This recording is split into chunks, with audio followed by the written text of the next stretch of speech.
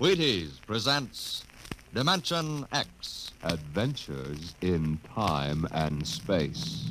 Transcribed in future tense. Dimension X. On stage tonight, Dimension X. Another in the Wheaties' big parade of exciting half-hour presentations. Say, tomorrow's Saturday, you know, and maybe you don't have to show up for work. A whole swell summer day for just what you want to do. So start off with a big holiday bowl of Wheaties at breakfast and just see how it sparks up the morning. Wheaties are whole wheat, you know, and I don't have to tell you what good, sturdy nourishment that is. So if you got fish to catch or golf to play or maybe a hike to take, just see how Wheaties can make it all a lot more fun. You know why? Why, lady, mister, it's just because you feel good when you've had your Wheaties. Those two-fisted little whole wheat flakes are loaded with vitamins and minerals. And so are you when you've had your Wheaties. Go on, try 'em. Just you see how Wheaties at 7 can help at 11.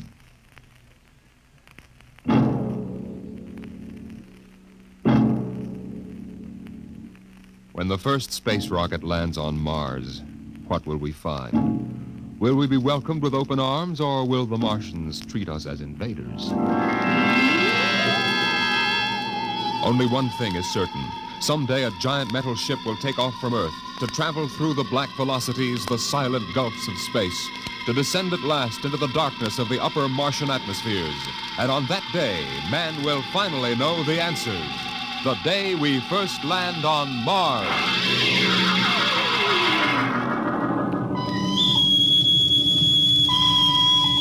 Now hear this. Now hear this. Approaching critical deceleration. Fasten gravity suits. Stand by to land. Mr. Lustig, what do you make of the terrain? There seems to be a heavy ground, Miss Captain. We won't be able to use our infrared lights. And we'll have to come in on radar. Wasn't that a little risky, sir, landing in the dark? I'd rather run the danger of a blind landing, Lieutenant, than come in without the cover of darkness.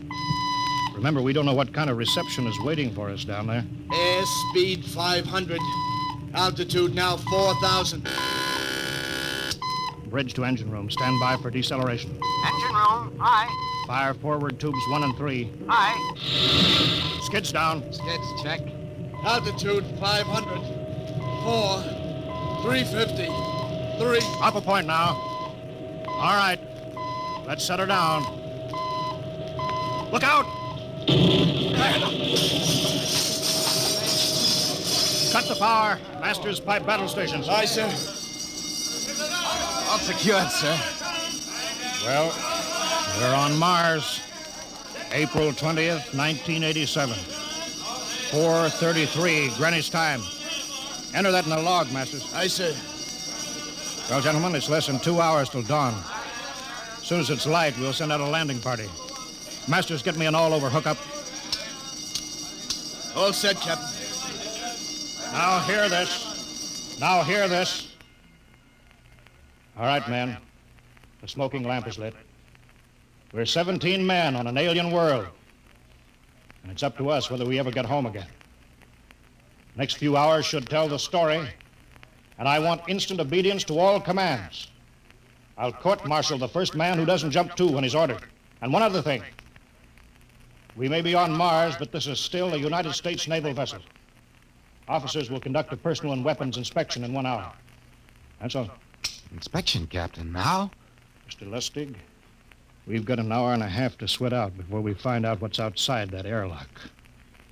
I'd rather have a man worried about his stripes than about what's waiting outside on Mars.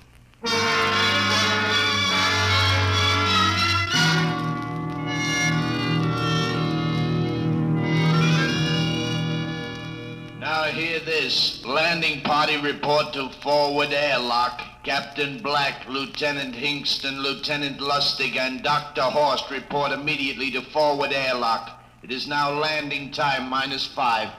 Sounds like they're paging us, Hingston. You ready, Dr. Horst? Yes, ready as I will ever be. Oh, come on, let's report to the airlock.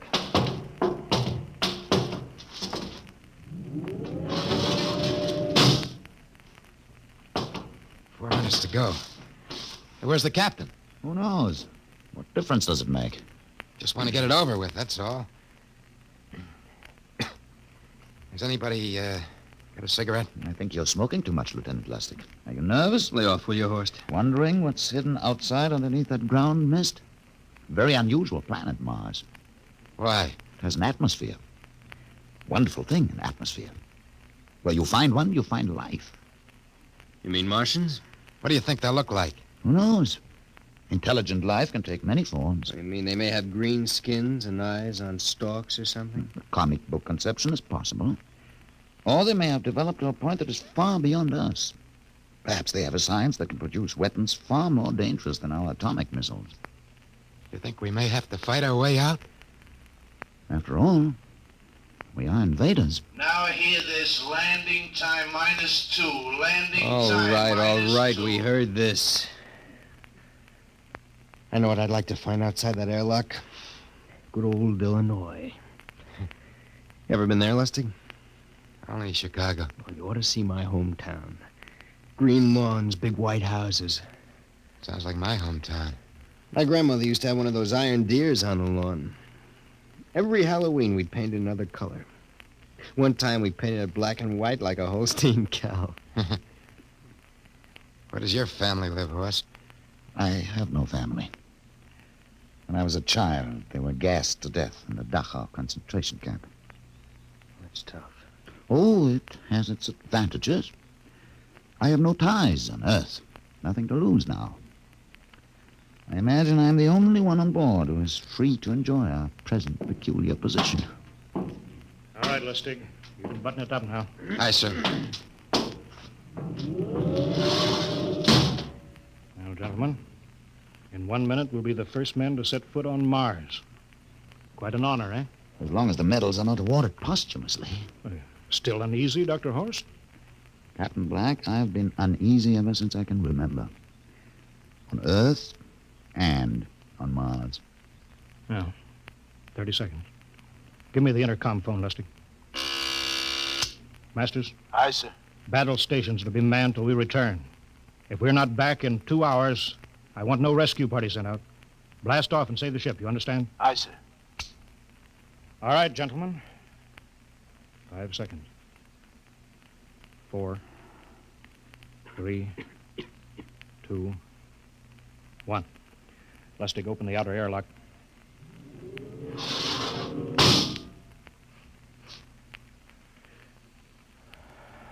Fresh air. Let's go. Hold it now. It's too dark to move fast. Quiet, isn't it? Not even a wind. You can't see anything through this ground mist. Quiet. We don't know what's out here. Come on.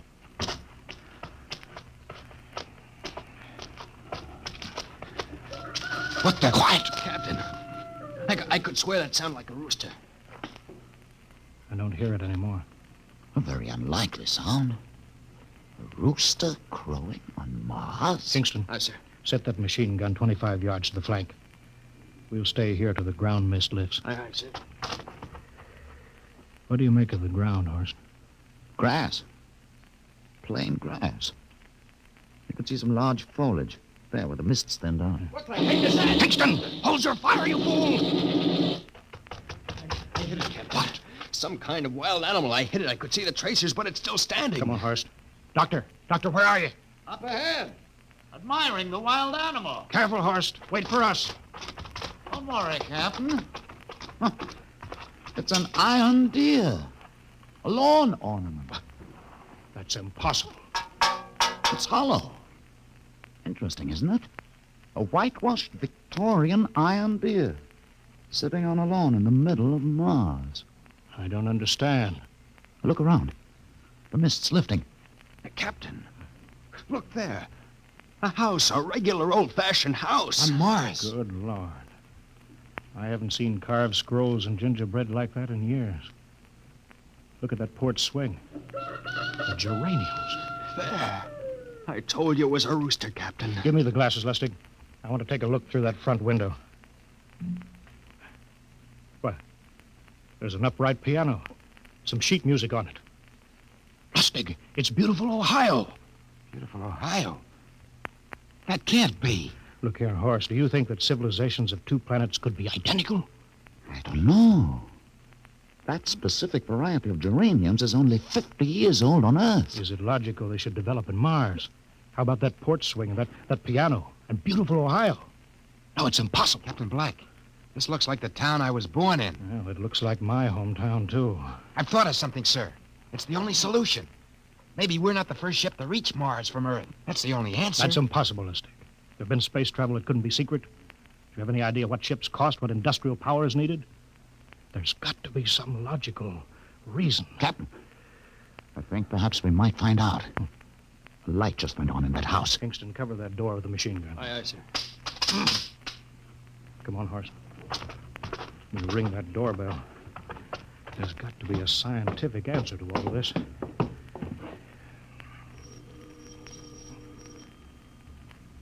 There's something moving in there. Stand back, Horst. Give me a clear shot. Maybe a Martian. Can I help you? We were looking... Well, if you're selling anything, it's much too early. No, wait a minute. What town is it? What do you mean? Are you census takers? No, we're strangers here. We want to know how this town got here. Is this a game? No, it's not a game. We're from Earth. From where? From Earth. Do you mean out of the ground? Hey, are you sure you're feeling well? Madam, we came in a flying ship across space. We're from the third planet. This is Mars. Now, do you understand? Mars. You go away now, you hear? I'll call my husband from upstairs and he'll chase you. Now, go on. This is Mars, isn't it? This is Green Lake, Wisconsin, in the United States of America. Bounded on the east by the Atlantic and on the west by the Pacific. Now, go away. Goodbye. Of course, do you suppose it's really possible? I've got to find out more about this. For the last time, now, go away. Pardon me, madam. What year is this? Year? Well, 1928, of course. Oh, for goodness sake. You hear that, Horst? And we know it's 1987. And we know it's Mars.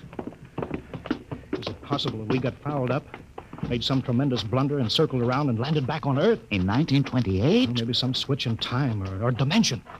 Could we have shifted somehow and gone backward in time? Horst, it won't hold water. It's not logical. We've checked every mile. We went past the moon and out into space. We're on Mars. Find out anything, Captain? No, we're going back to the ship till I figure out some logical explanation for all this. Lustig, out at point. Aye, sir. Hingston in the rear. Keep that gun at half load. Aye, sir. Horst, there's got to be some cold, logical solution. Captain. What? That house down the street. The white one with the green shutters. Lustig, what's the matter? I never thought. Thank God. Thank God. Lustig, come back here. He's running for that house. That crazy fool, after him quick. Lustig, stop! Come down off of that porch. Grandma! Grandpa! Lustig, what the devil do you think you're trying? Grandma and Grandpa, it is you. Lustig, what's going on here? Albert, why, it's been so many years. How you've grown, boy. Oh, it's so good to see you. Lieutenant Lustig. Oh, Captain. Grandma, I want you to meet my friend. This is Captain Black. Captain, I want you to meet my grandfolks. Howdy. Any friends of Albert's is friends of ours. How long you been here, Grandma? Oh, good many years. Ever since we died. Ever since you what? Oh, yes, sir. They've been dead 30 years. What? You mean to tell me that Mars is heaven? Oh, nonsense, no. All we know is here we're alive again. And who are we to question God's infinite ways? Lustig, we're going back to the ship. But, Captain, I want to talk to my Lieutenant grandfolks. Lustig, I don't like any part of this. You'll come back with us. I have to club you and carry you. Yeah, but, sir, That's they're enough. my... Heaven only knows what they've run up against back at the ship.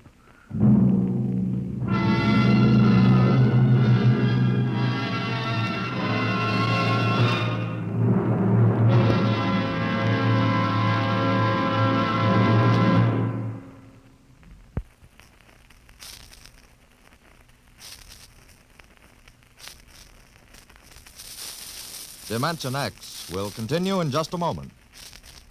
Well, now let's come back to Earth for a moment. And what's more appropriate than Wheaties and baseball?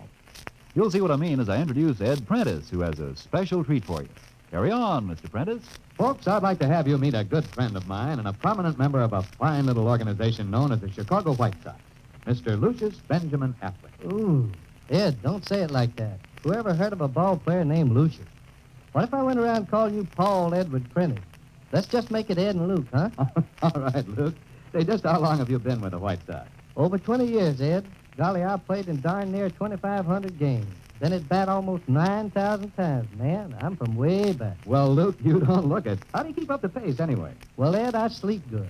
I eat good. I eat mighty good. Wheaties about 4 mornings a week. Those little old flakes put a lot of snap, even in an old-timer like me. Must be because they're 100% whole wheat. I sure like Wheaties and milk and fruit. You know, Luke, that's exactly what I hear from a lot of ball players and plenty of other people, too. No wonder they call Wheaties the breakfast of champions. Well, thanks, Luke Appling and Ed Prentice.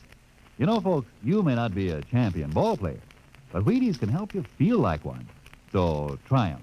Wheaties, that is. See how Wheaties at 7 can help at 11.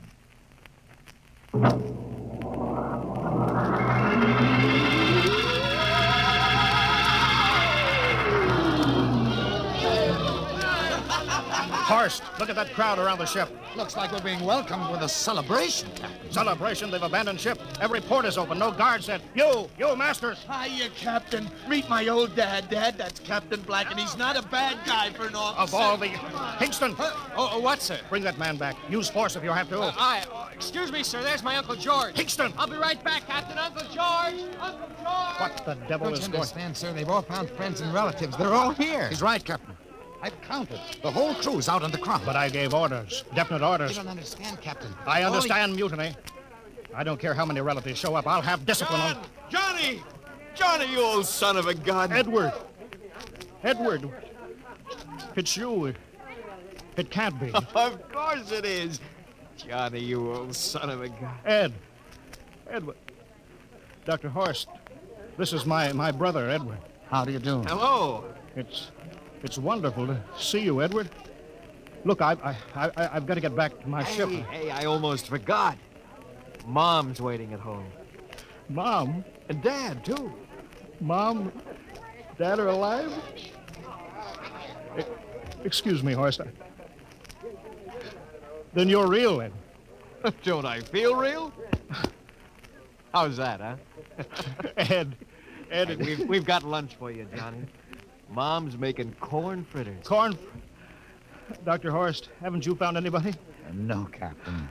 I have nobody. Then you come on home with me, right, Ed? Sure, you bet. Horst, you wouldn't believe it, but it's been 35 years since I had Mom's corn fritters. By George. 35 years.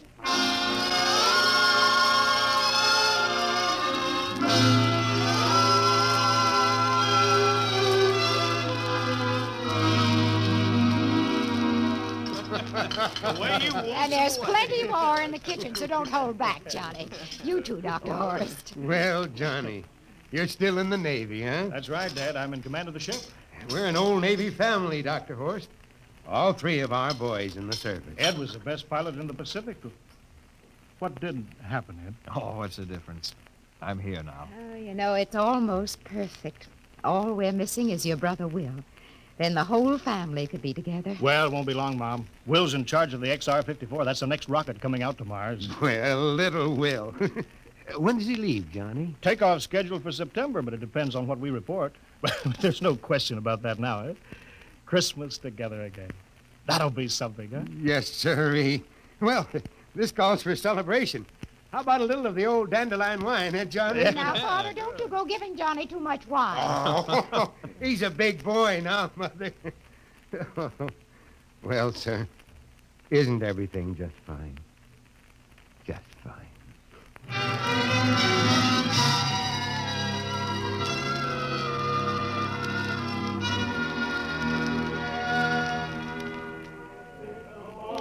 The candlelights are gleaming on the banks of the Wabash, far away. Play another song. Sure, Well, Dr. Horst, what do you think of my little family, Very nice. You know, I can't understand why you didn't find any folks here, Dr. Horst. It's just a shame. Everybody else is so happy. I never remembered my family, Mrs. Black. All I know is they were gassed at Dachau during the Second World War. When I was liberated, I was in a delirium 3 months. I cannot remember anything before then. The psychiatric phenomenon. That's terrible. Isn't there anything anybody can do? I don't want to remember. Oh. I haven't had a pleasant life.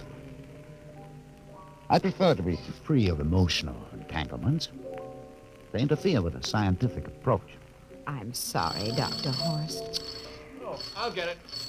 Hey, that's our ring, long and 3 shorts. I remember that. Well, maybe we'd better call it a night. You must be getting tired, Johnny. I'd better be going back to the ship. Oh, nonsense. You stay the night. We insist. Oh, I just couldn't rest thinking of you all alone on that ship. Oh, I'll be all right. Well, good night. Oh, wait a minute, Dr. Horst. That phone message was for you. Me? Yes, that's right. A message from Anna. Anna? I don't remember any Anna. She asked if you were better. Perhaps she's someone you knew at Dachau. Anna? She said she's coming over here first thing in the morning. So you'll have to stay over. Yes, well, that but... settles it then. You stay here, Horst.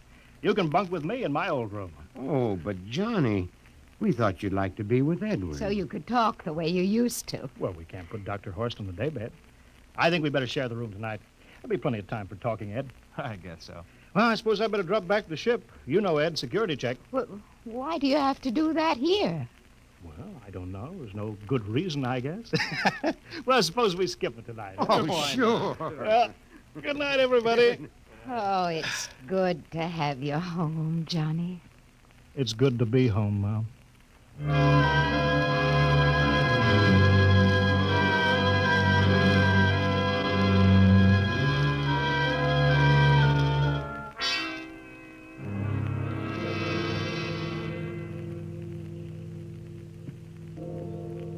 Captain Black, are you asleep? No. I just been thinking about what we were expecting. Green-skinned Martians with eyes on stalks. All the time there was only Mom and Dad and Edward waiting. It's funny what tricks your imagination can play on you. Yeah, I guess Mars is heaven, Horst. I've been thinking about Martians, too. Captain, just suppose there were Martians, and they saw us land. Suppose they thought of us as invaders. What would be the best weapon they could use against our atom bombs? I don't see what you're getting at. They would want to disarm us first, to wipe out all suspicion, to make us feel at home. But suppose this house isn't real. Suppose the people are just images, stolen from our own memories by Martians, created for us by telepathy, hypnotism. That's the craziest theory I ever heard. Maybe that's why there was no one for me. Because in all my life, there is no happy memory, no real loved person. How about that phone call from Anna? Yes, Anna. I didn't remember who she was, but I do now. I just remembered. When I was freed from Dachau, sick, delirious, I raved about a wonderful, kind nurse named Anna that took care of me. There you are. It's logical. She's coming to see you tomorrow. But there was no Anna. I'd been nursed by a man. What? Anna was only a dream. And there's only one way they could have learned about her. By reading my subconscious mind. But that's impossible, Horst. Why? The whole crew was thinking of home. Suppose the Martians read our minds. Yes, but there are Martians. If there are, they have us separated. Each man in a different house. Sleeping. Trusting. No one at the guns. I left my pistol downstairs. Do you think there's something to this, Horst? It's a... Who would suspect his own mother? His grandparents? How easy. Just a knife in the heart of each sleeping man. It's impossible, Horst. We've got to get back to the ship. Listen. The crickets have stopped. Come on. We don't know when they change back to whatever they really are. Where are you going, John? Ed, well, we wanted to drink of water. That's all, Ed. You're not thirsty, John. You don't want to drink. You don't want Look out! to drink. His face, it's changing! And his hands, he's a Martian! Run, horse! You can't Run! get away, John. You can't get away. This way, horse! Can't get away. Horse, where are you?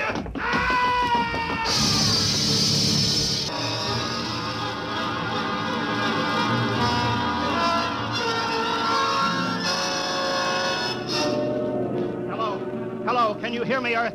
This is Captain John Black, the XR-53, calling from Mars. I've locked myself in the ship, but they've crippled it.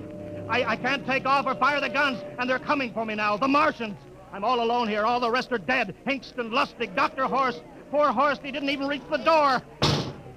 Listen, they're trying to break through the hull now. Edward and Mom and Dad and all the folks. But they're changing now, melting and changing back into... They're Martians. Can you understand me? Martians, not men. They made us think that Mars was heaven, and we fell into the trap. Can you hear me, Earth? You've got to stop the next rocket. Tell my brother Will. Tell my brother Will not to come. They'll trap him, too. They'll kill them all. Hello, can you hear me, Earth? This is John Black on Mars. Hello, Earth. This is John Black on Mars.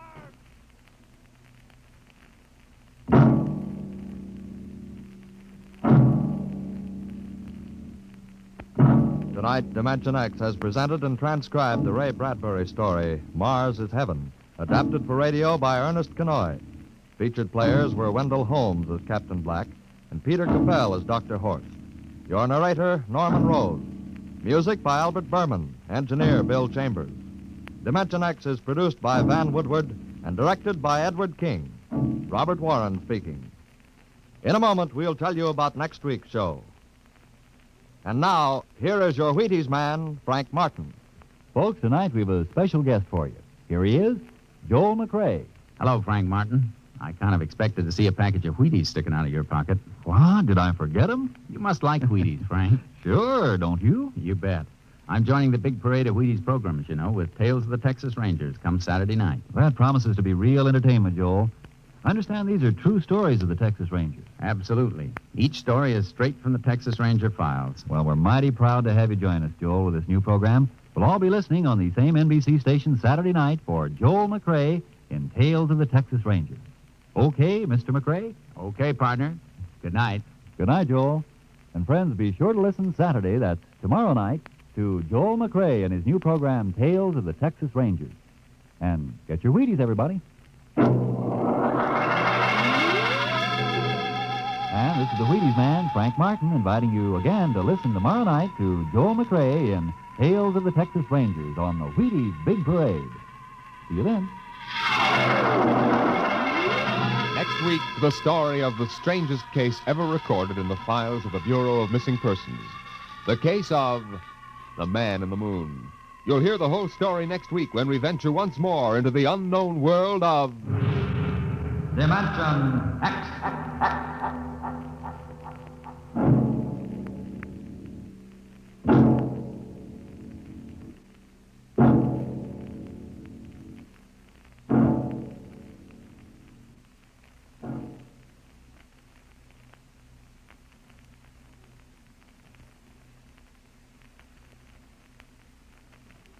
This is NBC, the National Broadcasting Company.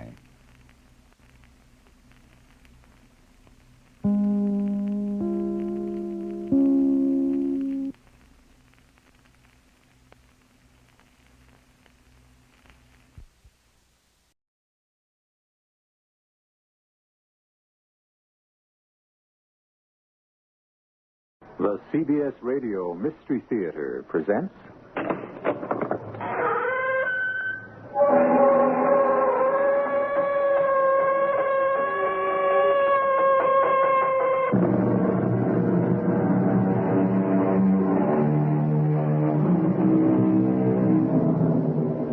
Come in. Welcome. I'm E.G. Marshall. Wickedness, said Ben Jonson, is always easier than virtue, for it takes the shortcut to everything. But that's only one kind of wickedness. The quick, open, obvious wickedness, like snatching a purse. There's another kind of wickedness. The slow, scheming, devious wickedness. Wickedness that silently coils on itself like some gigantic serpent and waits with infinite patience for exactly the right moment to strike. You wouldn't commit murder. Why not? Because you and I are friends. Oh, I like you, Mr. Markowitz. I like you a lot. But business is business. But you're asking me to commit a crime. No, I'm only asking you the following question. Would you rather be dead and poor or alive and rich?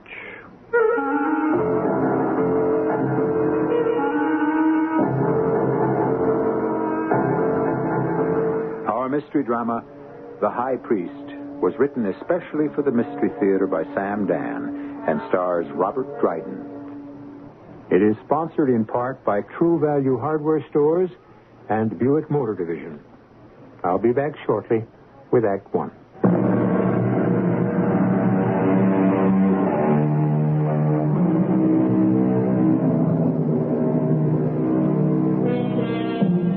Today, we're to make the acquaintance of a Mr. Bennett Markowitz, a venerable gentleman, well in his 70s.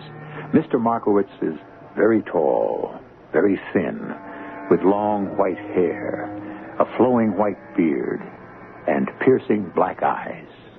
He looks, for all the world, like a prophet out of the Old Testament. However, he is actually an authority on art, specifically the paintings of Rembrandt. Bennett Markowitz is more than just an authority. Somehow, somewhere within him seems to be the spirit of Rembrandt. As you know, Rembrandt painted many biblical characters, and so many of his models were the humble Jewish people of the Amsterdam ghetto. But enough. If you wanted a lecture on art, you would have gone to a museum. You tune us in for murder. And do we ever disappoint you? At 4:30 on Friday afternoon, November 18th this year, Mr. Martin J. Hollenbeck rang the bell of the premises of 598 East 54th. Mr. Hollenbeck. Well, it's 4:30, Miss O'Neill, and here I am right on the button, primed and ready for the verdict. Well, won't you have a chair? Ah, thank you. Yes, there is the painting set up on the easel. Aaron, High Priest of Israel. Oh, how those eyes seem to bore into your very soul. Oh, Mr. Hollenbeck is here, Mr. Markowitz. No one could do eyes like Rembrandt. You know, I get chills just looking at that painting. Has Mr. Markowitz arrived at his decision? I believe he has. Oh, and what do you suppose it is? That's for Mr. Markowitz to say. Ah, Mr. Hollenbeck. Good day, Mr. Markowitz. Good of you to come. Mr. Markowitz, I must know immediately, for better or for worse, the painting. Oh, yes, the painting. The painting you have brought to me, which purports to be Aaron, High Priest of Israel, by Rembrandt van Rijn. Purports to be? The painting is a fake. Oh, no, sir. The most unique fake I have ever seen. But Mr. Markowitz... It is the work of a genius, but it is not a work of Rembrandt. But the style, the shadows, the light, and the paint and the canvas, authenticated by carbon testing to be over 350 years old. No, these things can be faked if one is clever enough. Who is the artist, Mr. Hollenbeck? What do you mean, who is the artist? He's Rembrandt. No, there are so many things out of joint in this painting, Mr. Hollenbeck. We shall start with the trivial and proceed to the serious. The breastplate ornament of the high priest It should have 12 precious stones to represent the 12 tribes of Israel. There are only 10. Rembrandt was a serious scholar. Well, 2 of the tribes were lost. Not when Aaron was the high priest. Now, the face on the left. It's Ephraim Bonus, who was also painted by Rembrandt. Well, yes, but it's a known fact that Rembrandt used actual people in the Amsterdam ghetto as his models. Not Mr. Bonus, who was a wealthy merchant. It's as if this artist devoured a host of details from scores of Rembrandt paintings and set them down. However, I might still accept it as a Rembrandt, were it not for one thing.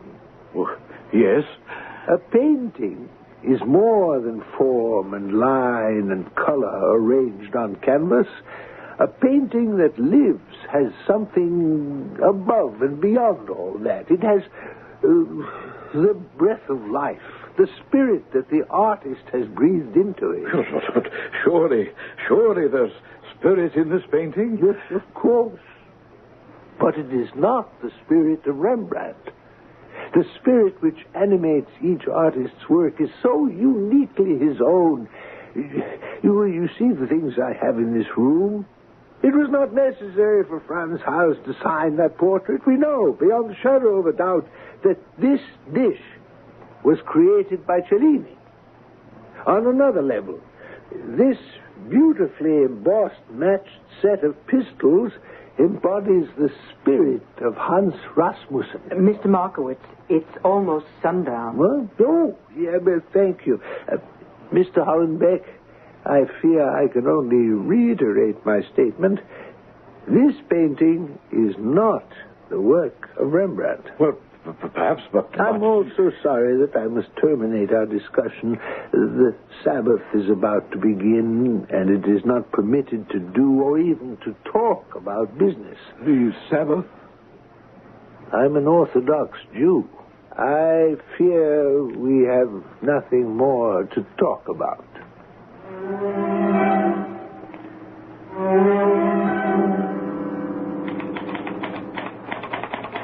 Monday evening, at about 10 p.m., Mr. Martin Hollenbeck was sitting in Mary Mallow's piano bar on 3rd Avenue near 64th, where he encountered a man named George Curly Peterson. Hello there, Holly. Oh, do I know you?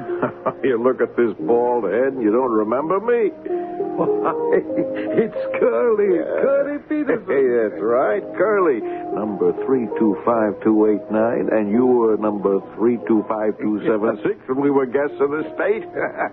I never forget a number. What are you doing now, Curly? Oh, listen to that. You? Me? I thought I was sitting on top of $1 million. A mill, huh? Now I have a painting. Could a painting be worth all that dough? If it's by Rembrandt. Is it by Rembrandt? It could be, but... Yeah, here comes Mr. Buck.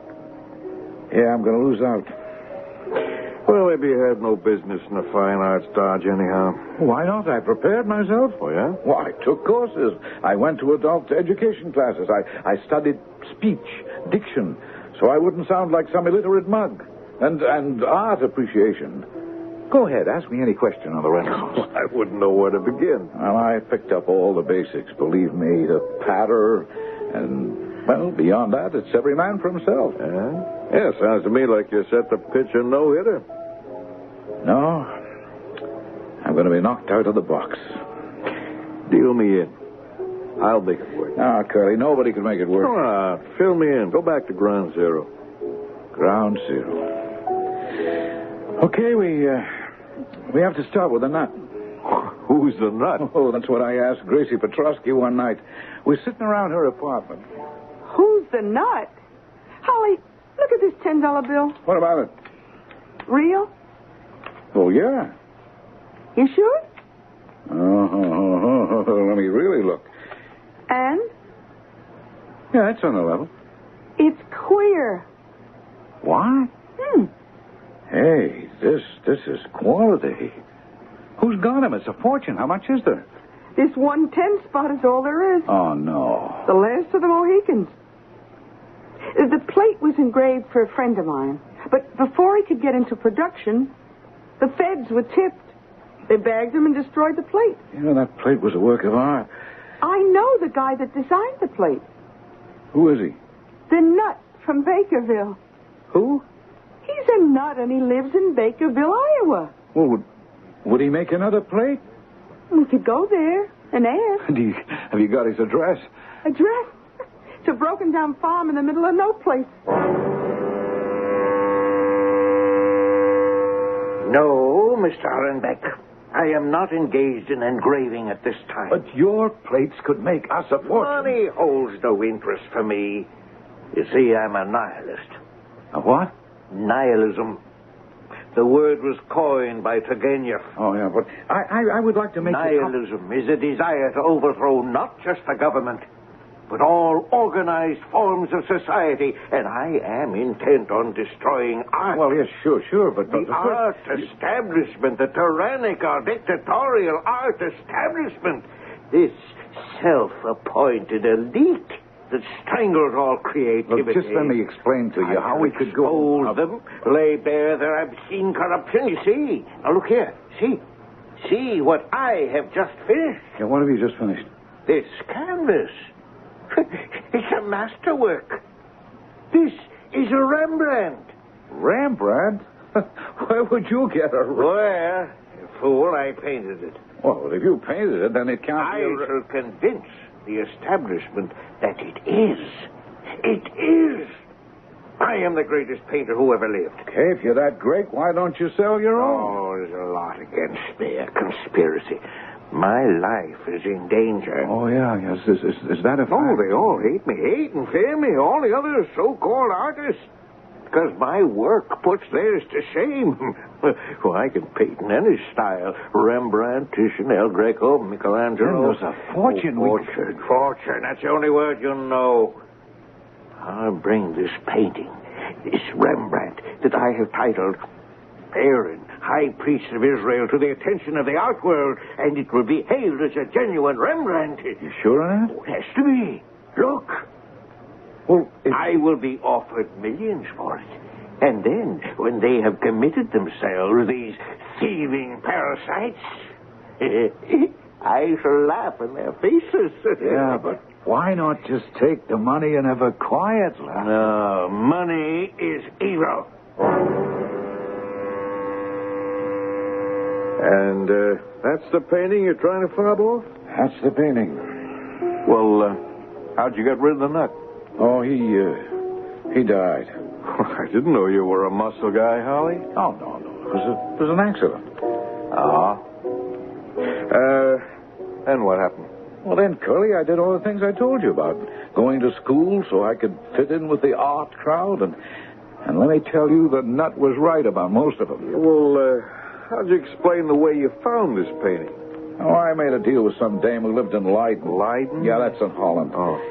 She was to claim she found it in her attic. And then I just happened to come along. And how would she know it was a genuine Rembrandt? So she sold it to me for $2,000. Well, where do we stand right now? Oh, you got a lot of experts in Europe, and they all say, well, yes, perhaps, maybe it could be. But before they'll jump, they're waiting for one man. Who? A certain Mr. Bennett Markowitz. Okay. When do we go up against Mr. Markowitz? Oh, I've already been there. And? He said no, which means the ball game's over. What? Just because one solitary guy says no? He's the expert. You mean you just went in to see him cold? What else could I do? You didn't offer him a piece? Curly, the man is not on the tape. How do you know? Well, because he has an international reputation for integrity. Every living human being has his price. Well, he's different. Including your man Markowitz. Let's find out his price.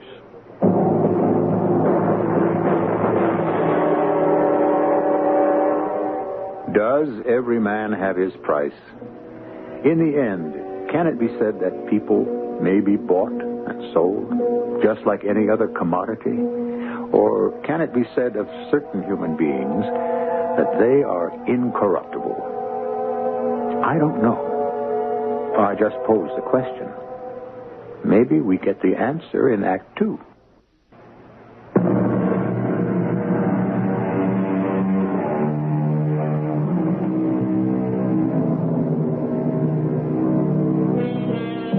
Well, now, we were talking about buying and selling, and the product involved is honor. Yes, a man's honor. Would you bet your life on the absolute integrity of any human being? If you would, there are cynical people who'd say that you love to live dangerously. It was at the aforementioned Marion Mallow's piano bar that Martin Hornbeck and Curly Peterson proceeded to create the scheme to be employed against Mr. Markowitz. Curly, I tell you, Mr. Markowitz is not on the take. How do you know? Did you ask him? Ask him? Well, it's the only way to find out. Curly, you don't know how far off base you are. There's only one way to find out. I do not wish to seem inhospitable, Mr. Hollenbeck, but I did say my final word on the subject last week. Well, you may have said yours, sir, but I haven't said mine. Oh? Now consider one single word from you. That small but unbelievably powerful word, yes. And Aaron, High Priest of Israel, will be accepted as a genuine Rembrandt. Oh, you overestimate my influence. One word from you, sir, and a painted canvas worth perhaps several $100 as a curiosity becomes valued at several million as a masterpiece. Who is to say that the age of miracles has passed? Life itself is a miracle. Yes, indeed. And may I propose an arrangement? You want to bribe me? Oh, I offer you $500,000. For what? For that one word, yes. Yes, that's the word. That's not the word. What do you mean? Well, how can I put this? I believe in God, Mr. Hollenbeck. Well, don't we all? And in the covenant each of us makes with him. If we keep this covenant, we are rewarded, not only in the next world, but in this world as well. Do you know what that reward is? Well, actually, no, but... There's so many ways to explain it, describe it, but for me, it's all contained in one word. And that word is peace. And that's the word you want me to sell. How much is that word worth?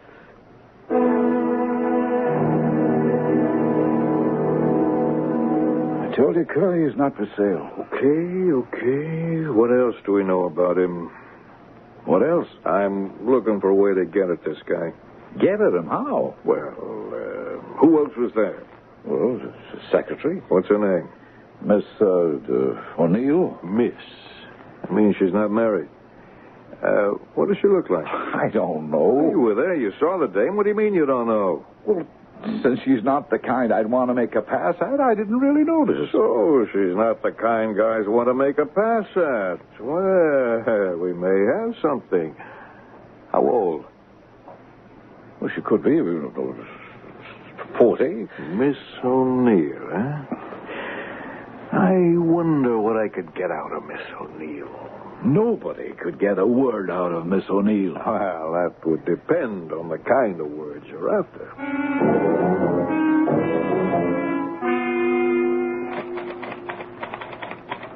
At noontime Monday, November 28th, George Curly Peterson rang the bell of the Markowitz establishment and thus became an active participant in the conspiracy.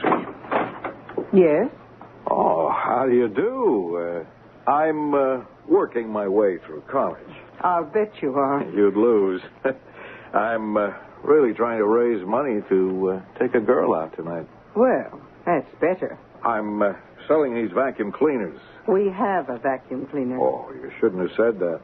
You should have let me in and had your rugs cleaned free of charge. Oh, I don't believe in leading gentlemen on. Oh, but I'm no gentleman. Huh? What are you? A seducer. Is that a fact? Of girls who are young, innocent, and pretty. Oh, well, I'm safe. None of those adjectives describe me. No, you're in even greater danger since you are mature, wise, and beautiful. Oh, but I'm in no danger at all since, with your kind permission, I intend to close the door. Oh, one question first. Yes? Will you have dinner with me this evening? No. The place is Houlihan's. The Irish stew is legendary. Now say no. No.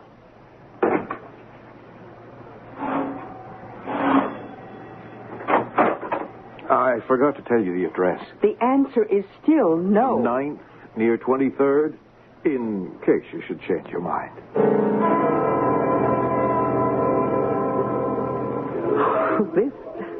This is magnificent. I expected a little neighborhood bar deep in sawdust. Well, let's order the most expensive dishes, the best wines. Do you wonder why I'm here? I swept you off your feet. It's no great accomplishment. Almost anyone could do it. Well, then that's no compliment to either of us. Oh, well, I wasn't brought up on compliments. I was raised on the truth. The truth? I kept house for my father. Well, thus, the unmarried daughter had to stay home with the old folks. Yeah, which was a way to make sure she'd never marry. Well, my father was Sean Patrick O'Neill, the poet and philosopher. He died 10 years ago, so, well, I went to work for his good friend, Benedict Markowitz, from one saint to another. Oh, indeed, I've breathed rarefied air all my life. What did you say your name was? Curly. Curly. But there are moments, oh, not many, but some, and not all the time, but occasionally when I want to breathe this kind of air. Well, go ahead and breathe it. And this noontime, you caught me at just such a moment. Well, let's drink to that moment. And many others.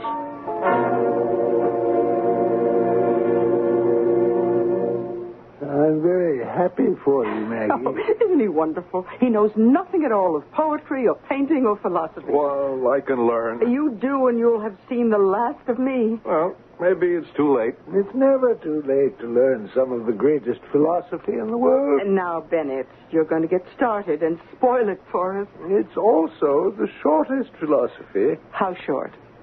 One of the great sages was once challenged to recite the wisdom of the Talmud while standing on one foot. Oh, such a challenge would be more fitting for an acrobat. Well, he did it.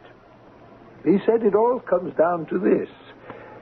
Do unto others as you would have others do unto you. You mean that's all there is to philosophy? That's the kernel. Everything else forms the shell. Oh, excuse me. Hello? Yes? Who? Oh, are you sure? Well, yes, I suppose it must be true. No, I'll tell her myself. Thank you. I would assume that we have received bad news, my dear. Oh, Mr. Markowitz, this is awful. I don't know what to say. That was Mr. McHugh from the island. Oh, I hope there's nothing wrong with his cottage. Everything's wrong. It burned down. Oh. Something about the electrical circuits. Oh, that's too bad. Oh, is that all you can say? Mr. Markowitz spends a week alone at McHugh's seashore cottage every year. Oh, in December? It's a time for solitude and communion with the sea and the sky. Well, does Mr. McHugh have another accommodation? Nothing with heat, or as he puts it, winterized. Oh, Mr. Markowitz, I know how disappointed you must be. It is said man appoints, God disappoints, and for his own purpose. Perhaps it was ordained that I should not spend my week at the shore this year. I know you're putting on a good face. Would you mind if I say something? You talk about something being ordained. Well, maybe it was ordained that I should meet Maggie for a lot of reasons. And one of them is that I would be here when you got that phone call. Now, what are you saying? Well, don't you see? Mr. Markowitz, I could be talking out of turn, but would you maybe consider spending a week out at my place? Your place? Well, I have this cottage on the South Shore, right on the beach. Oh, well, I couldn't impose. It's just what you want. It belonged to my folks, and they died. I never used it. There's just an old fellow up there, old Frank. He takes care of the place. It just goes to waste. Is there any reason why you shouldn't go? You want me to rent a beach cottage out on the South Shore? Why? Because Mr. Markowitz is going to spend a week by himself communing at the shore. He will return home, and he's going to invite some critics and other highbrows to his place, where he will make the following announcement. Ladies and gentlemen, I have been haunted. Is that a good word to use? Curly, I don't know what you're driving at. I have been haunted by a painting called Aaron, High Priest of Israel. I am convinced, beyond a shadow of a doubt, it is a genuine Rembrandt. He's going to say that? I guarantee it. But how? That's the plan. What plan?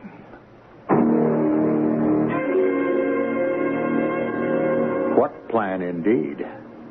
We have seen that bribery is futile. Muscle? We'd be inclined to doubt its effectiveness in this type of situation.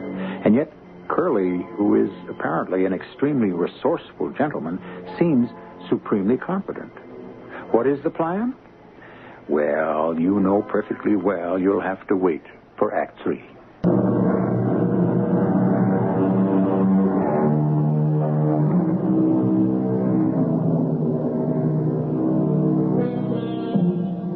He harms himself who does harm to another, and the evil plan is most harmful to the planner. Perhaps. Another way to put it is, you can't get away with murder. But unfortunately, there are those who obviously do. Up for our consideration is a plan, certainly an evil one, being concocted by Curly Peterson and Martin Hollenbeck. All of it is a part of a record, a police record.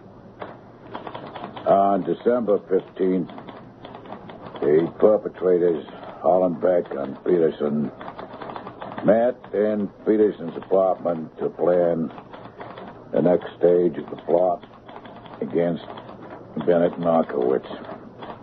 Here, for the first time, we meet the third member of the group, Mr. Frank Leroy. You mean Markowitz is going to come back from the shore and say the painting is a Rembrandt? Absolutely. Well, you've got to show me how. Sit still for a moment.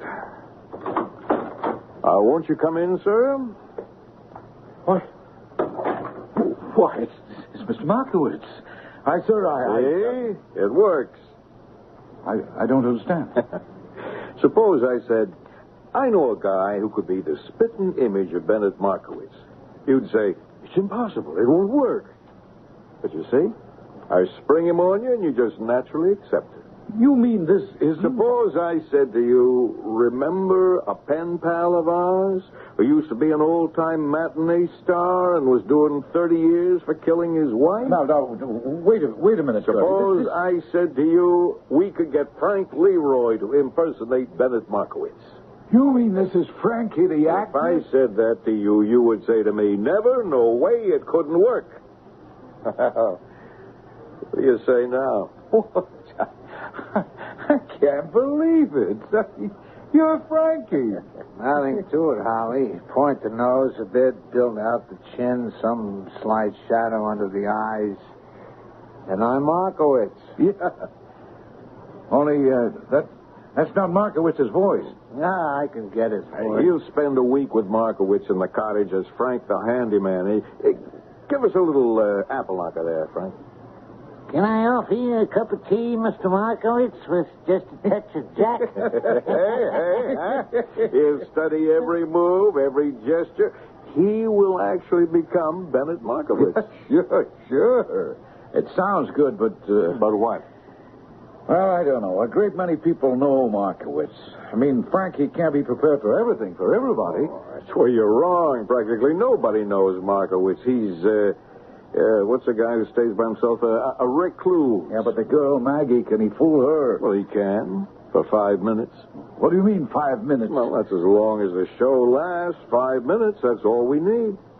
I don't understand. All right, step by step. Markowitz leaves for the seashore.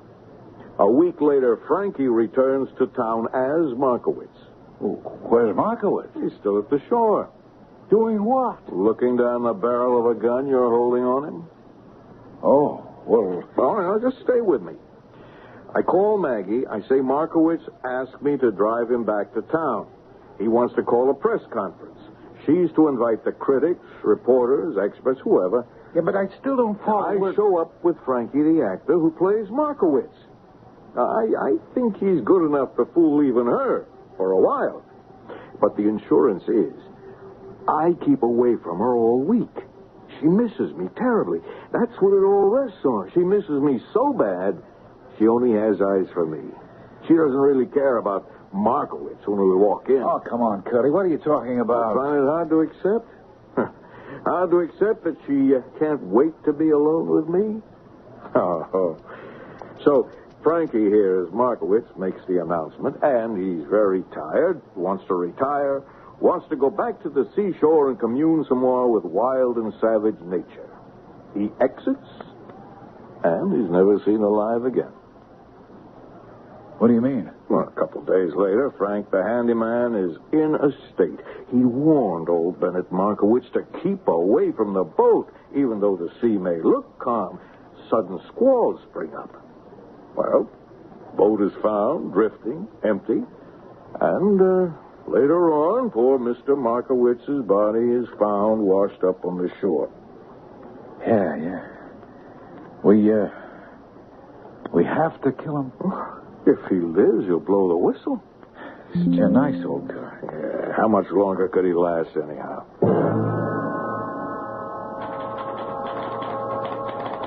On December 19, Martin Hollenbeck rented a cottage from Goya Realty in Quonset, Suffolk County, Long Island.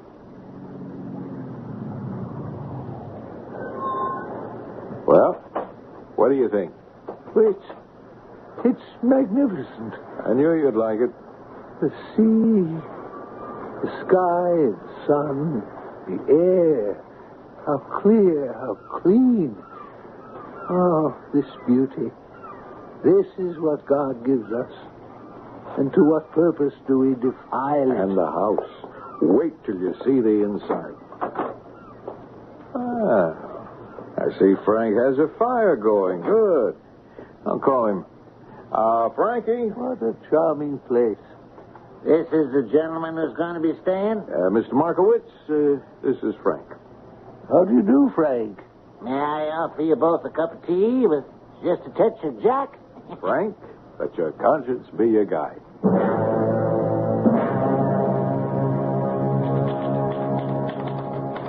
Late that afternoon, Caddy Peterson returned to the city. 4 days later, he came back to the cottage to check out the progress of the plan. Mr. Markowitz, are you home? Be with you in a moment, Curly.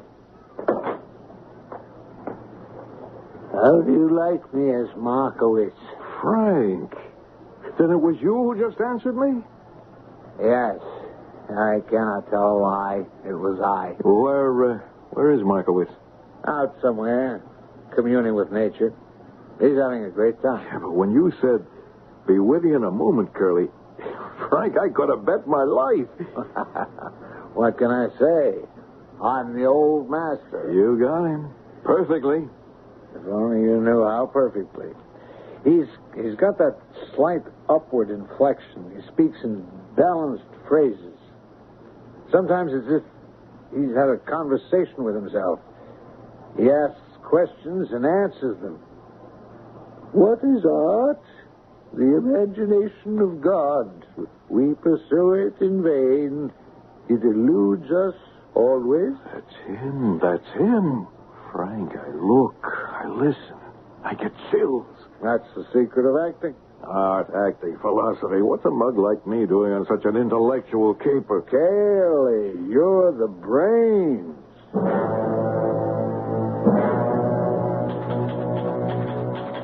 On December 29, Martin Hollenbeck and Curry Peterson drove out to the cottage.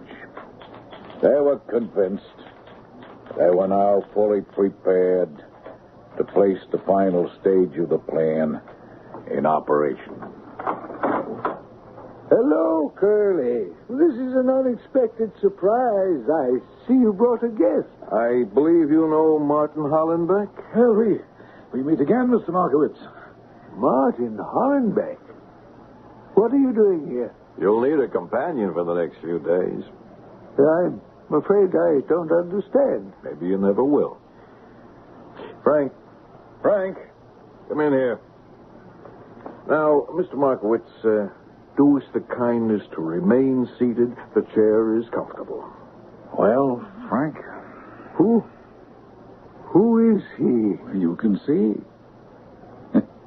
He's your alter ego. You from tip to toe, Mr. Markowitz. Oh, I see. Oh, now, Mr. Markowitz, you haven't seen anything yet. Well, here's where we find out. This is it. Pick up the phone and dial the number, Frank. Just remember what you have to say. I never forgot a line in my life. Hello? Maggie? How are you, Mr. Markowitz? Oh, fine, my dear. Maggie, I've been thinking. Perhaps it was the sky, the colors of the clouds, the tones of the sea. Suddenly, I realized a great truth in a magnificent burst of insight. What was it? I know now that Aaron, high priest of Israel, was painted by Rembrandt. Are you sure? My dear, this is not mere knowing. This is the feeling that resides in the heart. The painting is real. Oh, that's wonderful. Another Rembrandt. I shall return tomorrow. Call the newspapers, the magazines, and so forth. I will hold a press conference at the house at 2 in the afternoon. A press conference at 2? Curly has kindly consented to drive me into town. Then I shall get to see Curly tomorrow. Of course. Well, until tomorrow, Mr. Markowitz. Until tomorrow. Do you think you can get away with this monstrous charade? Look at Frank. Listen to Frank. Do you know any way we can miss? Maggie knows me too well. She'll look at him and see something wrong. Maybe, but she's not going to be looking at him. She's going to be looking at me.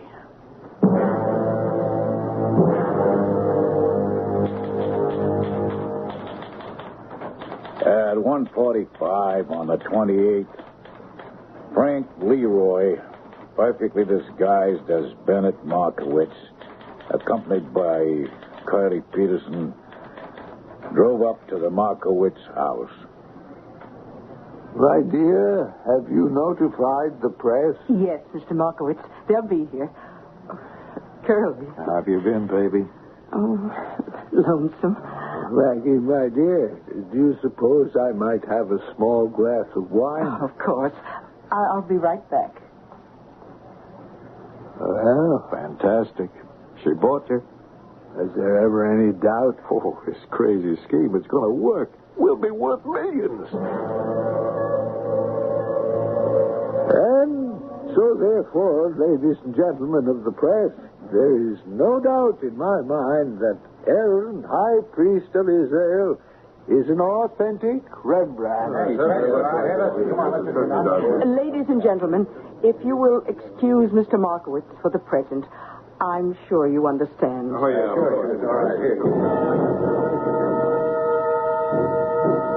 Curly? What is it? What's the matter? Something wrong? No, I don't think so. It's just... Just what? Is, something bothering you, my dear? No. You sure you're okay? Well, yeah, I'm okay now. Great. For a minute you had me worried. Mr. Markowitz, while you were gone, a man called about those Rasmussen pistols. Yes? He wanted to know if they were in working order. And, what did you tell him? Oh, that they worked perfectly, and I even put cartridges in them. Oh, they work. Look at the ceiling. Maggie, what the... Now that you know these pistols are loaded, raise your hands. Oh, Maggie, have you taken leave of Keep your mouth shut and your hands up while I call the police.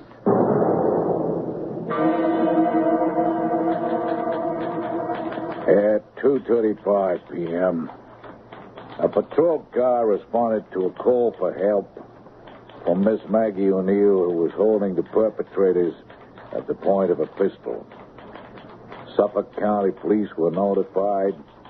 Mr. Bennett Markowitz was released, and the perpetrator, Holland Beck, taken into custody.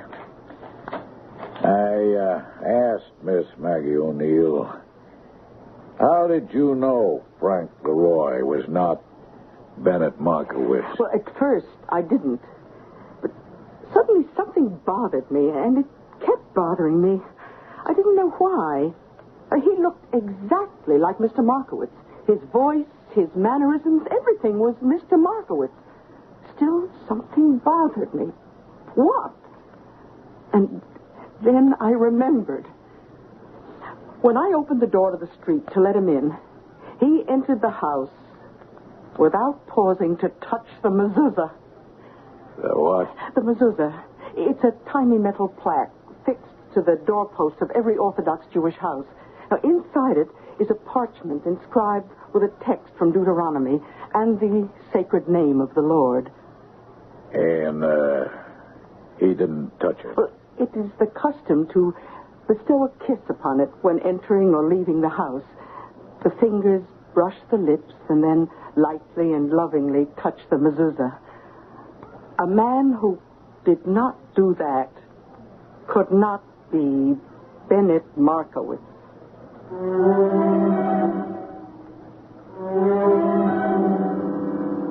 And so it is with every counterfeit. No matter how careful and competent the forger, he must make his mistake. Because all he can hope to capture is the substance. It's the shadow, the all-important shadow that always must elude him. I shall return shortly.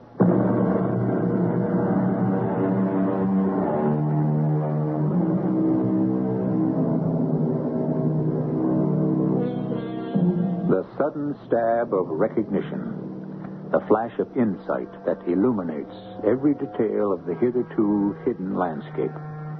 This is how a complex plan was revealed to Curly Peterson. The absence of a familiar routine gesture. This is how a truth was revealed to Maggie O'Neill. I understand that Curly was only sent up for 10 years. He writes to Maggie every day, and she returns his letters unopened. Our cast included Robert Dryden, Bryna Rayburn, Ian Martin, and William Griffiths.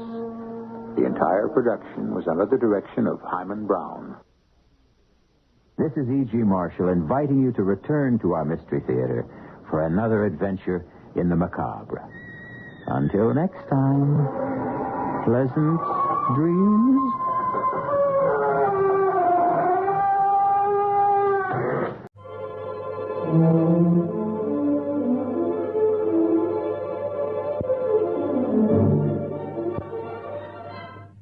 evening.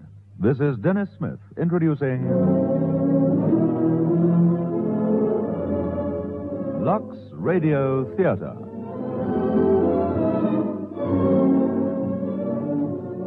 Tonight and every Monday night at this time, Lux Radio Theater presents for your entertainment the finest in radio drama. Tonight we present famous film and radio actor Dick Bentley in a romantic comedy, Dodo in Love, by Harold Brooke and Kay Bannerman. Dick Bentley is well known for his appearances in the radio program Take It From Here and has starred in both British and American films. It is with great pleasure that we feature him in tonight's play in the role of Julian Lassiter. Also appearing are the well-known South African actresses Valerie Miller as Addie and Erica Rogers as Rose. Listen in a few moments to Dodo in Love, produced by Anne Freed and directed by Henry Diffenthal. It was recorded before an audience in Durban.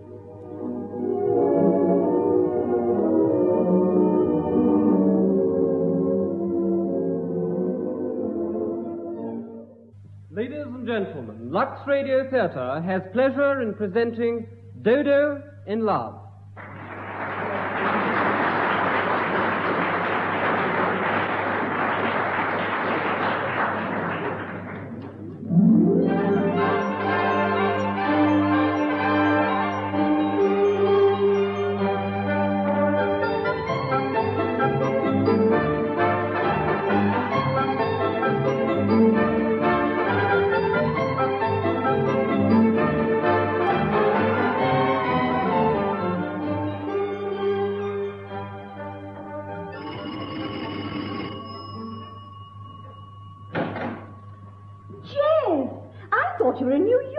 Wonderful surprise. Do come in. I've come back, especially to see you, Addie. Jeff, darling, how lovely. Haven't I been clever writing a bestseller? Aren't you pleased with me? Oh, isn't it lovely to be rich? You're not going to be rich, Addie. Not rich, but... Sit down. I want to ask you a question. Yes, Jeff. Addie, we've known each other a good many years. Yes, Jeff. And it's not only that you're my sister-in-law and a widow, Addie. No, Jeff. And I feel responsible for you. Yes, Jeff. And I think you'll agree I've always done my best for you, Addie. Oh, yes, Jeff. But the moment has now arrived when we must come to an understanding. Yes, Jeff, dear.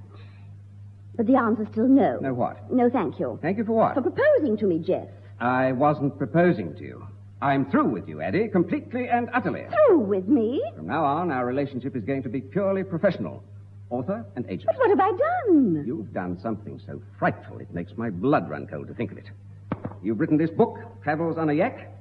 Yes. You've called yourself Frank Kitchener. Yes. Well, the book should never have been published. Well, a fine time to tell me that now when it's selling 1 million. Why didn't you say so when I sent it to you? You're supposed to be my agent, aren't you? Well, actually, I never read it. I passed it on. I was clever about this book. I know what makes a bestseller nowadays. It's people being madly brave and doing dangerous things. I'm right in the swing, crossing Tibet on a yak. You're in the swing, all right. The only difference is that those poor devils risked their necks for their stories while you thought yours up sitting safe and snug at home. Oh, but surely you didn't expect me to go jolting about on a yak. I'm a writer, not an acrobat. Addie, don't you realize the enormity of what you've done? Look at this cover. This is the true, unvarnished account of one of the most heroic and momentous travel epics of our time. Frank Kitchener is a hero. Do you know what that means, Addie? But of course I do. I wrote it. But you've never set foot in Tibet. Oh, certainly not. It sounds a ghastly place. All right, Addie. Since you're taking up this unrepentant attitude, you'd better know. There's an American called Fred Hayter after you. After me? He's a very angry young man. You see, Addie, he's actually been to Tibet. He really has ridden across the roof of the world on a yak. Oh, silly boy. He might have killed himself. Exactly.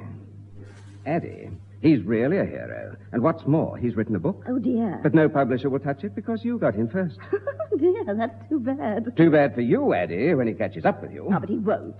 Will he? Oh, now you've gone too far, Addie. There's nothing I can do. Nothing. Well, in that case, I'll find another agent to handle my interests. Somebody enterprising. I doubt if you'll find one idiot enough to handle this disgraceful hoax of yours. I can, and I will. I'll get my film rights and serial rights and everything else. And you're the one who'll be sorry. No Addie, no 10%. That finishes it. Goodbye, Addie.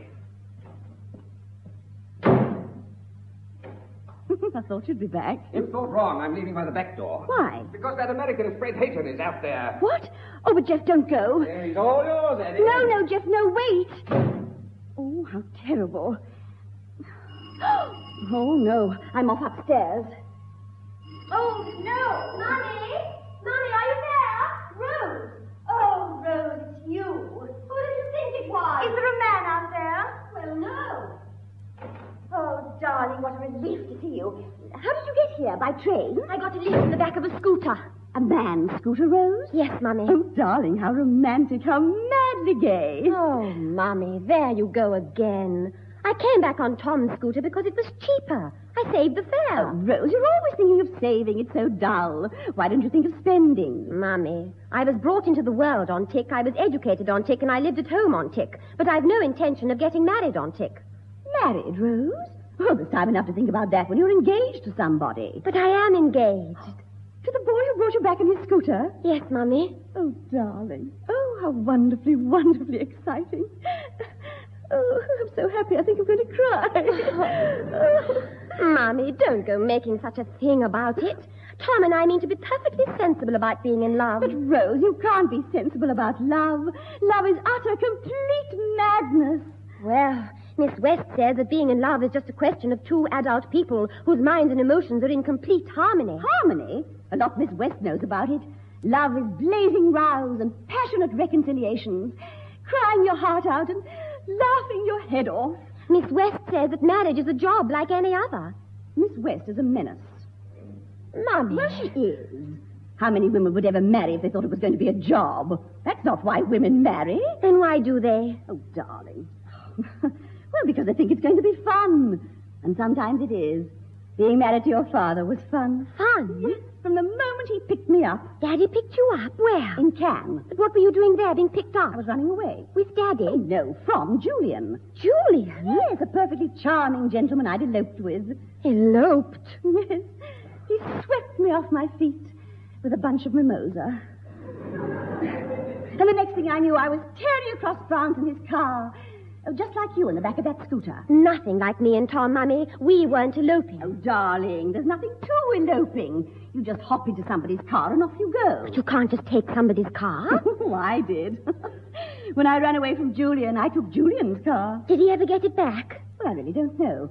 The moment I set eyes on your father, everything else went out of my head.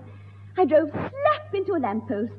Oh, now, Rose, that's falling in love. Well, I think it was an awful thing to do, walking out on this Julian man just like that. It wasn't just like that. I left him a long letter explaining everything. It's a wonder something horrible didn't happen to you, like ending up in prison. Prison? Oh dear. It would be horrible if I ended up in prison, wouldn't it? Mummy, what have you done? I suppose it's unpaid bills as usual. Well, I'd better send for Uncle Jeff. Oh, no. No, you won't, Rose. Old Faithful has gone out of my life for good. But, Mummy, what are you going to do? Who's going to try and sell your books for you? Practically anyone I ask. And, Mummy, people want to read real life stories nowadays, like this new one about Tibet. Tibet? Travels on a yak. Miss West gave it to me as a leaving present. She said the author, Frank Kitchener, ought to be an inspiration to all of us, embodying the spirit of youth and adventure. It's a wonderful book and absolutely true. Well, I must dip into it sometime. Oh, yes, do. And then you'll see why, as a writer, Mommy, to be quite honest, you're past it. You'd much better retire. I haven't the slightest intention of retiring, Rose, and certainly not at this moment. Oh, just a moment. Hello? Oh, yes, Tom, of course. I'll ask her. Mummy, Tom's uncle is in London. May they come round and meet you? Oh, I suppose so. Yes, Tom. Come right away. Mummy's longing to meet you. Aren't you, Mummy? Yes. Did you hear, darling? She said yes. Goodbye. Now, look, Mummy. This uncle is Tom's only living relative, so we must make a good impression. Of course, darling. Pop out and buy some champagne. Well, not that kind of impression. I'll make some coffee. Are you sure that coffee will make the right impression? Yes. He's terribly rich and frightfully old world. Could you possibly wear something rather quiet? A bit of lavender and old lace for the old fellow, eh? Oh, Mummy, you're laughing at me. No, I'm not, darling. Don't worry, I'll try not to let you down. I suppose I'd better go and change. I shan't be a moment. Hi. Oh, where did you come from? Through the window over there. Who are you? My name's Fred Hayter. Say, where's Jeffrey Martin? How should I know? He came in here, I saw him. Well, he's not here now. Oh, so he's giving me the slip again. I'm getting sore at being given the runaround. Any minute now, I'll blow my top. Well, who lives here? My mother and I don't see... No man? Certainly not. I really must make that coffee. Excuse me, Mr. Hayter. Can you find your own way out? Goodbye. Rose, do you think this dress will do? Oh, good evening. Evening, lady. I'm Fred Hayter. I want to ask you a few questions. It's about a guy called Frank Kitchener. Frank Kitchener? Yeah. He's written a book called Travels on a Yak. This book. I know it's a hoax. Jeff Martin knows it's a hoax. And I reckon you know it's a hoax. Me? What have I got to do with it? A whole lot, I guess. For instance, look here. Frank Kitchener's mail, lady, on your desk. How come? Fred, I can see I must tell you the whole truth. I've been lying to you. But only because I've been trying to protect Frank Kitchener. He's an old man, Fred. And he's also destitute. Well, he's not destitute now. He's scooped me. He's loaded. I want to get my hands on this guy and his dough. What are you going to do when you find him? Oh, what am I going to do? First, I'm going to bash his head against the wall. Oh. Then I'm going to take him to pieces bit by bit like this, see? Oh! And unless you've any scruples about it, ma'am, I'll just stick around here till he drops by for his mail. No. You see, he's not coming for his mail. I'm sending it on to him. Where? Birkenhead. He's staying with his mother at the Elms, Park Avenue. Oh, dear. Now I've given it away. Oh, I feel awful. Okay, lady, I won't tell a soul. Now, the Elms, Park Avenue, Birkenhead. I reckon I'll just slide along there and see him. Oh, well, give him my love. Lady, it'll be a pleasure. Oh, dear, that was awful. Mommy, what's the matter? Are you all right? Oh, just nervous, darling. How do I look? Oh, lovely. Just right. Who's that? Tom, of course, and his uncle. Oh, Mommy, you are nervous. Now, don't worry. Tom's going to love you, and the old uncle's probably gaga. Hello, Rose. This is my uncle. How do you do? Please come in. Mommy, this is Tom and his uncle. Oh, how do you do, Tom, and congratulations. Thank you. How do you do... Julian Lassiter. Oh, no. Oh, no, I can't believe it. Addie, after all these years. Well, I think I'm entitled to some kind of explanation, or perhaps it slipped your memory that you abandoned me 20 years ago in Nice. I thought it was Cam. Oh, it's him. It's the man. It was Nice, Addie. You also stole my car. Ah, borrowed, Julian, borrowed. Stole. I was and still am extremely angry, Addie. After 20 years, Julian. You behaved abominably. Well, so did you. You were perfectly odious. I was not odious. I think I'll get the coffee. I think I'll come with you. Well, Addie, I'm waiting for your explanation. Why did you leave me? Well, didn't you get my letter explaining everything? You left a short, illegible scrawl explaining nothing. Why did you leave me, Addie? Oh, Julian, darling, I simply can't remember. You could be more irritating than any woman I know. You surely must remember. Is it so important? No one has ever left me before. Well, I can't think why. Addie, your nose still quivers when you're angry. It's quivering now. Idiot. Nobody's noticed my nose for years. Nobody's noticed anything about me for years. Oh, Julian, how lovely it is to see you again. And do you know, you haven't changed at all. A little more distinguished, perhaps, but as handsome as ever. Do you remember Cannes, Julian? It was Nice, Addie. Oh, yes, of course. Blue sky, blue sea. How beautifully you used to suntan. And how divine you looked in your beach pajamas. And that little sailor hat. Oh, you remember my little sailor hat. Your little sailor hat was you. With the red pom-pom. With that adorable red pom-pom. Ah, we danced together on the terrace. Do you remember our tune? Oh, yes, of course. Such a lovely tune. Remember the name, Addie? Oh, yes, that thing. Yes, that's so lovely. Oh, I still get a thrill when I hear it. And how debonair you look, Julian. I was always so proud of you. Addie, what was our tune? Well, it was something about love and moonlight and love and Moonlight. Love and moonlight. That gives you a pretty wide choice. So much for our tune. Now, Julian, I'm not going to bicker with you about our tune. Very well. The subject is closed, entirely closed. All the same, I suggest that you no longer call it our tune, since it obviously isn't our tune. But, Julian... I won't discuss it any further, except to tell you that I'm hurt. Deeply hurt. Oh, rubbish. Please, Abby. We'll change the subject. Oh, very well. Seen any good plays? How could I? I've only just arrived. Well, surely you've read some books. I have, and all extremely bad. This book here, for example. Tripe. Travels on a yak, tripe? Well, everybody thinks it's marvelous. Hack writing, pure, unadulterated hack writing. Hack writing? Be careful what you say, Julian. I wrote it. Frank Kitchener is me. Frank Kitchener is I. No, me. My dear Addie, the sentence is, Frank Kitchener is I. I'm a purist in these things. You can be a Buddhist for all I care. Look, I'm telling you, I'm Frank Kitchener. Are you trying to tell me you've written this book? Yes. When were you in Tibet? Never, but I wrote this book. Do you think I'm wicked? Wicked? I think it's wonderful. I think you are wonderful. Wonderful. Oh, Julian, I love you for laughing. Oh, darling, darling Julian. How glad I am that you're back again.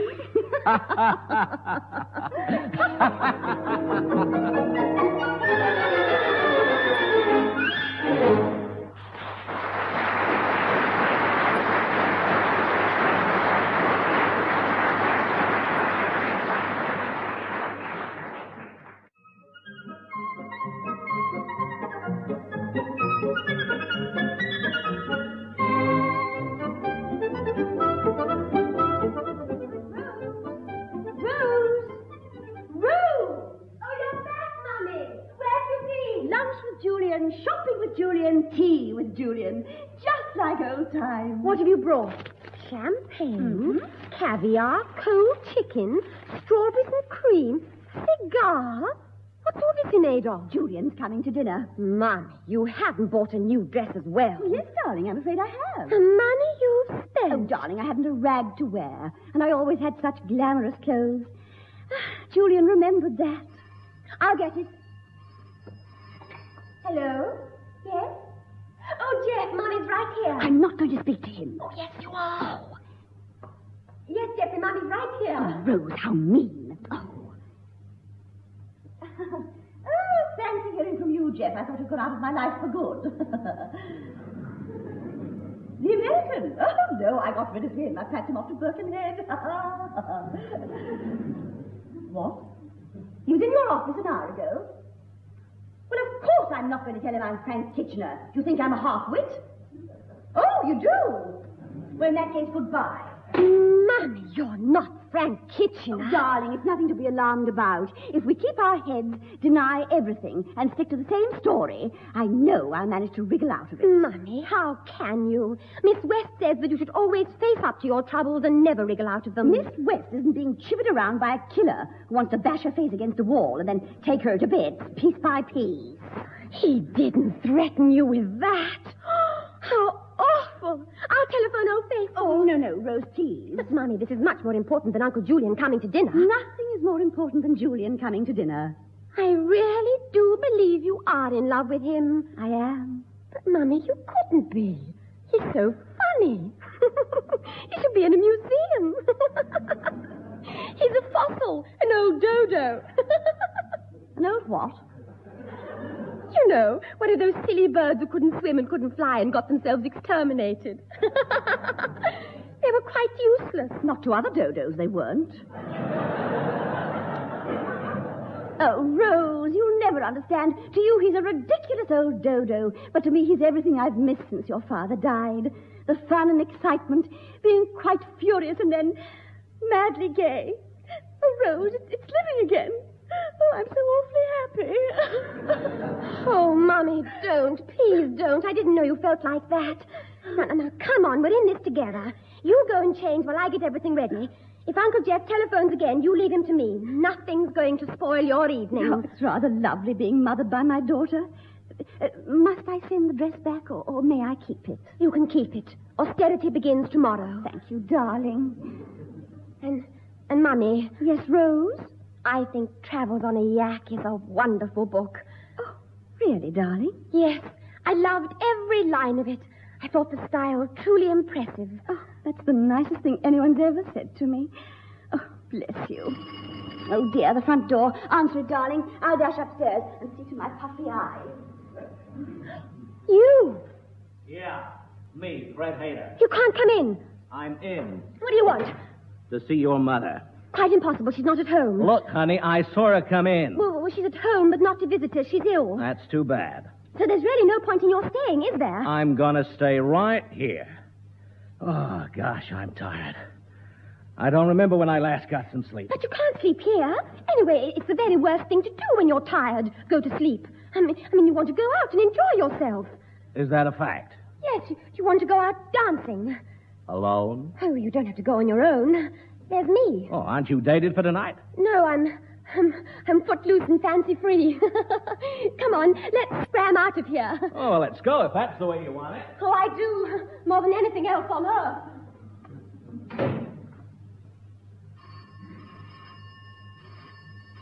Rose, don't answer. It'll only be that wretched Jeff. Oh, ring away, you silly thing. I'm not going to answer you. Eddie? Oh, Jeff, you gave me a fright crawling through that window. I thought you were... Well, if that's not you on the telephone, who is it? Oh, now look what you've done. Now I'll never know who it was. Why did you come in by the back window? I thought that American might be in the front. Is he? No. Then why frighten me like that? Rose! Never mind, Rose. I've got to talk to you. But where is she? I don't know, and I care even less. Now, look here, Eddie. Tom must have fetched her. She's having dinner with him. Honey, she didn't say goodbye, and she hasn't even started to set the table. Oh, well, you'll have to help me, Jeff. Do you think the dinner looks all right? It looks absolutely delicious. I'm so glad you think so. Caviar, cold chicken, champagne, strawberries and cream. What more can a man ask for? Oh, look at the time. You must go. Go? I haven't had my dinner. Your dinner? Oh, but Jeff, dear, you didn't think that was your dinner, did you? Well, actually, yes, I did, isn't it? Well, no, Jeff. I'm afraid it isn't. Well, if it isn't my dinner, whose is it? Julian Lassiter's, an old and dear friend of mine. I should have known that dinner wasn't for me. All I ever get is macaroni cheese. Jealousy in a man of your age is just a little ridiculous, don't you think? Not half as ridiculous as a woman of your age behaving like a romantic schoolgirl. Exactly what do you mean by that? You're a fool, Eddie, and I hope his dinner chokes him. I'm not going to quarrel with you or allow you to spoil my evening. I'm just going to ask you quite quietly and reasonably to get out of here before I scream. That's right. Behave like a fishwife. Well, enjoy your dinner. Good night, Eddie. Oh. Good night, you beast. If I care about him... Calm down, Addie. Don't frown. Remember wrinkles. Oh, perhaps I'd better dim the lights just a little. There. The door's not locked. Come right in, darling. Hello, Mrs. Lovell. You, Tom? Oh, yes, me, Tom. But where's your uncle? Well, Uncle Julian couldn't get you on the telephone, so he asked me to tell you that he can't make the date. He's had to go to the airport. The airport? Why? Well, he says he's got a little something rather nice arriving from the south of France. Oh, he has he? Something nice from France. And I said he was a cultivated, intelligent, sensitive man. Well, he's nothing of the sort. He's a dithering, doddering, dirty old dodo.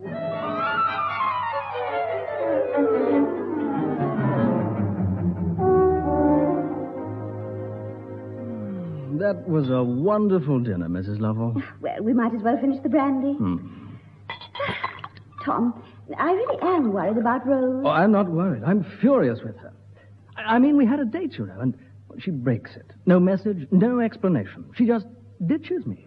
Well, Tom, here's to being ditched. You know, I think it's wonderful the way you take things so lightly. More fun than being serious, isn't it? Well, I've always thought so. But apparently that's out of date now. Shall I tell you something, Mrs. Lovell? You might as well, Tom. It's just that I wish I'd been born when you were born. Good heavens, Tom, why? Well, I think you people had a jolly sight more fun than I'm going to have. Mommy? Oh, Rose, my dear. Rose? The American come back. He tricked me. He gave me the slip. You went out with an American? But you had a date with me. Just 1 minute, Tom. She had a date with me. Please, Tom.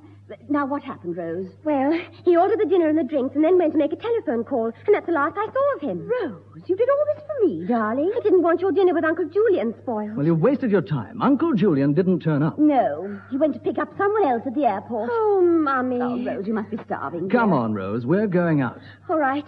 Good night, Mummy, darling. And I think you're wonderful.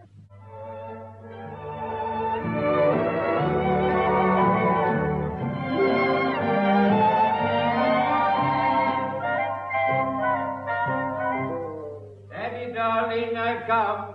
Julian!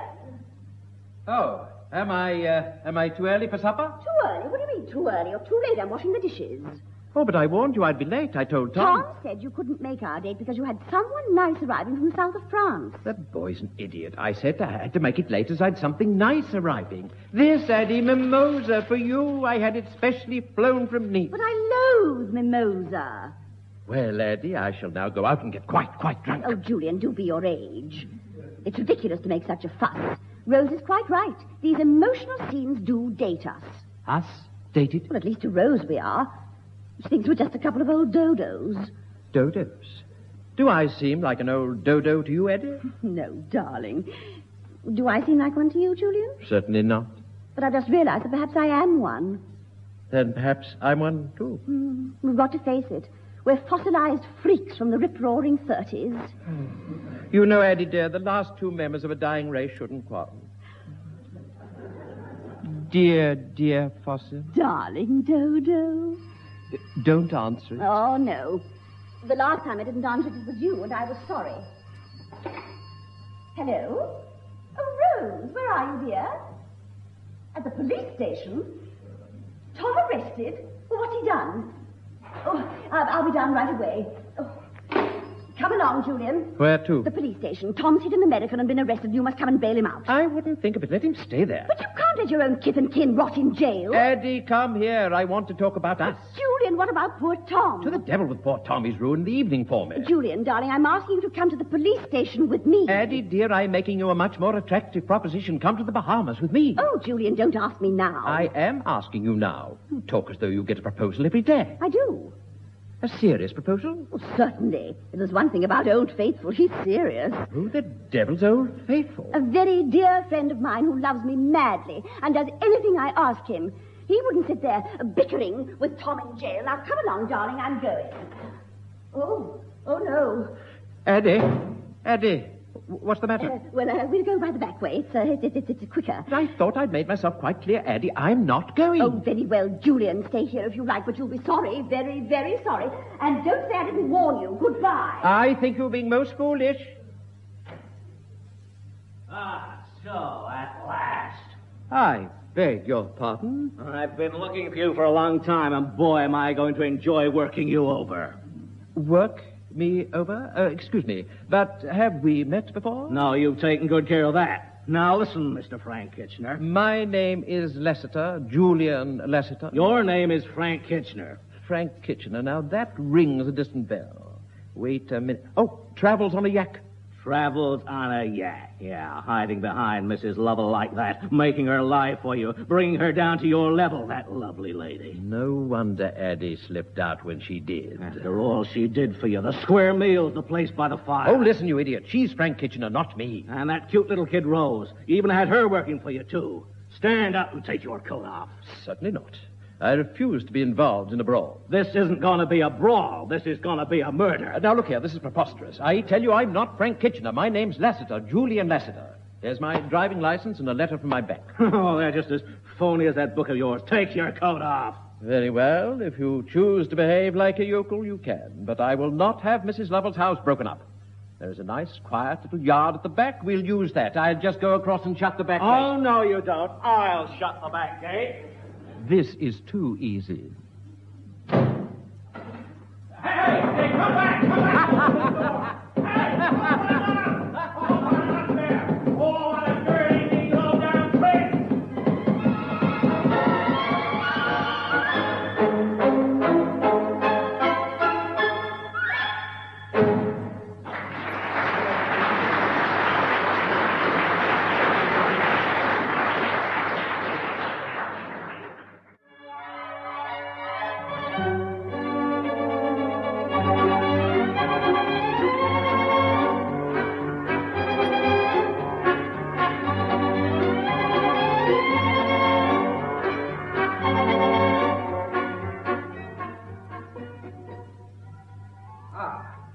Julian Lester, I want to talk to you. I don't wish to speak to anyone. I came here to ask you a few questions, and you're not going till you've answered them.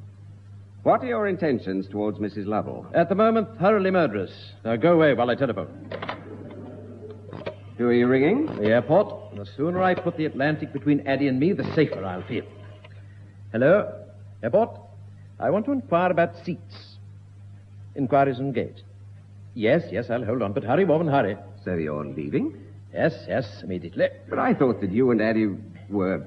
Well, there was that dinner, and the champagne and the candle. There was no dinner and no champagne. And to top it all, she callously and deliberately left me to that murderous American. What a monstrous evening it's been. But I thought that was the sort of hectic life you liked. 20 years ago, I had the stamina for it, but after one day with Addie Lovell, I realize I'm just a bright young thing with hardening arteries.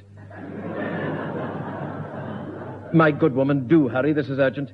Yes, I will now do a graceful fade out of Addie's life and leave her to that dreary bore, Old Faithful. Old Faithful? Who's he? Oh, I don't know. That's what Addie calls him. Never heard of him. Old Faithful? He proposes to her every day, apparently. Oh, but that's impossible, because I propose.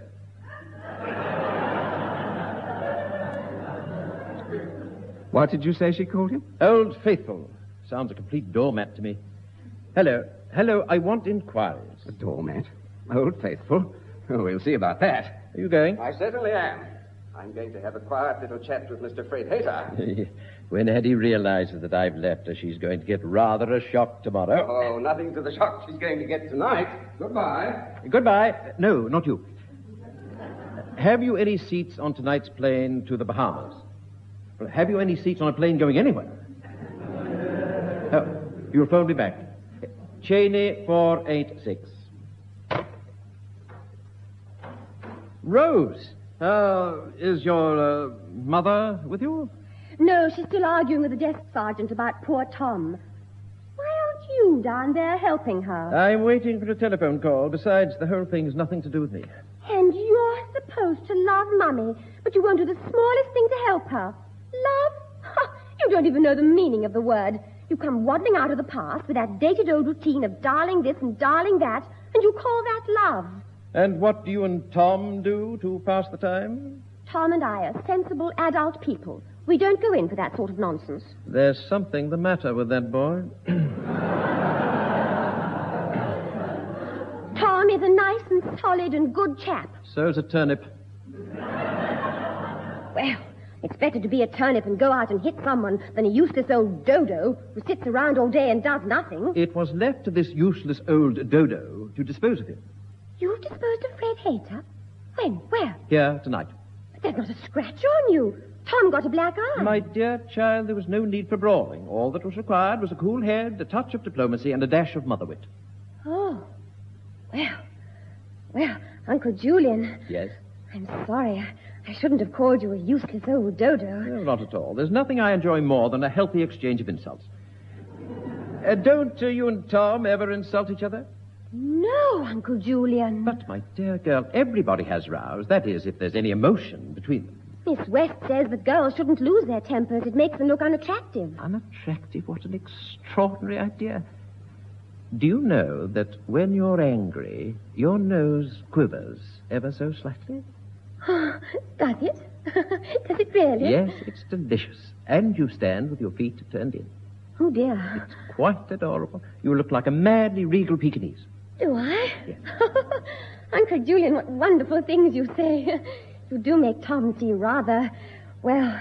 Dull, dear? Oh, no, but you're so awfully man of the worldish. My dear girl, although I say it myself, we Lassiters have always possessed a certain, well, shall we say, charm for women. Oh. Rose, we're there. There's Mummy now. Oh, how I envy you both. Flaming rows, passionate reconciliations. Dear heaven, it's not for me. I leave before she comes. Pay the taxi, Tom. Hello? Oh, the airport. You want Mr. Lassiter?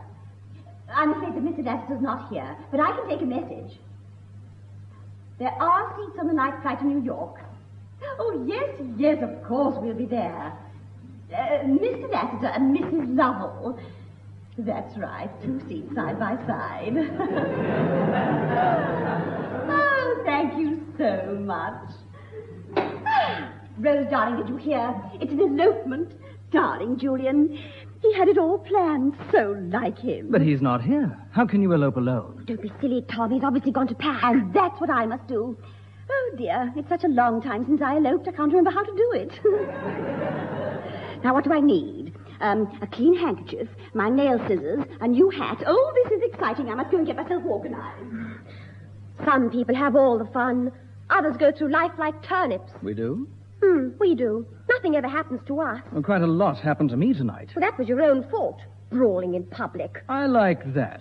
There are other ways of dealing with people besides the ham-fisted way that you did. Ham-fisted? All that was required was a cool head, a touch of diplomacy, and a dash of mother wit. Says who? Says Uncle Julian. And he's right. He handles situations in a sophisticated way. There was nothing very sophisticated about the carry-on he was having with your mother this morning. Well, everybody has rows.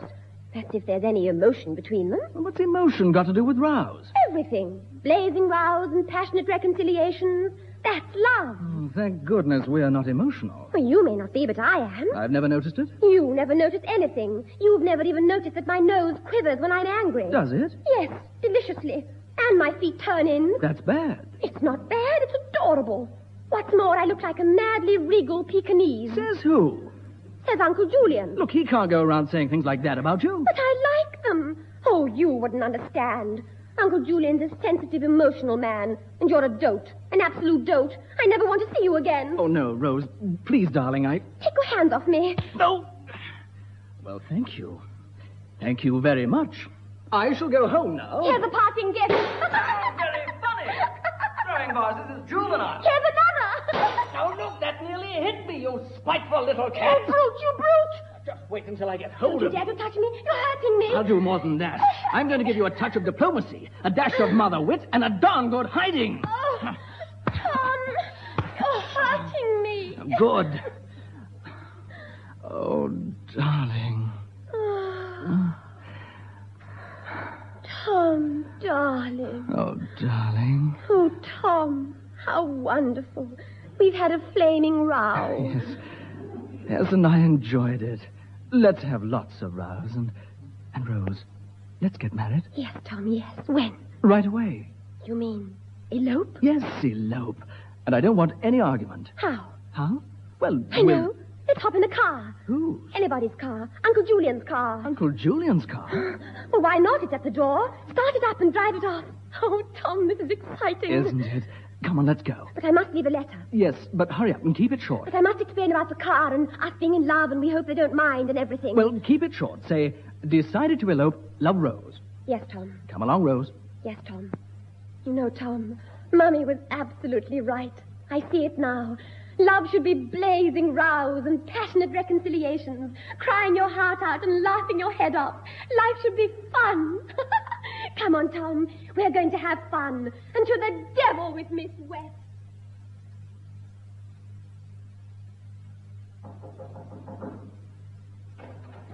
Oh, Julian, darling, come in. I'm nearly packed.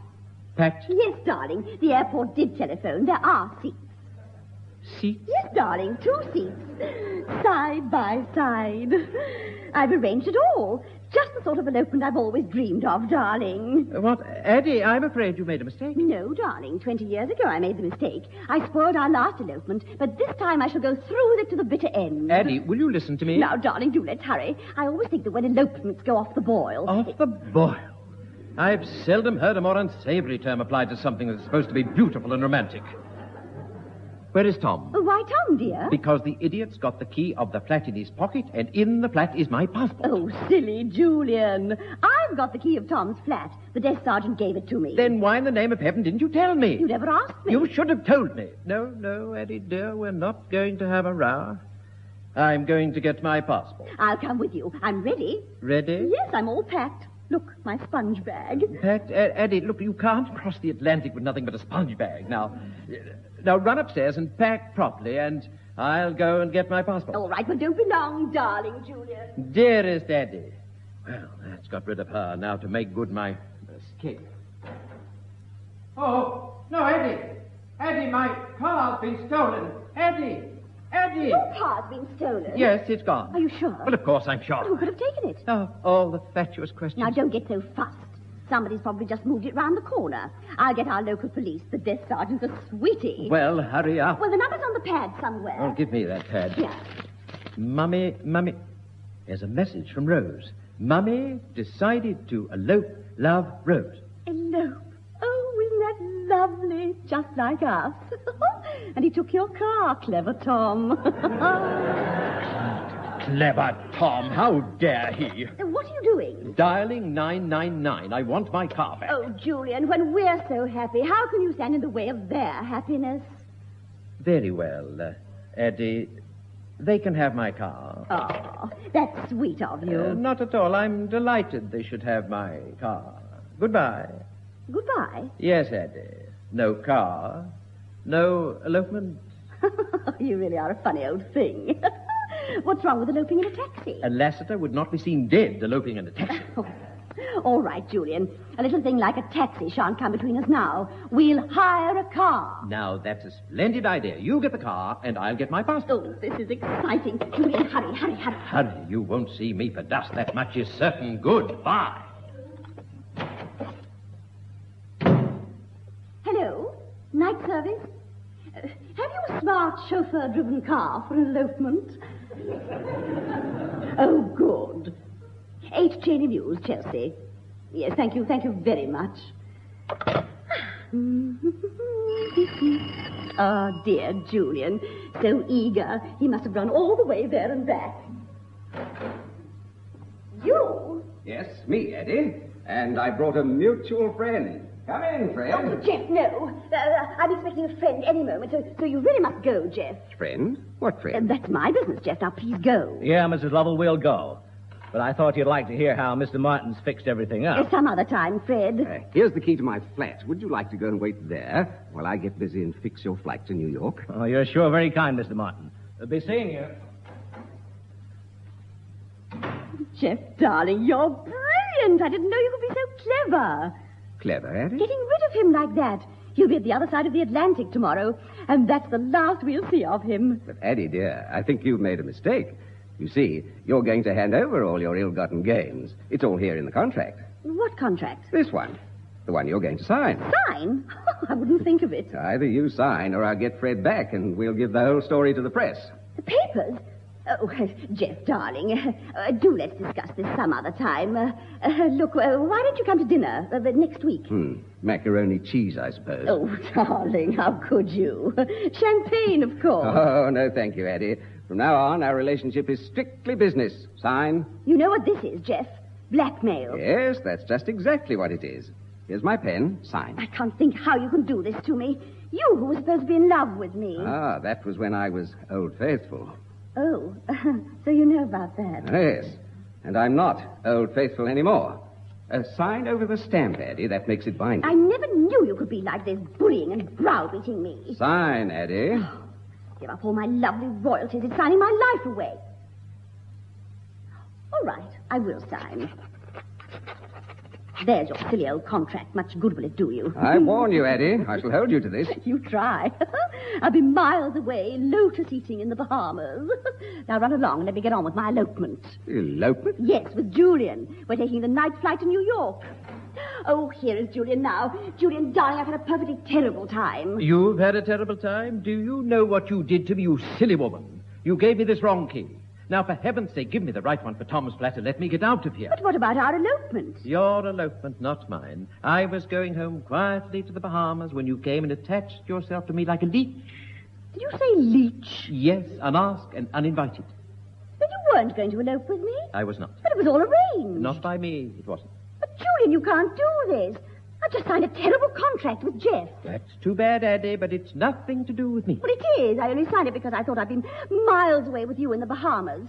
Oh, what shall I do? You'd better elope with Old Faithful instead. Old Faithful? But he's Old Faithful. Who? He is? Oh, no. Oh, poor Eddie. Oh, so you're Old Faithful. Yes. Yes, and you've got her where you want her? Thanks to you, yes. Old Faithful, it gave me ideas. You're very welcome. So you're at the bottom of all this, Julian. I should have known that Jeff would never stoop so low. But he's a gentleman, and you're not. Look out, Old Faithful. She'll have you proposing to her again. Oh, no fear of that. My proposing days are over. And hang on to that contract. Don't let her wriggle out of it. Don't you worry. She can't find a loophole here. Oh, can't I? Well, I have already. My signature isn't witnessed. What are you going to do about that? I'll witness it. You traitor! For 20 years, I've cherished your memory as a man of honor. How could you do this to me? Because I am a dodo, Eddie. I came waddling out of the past, gave the old mating call, and wham! We went into that old routine again, and it's nearly killed me. I'm the last member of a dying species, and I'm not going to allow myself to be exterminated by you. But, Julian, I'm a dodo, too, remember? You? A dodo? I've never met anyone with the instinct for self-preservation so well developed. Watch your step, Old Faithful. Addie has always been the most maddening, irritating, and irresistible woman I know. Bless her. Oh, now let me get back to the Bahamas and relax.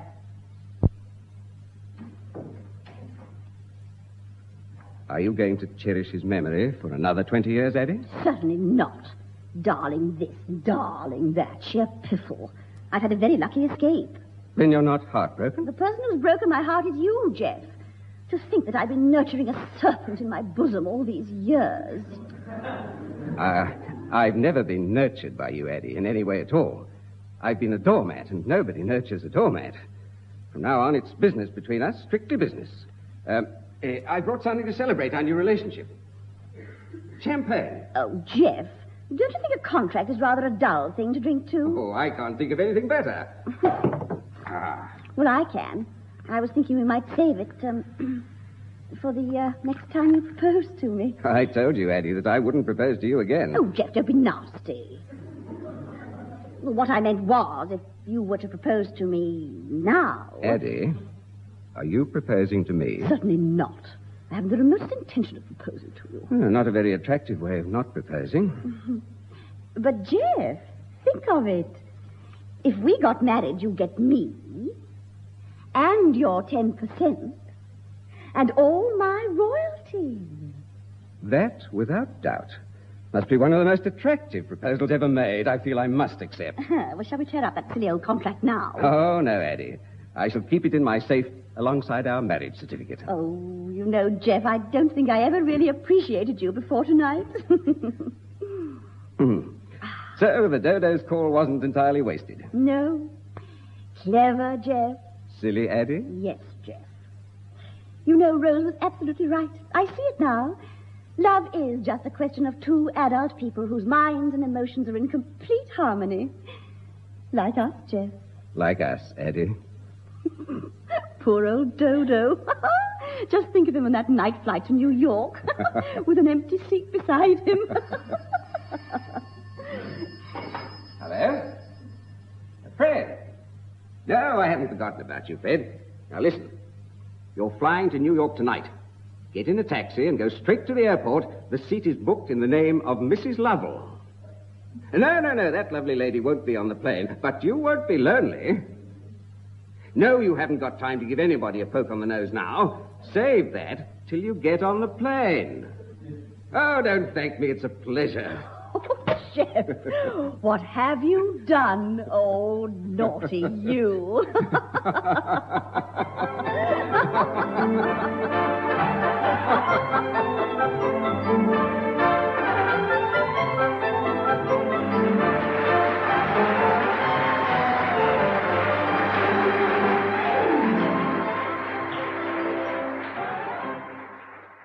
In tonight's presentation of Dodo in Love, you heard British radio and film actor Dick Bentley as Julian Lasseter, Valerie Miller as Addie, and Erica Rogers as Rose. Others in the cast were Harold Freed, Derek Taylor, and Roger Service. Dodo in Love was produced for Lux Radio Theater by Anne Freed and directed by Henry Diffenthal. It was recorded before an audience in Durban. This is Dennis Smith bidding you all good night.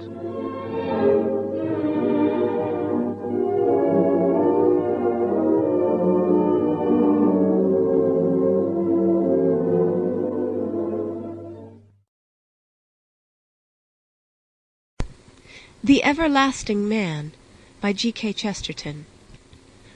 Book 1, Chapter 2, Professors and Prehistoric Men. Science is weak about these prehistoric things in a way that has hardly been noticed. The science whose modern marvels we all admire succeeds by incessantly adding to its data. In all practical inventions, in most natural discoveries, it can always increase evidence by experiment. But it cannot experiment in making men, or even in watching to see what the first men make. An inventor can advance step by step in the construction of an aeroplane, even if he is only experimenting with sticks and scraps of metal in his own backyard. But he cannot watch the missing link evolving in his own backyard. If he has made a mistake in his calculations, the aeroplane will correct it by crashing to the ground. But if he has made a mistake about the arboreal habitat of his ancestor, he cannot see his arboreal ancestor falling off the tree. He cannot keep a caveman like a cat in the backyard and watch him to see whether he really does practice cannibalism or carry off his mate on the principles of marriage by capture. He cannot keep a tribe of primitive men like a pack of hounds and notice how far they are influenced by the herd instinct. If he sees a particular bird behave in a particular way, he can get other birds and see if they behave in that way. But if he finds a skull or a scrap of a skull in the hollow of a hill, he cannot multiply it into a vision of the valley of dry bones. In dealing with a past that has almost entirely perished, he can only go by evidence and not by experiment. And there is hardly enough evidence to be even evidential. Thus, while most science moves in a sort of curve, being constantly corrected by new evidence, this science flies off into space in a straight line, uncorrected by anything. But the habit of forming conclusions, as they really can be formed in more fruitful fields, is so fixed in the scientific mind that it cannot resist talking like this. It talks about the idea suggested by one scrap of bone, as if it were something like the aeroplane, which is constructed at last out of whole scrap heaps of scraps of metal. The trouble with the professor of the prehistoric is that he cannot scrap his scrap. The marvelous and triumphant aeroplane is made out of 100 mistakes. The student of origins can only make one mistake and stick to it. We talk, very truly, of the patience of science, but in this department it would be truer to talk of the impatience of science. Owing to the difficulty above described, the theorist is in far too much of a hurry. We have a series of hypotheses so hasty that they may well be called fancies, and cannot in any case be further corrected by facts. The most empirical anthropologist is here as limited as an antiquary. He can only cling to a fragment of the past, and has no way of increasing it for the future. He can only clutch his fragment of fact almost as the primitive man clutched his fragment of flint. And indeed, he does deal with it in much the same way, and for much the same reason. It is his tool, and his only tool. It is his weapon, and his only weapon. He often wields it with a fanaticism far in excess of anything shown by men of science when they can collect more facts from experience, and even add new facts by experiment. Sometimes the professor with his bone becomes almost as dangerous as the dog with his bone, and the dog at least does not deduce a theory from it, proving that mankind is going to the dogs, or that it came from them. For instance, I have pointed out the difficulty of keeping a monkey and watching it evolve into a man. Experimental evidence of such an evolution being impossible, the professor is not content to say, as most of us would be ready to say, that such an evolution is likely enough anyhow. He produces his little bone or little collection of bones and deduces the most marvelous things from it. He found in Java a piece of a skull, seeming by its contour to be smaller than the human. Somewhere near it he found an upright thigh bone, and in the same scattered fashion some teeth that were not human. If they all form part of one creature, which is doubtful, our conception of the creature would be almost equally doubtful. But the effect on popular science was to produce a complete and even complex figure, finished down to the last details of hair and habits. He was given a name as if he were an ordinary historical character.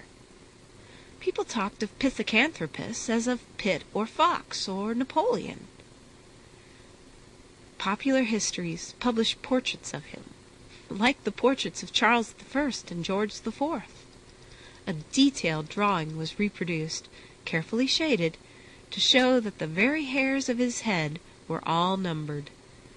No uninformed person, looking at its carefully lined face and wistful eyes, would imagine for a moment that this was the portrait of a thigh bone or of a few teeth and a fragment of a cranium.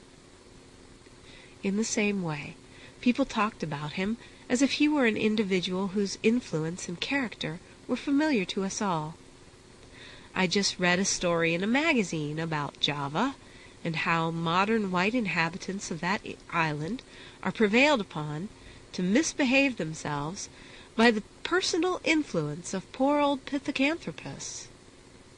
That the modern inhabitants of Java misbehave themselves I can very readily believe, but I do not imagine that they need any encouragement from the discovery of a few highly doubtful bones. Anyway, those bones are far too few and fragmentary and dubious to fill up the whole of the vast void that does in reason and in reality lie between man and his bestial ancestors, if they were his ancestors. On the assumption of that evolutionary connection, a connection which I am not in the least concerned to deny, the really arresting and remarkable fact is the comparative absence of any such remains recording that connection at that point. The sincerity of Darwin readily admitted this, and that is how we came to use such a term as the missing link. But the dogmatism of Darwinians has been too strong for the agnosticism of Darwin, and men have insensibly fallen into turning this entirely negative term into a positive image.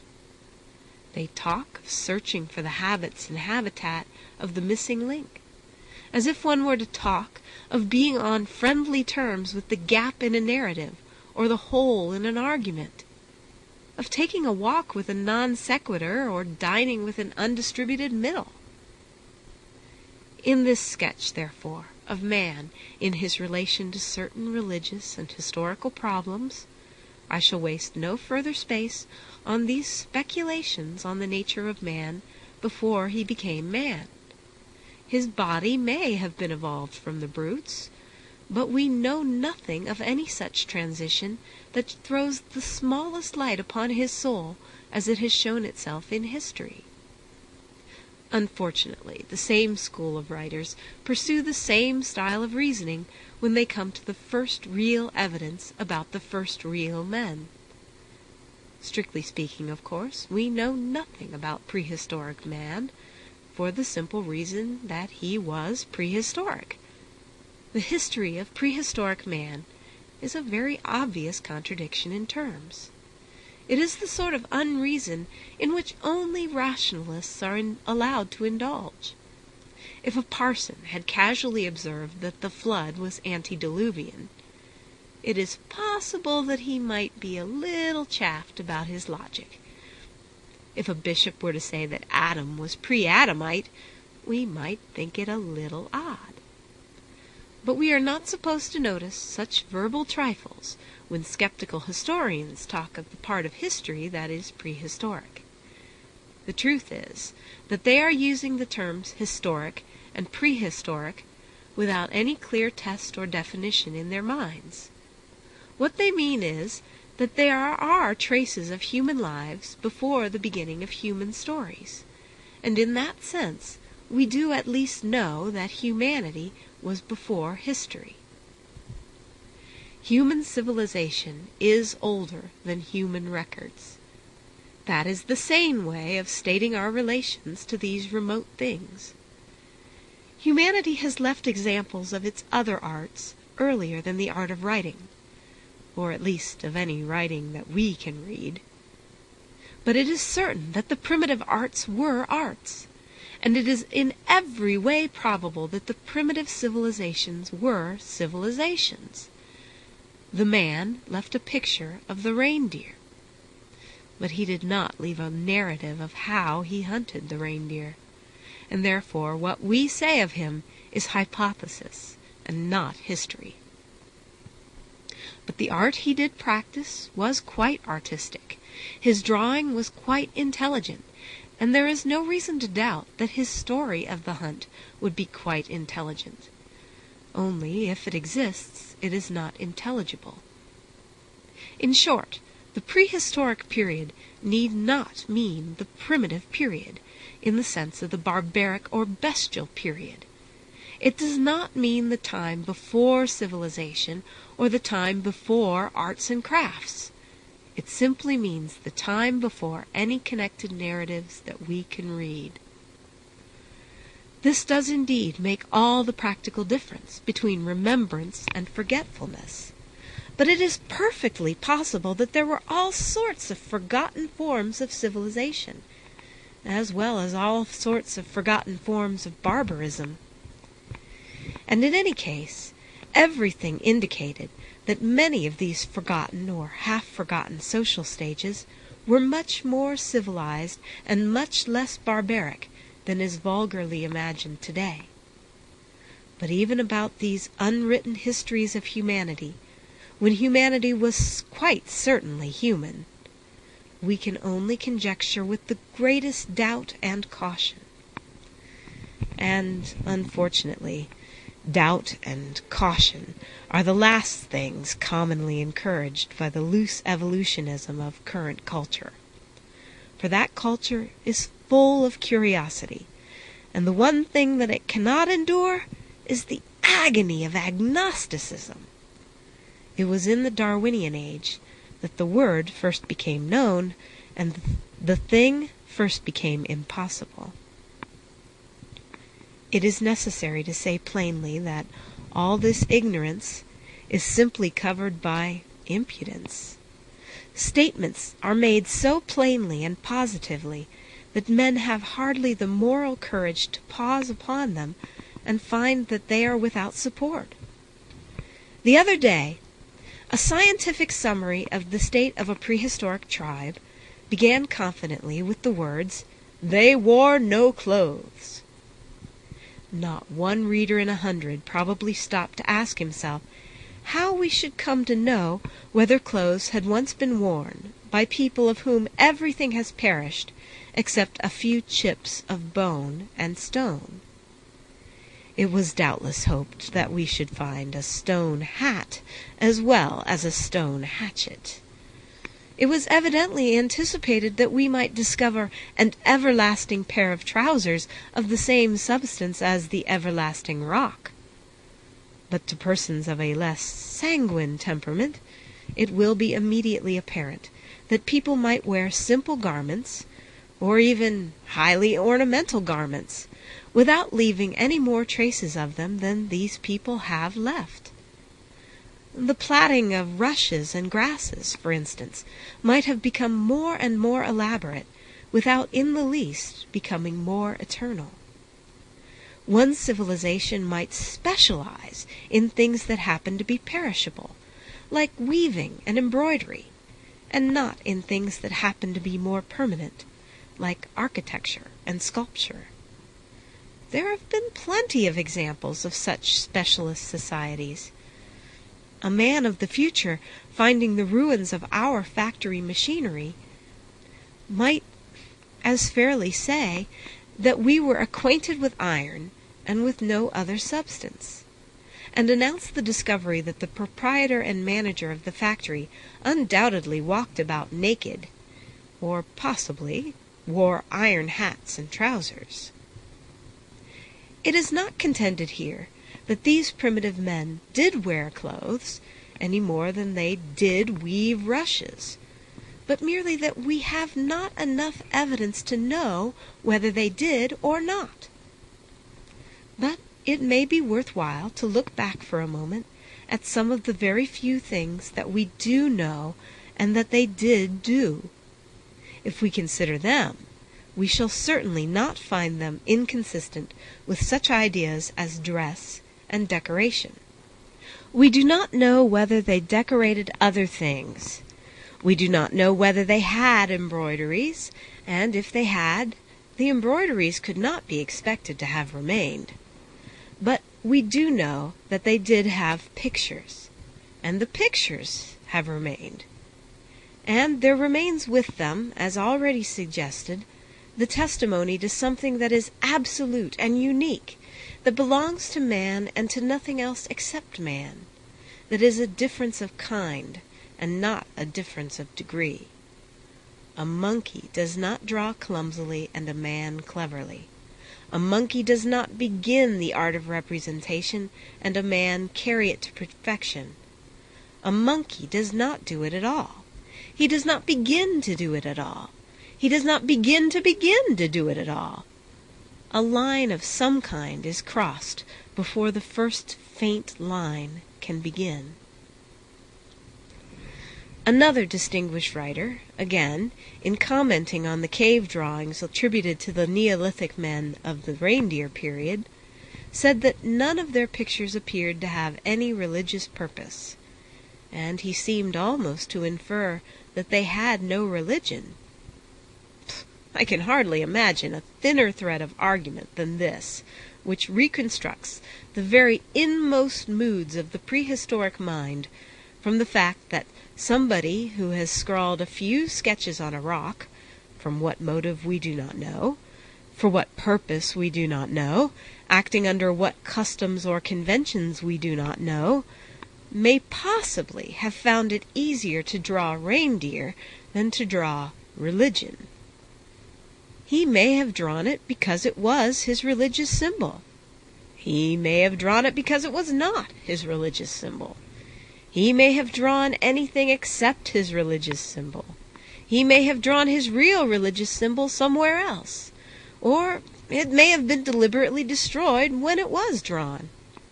He may have done or not done 500,000 things, but in any case, it is an amazing leap of logic to infer that he had no religious symbol, or even to infer from his having no religious symbol that he had no religion.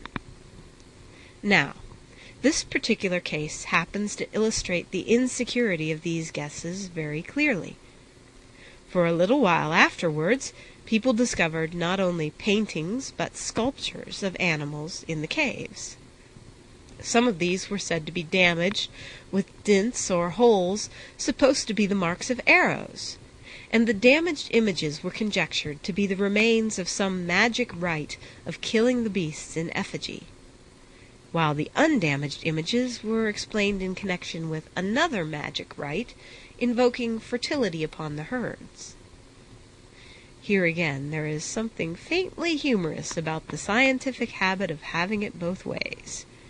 If the image is damaged, it proves one superstition, and if it is undamaged, it proves another.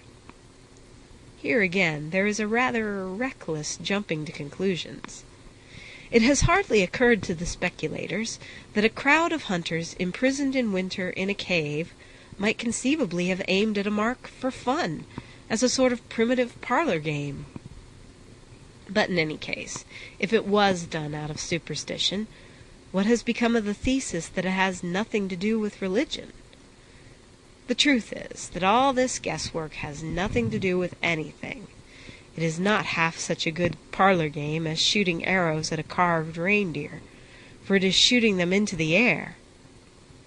Such speculators rather tend to forget, for instance, that men in the modern world also sometimes make marks in caves.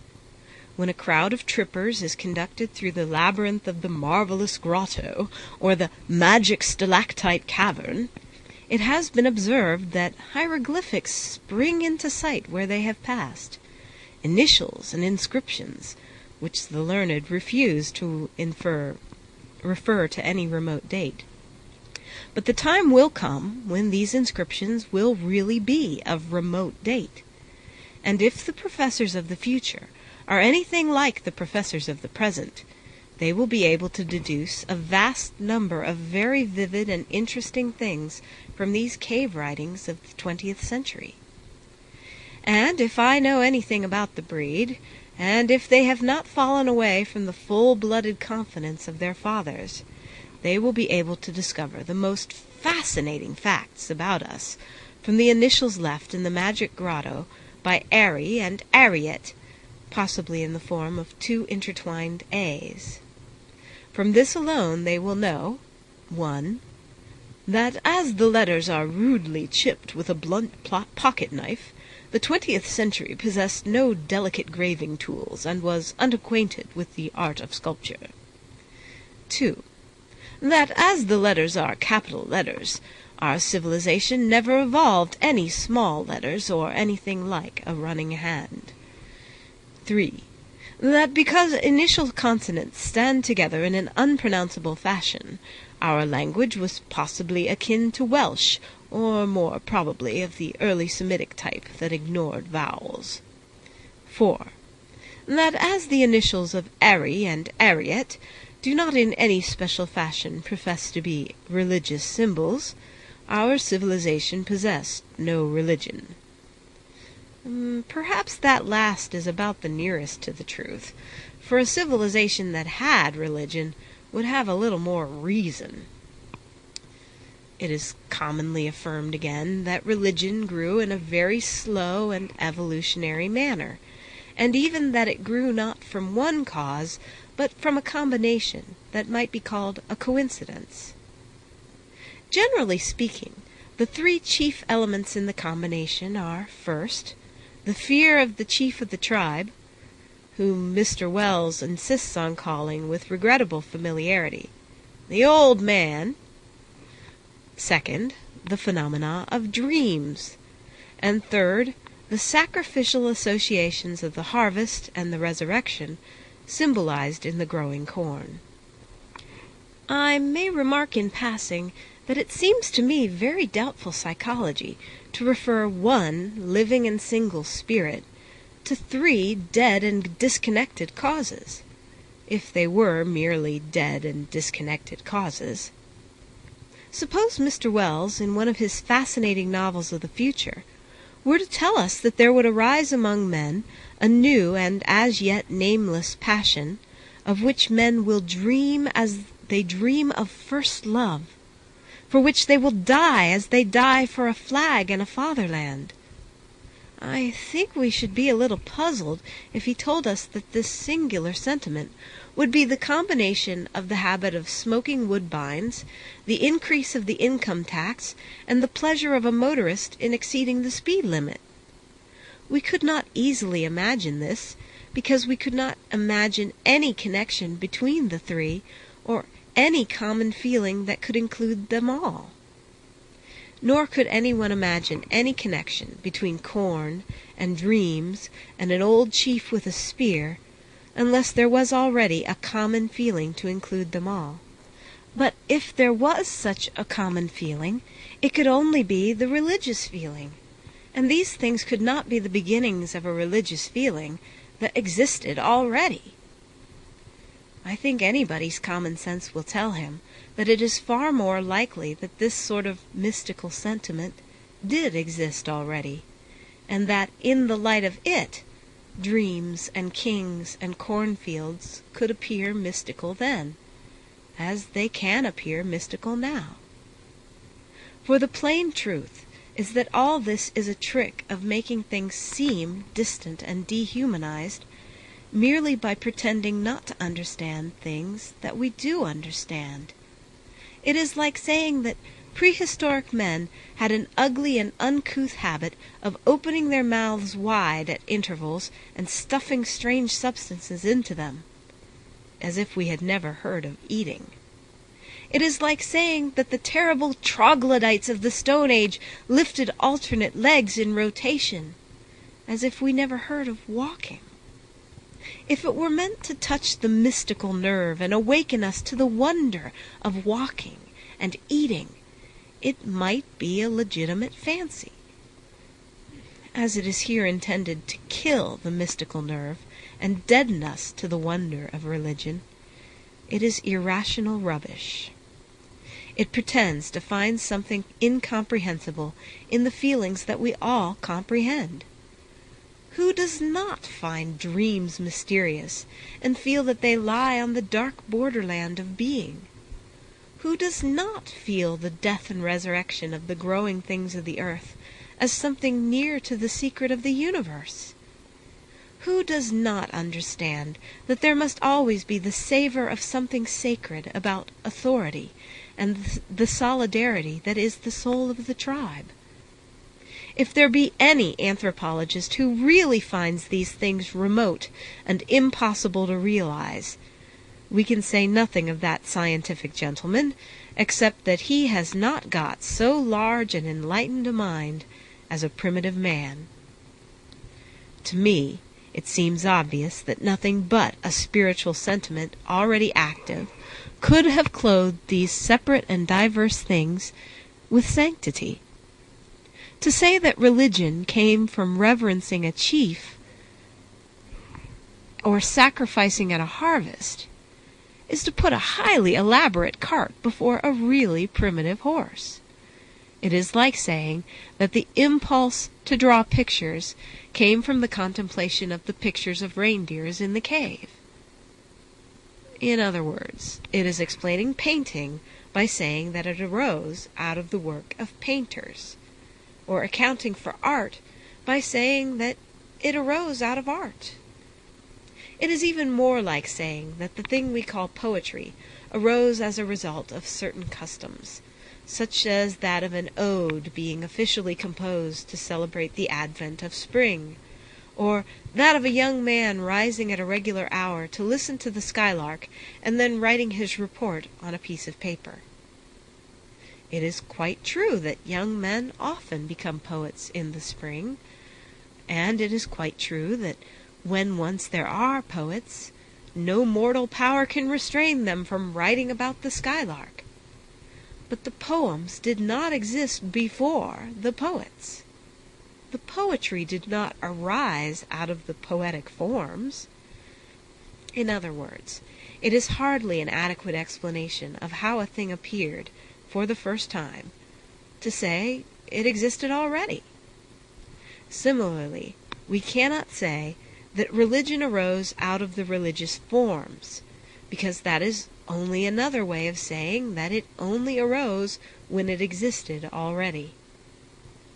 It needed a certain sort of mind to see that there was anything mystical about the dreams or the dead, as it needed a particular sort of mind to see that there was anything poetical about the skylark or the spring. That mind was presumably what we call the human mind, very much as it exists to this day, for mystics still meditate upon death and dreams, as poets still write about spring and skylarks. But there is not the faintest hint to suggest that anything short of the human mind we know feels any of these mystical associations at all. A cow in a field seems to derive no lyrical impulse or instruction from her unrivaled opportunities for listening to the skylark.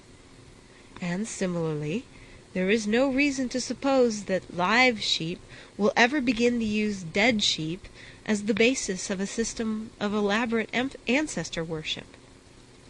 It is true that in the spring a young quadruped's fancy may lightly turn to thoughts of love, but no succession of springs has ever led it to turn, however lightly, to thoughts of literature. And in the same way, While it is true that a dog has dreams, while most other quadrupeds do not seem to have even that, we have waited a long time for the dog to develop his dreams into an elaborate system or religious ceremonial.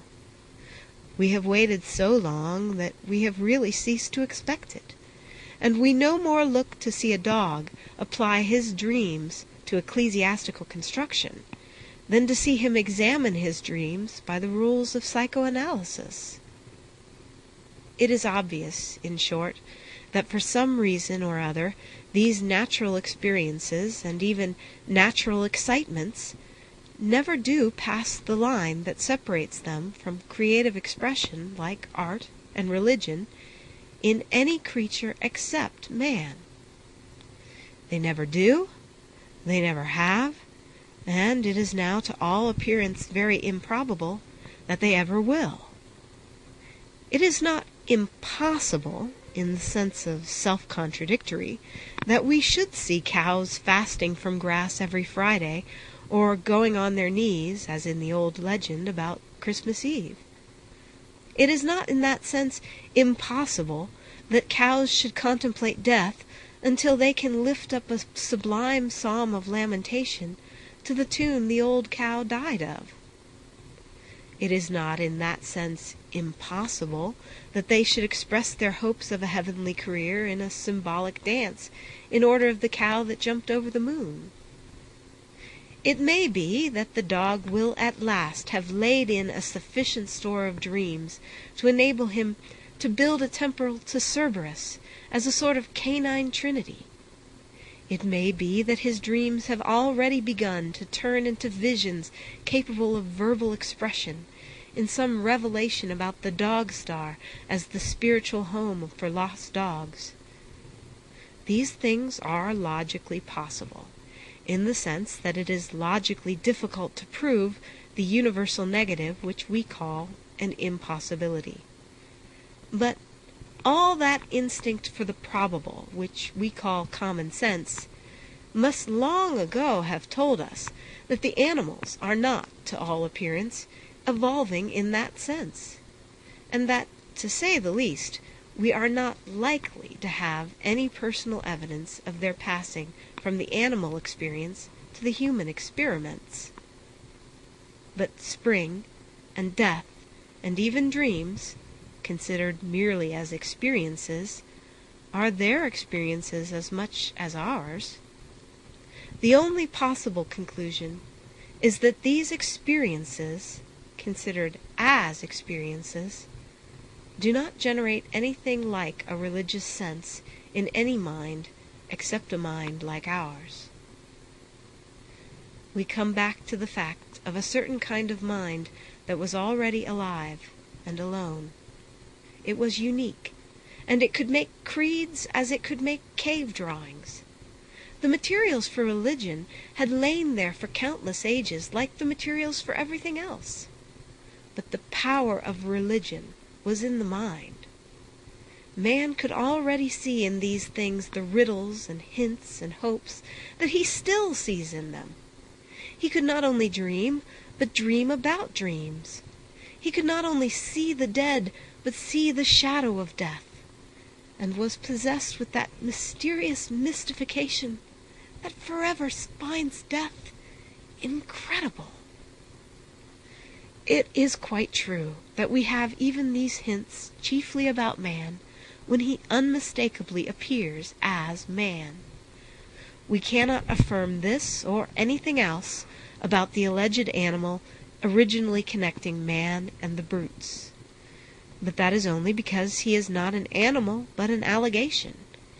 We cannot be certain that Pithecanthropus ever worshipped, because we cannot be certain that he ever lived. He is only a vision called up to fill the void that does in fact yawn between the first creatures who were certainly men, and any other creatures that are certainly apes or other animals.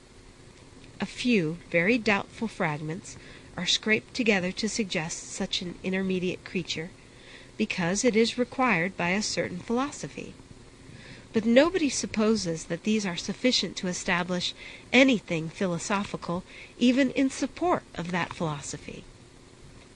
A scrap of skull found in Java cannot establish anything about religion or about the absence of religion. If there ever was any such ape-man, he may have exhibited as much ritual in religion as a man, or as much simplicity in religion as an ape. He may have been a mythologist, or he may have been a myth. It might be interesting to inquire whether this mystical quality appeared in a transition from the ape to the man, if there were really any types of the transition to inquire about. In other words, the missing link might or might not be mystical if he were not missing. But compared with the evidence we have of real human beings, we have no evidence that he was a human being, or a half-human being, or a being at all. Even the most extreme evolutionists do not attempt to deduce any evolutionary views about the origin of religion from him. Even in trying to prove that religion grew slowly from rude or irrational sources, they begin their proof with the first men who were men. But their proof only proves that the men who were already men were already mystics. They used the rude and irrational elements as only men and mystics can use them. We come back once more to the simple truth that at some time too early for these critics to trace, a transition had occurred to which bones and stones cannot, in their nature, bear witness, and man became a living soul. Touching this matter of the origin of religion, the truth is that those who are thus trying to explain it are trying to explain it away. Subconsciously they feel that it looks less formidable when thus lengthened out into a gradual and almost invisible process. But in fact, this perspective entirely falsifies the reality of experience. They bring together two things that are totally different: the stray hints of evolutionary origins and the solid and self-evident block of humanity, and try to shift their standpoint till they see them in a single foreshortened line. But it is an optical illusion. Men do not, in fact, stand related to monkeys or missing links in any such chain as that in which men stand related to men. There may have been intermediate creatures whose faint traces can be found, here and there, in the huge gap. Of these beings, if they ever existed, it may be true that they were things very unlike men, or men very unlike ourselves. But of prehistoric men, such as those called the cave men or the reindeer men, it is not true in any sense whatever. Prehistoric men of that sort were things exactly like men, and men exceedingly like ourselves. They only happen to be men about whom we do not know much, for the simple reason that they have left no records or chronicles. But all that we do know about them makes them just as human and ordinary as men in a medieval manor or a Greek city. Looking from our human standpoint, up the long perspective of humanity, we simply recognize this thing as human. If we had to recognize it as animal, we should have had to recognize it as abnormal. If we chose to look through the other end of the telescope, as I have done more than once in these speculations, if we chose to project the human figure forward out of an unhuman world, we could only say that one of the animals had obviously gone mad. But seeing the thing from the right end, or rather from the inside, we know it is sanity, and we know that these primitive men were sane. We hail a certain human Freemasonry wherever we see it, in savages, in foreigners, or in historical characters. For instance, all we can infer from primitive legend and all we know of barbaric life supports a certain moral and even mystical idea of which the commonest symbol is clothes.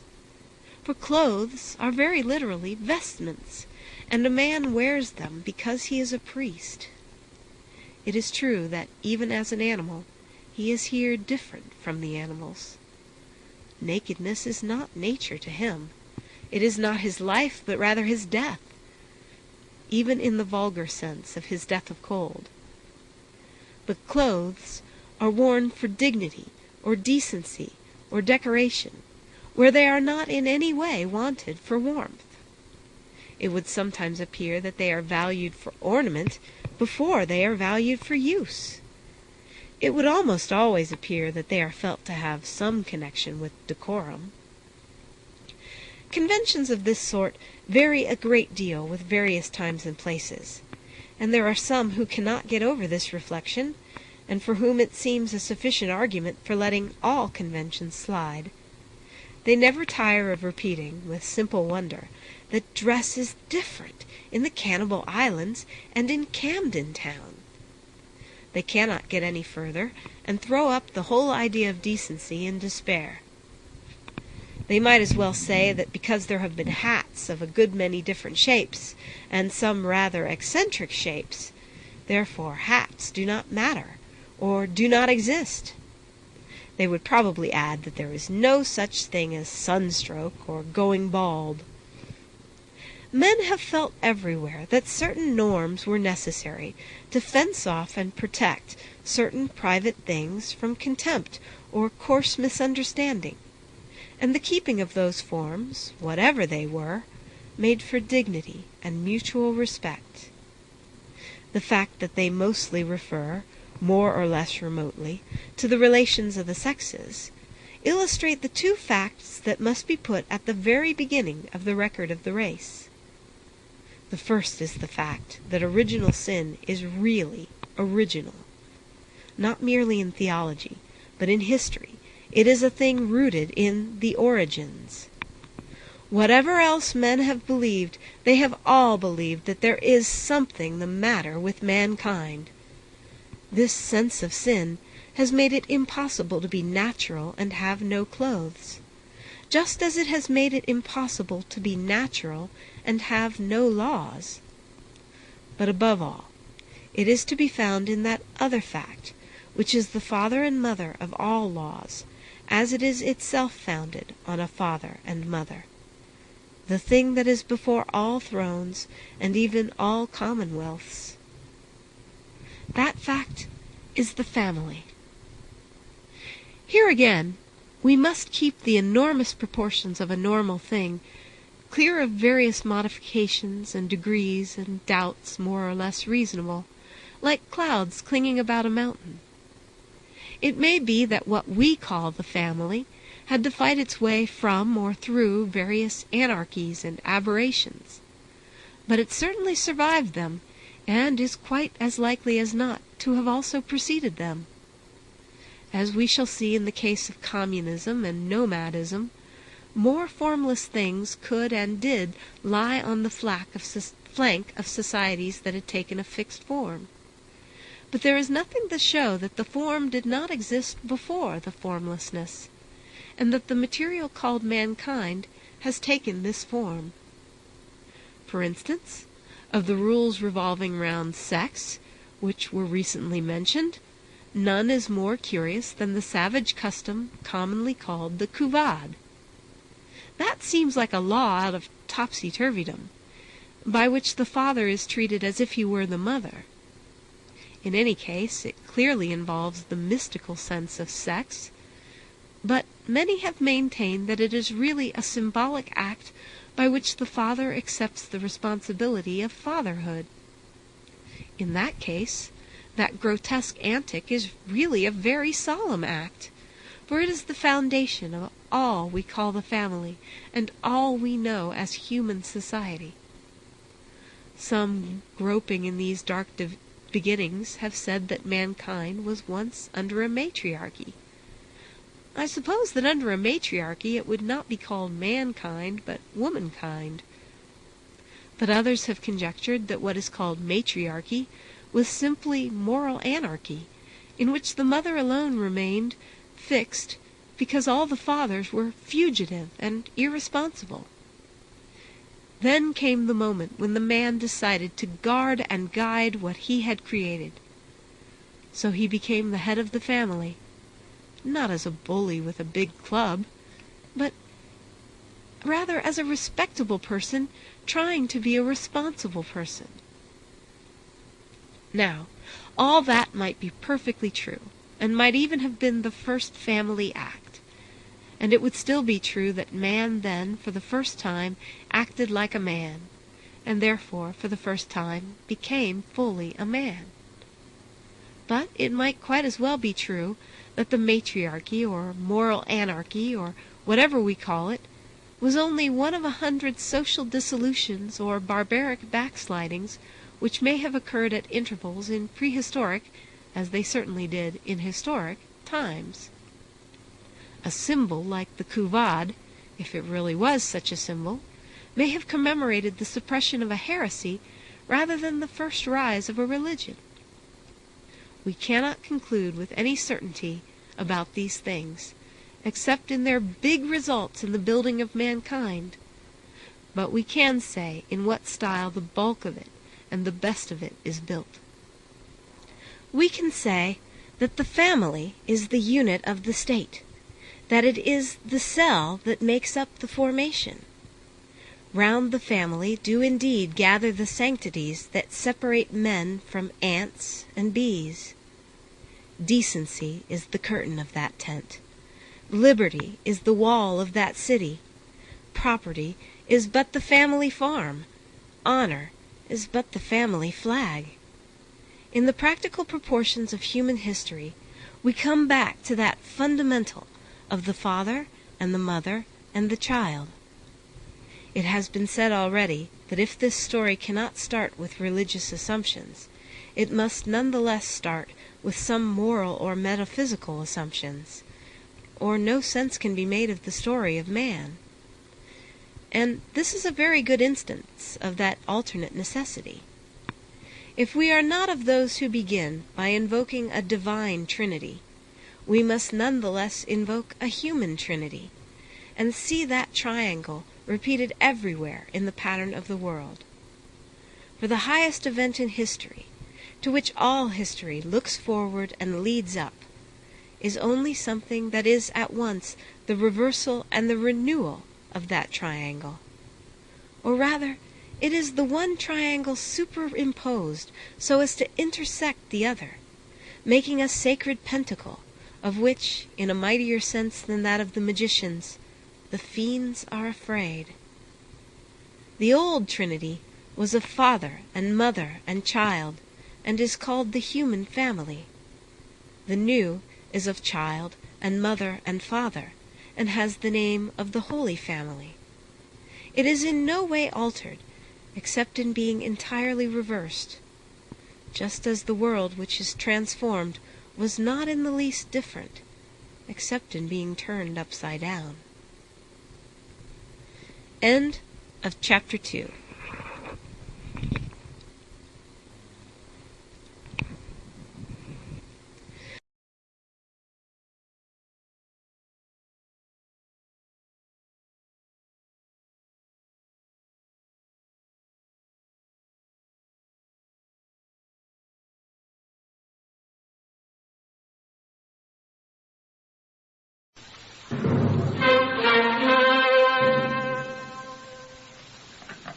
Whitehall, 1212.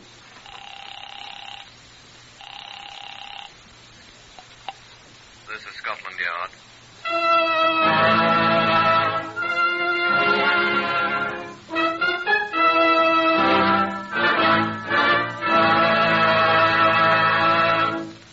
For the first time in its history, Scotland Yard opens its official files to bring you the true stories of some of its most important and baffling cases. These are the true stories. The plain, unvarnished facts, just as they happened, reenacted for you by an all-British cast. Only the names have, for obvious reasons, been changed. These broadcasts are presented with the full cooperation of Scotland Yard. Research on Whitehall 1212 is by Percy Hoskins, chief crime reporter for the London Daily Express. The stories for radio are written and directed by Willis Cooper. The voice you will now hear is that of Chief Superintendent John Davidson, who is in charge of Scotland Yard's famous Black Museum. I'm sure I don't know whether a woman's stockings come in pairs. That is, shaped separately for right and left foot as shoes are. And I fear I shall never know or remember if I do. However, I do know that this one was for the right leg. And I remember further that its color was described as dream dust. Why, I'm sure I don't know. Looks a sort of a light khaki to me. Now, this pattern is not woven into the nylon or whatever it is that women's stockings are made of. Let's lay the stocking out flat here so you can see what it is. There, you recognize it? That's right. It's an impression made in greasy mud of a tire, a motor car tire. Now, the people who first saw it were quite justified in believing that the young woman who was wearing the stocking had been struck and killed by a motor car. She was struck, but the motor car didn't kill her. I've asked Chief Inspector Patrick Bull here to tell you all about it. Now, Mr. Bull, if you please. About midnight on the 15th of August, 1948, leading fireman Horace Bertram Adler of Kingston Fire Brigade was driving alone on Somerset Road, Wimbledon, on his way home from a meeting of his lodge of Freemasons. It had been raining all evening, and on a particularly badly illuminated section of Somerset Road, Adler was startled to discover what appeared to be a body lying in the muddy roads ahead of him. He applied his brakes and approached it cautiously, halting his car, which was a Humber saloon, about 5 yards away, and dismounted. The body proved to be that of a well-dressed young woman. She was quite dead. A cursory examination by the light of the headlamps indicated that she had been struck by a motor car. Police from the Wimbledon station was summoned. Measurements were taken of the exact position of the body, and leading fireman Adler was released, it being obvious that his car had had nothing to do with the accident, if indeed it was an accident. The body was taken to the Wimbledon mortuary for further examination. I arrived at the mortuary about noon of the following day, the 16th. It was still raining. I wasn't happy about the assignment. I said so to David Brown, the police surgeon. Oh, don't tell your troubles to me, Chief Inspector. I'm supposed to be off duty today, too. But yesterday was the day my relief chose to sprain an ankle playing tennis. So here I am. Tennis at his age. And don't raise a row about coming in here at noon. I've been here since 8 a.m. Pity for both of us to have to be here. Well, what else are you going to do on a day like this? Might as well work. Well, here we are, working. And the other people from the yard have been here since the crack of dawn. What did they find out? Not much. So far, nobody's been able to identify her. Well, it's a hit-and-run case, of course. Obviously. These her clothes? Aye. Pretty good clothes, they seem to be.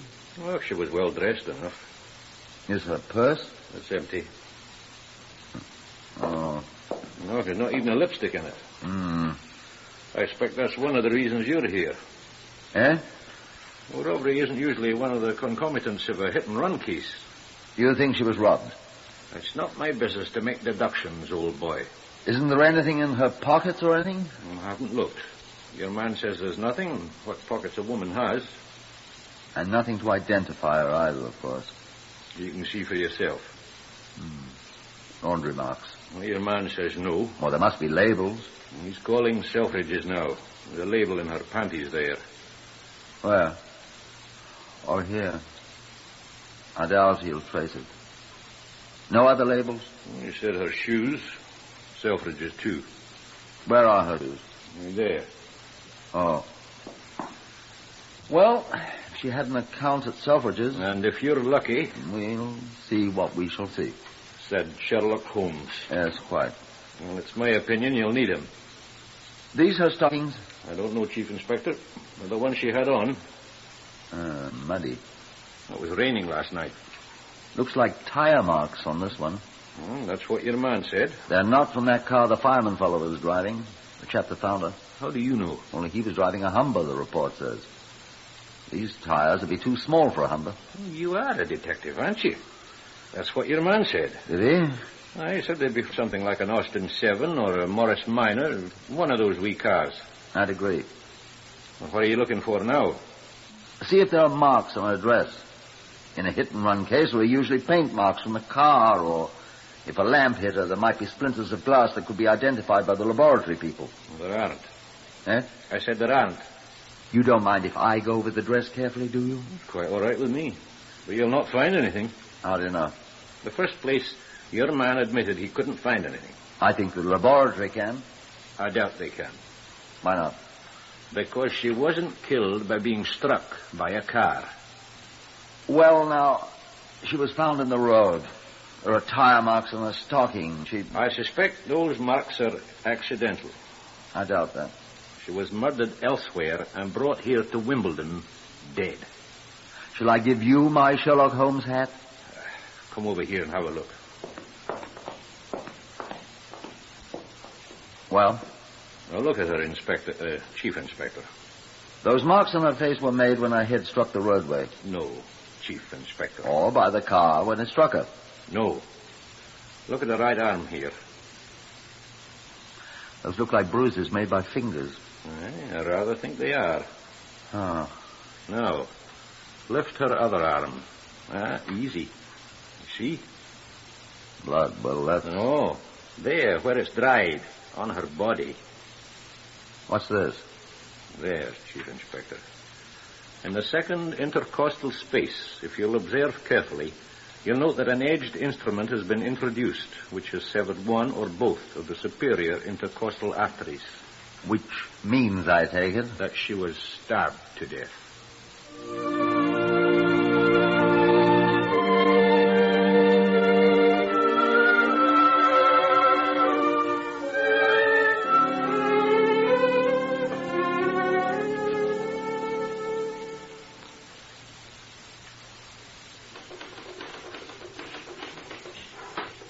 This message for general circulation. Information required. Any person having knowledge of the name and movements, July the 14th or 15th, the following female person is urgently requested to notify Chief Inspector Patrick Bull, CID, New Scotland Yard, W1, at once. The woman's age, about 30. Reddish hair, brown eyes, height about 5 foot 2 inches. Weight 103 pounds. Last seen wearing the following clothing. Black dress. White blouse. What do you call that stuff her blouse is made of? Nylon jersey, sir. White nylon jersey blouse. Red artificial flower. Rhododendron. Cerise rhododendron. Cerise? Mm-hmm. Cerise artificial rhododendron on left shoulder of blouse. Large white open-work hat. Lace gloves. Ecru. All right. Ecru lace gloves. Transparent. Platform shoes. What do you call that color? Oyster, sir. Revolting. Stockings, ecru? Dream dust, sir. Dream dust? Dream dust, sir. Right, dream dust then. And carrying a large purplish handbag. Cyclamen, sir. Cyclamen, I mean. All right. Put down cyclamen. I only hope people will understand what we're talking about. Women will, sir. There's only one thing, sir. What's that, Miss Sears? Was she really wearing an outfit like that? With red hair? And green cami knickers. Beg your pardon, sir. Cami knickers haven't been worn in England since before I was born. Oh? And her lingerie is pistachio, sir. Good Lord, no. Well, write it down.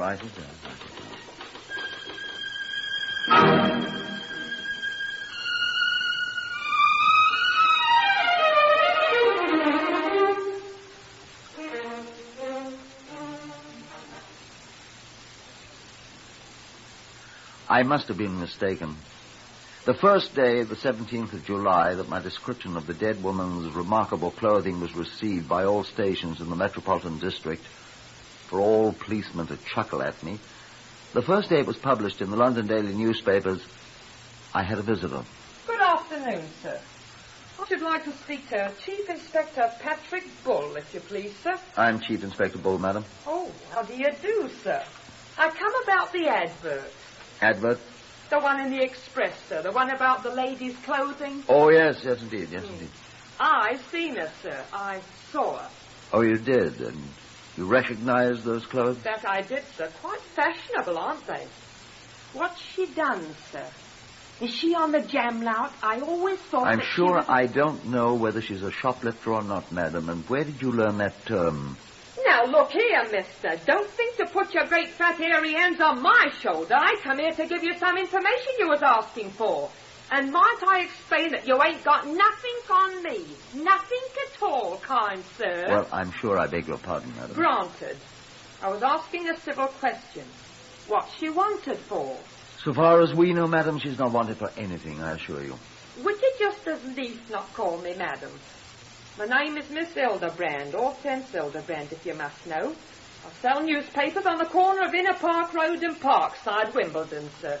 That's how I happened to see this advert of yours, and thinking there might be a bit of spare cash in it. There's no reward offered, and, Miss Hildebrand... Well, in that case, I may as well be back to my work. I am prepared to offer... £1, I'll take it. Thank you. Well, now perhaps you'll tell me who this young woman with the extraordinary clothes is. I don't know who she is, I'm sure. What? Now, sir, I don't know what her name is. But I see her quite often near my corner, and I seen her the day before yesterday. The 15th, just like it says in the advert. Having knowledge of the name. I don't have any idea of the name. And movements, I can describe them to you as of 10:30 on Monday, July the 15th as ever was. For I was talking to her for full 5 minutes just before it started to rain. And to that I'll take my oath. Go on, please, miss. Hildebrand, Hortense Hildebrand, sir. What did you talk about? Lord love you, sir, I couldn't get my mouth open. She done all the talking. What did she talk about? About money, sir. Money? And men, or a man, I mean. What was his name? She didn't say, sir. But he was trying to borrow some money from her, she was saying. Said she wouldn't find her giving money to a man. Not her, she said. Not a wooden threepence, to which I agreed. Yeah? She showed me her handbag. Oh, that gorgeous cycleman one in the advert, sir. And... Yes? She must have had £50 in it, sir, as well as about £1.50 of hard money. I fair goggled at it. I hadn't seen that much ready money since my aunt died. She had 2 insurance policies. Will you tell me more about this young woman, please? Well, then it started to rain, and she said, oh, bother. But the man came up. What man? The man that wanted to borrow the money, I expect. So she says, good night, Miss Hildebrand, and I hopped in the van and they came away together. What's this about a van, please? Oh. Well, it was a little van. It looked like it had been, I don't know, Morris Minor or an Austin 7 with a van body built onto it. And it was green. I could see it was green. And did you see the man? No, sir. I couldn't see him. You're sure it was the woman described in the advertisement? Lord love you, sir. I see her at least once a week. And I couldn't forget them clothes, could I, with that red hair? Well, thank you very much, Miss Hildebrand. You've been of great assistance. I'm sorry you don't know her name. No, sir, I don't. I hope you get her, sir. I never liked her looks. What did you say she'd done? She's dead, madam. Oh! Lord love and dust, the poor thing.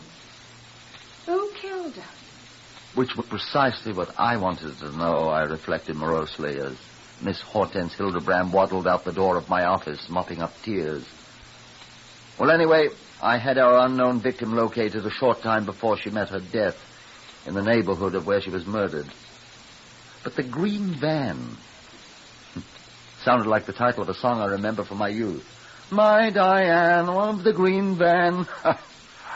Yes, seriously now, there must be at least 10,000 green vans in London. Then the door was pushed open again, and Miss Hildebrand was back. I remembered something else, Inspector. Oh, and what this time, Miss Hildebrand? About the van, sir. What about it? It had a shoe on it. A what? A great shoe. Like you wear on your feet. Painted on the side. Well? So all you have to do, sir, is find a green van with a shoe on it, look inside, and there'll be your murderer, sir. That's all.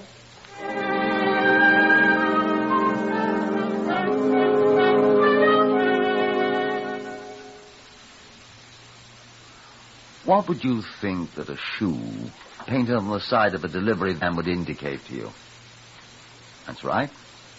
Someone who deals in footwear or repairs it or... In the telephone directories of Greater London, there are 276 pages devoted to the practitioners of the profession of St. Crispin. The number of shoe shops, bootmakers, cobblers, cordwainers, and dealers in leather findings is astronomical. And amongst all of them, there are probably 3 who operate a small green delivery van with a shoe painted on its side. I contemplated suicide. But I found myself seated in a bombed-out cellar that had formerly housed a famous pub, along with John Davidson, the Black Museum man, and David Brown, the police surgeon from Wimbledon. I drank beer, Brown imbibed ginger beer. John Davidson, not to be outdone, drank both. Shandygaff, my friends, is pure nectar, and that brochure. Well, you can have it, sir. I'll take my beer bitter. And my ginger beer unadulterated by it. You boys have no imagination. My imagination staggers at the thought of interrogating every person in London remotely connected with boots and shoes. And saying, what color are your vans, sir, to each of them? Well, somebody will say green. By the time we get to him, he'll probably have it painted amethyst. Have you started looking for the owner yet, Patrick? This morning, sir. No results, of course. I've heard of none. How many of these people will you have to see? About 40 billion, roughly. Seriously? Well, I reckon actually about 10,000. Perhaps 11. Don't you think so, David? 12, I should think, at least. How many are there in the Metropolitan Police? Not enough. I just finished reading Sir Harold Scott's report. How many? 15,647, including 67 pensioners and 122 auxiliaries. That many? Well, that was last December 31st. I should say we gained a few since then. That includes chief superintendents, police surgeons, chief inspectors, all sorts of persons who couldn't be expected to go around knocking on doors and asking questions. Signalers, laboratory technicians, motor car and motorcycle drivers. Well, say only half of the full 15,000 are effective to you. 8,000. At that rate, if my guess is correct, about the number of people to be called on. Each one would have only about a call and a half to make. Oh, that's not such a tremendous job. Especially when you're sitting here drinking ginger beer. Well, don't you feel better, Patrick? It isn't quite as simple as that, sir. Nor as hopeless as you thought, is it? Well, sir, I must admit. But what if that wasn't a shoemaker's van? Set your mind at ease about that, Chief Inspector. What do you mean by that? When you telephoned me about this shoe business idea, I popped down round the corner and borrowed a shoemaker's knife from the cobbler. And? I tried it on the wound. Oh, did you? It just fits. So I rather suspect that our killer used the shoemaker's knife, too. Has your cobbler a green delivery van? Have another shandygaff, sir. How's your advertisement going, Patrick? Only the one reply, sir. Miss Hortense Hildebrand. And she doesn't do so well on names, sir. No, she didn't know the girl's name nor the name on the shoemaker's green van. Too bad you can't find the girl's name. Might save us a lot of trouble and effort. How? Some of her friends might have an idea who the man is. The man with the shoemaker's knife. Oh. You know, those clothes of hers. How a woman dressed like that could escape notice wherever she went. Fantastic. I could tell you how clothes like that might escape a great deal of attention. How, sir? How, sir? Well, if they were worn where other women wear clothes of the same general appearance. Where would that be, sir? Now, let me make myself clear. I'm not an expert on the kind of clothes worn by... By whom, sir?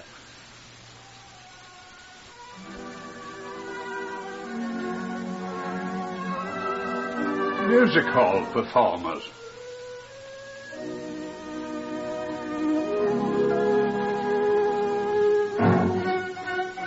A music hall performer. Of course.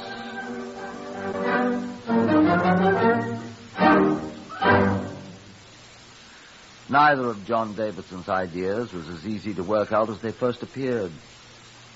If I could be permitted, I think I should have to say that there's many a slip betwixt an idea and the relic of a crime hung on the wall of the Black Museum. But John was right, as I must admit he usually is. Took many days of hard work to ask about the green van of all the names listed in the telephone directory. I would have been inclined to give up and start afresh, but Miss Hortense Hildebrand knew what she had seen and was quite vocal about it. I know what I saw, Governor. I saw the red-headed girl with the artificial rhododendron climbing into the little green van. And drive away, she said. And drive away. But I don't know her name, sir. On the 26th day of our quest, after 3,165 firms had told investigating policemen that they either had no green delivery van or had one of the wrong size and general description, I received a telephone call from a constable who had been making inquiries in Putney. Is that Chief Inspector Bull, sir? Yes, it's Bull here. It's Constable Beeler here. Who? Beeler, sir. Constable Beeler from the communications room. Yes. I was assigned to go out and ask questions, sir. I'm afraid many of us have that job. And Yes. I found him out, sir. What's that? Yes, sir. He's a Mr. Colfax, sir. Colfax. He's a music hall proprietor here in Putney, sir. Putney. Yes, sir. The woman's name is Sheila Colfax, sir.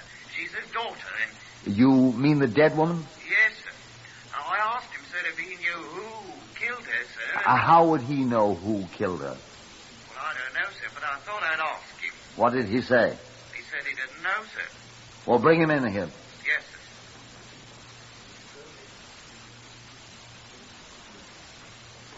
He doesn't want to come, sir. Why? Well, sir, he hasn't seen hide nor hair of her for 2 years, he says, and he don't want to see her now. Isn't that right, sir? Yes, he doesn't want to see her. Why? Him and she's estranged, sir, so they don't like each other. Look here, Constable. Ask the gentleman where he was on the night she was murdered, the 15th of last month. Don't alarm him.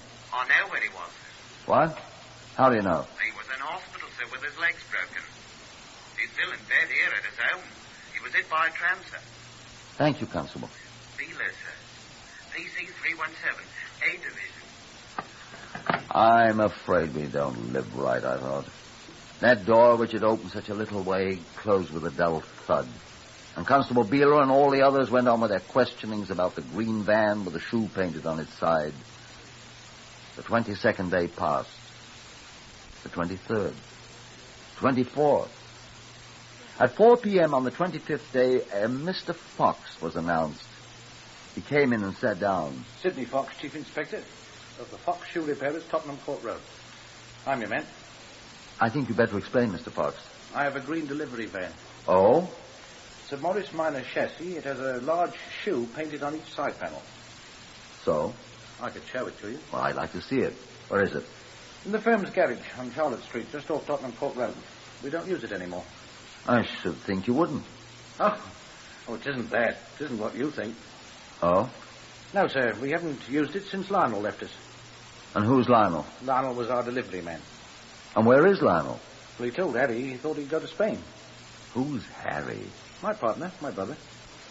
I wish you'd be more frank with me, Mr. Fox. Why is this Lionel going to Spain? Did he leave your employ of his own accord, or did you discharge him? Well, I'll tell you, Inspector. Lionel stole, let us say, embezzled, a sum of money from us, a considerable sum. I see.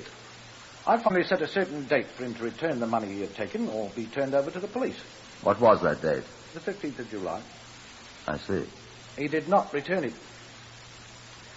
Well, he didn't even come back to the shop. But Harry told me Lionel had assured him he'd have the money that night. He knew where he could get it. He didn't say where? No. How had your brother seen him if you hadn't, Mr. Fox? We always allowed Lionel to keep the van at night. He and Harry both live in Euston, and he always drove Harry home at night and back to the shop mornings. Where did he keep... He kept the van in his own garage. Is Lionel married? He had been. Well, the next day... 16th? Yes. Harry drove in alone from Euston. I said, where's Lionel? Where was he? Did a bunk, Harry said. Oh? Harry said about 6 in the morning, Lionel came to his house and waked him. Said he was sorry. He got some money, but it wasn't enough. Told Harry he was leaving. Going to Spain, he said. Couldn't stand the disgrace and all that. Said the car, the van was in his garage. Here are the keys. Bang over, he's off. And what did Harry do? Well, he went over to Lionel's garage. There was the van all freshly washed and... Washed? And Harry drove it in. We've kept it in our own garage ever since. If Harry wants a ride home, he can buy one. And where was this Lionel going to get the money to repay you, Mr. Fox? The money he didn't get, so he washed the car so carefully and went away to Spain. Well, from his wife, I suppose. His former wife. We saw her quite often. Oh? Daughter of a rich theatre owner in Putney. What was her name? Colfax, I think. Come along, Mr. Fox. Let's go and have a look at your green van.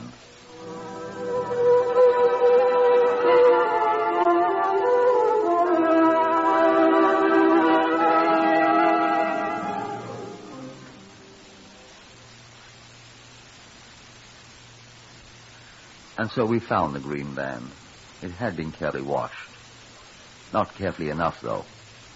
There were bloodstains in the cab, and David Brown proved they were the same blood type as that of the murdered woman.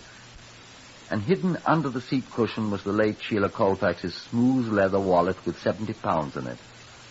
Not enough to give to Sidney and Harry Fox. There was a bloody fingerprint on the leather. It wasn't hers. And out in Lionel's garage where the car had been, the good Constable Beeler found a knife. A shoemaker's knife. Just like the one David Brown had tried on Sheila Colfax's body. The blood on it was her blood type, too. Oh, yes, and we found Lionel. He was hiding in the garage with a great tin of biscuits, a round of cheese, and a jug he refilled daily from the tap, he told us. The first thing we did was check his fingerprints with the one on the leather wallet. They matched, of course. So we arrested him. And when he'd shaved off his guilty accumulation of beard, he was brought to trial. It took the jury 15 minutes to bring in a verdict of guilty.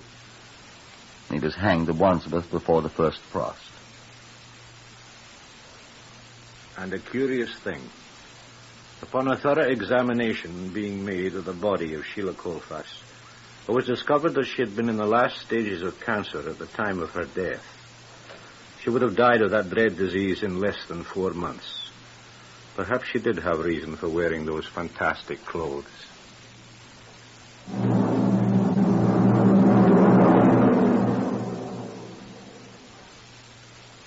Heard on Whitehall 1212 today, Horace Braham as Inspector Bull. Others in the order of their appearance were Harvey Hayes, Pat O'Malley, Beulah Garrick, Lester Fletcher, and Guy Spall. This is Lionel Rico speaking. Whitehall 1212 is written and directed by Willis Cooper.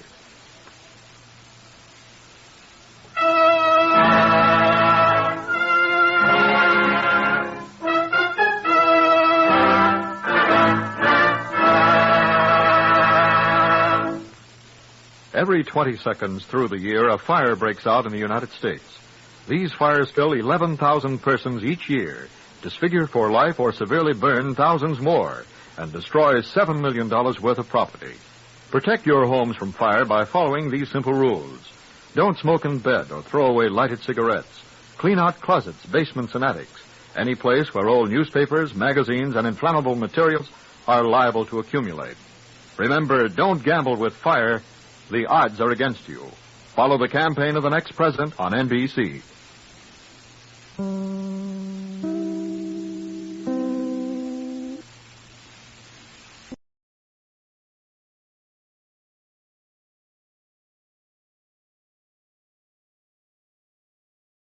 Mode, adapted by Betty Davis from the novel by Patricia Moyes. The offices of Style magazine, sometime in the early 1960s. Oh, Teresa, what's this word? Bullfightish. Bullfightish colours. Gorgeous in a maid's night out sort of way. Well, that's what the clothes look like. I leave you to translate my basic English into stylese. Oh, I wish we could print that as it stands, but... Colour scheme of Mantia black and picket all red. Dazzling for the woman who dares. How clever you are, darling. Mm-hmm. Oh. I suppose you'll be here all night. I shall certainly be here all night. I always am when we get out the Paris collection number. Assistant editor, Star Magazine, speaking. Yes, she's here. It's Michael for you. Oh. Hello, darling. Well, Marjorie's got the art editor with her at the moment. Miss Masters, can you spare me a few minutes? Oh, with pleasure, Miss Field. I'm summoned to the presence. Right. Here we go. Into battle. Okay for Dumpling Debs, but basically old hat. Oh, if only we could say that. Let's see. Classic in the modern manner. That'll do. Oh, damn. I've caught a cold and it's nearly midnight already. Oh, I loathe collection night. The good old shift hacked round the hem with pruning shears. Hello, Ernie. This is Miss Pankhurst. Oh, please come and get my thermos and make me some fresh tea. At once.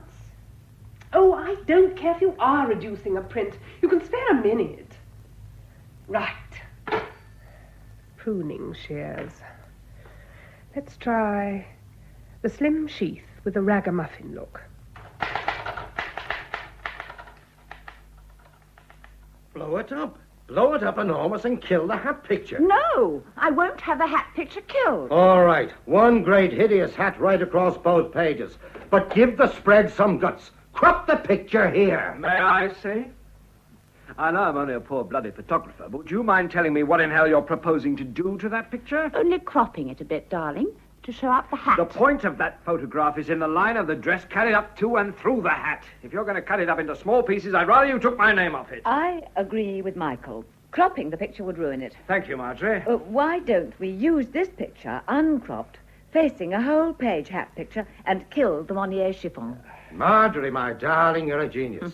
Donald Mackay. Yes, Mr. Walsh. Take all these bloody layouts and burn them, you miserable Scotsman. That should give us 10 minutes peace. Well, I think I'll go and freshen up in the restroom, Miss Field. I'll be there if anyone wants me. Yes, Miss French. Hope we've sent Ernest home, Michael. Surely all the darkroom stuff is done by now? He left 10 minutes ago. Good.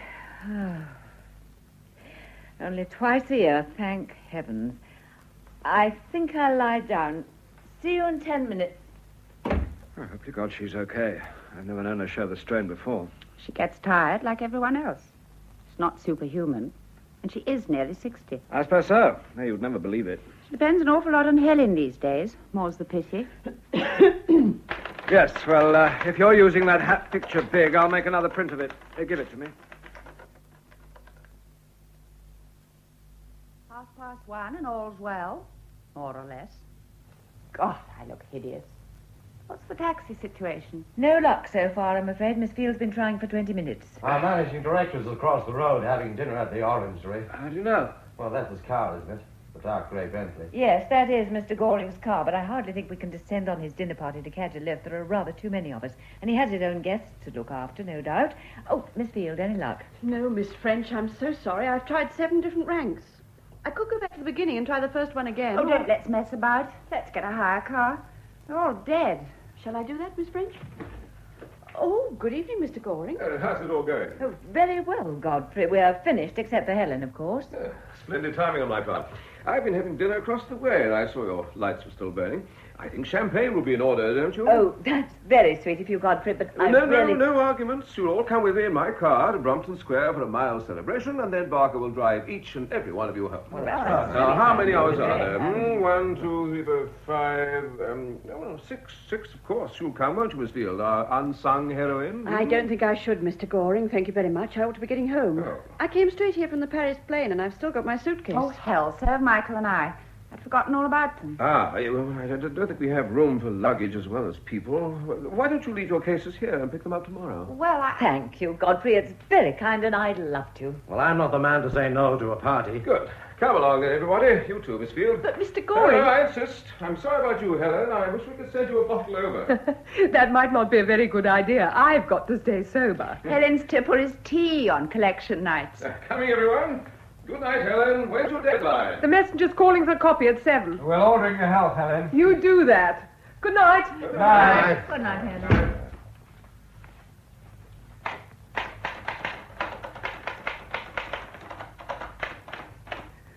Oh, God. Oh, dear God. I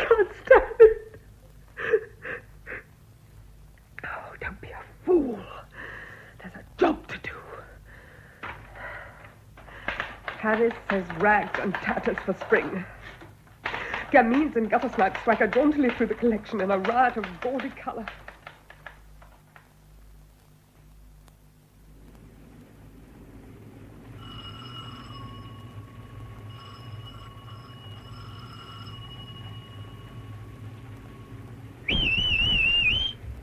Morning.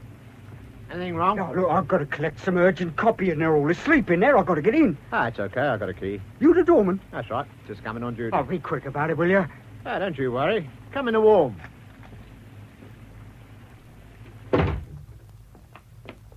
I will soon see what's up.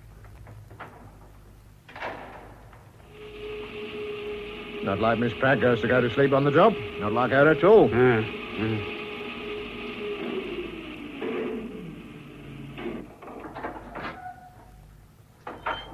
Just a minute. You wait out here and I'll have a word with her. You'll get your copy, don't worry.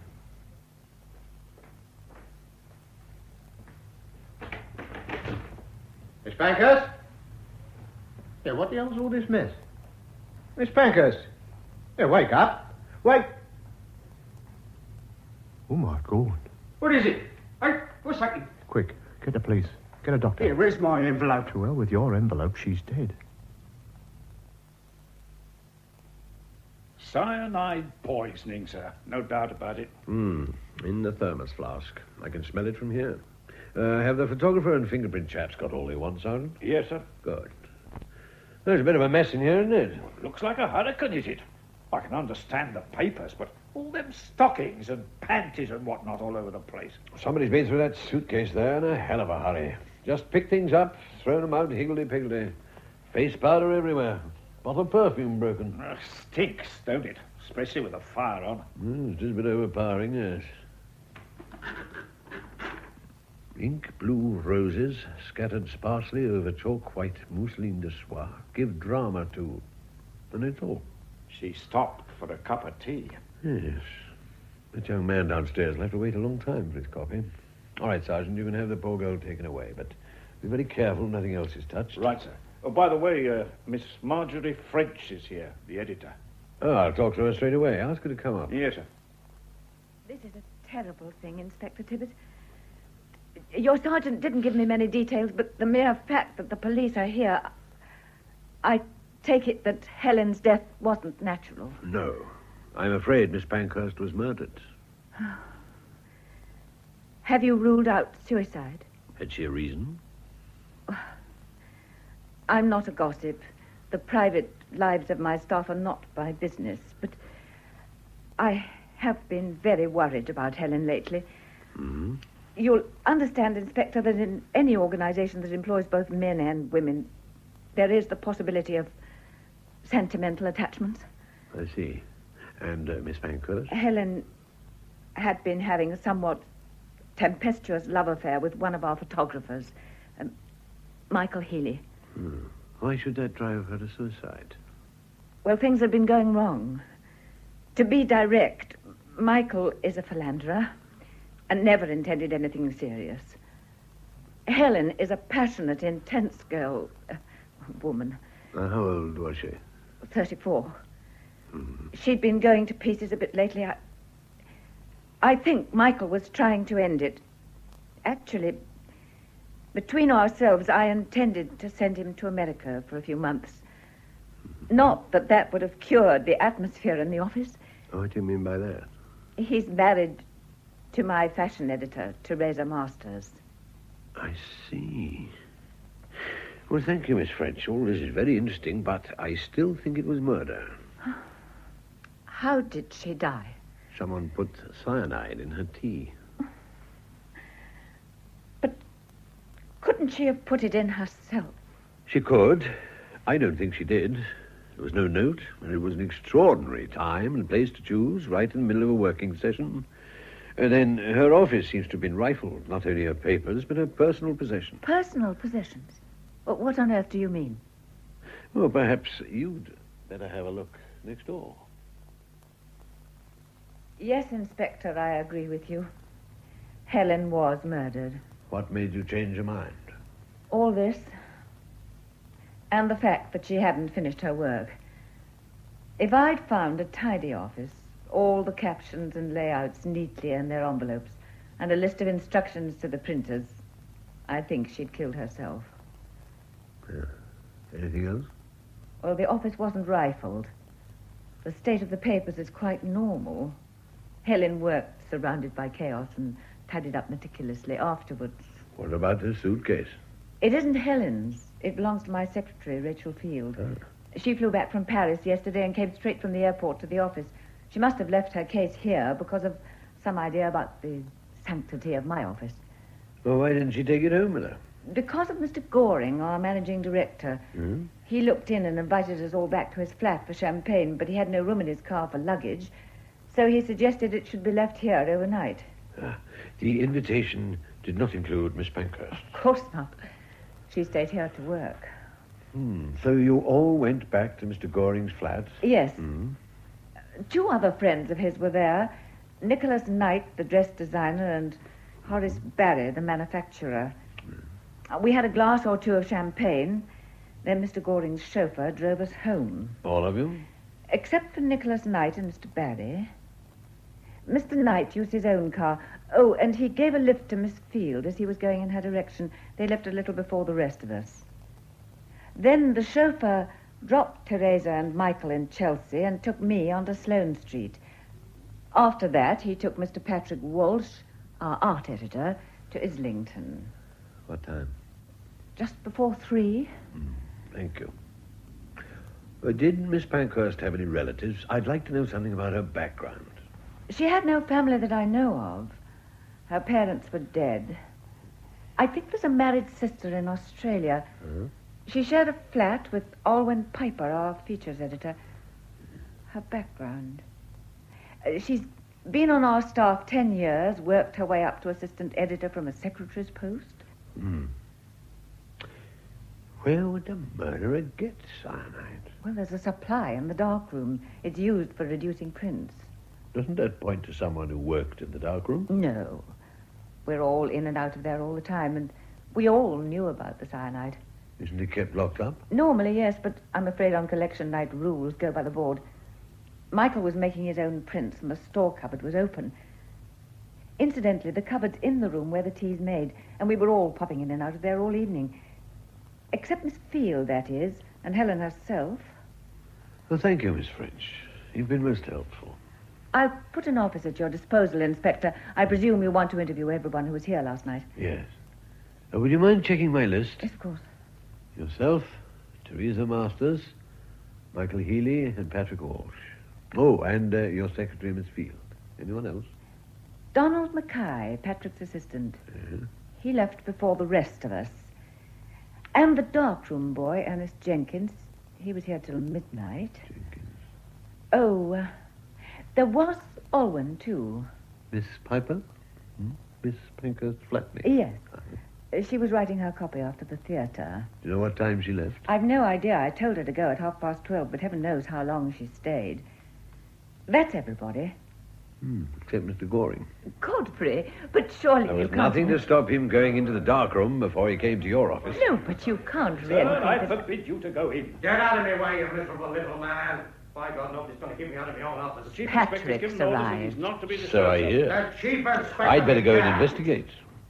Who the hell are you? Chief Inspector Tibbet. I presume you're Patrick Walsh. You damn well presume right. Now, will you get this fool of yours out of my way and let me into my own office? No, I won't. There's been a murder. A murder? Why did nobody tell me? Who is it? Helen Pankhurst. She was poisoned. Helen? Helen, my darling, my beautiful. It's not true. It's not true. I'm afraid I'll have to ask you to make a statement, Mr. Walsh. Yes, of course. Now, when did you last see Miss Pankhurst? I didn't clap eyes on her all evening. Last time I saw her was lunchtime. I took her out for a meal. She needed it. Poor kid. Why do you say it like that? I say what I damn well please. And nobody's going to go around slinging mud at the poor girl after she's dead. Who was slinging mud? No one, not a living soul. You liked Helen? I loved her. Do you know of anyone who disliked her? No. You sure? Of course I'm sure. Everybody loved her. Including Michael Healy and Teresa Masters? What filthy lying bastards have been saying things? It's not true, do you hear me? Not a bloody word of it. I have no idea what you're talking You about. know damn well what I'm talking about. I'm not saying another word. You can't make me. Oh, very well, we'll leave it. About the cyanide, I suppose you know where it's kept. I know where the dark room store cupboard is. Oh, will you show me? All right. This way. This is the store cupboard. Everything's kept here. Unlocked. Poison, is it? Yes?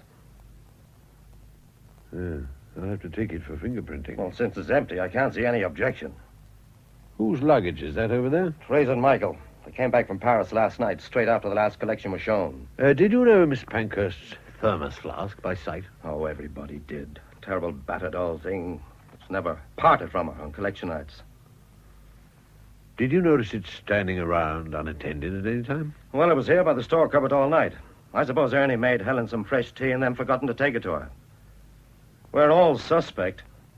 Any one of us could have slipped cyanide into it. And don't ask me how I know. The poison was in our tea. You as good as told me. Agreed. Now, tell me about the party at Mr. Goring's last night. Oh, damn silly business. Sipping genteel champagne with us simpering fools and vulgar bloody upstarts. Such as? Oh, Nicholas Knight and Horace Barry. Oh, Godfrey may have to be civil to them in the name of the great god advertising, but I don't see why we... Just tell me what happened.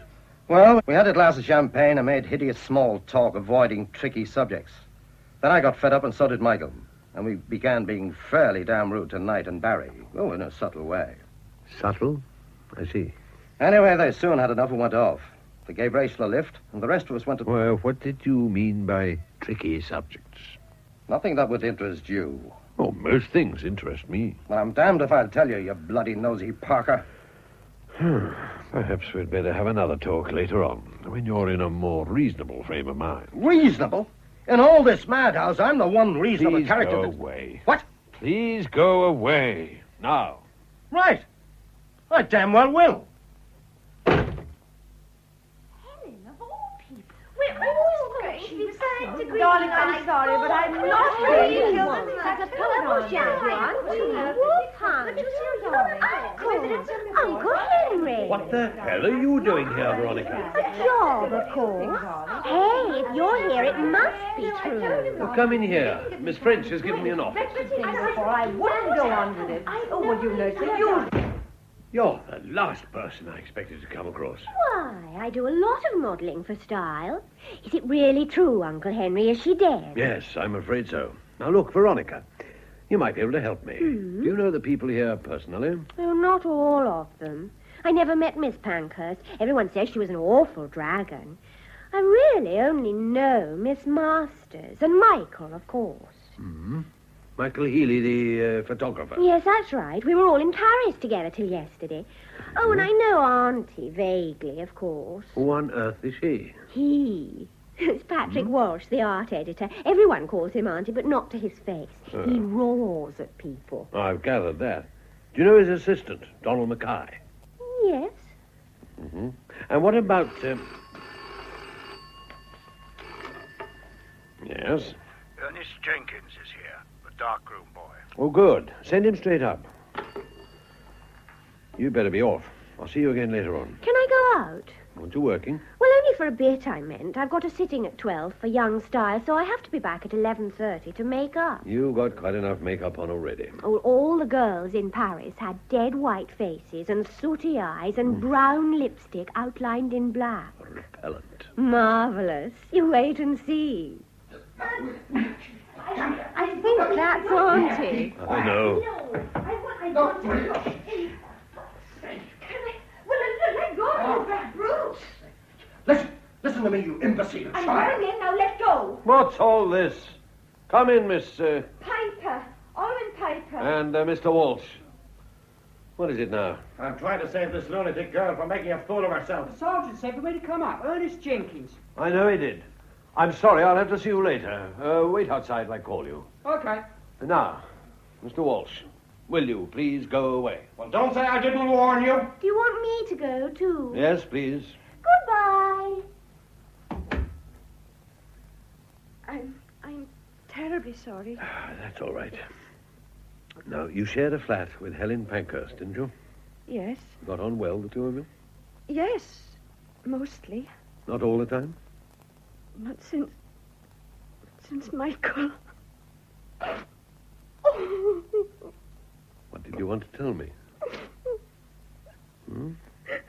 I know about Helen's affair with Michael Healy, you know. You do? How? Never mind. What I don't know is whether it has anything to do with the case. Oh, of course it has. He killed her. What? He was ghastly to her, and she was desperate. That's why she killed herself. She didn't. She was murdered. But that can't be true. Oh, who on earth would murder Helen? That's what I want to know. Now, will you please tell me all you know about Helen and Michael Healy? It started about 6 months ago. She never used to go out in the evenings without telling me where she was going. We'd always been such friends. When did you first meet him? Well, that's a funny thing. She'd known Michael and Teresa for ages, long before she knew me. And she used to go out and say she was dining with the Healys, and I believed her, though I felt annoyed they kept asking her out so much and never included me. Mm-hmm. And then one night, when she was supposed to be there, I saw Teresa at the theater. Not Michael, just Teresa. So I knew Helen was with Michael alone. Did you tell her? No. I just asked after Teresa when she got back, and she said, oh, she's fine. She cooked us a wonderful dinner. So naturally, she said it. I'd never known she was lying. Did Mrs. Healy know? Teresa? Well, sometimes I thought she must know, but they still seemed so friendly. I think that may be why Helen didn't leave a note, so as not to hurt Teresa. I have a feeling that you started these rumors, Miss Piper. Well, why shouldn't I? For Helen's own sake. She'd been desperately unhappy. He was getting tired of her, and I still haven't told you the worst. The worst? The doctor will find out, of course.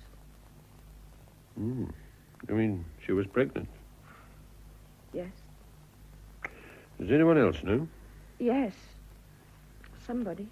Who? I don't know. She told someone, but she never told me. And how do you know? It was yesterday. She was at home in the afternoon because she had to work all night. I went back to change for the theater, and I heard her on the phone. What was she saying? I can remember every word. She said, the doctor says it's quite definite. I don't know what I'm going to do. He'll never leave her. I wish I were dead. I see. Any more? Oh, she must have heard me. She said, I can't talk anymore, and put the phone down. And then? I went into the room and asked how she was, and she said fine, apart from a cold, and then she went into the office.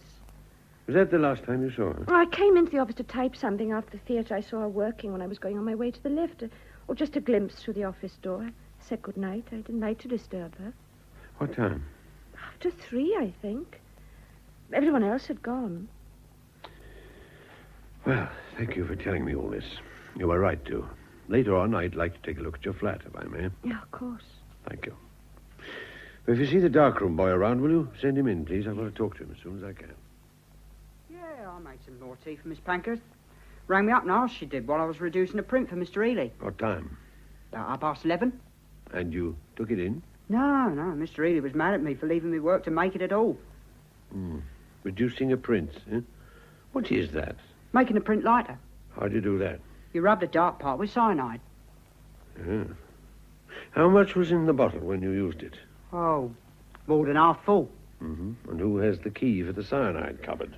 Well, last night was collection, see, so Mr. Ely had it. Well, that's to say the cupboards was all open and I took what I wanted. And Mr. Healy didn't lock them up when he left? I don't know. He sent me home at midnight. Oh, I see. Thank you, Annie. Where'll you be if I want to see you again later? In the dark room. Worse luck. Cheery, bye. How well did you know the dead girl, Miss Masters? Oh, very well. We were very friendly. Both you and your husband? Both of us. Especially Michael, of course. Why, of course. Inspector, I know that all sorts of silly rumors were going round about Helen and my husband. Some of them may have reached you. Have they? Well, anyway, they're not true. They used to dine together occasionally. Or maybe there was a mild flirtation, but if so, it couldn't have mattered less to any of us. My marriage is perfectly happy. Helen was my friend. Well, since you knew her so well, can you tell me anything about her other friends? Well, no, I don't think she had any outside the office. Patrick's adored her for years, of course, and Alwyn had a sort of schoolgirl crush on her. They were a strangely assorted pair to share a flat. Oh, that was only because Helen was so good-natured. When Alwyn came to Style a year ago, she had nowhere to live, and Helen put her up.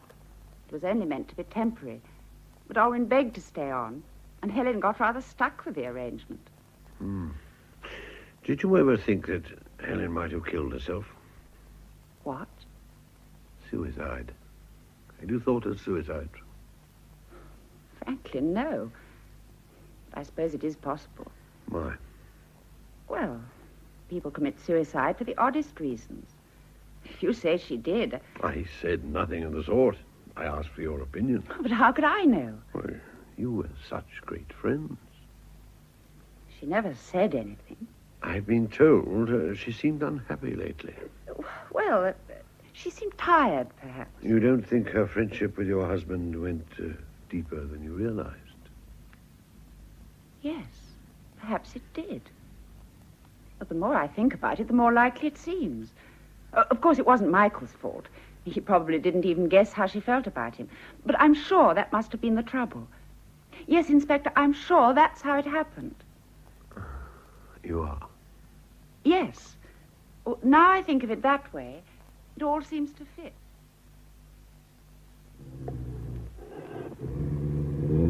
No, that blasted cheetah's no good down there. No point in having a wild animal in the shot unless we can see it. Honey, make the bloody thing get up and prowl towards the camera. Oh, I don't like to, Mr. Oh, Ely. Go on, Poppet. Walkies. Yep, that's marvellous. Hold that. Little smile, Veronica. Head to the left. That's it. Wonderful. Yeah. Now kick the beast again. Oh, I didn't kick him, just sort of prodded gently. Push, push. No, it's no good now. He's gone to sleep. Oh, never mind. Leave it alone for the moment. At least it's quiet and I've got to reload. Ernie, reload. Okay. Ah, there you are, last. For God's sake, do something with this animal of yours. Of mine? For the next reel, I want it standing up. Can it rear on its hind legs? I'm afraid I... Oh, here she is. Here, I've been looking everywhere. Do you know there's a policeman downstairs? Well, how's my beauty, then? Here, I hope she's been a good girl. She's been a bit fractious lately, constipated. Off her food, you know. Oh, she's been as good as gold, haven't you, Poppet? Oh, I wouldn't tickle her ears, miss. Right, let's get on. Veronica, darling, more to the left a bit. Fine.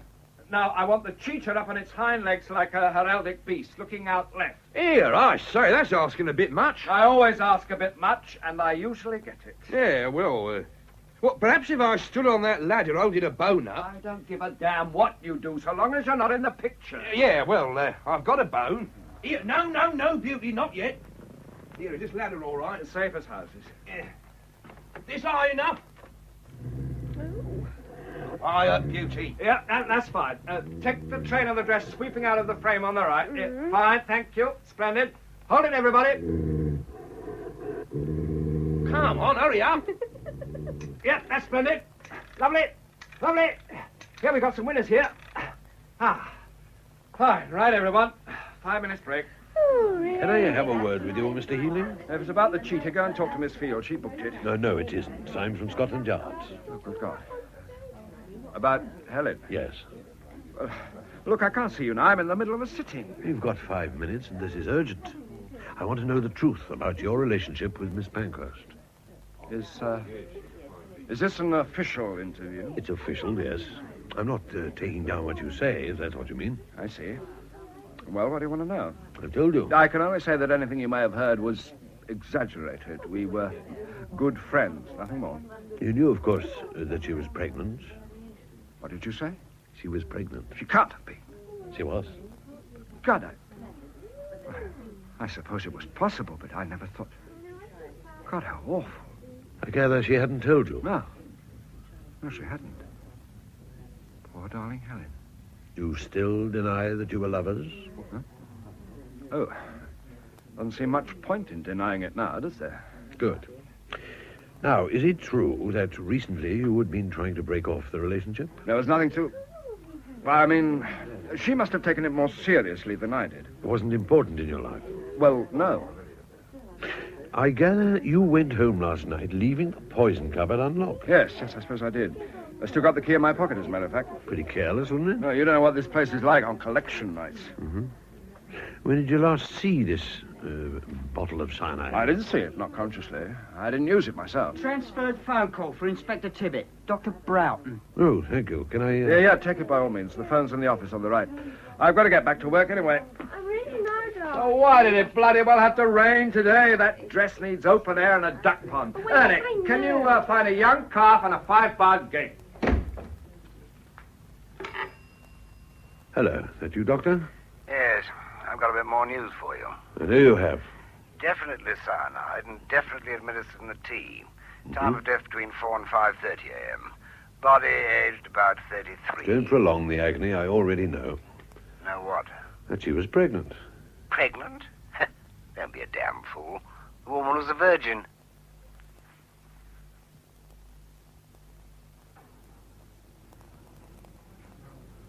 It was very kind of you to ask me to lunch, Mr. Goring. My dear Inspector, pleasure. Not a bad burgundy, is it? Excellent. You're being very abstemious. Yes, I usually am, but I trust that won't deter you. Now, you must tell me how I can help you over this shocking business. Tell me about Helen. Well, she came to us as a secretary nearly 10 years ago. Marjorie French noticed her and suggested she be promoted to the executive staff. I interviewed Helen and was very impressed. She was an exceptional girl. She became editorial assistant, then sub-editor, and then assistant editor. Had she lived... Yes, Mr. Goring? Well, this is very much in confidence, Inspector. But had she lived, she might have become editor when Marjorie retired. As it is, Teresa Masters will get the job. Is Miss French retiring too? Well, again, in confidence, she is a sick woman. Her doctors have ordered her to stop work within the next 2 months. Of course, the question of her successor has been under discussion for some time. You see, I believe in promotion from within. So the choice of her successor lay between Helen and Teresa. Marjorie favored Teresa. I thought she was wrong. From that point of view, Helen's death was a great personal tragedy for me. I'd been told she was emotionally involved with another member of the staff. If so, that wasn't my business. Godfrey, my dear, whatever is all this? Oh, I beg your pardon. Hello, Nicholas.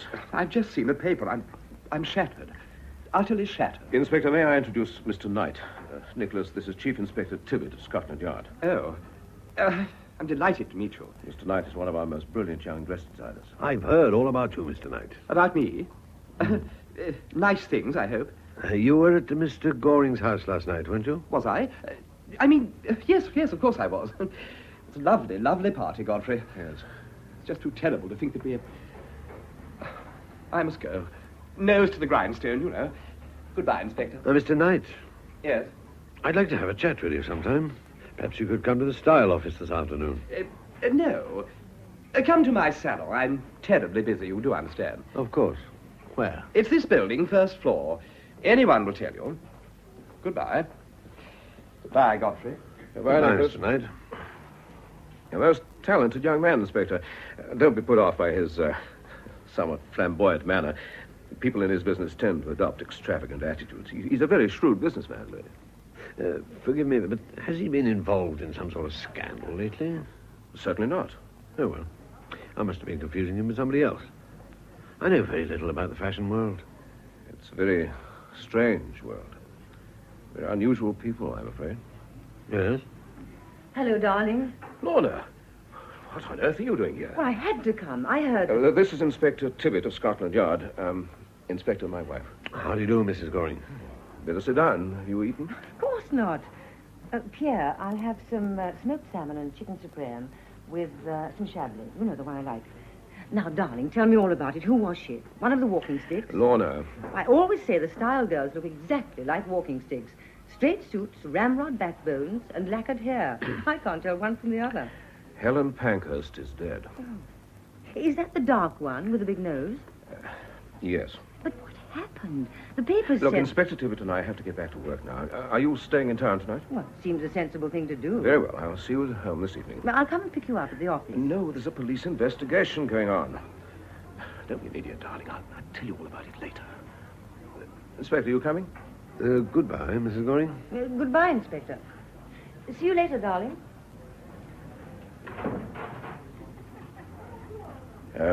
If my wife should come to the office this afternoon, visitors are not allowed, are they? If your wife wishes to come in, Mr. Goring, I'm sure... No. I'd rather she was not allowed in. There you are. I'll tell the sergeant. Thank you. Thank you, Inspector. Thank you very much, Miss Field. A very clear and concise account, if I may say so. Thank you, Inspector. Is there anything else? Well, if you don't mind, I'd like to talk about your suitcase. My suitcase? What about it? You left it in Miss Pankhurst's office, didn't you? Yes. Well, what was in it? Haven't you searched it? Just things from Paris, clothes and so on. Can you think of any reason why someone should want to ransack your suitcase? What? What do you mean? Well, I think you'd better see for yourself. Is Helen... No, it's all right. There's nothing there except, well, we'll see. Come in, Miss Field. Why, my things. How dare he? He? Well, must have been a man, mustn't it? Not necessarily.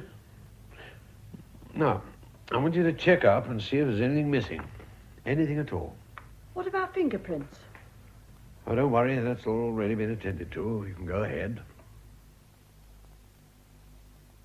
Everything seems to be here, Inspector. Can I take the case away? Certainly. Not very secure, is it? The lock's weak and I've packed it too full, I'm afraid. It's liable to burst open. I think it'll stay put now. Miss Field, would anyone else have had an opportunity of putting something into your case in Paris without you knowing? Oh, yes. On these trips we use our hotel rooms as offices. Everyone keeps wandering in with queries, especially to my room. And there's one person who was there practically all the time I was packing. Oh, who? That model girl, Veronica Spence. Terribly sorry to have kept you waiting, Inspector. I'm desperately busy, as you can see. I don't suppose you can tell me very much, Mr. Knight, but as an interested outsider, your opinion might be valuable. Oh, anything I can do. Yes. Did you know Helen Pankhurst? Oh, hardly at all. I know the fashion staff of Style intimately, of course, Teresa and the others, but Helen's was an office job. I'm trying to get at a true picture of the relationships between the people involved. What do you mean? Miss Pankhurst's relationships with her colleagues. Oh. Well, I'll tell you all I can. Of course, you realize the fashion world is a curious one. So everyone keeps on telling me. Well, it isn't that people aren't what they seem exactly. It's more that they exaggerate what they are to the point of absurdity. I had noticed. Oh, I mean, take Patrick, for instance. He's an utter fraud. He's just an ordinary pig-headed Irishman. He's been forced to turn himself into a character. And take Teresa and Michael. What sort of marriage is that? Well, what sort is it? A farce. Teresa has the money, of course, but she's solid boned from the neck up. Michael's always had all sorts of other interests. What do you mean? Oh, this and that. One hears rumours. What rumours? Well, it was all pretty vague. He has nothing in common with Teresa, never had. I see. Tell me about the party. Party? What party? I understand Mr. Goring asked a number of people back for a drink last night. Oh, that. Yes, he did. I've been working late up here, and about midnight I went down to the pub underneath for a nightcap. By the pub underneath, you mean the Orangery? Yes. It's useful if one lives here. Pretty pricey pub. Anyway, at the Orangery, you met Mr. Goring. Well, he just finished dinner with Horace Barry. Both in crashingly good form, I regret to say. What does that mean? Oh, Godfrey was doing his hearty one of the boys act. Must be hell on tonic water.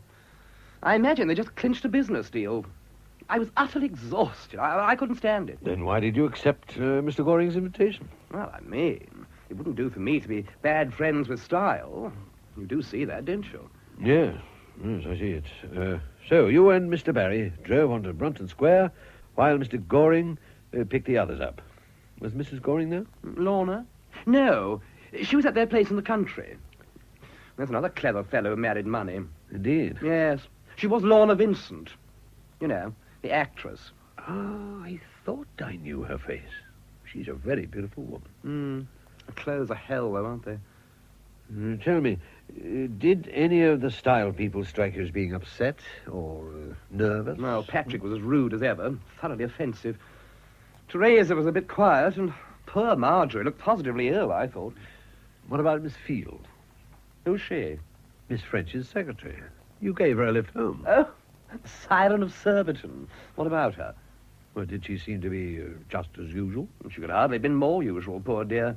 I don't really know. I never met her before. So, you dropped Miss Field and Mr. Barry, and then came back here.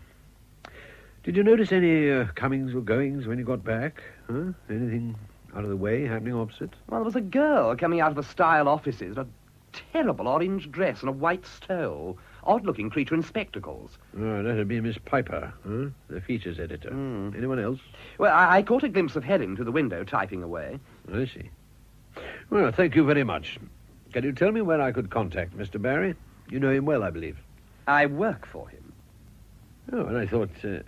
you design on a pretty high level. And he makes mass-produced clothes to sell in Wigan. Oh, you don't understand, Inspector. That's where the money is these days, in the mass market.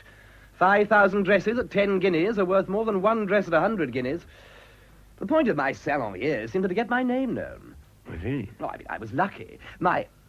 A friend produced enough money for me to start up here. I really knew I'd arrive when Barry asked me to design his wholesale collection. You see, I have, a flair, if you like, for translating Paris designs for my customers.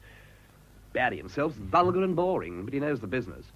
Where do I find him? 286 Pope Street. Were you in Paris last week, by the way? Certainly not. I never go to Paris. Everyone knows I was here the entire week. There's no need to get so excited. You said you translated some of the designs, so... I have an eye. I look at the photographs and I can see the cut. I can see the seaming. I don't need a toile. Toile? What's a toile? It's the model made and cut exactly as the original, but in cheap cotton. Manufacturers buy them in Paris, and very dear they are, too. So you make Paris copies without buying toiles? Well, there's no law against it. I work from photographs. That must save you a lot of money. Well, thank you, Mr. Knight. This has been most interesting.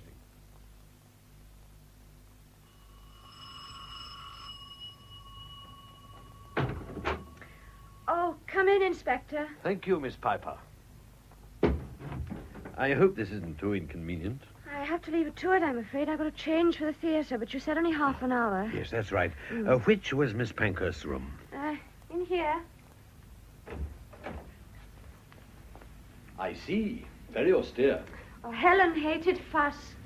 Oh, what's this letter? What? Oh, she must have left it in the middle. It's funny, I don't remember noticing it before. I think I've got hold of the right stuff at last. It's not quite the same as one finds in Paris, but I've asked Teresa to bring me back a sample so that we can compare them. I've practically made up my mind about the blue jersey dress. Nothing very personal here. Helen lived for her work. Till Michael. So it seems.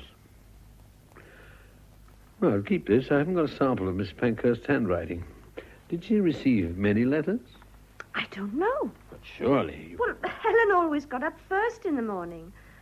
Well, it was a routine that she collected the post and read her letters in the kitchen while coffee was brewing, and anything that didn't need answering she put in the incinerator straight away. What's that? A ticket. The return half of a rail ticket, tucked in the blotter. The 17th of last month. Now, that was Saturday. I wonder, did Helen have a doctor in Hindhurst? No, she had the same doctor as me. Dr. Markham in Onslow Street. The 17th.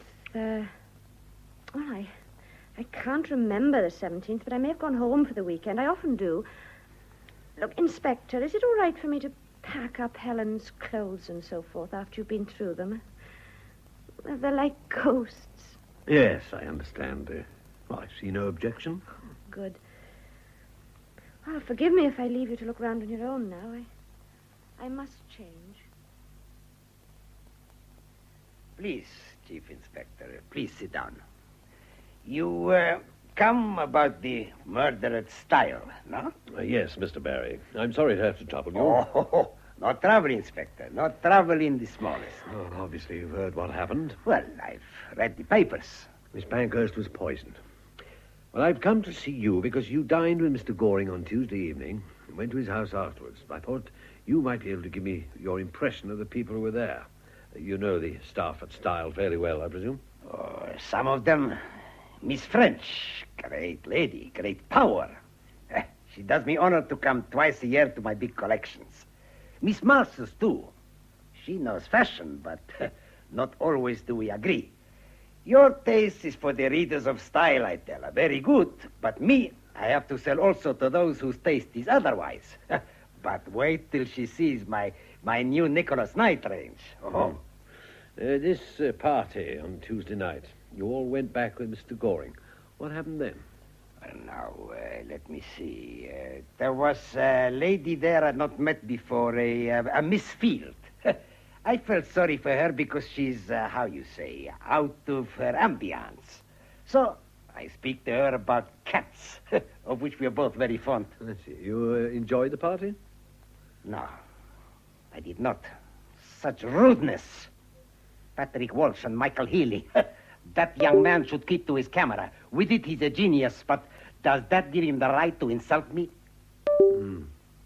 Did anyone mention Miss Pankhurst? I don't remember. We didn't stay very long. Why? Because Walsh and Healy, they call me vulgar. I put good money in their pockets. What for they complain?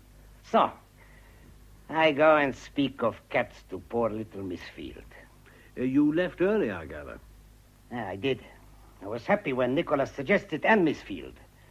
When she go and collect her things, this man Walsh come up and insult Nicholas. How did he insult him? He say, you think you get the support of Style, you little... He use a very bad word, Inspector. Yes. Then what? He say, I can tell you, some of us don't like what you do. Me and Helen, we know about you, and we're after you, you and your friend. What was Knight's reaction? Well, poor boy, he was without words. Such untruth. Then Miss Field come back, and we go. I see. How well do you know Mr. Goring? For business. We respect each other. Do you know his wife? The beautiful Lorna. Yeah, I meet her when I spend the weekend at their country house. At Hindhurst? Hindhurst? I don't know. It's at Virginia Water. Oh, stupid of me. Yes, I was mixing him up with someone else. Mrs. Goring is a very striking woman, isn't she? She's a spitfire. Oh, she leads him a dance, but he's crazy for her and he's happy. Perhaps it's good for a man who's a god in his business to be only a puppy dog in his home.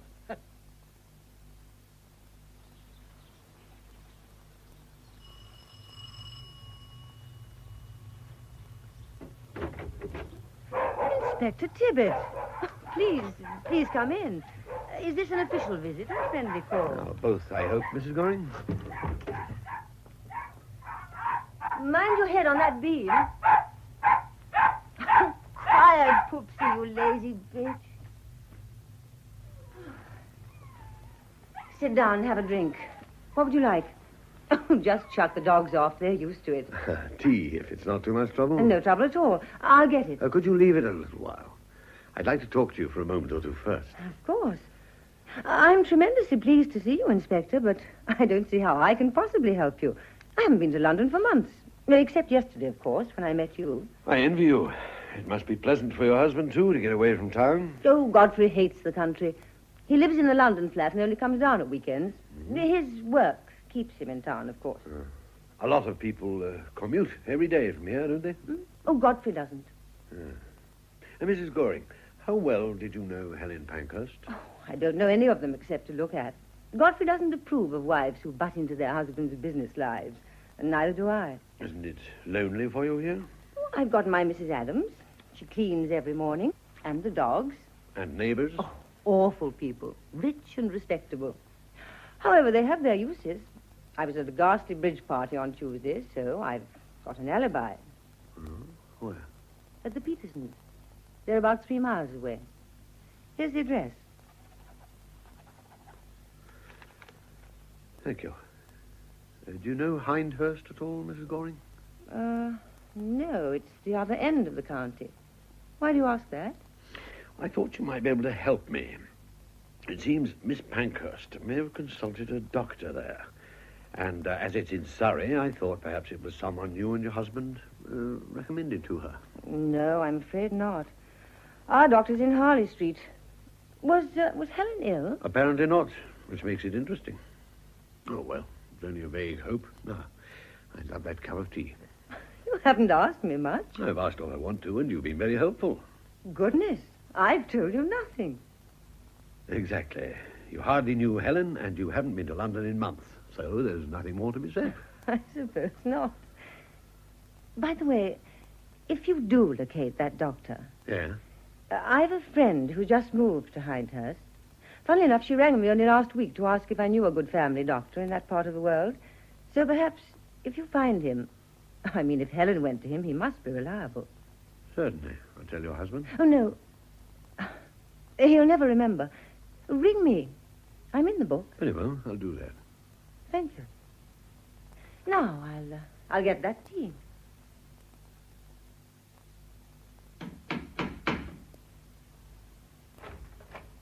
Oh, come in then, me boy. Come on in.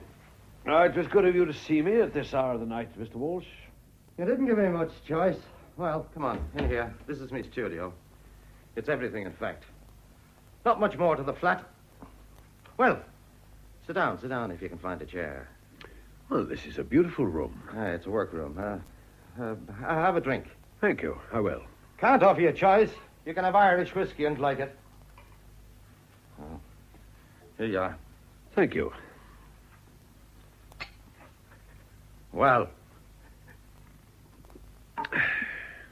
Helen telephoned you the night before she died, didn't she? What if she did? Any law against it? Why didn't you tell me? Well, you didn't ask. What did you say? Nothing much, just a friendly call. Just listen to this. The doctor says it's quite definite. I don't know what I'm going to do. He'll never leave her. You know that. I honestly wish I were dead. Damn fool, Alwyn. Miss Piper told me what she'd overheard, very properly. I don't suppose that one's ever done anything that wasn't very proper. That's her trouble. I think she told me the truth, did she? I don't believe Helen was murdered. I think the darling girl took her own life because she had troubles. Now, if that's so, there's no point in telling you what those troubles were. Now, if she was murdered, they had nothing to do with it. You should look in other directions. Such as? Oh, that's your job. Mr. Walsh, can't you understand that I'm trying to get at the truth? So long as you go on making such a mystery of Helen's private life, I have to investigate it, in case it has a bearing on her death. If it hasn't, anything you tell me will go no further. If only I could believe you. You must believe me. All right, I'll tell you all I know. It's precious little. Well, it may be what we need. Helen was in love.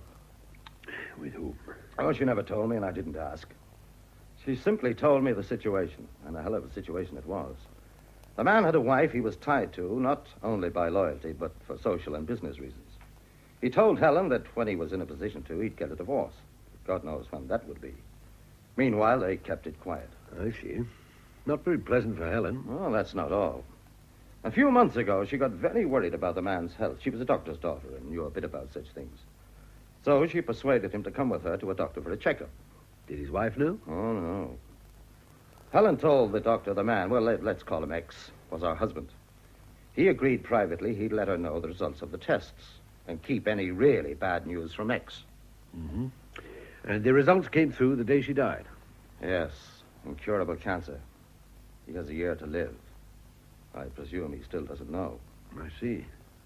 And when she rang you... Well, she was in despair. There was only a year left, and she wanted to spend it with him. But he would never leave his wife unless he knew the truth.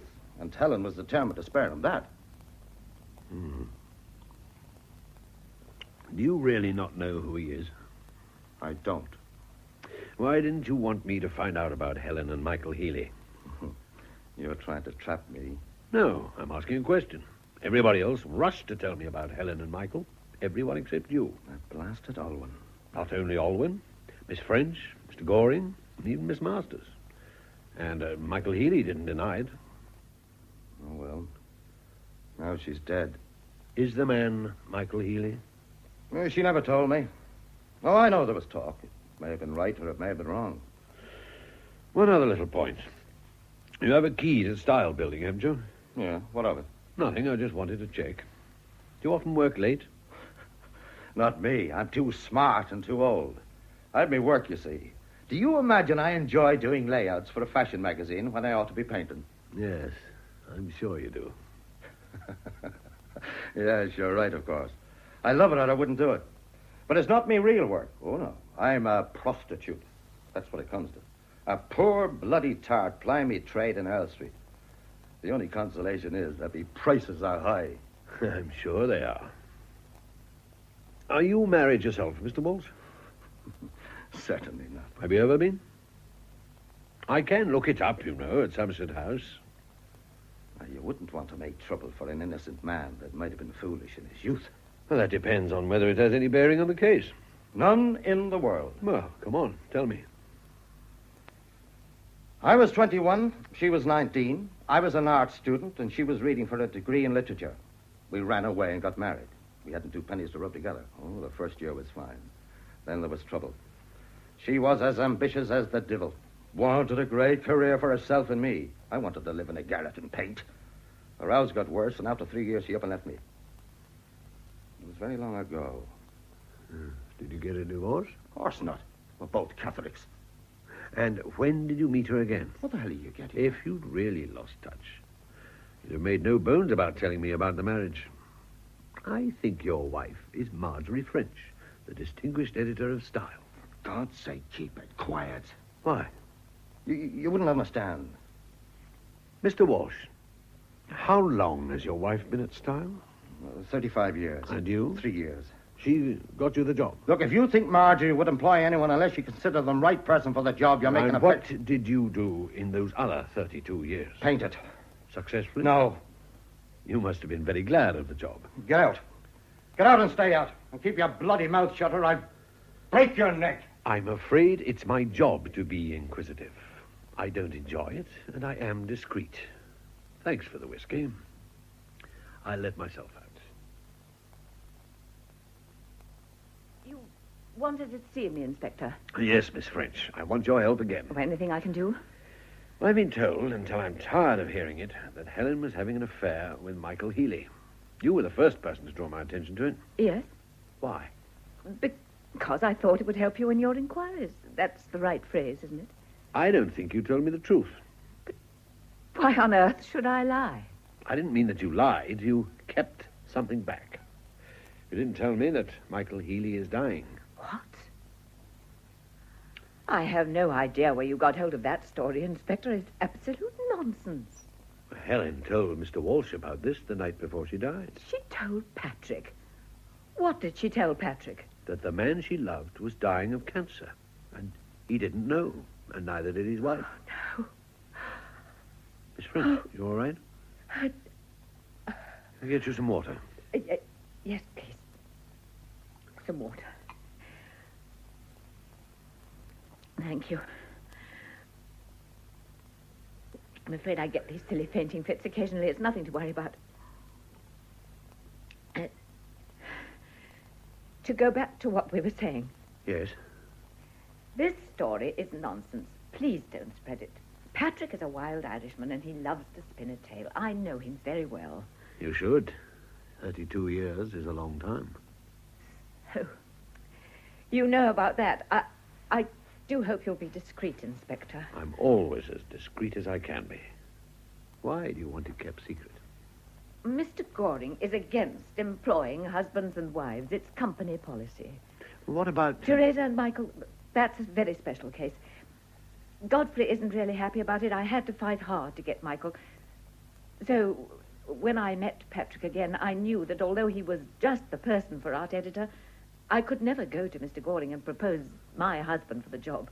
So we agreed to let the past remain dead for the time being. For the time being. What do you mean? I'm very fond of Patrick.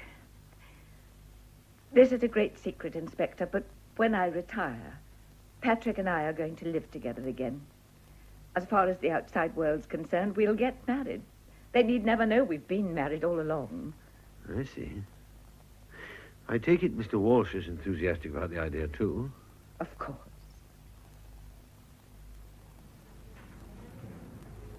But, Nicholas, I am always frank with you. So why are you not frank with me? I haven't the faintest idea what you're talking about. You've been listening to gossip. Well, even Godfrey's been hinting. Gossip? Hinting? No. I just keep my eyes and ears open. Who talked to you? Who told you those wicked lies? Nobody tell me. Read this. Well, that's an American magazine. Nothing to do with London. Now, you just listen to this, my friend. Are Paris designs being pirated? That is the big question raised by persistent rumors that some wholesalers produce accurate copies of Paris models without having bought the toile and before the official release date for photographs. Here, let me see. Yes, but they say it's impossible, so why worry? Because I know it is not impossible. What do you mean? Do you mean I've been pirating? Not so loud, not so loud. That detective over there must not hear you. No. No, he mustn't. Not that I've got anything to hide. Hello, Uncle Henry. Oh, sorry I'm late. I've been sleuthing for you. Oh, I've had such a hell of a morning with that awful little creature, Nicholas. Veronica. There's something fishy going on, and I'm going to find out what. Veronica, for God's sake, keep your voice down. Nicholas Knight is sitting over there. Is he? Where? Oh, yes, I see. Order your lunch. Eat it. Shut up. Well, it's all right. They're going. Now, what I wanted to say was... Look, Veronica, I want you to stay out of this. I found out things that make it, well, obvious that it's dangerous. Ooh. I'm asking you to stop this ridiculous amateur detection, and I prefer it if you had nothing to do with Nicholas Knight's show. Oh, but all the clothes have been fitted on me now. I couldn't let him down. It wouldn't be professional. Well, all right. I'll have as little to do with all these people as possible. Do you know that Rachel Field thinks that you got at her suitcase in Paris? Me? Oh, how ridiculous. Did someone ask you to slip anything into her case? Anything, however innocent? No, I never went near the wretched case. Could anyone else have got at it? Oh, I don't think so. I was in her room all the time she was packing. Honestly, I wouldn't have dared touch anything. She's so fussy. Everything all neatly done up in tissue paper. I just fling things in. And whoever searched the case must have drawn a blank. Well, what is all this nonsense about finding out something important? Oh, nothing. Very vague. Anyhow, you said not to talk about it here. Yeah. Well, come and see your aunt and me tomorrow. Come and have lunch and we'll talk it over. Oh, I'm sorry, Uncle Henry, I can't. I'm going to stay with the Blakes for the weekend. You know, Nancy's parents, the girl I share the flat with. Oh. Well, come around for a drink tonight. Oh, I can't. I'm going to the pictures with Donald Mackay. Oh, I do hope they've got steak and kidney pie here. I adore steak and kidney pie, and I'm ravenous. Great tragedy. Great tragedy, Inspector. Such a charming woman, and so young. Yes, indeed. She seems to have been a brilliant girl, too. But which of us can blame her? If she saw fit to take her own life... What makes you say that, Dr. Markham? Well, Inspector, I presume the post-mortem revealed her state of health. You were her doctor. That's why I'm here. What was her state of health? I imagine she was suffering from cancer. You imagine? Well, I'd better explain. Miss Pankhurst very seldom came to me for treatment, but I saw her 2 months ago. She wouldn't let me examine her. She was very distressed. She asked me for the name of the best cancer specialist in London. For herself? Well, she maintained it was for a friend. That's a very usual reception. All I could do was give her the name and let her go. What specialist did you send her to? Well, I'm not sure whether I should tell you, but in the circumstances, I suppose... Yes, Sir James Braithwaite of Wimpole Street. Hi, dear Inspector. What can I do for you? I trust your visit has no sinister significance? Sir James, have you read in the press about the death of Miss Helen Pankhurst? I'm afraid I limit my reading to the international situation in the book reviews. Miss Pankhurst? Who was she? And the assistant editor of Style. Was she ever a patient of yours? I think not, but we can check with the card index. No. No, I've never had a patient of that name. She may have used an assumed name. This is a photograph. You recognize her? Yes. Who was she? Mrs. Charles Dodgson. She was not my patient. Her husband was, and still is. Oh. What was your diagnosis of his condition? Well, really, Inspector, I hardly think that... I'd better tell you that this is a murder investigation. Murder? Oh, I thought you meant... No, that would have been out of character. She was a very brave woman. Please, tell me your diagnosis. Inoperable cancer. He had a year to live. Did you tell him? No. His wife particularly asked me to keep it from him. Let's see. Oh, of course, how stupid of me. His card isn't here. Mrs. Dodgson, when she telephoned, emphasized that her husband was only free to see me at weekends. She told me they could easily arrange to spend the weekend near my country house. Where is it? Just outside Hindhurst. I see.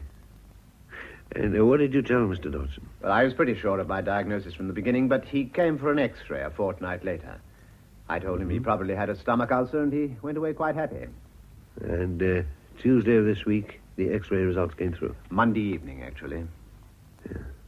Sorry, you telephoned Mrs. Dodgson? No, she rang me. She asked me not to telephone. What reason did she give? Well, in cases like this, there's always the danger of the wrong person answering the telephone. I asked her to come and see me. She did so on the Tuesday, and I told her the facts. She behaved splendidly.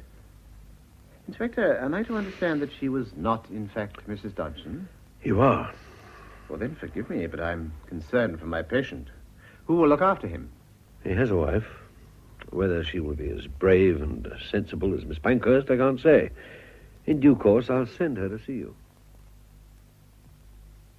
Good morning, Inspector. You're starting early for a Monday morning. Miss Masters, I have a favor to ask. Could you get me a ticket for Nicholas Knight's show tomorrow? Yes, of course I can, but... Good.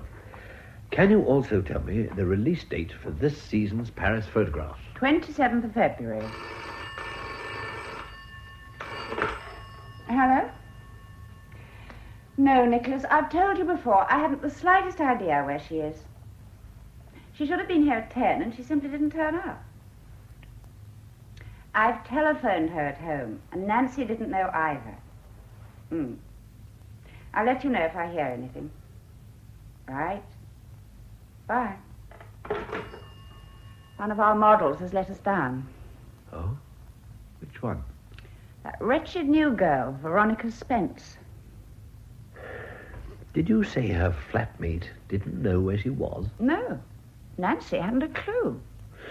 She said Veronica had been staying with friends for the weekend. Inspector, what's the matter? You don't know, of course. Veronica's my niece. Oh, good heavens. Ghastly. Well, I do apologize. Nancy doesn't know. She told me she was spending the weekend with Nancy. But then where is she? I'd very much like to know. I think I'd better have a word with Donald Mackay. Where is she? Where's Veronica? I'm afraid I don't understand, sir. Oh, yes, you do. Where is she? Oh, isn't she home? She's missing. When did you last see her? Last Wednesday evening. You're lying. She told me herself she was going out with you on Friday evening. Well, we did have a date, but I had to cancel it. My mother was taken ill, and I had to leave early and go down to the country. She's better now. My mother, I mean. Did Veronica tell you what she was doing at the weekend? No, I didn't see her. I just telephoned to cancel the date. Hello? Oh, yes, Nancy. What? Why did you say you didn't know? I see. Where is she now? Thank you, Nancy. Huh? What time is it handed in? Right. Hop in a taxi and bring that telegram straight round. Nancy Blake had second thoughts and decided to tell me the truth. Or what she imagined to be the truth. Yes? She said Veronica was at the White Hart in Porchester with you. What? But, well, you can see for yourself she isn't. Nancy said you'd arranged to go away together, and you called it off on Friday because your mother was ill. Well, yes. I didn't think I need tell you that, because... No. I shall have plenty to say to you later on, young man. But it wasn't... Now, for the moment, I want to ask you one thing. Did you send Veronica a wire saying that your mother was better and asking her to meet you at Waterloo 11 o'clock Saturday? No, of course I didn't. I was afraid not. Somebody did. And she went to Waterloo. Oh, God, no. Who else knew your mother was ill? Well, everyone in the office. And how many people knew about the weekend jaunt? Most people, I'm afraid. What do you mean? Well, you know Veronica. She chatted about it a bit. Oh, so everyone in the place except me knew that you and Veronica were off for what in my day used to be called a dirty weekend. If you don't mind my saying so, sir, you're terribly old-fashioned. That aspect of it can wait. The point is that you didn't go away together. So, Veronica was deliberately lured to Waterloo by a fake telegram from someone who knew all about your plans. Well, you can go now, but don't leave the building. I'll need you again. When all this panic started, I was having a talk to Miss Masters, and I want to finish it. Well, Inspector, I fixed up the ticket for Nicholas's show. What else can I do for you? Miss Masters, what happened to the small parcel Helen asked you to bring back from Paris? Oh, good heavens, I've forgotten all about it. That shows how vague I am. You know what it was? Yes. I'm sorry I forgot. But it isn't important, is it? Silly little thing like that. I think it cost Helen her life. What? Where is it now? In my case? No. No? Now you mention it, it wasn't there when I unpacked. How weird. Somebody took it. Oh, surely not. Was your case locked? No. It was in the darkroom all night? Yes. But you mean someone Not stole, exactly. Someone was Helen. Then where is it now? My guess is it doesn't exist any longer. I don't think I left it behind. I know who might remember. Who? Veronica. I was so rushed on the last day that she went out and bought the stuff for me. Perhaps she has it still. Perhaps. But I hope to God you're wrong. I read all about it in the paper, Inspector, so I thought I must come and see you. You're sure it was this girl you saw? Yes, I noticed her because she was so pretty, even with that funny-coloured lipstick. In the ladies' cloakroom at Waterloo, just after 11 on Saturday morning. Yes, I know the time because I had to catch the 11:12. Yeah. And what was the last you saw of her? Well, we went into adjoining conveniences. When I came out, she was still in there. Anything else? Well, she looked very happy. I said to myself, that girl's going to meet some young man. I do hope you find her, Inspector. Such a lovely girl. Is it the pretty one in the red coat he'll be meaning? Yes, Mrs. O'Reilly. Yes, that's her. The ticket collector is sure that she never got on the Portchester train. When did she come in? Oh, don't ask me. Middle of the morning, that's all I know. Mm-hmm. I took her penny and showed her in. She had a suitcase with her. She was as pretty as a picture. That'll be some model or film star, I thought. Did you see her leave? No, it's funny, but I didn't. Of course, it's a busy time Saturday with all the ladies tired from shopping. She must have slipped out while I was attending to some other lady. Yes. Yes, I suppose she must have. Inspector Tibbett, there's an urgent message for you. Could you get back to the yard right away? What's it in aid of, Sergeant? Well, it seems that it's about this case. Young girl who's disappeared. There's some news. What sort of news? Well, I don't know, sir. They wouldn't say on the phone. See. Well, thank you, Mrs. O'Reilly. Oh, you're welcome. If you remember anything else, please get in touch with me. I will. All rather macabre, isn't it? Not a very happy send-off for Nicholas's show. What isn't? Oh, I didn't see you. I just meant all this tragedy of Helen. Oh, Helen. Is there any news of that missing model girl? Not as far as we know. Oh, a terrible nuisance. I've had to reorganize my show entirely, but entirely. Well, if there is any news, we'll soon hear it. The inspector's coming over. What? What's he doing here? Didn't I tell you? He asked for a ticket. Maybe he's developing an interest in haute couture. Good afternoon, Inspector. Good afternoon. Look, this seems an odd time and place to choose, but I feel it's only fair to tell you all before the official announcement, as you are all involved in a way. Is it bad news? Yes. Veronica? Yes. She was found under a haystack near Hoxton in Essex. She'd been strangled. Oh, my God. Essex? Whatever was she doing there? The spot she was found was only a few miles from the home of Donald Mackay's parents. Donald? Yes. Didn't turn up at the office this morning. My God, a murdered little bastard. Have you got him? Not yet. He's disappeared. And are we to assume he also killed Helen? That would seem the inevitable conclusion, Mr. Healy. But why? I can't go into all that now. It'll come out of the trial. Inspector, I think we should ask Mr. Knight to cancel his show. Oh, no, Miss French. No, that would be grossly unfair, and Veronica certainly wouldn't have wanted it. Please, Mr. Knight, carry on as if this hadn't happened.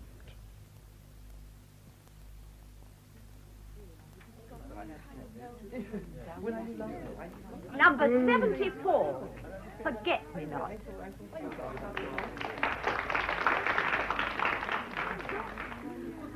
Well, what do you think of the show, Inspector? Well, I know nothing about it, of course, but I was impressed on the whole. He's a clever young man. Very. We're nearly at the end. Just one more model. Another evening dress? It'll be a wedding dress, I think. Number 75. Sweet Mystery.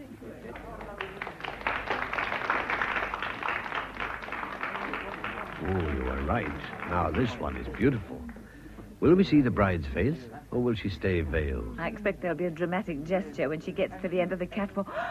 Veronica! Oh, but she's dead. Don't come near me, she's dead. I came to give you this, Miss Masters. It's what Helen asked you to bring from Paris. Veronica! Of course, Miss Field can tell you all about it. She told me when I helped her to pack. Rachel, you lying, cheating bitch. Inspector, there's your murderess. She killed Helen. Nicky, you fool. It's a trick to catch us. Rachel Field and Nicholas Field, otherwise Nicholas Knight. I arrest you both for the willful murder of Helen Pankhurst. And I must warn you that... Leave Nicky alone. It was me. It was me.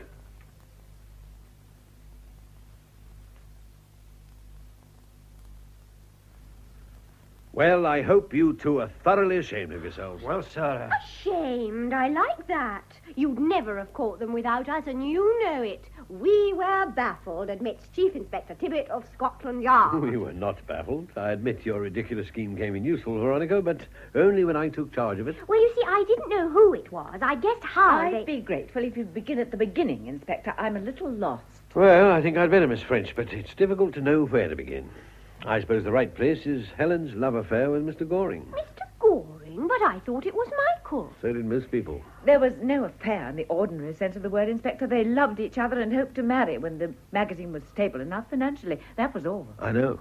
Difficulties started, didn't they, when Alwyn started to share Helen's flat. Well, yes, Godfrey was away in the States at the time, and the flat sharing was meant to be a very temporary arrangement, but Alwyn stayed on. So Michael and Teresa agreed that Helen should use them as an excuse when she was meeting Godfrey. And then Alwyn saw Teresa at the theatre and jumped to the wrong conclusions. Yes, they all talked it over and decided to let her go on, believing it was Michael. Oh, poor Mr. Goring. What will happen to him now? His wife loves him. I don't think she's been as much in the dark as everyone imagined. She tried to get out of me the name of Helen's doctor. I have a feeling that she'll nurse him devotedly as long as she can. But then Helen's murder... It was nothing to do with her love affair. I first guessed when Veronica told me that Rachel Field was a meticulous packer who wrapped everything up in tissue paper. Tissue paper? But what Exactly. When Helen was killed and Rachel's suitcase rifled, there were things scattered all over the office, but not a shred of tissue paper. Huh? Whoever went through the case had removed it. And Rachel herself never commented on its absence, so she was involved somehow. Then some writing appeared on a piece of paper that had been blank before. Where? In Helen's flat. An unfinished letter on her blotting pad. Invisible ink. Yes, that's what Helen asked Teresa to bring back from Paris. She'd guessed how the designs were being pirated, and she and Godfrey wanted to check that it was possible. Do you mean that the tissue paper Yes. was used... On the tissue paper in Rachel's case were traced paper patterns of the pieces of a toile, with sewing instructions in invisible ink. Rachel had come home, unpack, and send the sheets to Nicholas Knight. We had only to hold them in front of a fire, and there were his Paris models. I still don't understand, Inspector. Who stole the tissue paper from Rachel's case? Its rightful owner. What?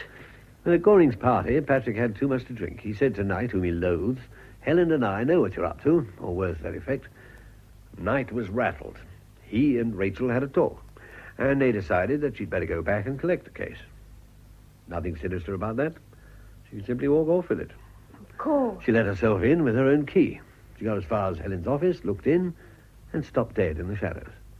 Well, Helen probably hadn't even noticed, but Rachel's case had burst open and the tissue paper was sticking out, with the markings on it showing clearly in the heat of the fire that Helen had switched on. Oh. And on Helen's desk, a bottle of invisible ink from Paris, which Helen had taken from Teresa's case. So Rachel went to the darkroom and got the cyanide? Yes. She put it in Helen's thermos, wiped it clean of fingerprints, and slipped away. Then she saw Nicholas and told him what he must do. He must watch Helen from his flat window. Watch her? Do you mean he could Yes, see? he saw her die. He told me himself he could see Helen working. Once she was dead, on Rachel's instructions, he was to go to the office and remove the tissue paper and the invisible ink. He did exactly what he was told, but he was in such a panic, he never thought to leave everything looking normal. If he'd only repacked the case and shut it, we'd never have known. Have they confessed? They've filled in the details. But why then? They're such an unlikely pair to work together. Rachel was Nicholas's sister. What? But they're not a bit alike. Well, there is a resemblance, actually, once you know. Rachel financed him when he set up in business. They kept the brother-sister bit quiet because of Goring's attitude to relationships in business. I checked with Sunset House yesterday. In fact, I had got most of this when my idiot niece decided to take a hand. Well, it was a very bright idea, I thought. I suspected Nicholas, but I knew he must have an accomplice because he never went to Paris. So I went round saying loudly I knew he was up to something, and then dramatically disappeared. And Donald was to watch Nicholas' place like a hawk until the accomplice turned up. A sillier idea I've seldom heard. Seems to have succeeded in deceiving a lot of people. But how did you do it? Well, we were going to Portchester to disappear, but then Donald's mother got ill, so we thought up a much better plan. He went home on Friday, and I sent myself a telegram so I could show it to Nancy. Oh, I acted so suspiciously. I hope the man at the post office remembered me. I couldn't have done more if I'd stood on my head. Well, anyway, the telegram came, and I showed it to Nancy and went to Waterloo. And when I was safely locked in the loo there, I changed into my old blue suit and took off all my makeup and put on some Woolworth spectacles. Oh, and I let my hair down. Yes, I'd guessed. Why? You left hairpins all over the place, and a face tissue covered with mascara, and that terrible brown lipstick. That plus the fact that everyone knows you're going in and no one knows you're coming out. Yes, I know. I thought I'd been pretty clever. I simply took a tube to Liverpool Street and a train to Hoxton and had a lovely long weekend with Donald's parents, who are sweeties. I stayed down there on Monday. Well, then, you see, Miss French, it was all up because they saw the papers with pictures of me all over them. I had to tell them everything, and then they went and rang Uncle Henry at Scotland Yard, and he wasn't there. I was collecting your hairpins from the ladies' lavatory at Waterloo Station. Oh, good. Anyway, Uncle Henry came back and rang the Mackays and was absolutely furious. I thought the telephone was going to explode. Then the nice policeman from Chelmsford came and smuggled me out. We drove to London like a whirlwind, with me hidden on the floor under a rug and the siren going. It was fabulous. And then I got smuggled into the back of Nicholas Knight's place. Oh, that was rather awful because some people had to know, but not Nicholas. And the girls were dead scared. I had a lot of helpers. Miss French was one. Miss French, did you know? No, I knew nothing. Your uncle asked me to bring Miss Field to the show. I had no idea why. Oh. Well, I must go, Inspector. I have a lot of work to do and no secretary. Oh, I'm glad it's finished now. Tell me something. Was it necessary? Necessary? What do you mean? Well, how talented was Nicholas Knight? Why, he's brilliant. Nicholas is a very gifted young man. I think your first choice of tense was the right one. So he'd have got there in the end without any of this? Probably. He just wanted a shortcut. A shortcut? How many murders have been just that? Helen is dead, Knight's career finished. And none of it was necessary at all. Greed and folly. They'll always be with us, I suppose. I'd probably be out of a job if they weren't.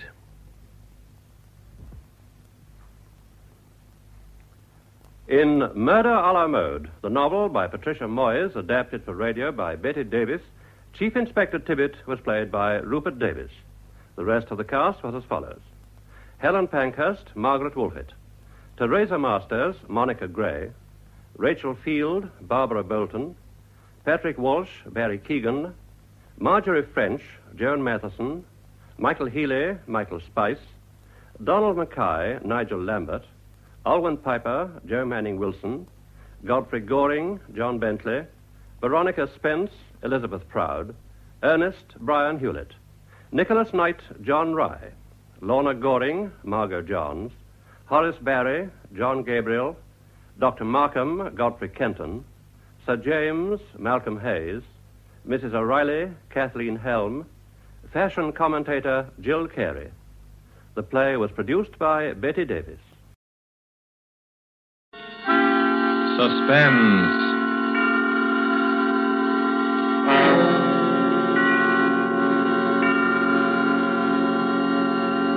This is the Man in Black, here again to introduce Columbia's program, Suspense. Tonight, in one of her rare radio appearances, we bring you a star who has occupied a unique place in the affections of moviegoers ever since the screen first became of age, Miss Lillian Gish.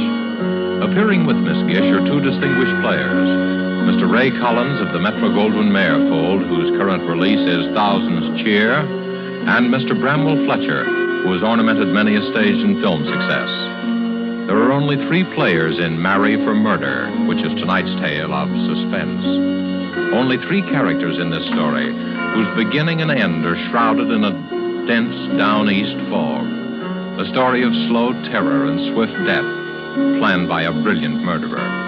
And so with the performances of Lillian Gish as Letty Hawthorne, a frightened, neurotic creature who seemed destined to be a perfect victim, of Bramwell Fletcher as Mark Taylor, so handsome and attentive, and of Ray Collins as the lawyer, Philip Alden, who relates these events to us, we again hope to keep you in suspense.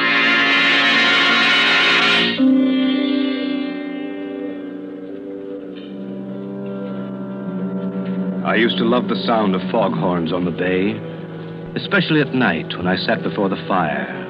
Let their lonely wail weave a contrast between my snug comfort and the gray immensity outside.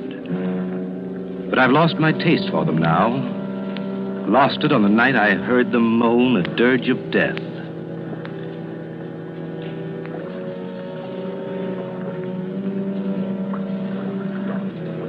It's hard enough to lose a friend. But to lose one as I lost Letty Hawthorne is the kind of blow you never quite forget. I remember the first time I met her. It had fogged up all of a sudden, as it does here on the Cape. But Ann Wentworth held her Sunday night supper as usual. Letty was the only stranger there, a newcomer to the Cape. I looked at her and thought she'd be an attractive woman if she only didn't flutter so much. She was a trim, pretty woman of about my own age, which is 40. You're Philip Alden, the lawyer, aren't you? Oh, what a pleasure to meet so many nice people. There go those foghorns again. Yes, Does one really get used to them in time? Well, I love the Cape, but I can hardly bear that sound. So depressing, isn't it? So morbid. Well, to your first question, yes, I'm Alden, an attorney. As for the foghorns, well, if you stay with us for a few years, you won't be able to live without them, Mrs. Hawthorne. It is Mrs. Hawthorne, isn't it? Mm-hmm. Anne never gets around to introducing people. It's her only fault. Oh, I never stand on ceremony. That's my fault if you consider it one. Besides, I knew you at once, you see, and you knew me. Don't you think that's a promising beginning? I never thought of it that way. Oh, dearie me. There it goes again. It makes me think of ghosts walking over my grave. How can you bear it? They do serve a very important purpose, you know. Oh, I suppose they do, but they give me the shudders. As a matter of fact, I find them comforting. I made Jane Hart promise to stay with me tonight if the fog doesn't lift. I daren't be alone. You see, I'm still a bit nervous. Oh? I've been ill, you know, and the doctor prescribed complete rest and quiet. I see. That's why I came up here. Well, you'll find what you're looking for here, I'm sure. Oh, do you think so? I do hope I will. My nerves are simply shattered. Mr. Hawthorne's death, you see. Such a tragedy. I'm terribly sorry. You see, it happened so suddenly. I can't quite believe Can I that. get you some of Anne's cider cup? That's one of our Sunday night features. Oh, thank you. That would be so nice. It's such a comfort to have a man take care of one again. You make me feel so protected. I know we're going to be great friends, aren't we?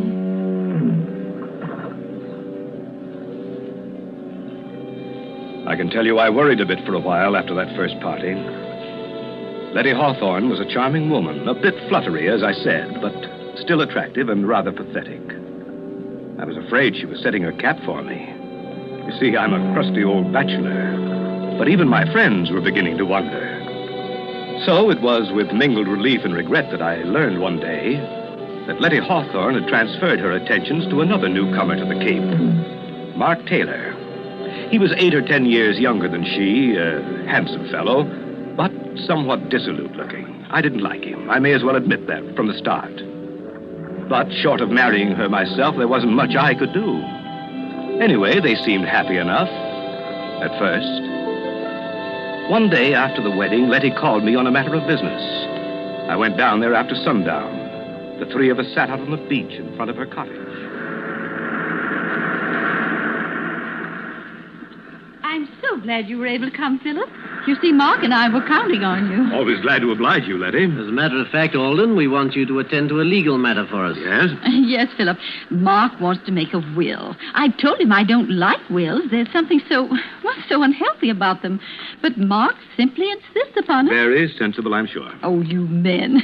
You're all alike. It needn't be a very elaborate affair, Alden. Just a simple document stating that I leave all my property to Letty. Well, if he does that, Philip, I want you to make out a will for me, too. Leaving everything I have to Mark. But, Letty, there's no need... I insist. Oh, well, Alden here is going to think I married you for your money. Money? Oh, why, I really don't know anything at all about my affairs. Really, I don't. Frank, Mr. Hawthorne always used to say, Letty, I really think you know less about business than a child. I left the management of his estate entirely to his secretary, you know. Well, just some simple document that makes my intention clear. You know the form, Alden. And, of course, if Letty insists... But I do. We'll have twin wills. It doesn't sound so frightening that way. The way Letty talks about wills, you can tell she has a secret vice, can't you? A secret vice? My wife's a murder mystery fan, Alden. I didn't find out until it was too late. Oh, Mark, you silly... When you say that, Taylor, smile. I'm a detective fan myself.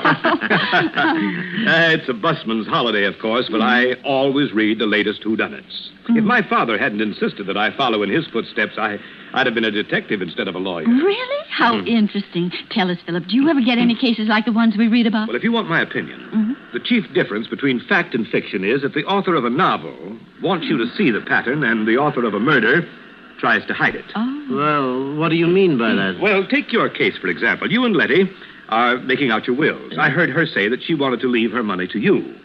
But how do I know the idea just sprang into her head of its own accord? How do I know that you didn't plant it there? Plant it? What do you mean? Why, what possible reason could I have? Well, as things stand now, there's no reason for me to ask if you planted the idea in her head. But if Letty were found dead... Dead? Oh, Philip, how dreadful. How can you even think such thoughts? Mark, darling, how terrible for you. Philip, you're to apologize this minute. No, Letty. Philip was just trying to explain. Well, I won't have him talking about such horrible things. Of course, I didn't mean you to. I was just using you as an example. Well, I didn't mean to be rude, Philip, but, well, you know my nerves, and it's getting dark. And... Oh, the bay is beautiful at night, of course, but I've always been afraid of the water. That's why I've had such a time persuading her to come out for a sail. The Artemis has been tied up all summer, waiting. It's just silly, I know. And I will go with you, Mark. But let's do wait for a calm day. You know, Letty's idea of a sail is to sit becalmed half a mile offshore. My wife has perfect confidence in me, you see. Oh, Mark, it isn't that. You're making fun of me, aren't you? Of course, I trust you completely, but... well, I'm not very athletic. You're missing one of the treats of the Cape if you don't sail. But I shall. Of course I shall, and soon. And what's more, I'm going to get Mark to teach me to handle the Artemis. Well, I'll be looking forward to seeing your sails on the bay, then. Oh, Mark, a storm. I better be getting home before it breaks. Are you sure you'll be all right? Oh, I'm simply terrified of thunder. Wouldn't you rather stop with us? Oh, I can make it to town. Stop by tomorrow, won't you, Alden? Or as soon as you have those papers. Right. Now, you won't be nervous after our talk of wills and murders. But of course you won't. I'm such a coward myself that I can never understand how other people can be so brave. You know, Philip, Letty's helplessness is one of her chief charms. Sometimes I suspect she exaggerates it just to make me feel important. Oh, Mark, you mustn't. Giving all my secrets away. Well, don't worry about me or the wills, Letty. Someday you'll frighten yourself to death.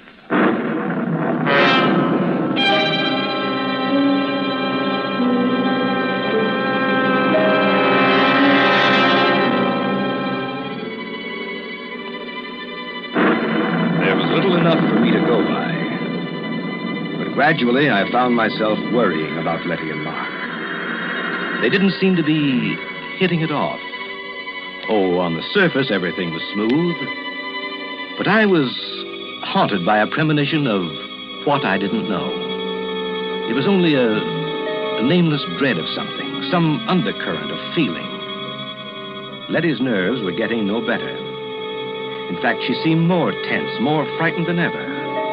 Yet she was making an effort to meet Mark halfway. Many times I saw them out sailing. Only when Letty returned after a day on the water, she seemed pinched and white. While Mark appeared to be glowing with vitality, Letty grew paler and more distracted. I realized suddenly that she was a middle-aged woman. One day in town, I met them in the general store. They'd been quarreling. But I tell you, Mark, you're just imagining it. I hate to have that stuff around, as you very well know. You read all kinds of stories about the way it gets mixed up in food. Oh, nonsense. Well, I'm sure there aren't any rats around the boathouse. I'd know if there were. I'm simply terrified of them. But I can't bear thinking of having poison around.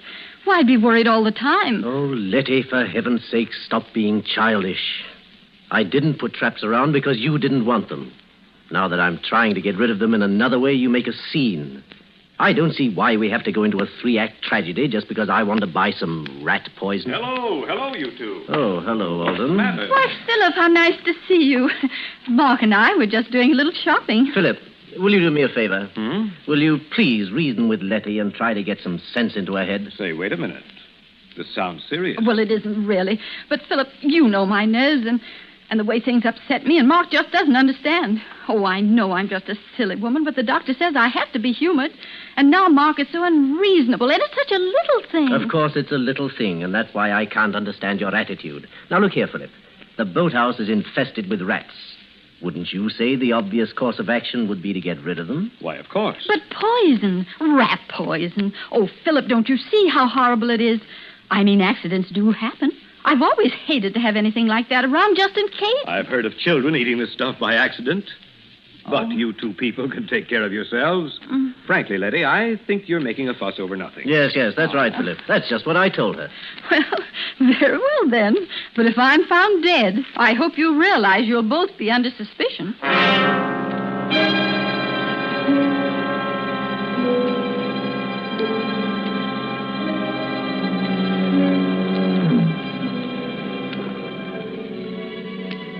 It seemed a foolish quarrel at the time. Yet when I left them, I kept hearing Letty's voice. Very well, then. But if I'm found dead... Very well, then. But if I'm found dead... Very well, then. But if I'm found dead... Suddenly, a monstrous idea occurred to me. I wondered if Letty had been trying to warn me. And then the horrible suspicion broke. All the trifling things began to add up. Letty's nervousness, her fear of sailing with Mark, her terror of having the poison in the house. But why? Why should she be afraid of Mark? What motive had he? And then I knew. I had helped to give him the motive when I drew up Letty's will. Yet my whole case was founded on thin air. Figment of a nervous imagination. I had to be sure. I had to keep an eye on them. I found myself making excuses. Excuses to drop by at their cottage. Who is it, Letty? Who's there? It's Philip. Oh, Philip. Well. Hello. You're almost getting to be a member of the family. Well, I just thought I'd ask you to help me eat the first bluefish of the season. There's too much here for an old bachelor like me. Why, Philip Alden, if you aren't the most thoughtful person. How perfectly sweet of you. Of course you'll stay to dinner. We'll have a real feast. Yes. You might as well stay as long as you're here. Oh, thank you. If you're sure I won't be intruding. Intruding? Why, of course not. And you can help me get the dinner ready. Well, I'd be glad to, but won't I be in Anna's way? Anna's gone. Gone? Why, I thought you were well satisfied with her. And so we were, Philip. But Anna didn't seem to be satisfied with us. In fact, they've all gone. All? Yes. Anna and Elsie and Otto, the handyman. They just walked out and left us. Well, for heaven's sake. Since the ship and engine place opened on the heights, nobody can keep a servant. Can't blame 'em myself. I wonder. I don't believe Anna'd take a job at the ship and engine. Anyhow, it does seem strange they all went at once, doesn't it? Letty, I do wish you'd stop dramatizing everything. Ship and engine just opened. The call went out for help. I don't see any mystery in the servants answering. In fact, it's their patriotic duty. And it's our patriotic duty to get along without them. But it's so lonely here, especially at night. Now, Letty, you're not living here by yourself, you know. No, of course not. But all the same, we are isolated. Just the two of us. And you know how tricky my nerves are. I always feel so much better if the servants are around. After all, if anything were to happen, and anything might happen... Letty, this isn't getting us any closer to our dinner. Oh, of course. Now, you boys wear these aprons. Oh. Philip, since it's your fish, you may have the honor of cooking it. All right, you asked for it. It'll be your funeral. Now, Philip, Mark, you hold the berries for the dessert. I'll do the vegetables and set the table.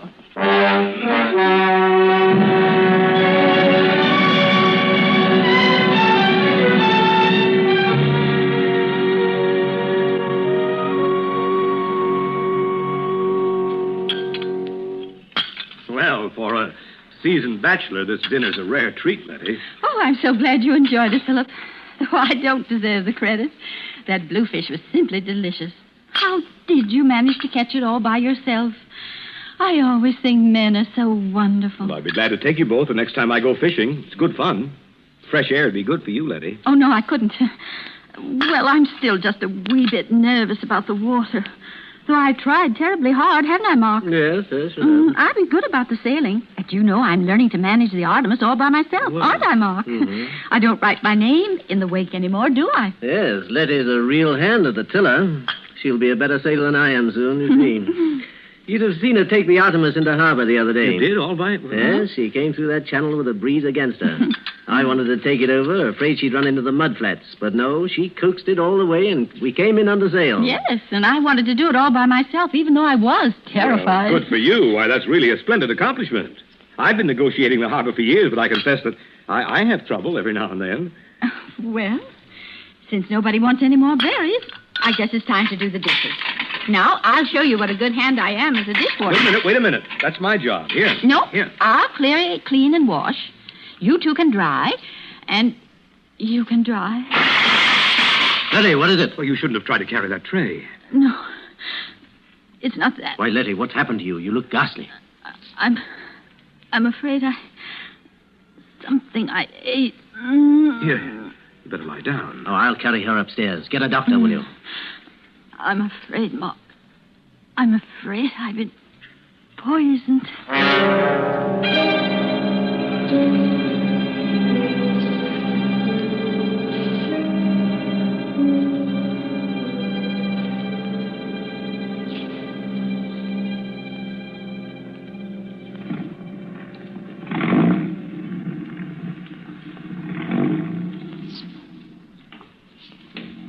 But great heavens, Philip, I just can't believe it.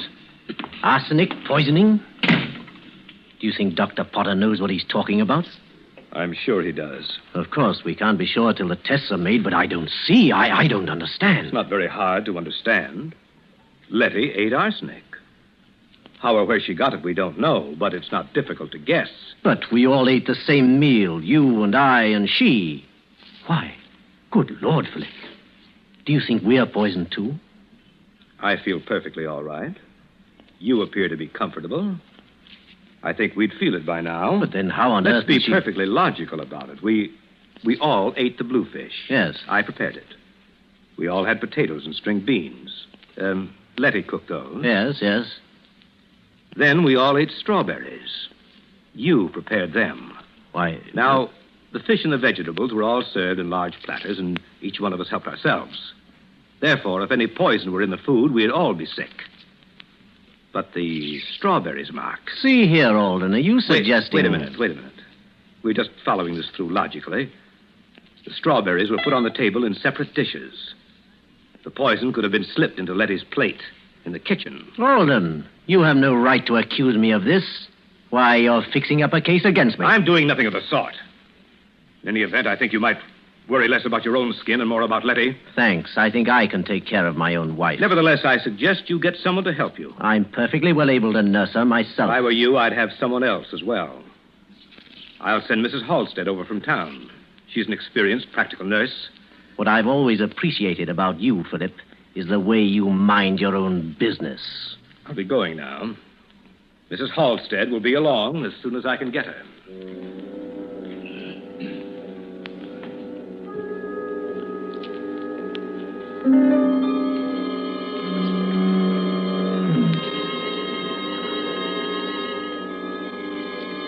When the doctor's analysis came, it was arsenic poisoning, all right. There were traces of arsenic in the sugar on Letty's dish. Letty was recovering. The dose wasn't large enough to kill her. Mrs. Halstead was installed as nurse and housekeeper. Just then business called me to New York, where I found myself worrying about Letty. I couldn't get her out of my mind. Very well, then. But if I'm found dead... I was bothered by a few loose ends in Letty's problem. The sort of questions that would occur to a legal mind. So I decided to spend an evening in the reference room of the law library among the files, where I found out enough about Mark and Letty Taylor to send me racing back to the Cape. And I knew I had to hurry if I was to prevent a devilish murder.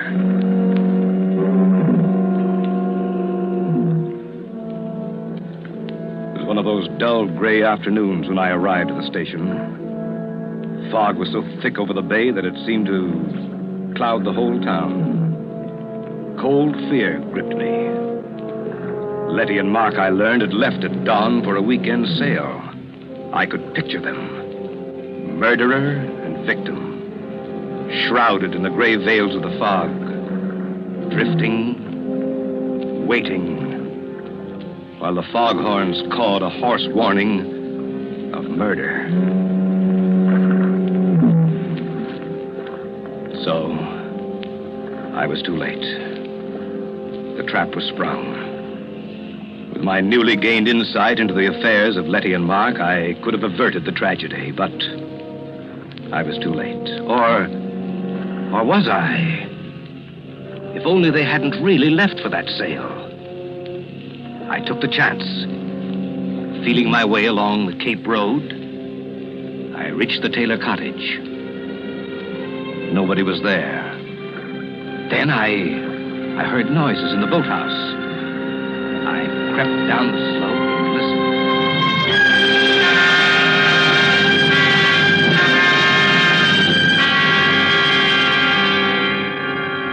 Oh, Mark, you fool. Philip Alden will be sure you planned to murder me for my money. I saw the suspicion dawn in his mind that day we made out our twin wills. I saw it grow when I was seen in the general store and you brought the rat poison. And that night when I was taken ill, he was sure. Do you hear me? Sure. You wanted to teach me to sail the Artemis. Thought I was afraid of the water. Well, Mark Taylor, when your body drifts to shore, Philip Alden will swear that only an accident prevented you from murdering me. What fools you men are. Aren't you? Aren't you? Why wouldn't you like to answer me, Mark? Don't you wish you could talk to me again? To your helpless little Letty. But you can't, can you? Dead men can't talk, can they? But they say that in the instant of dying, a man can understand many things. Did you understand, Mark? But how could you? You are really a stupid man, Mark. Didn't you ever wonder about my former husband and his tragic death? Didn't you ever want to know about Frank Hawthorne? He did. At the very end, he wondered about his predecessor, George Martin. Strange how both died in a yachting accident, isn't it? Frank died off the coast of California, and George was drowned in the Gulf of Mexico. And now you, Mark, your body will be found someplace along the Cape here, I suppose. Oh, what bad luck I've had with my husbands. But how thoughtful all of you were to leave me your property. Too bad I'm such an extravagant widow, isn't it? For I do run through money. I wasn't lying about that. Oh, dear, I wish you could help me get your body to the Artemis. If only you hadn't insisted on turning back when the fog rose. I could have killed you so much more neatly. A sudden gust of wind while I was at the wheel, and the Artemis jibes, and the boom catches you, and off you go to the bottom of the sea. But now, I've got to lug you back on board and pitch you overboard somewhere. It was really inconsiderate, Mark, to make me kill you in the boathouse here. You won't have to drag the body aboard, Letty. Oh, Philip, I'm so glad you've come. Are you, Letty? Something dreadful's happened to Mark. I'm so upset I hardly know how to tell you. Oh, Philip, I think I've... You needn't pull a phony feint this time, Letty. I fell for it before when you made me think that Mark had poisoned you. That is, almost. What do you mean, Philip? That was a little too smart, Letty, that poison scene. Because when I left you, I wondered about two things. Why anyone should be foolish enough to attempt that type of murder before an audience, and why, having attempted it, he should fail to make the dose large enough. I don't know what you're talking about. I think you do. You see, while I was in New York, I took the trouble to look up a few matters that were bothering me. And I found the newspaper clippings of your two previous, shall we say, accidents. Oh, Philip, isn't it dreadful? Still pretending. You're a clever woman, Letty, but I overheard you just now. You'll never prove anything. I think I will. You see, I found the motive, too. It was marry for money, marry for murder, wasn't it? I wouldn't try to run away, Letty. I brought a gun. You're coming with me to the police station. Don't wonder that you hate the sound of foghorns, Letty Taylor. You've spoiled them for me, too.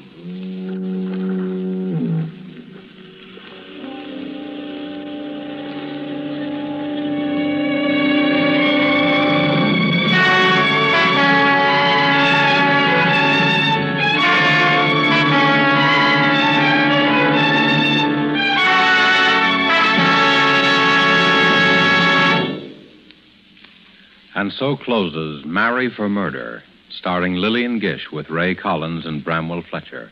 Tonight's tale of suspense.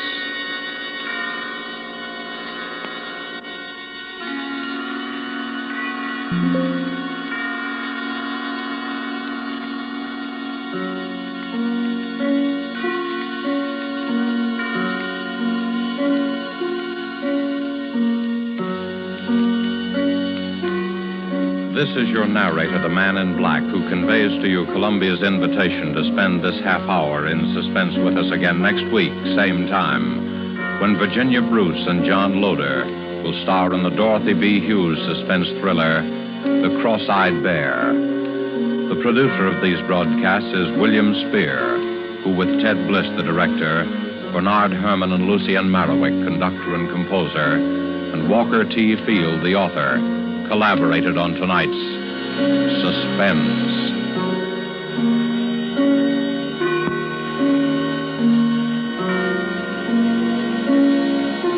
This is CBS, the Columbia Broadcasting System.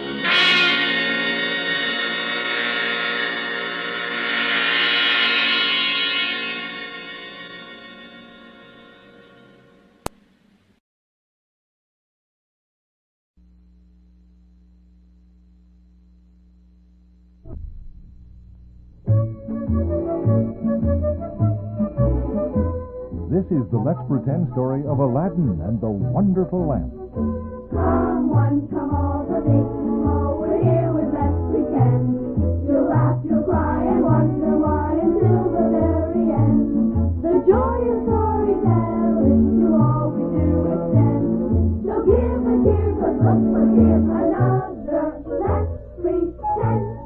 Hi, pretenders. Hi, Uncle Ted. Aladdin and the Wonderful Lamp seems to be one of the all-time favorite Let's Pretend stories. It's one of my favorites, too.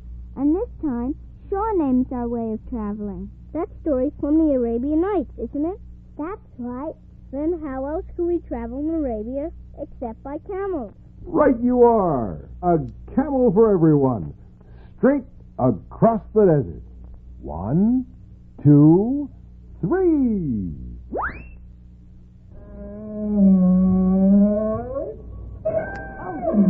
Giddy up.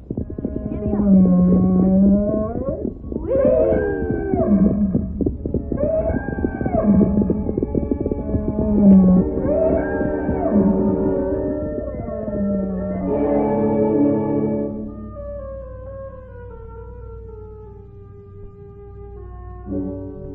Once upon a time, in a land far, far east of the Azure Mountains, there lived a widow and her son Aladdin. One day, while in the marketplace, young Aladdin met a mysterious stranger named Maji Tafa. And out of curiosity, he listened to the leather-skinned man's tales of adventure. Well, as our story begins, we find Aladdin and Maji Tafa walking along a little country road. Where does this road lead to, Maji Tafa? It leads to a hidden cave in the depths of wondrous mountains. You see, Aladdin, I've taken quite a liking to you. And now that we're nearly there, I shall tell you a secret. Soon I will show you riches that you never dreamed of. Riches? How came you by them? Oh, that is a long story, Aladdin. But surely this proves my friendship and my affection for you. Do as I asked you. What's the matter? It's a strange thing, but I see my mother's face before me. It's almost as if... Nonsense. That is only a reflection in this magic ring I wear. Oh, what a beautiful ring. And magic, did you say? Aye, Aladdin, magic. If you will do a certain errand for me, the ring will be yours. What is the errand? Listen. In a cave which I shall soon disclose to you, there is a little brass lamp. It's really not worth anything, but I happen to want it, just for a keepsake. Will you follow my instructions and get it for me? If you will give me the ring, yes, I will. To prove my friendship, here it is. Now then, help me build a fire. Those dead branches over there. That's it. Now, light it.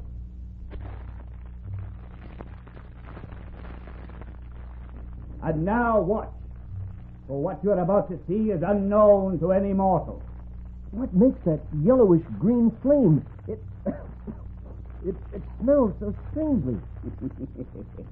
Magical incense, my dear son. Stand back. Close your ears. I can't breathe. It's terrible.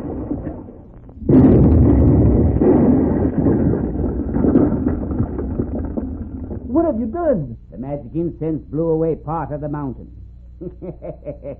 Aladdin, your new friend, is a man of power. You're more than that. You're a magician. That's what you are. I'm leaving here. Not so fast. To wear my ring, you have an errand to do for me. You promised. Very well. Where is the lamp? Start down this flight of steps, you see. Very well. What then? Past the gold and silver fruit tree. Yes? On your left, a little jeweled shrine. I see it. On it is the brass lamp. It's burning. Good. Dash the oil out of it. Now, bring it up to me. I'm coming. Be careful not to trip on the stairs. I will be. Don't drop the lamp. I won't. That incense is dreadful. Dreadful. Give me the lamp. Let me out of the passageway, and then I will. Don't come up yet. I want some of the gold and silver fruit. Get it. Oh, no. There was no mention of that. I kept my promise. My errand is done. Let me out. Curse you for a fool. Give me the lamp. The lamp is mine until you let me out of this dark passage. I'll show you. Alakadabra tele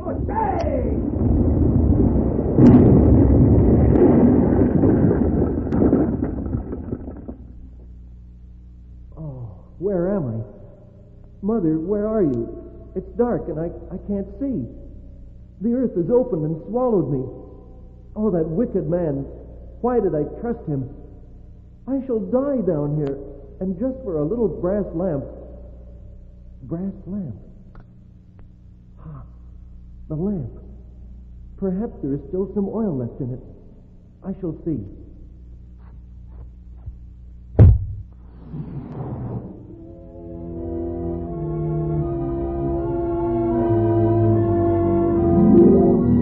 Yes, Master. What is your command? Oh, get away from me. Who are you? I am the slave of the wonderful lamp. What is your command? The slave of the wonderful lamp? I don't understand. You have but to rub the lamp. I appear. And your wish is my command. Well, then if that is true, get me out of this cavern and back safely in my mother's home. Instantly, Master. Aladdin! Oh, where in the world did you come from? Mother, I hardly know where to start. What happened, my son? Mother, look. Watch this little brass lamp.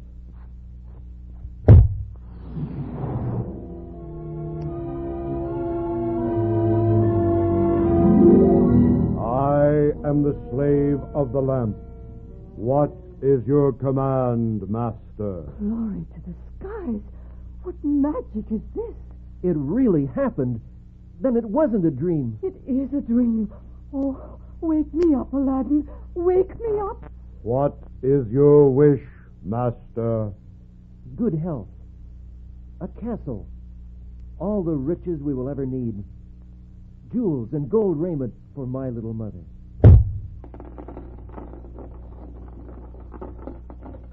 It is as you have commanded, Master. Aladdin, how wonderful. You touched the lamp and everything is instantly transformed. My clothes are velvet. Jewels everywhere. Oh, what in the world will happen next? I'll tell you, little mother. Now I am rich, I have something to offer the woman of my dreams. Next, I will try to win the heart of the beautiful Princess Lotus Blossom. Lotus Blossom? But Aladdin, she is a princess. You are a commoner. Princess or peasant, I have worshipped her since first I saw her. Now I will dare tell her so. But you have that lamp person. He could command her. Oh, no. True love is not commanded, little mother. It is given freely. So wish me well, for within the hour I shall know my fate.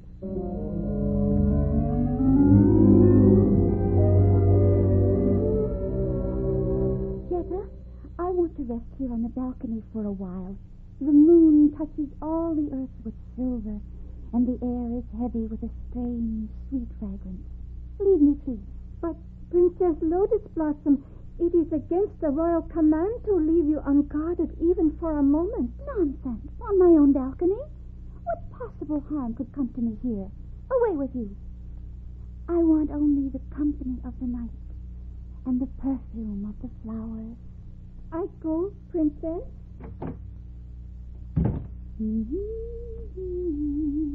Princess Lotus Blossom. Oh, Princess. Who calls? Answer instantly. Who called me? Don't be frightened, please, lovely princess. I see no one. Who are you? Do you mean me harm? Think twice. One cry will summon the guardsmen. There is no harm in adoration, gentle lady, so there is no need to summon the guards. Do my ears tell me truly? Are you not Aladdin? I am Aladdin, lovely one. May I come up on the balcony? No, of course you can't. Besides, the rose trellis may not hold.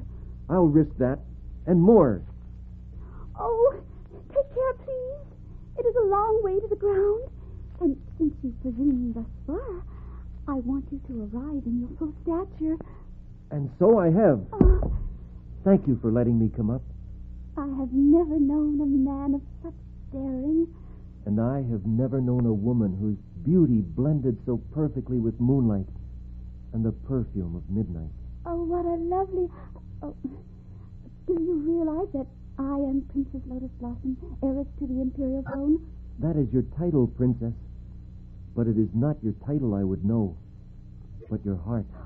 You dare to be so bold? Have I offended? 1,000 pardons, Princess. I will go. Oh, no, don't. I mean, the trellis is sure to break if you go that way. Oh, lady, forget your title, the kingdom, forget everything, except that I am a man, and you are a maid, and there is moonlight to show me what dark eyes already say. Oh. Lotus, isn't that true? Oh, I am quite mad, I know, and yet it is true. I've thought of no one else since first I saw you in the marketplace. Beloved, I would give my life for you. Oh, but Aladdin, my father, he will never consent. Lotus, that can be arranged. You have said you love me.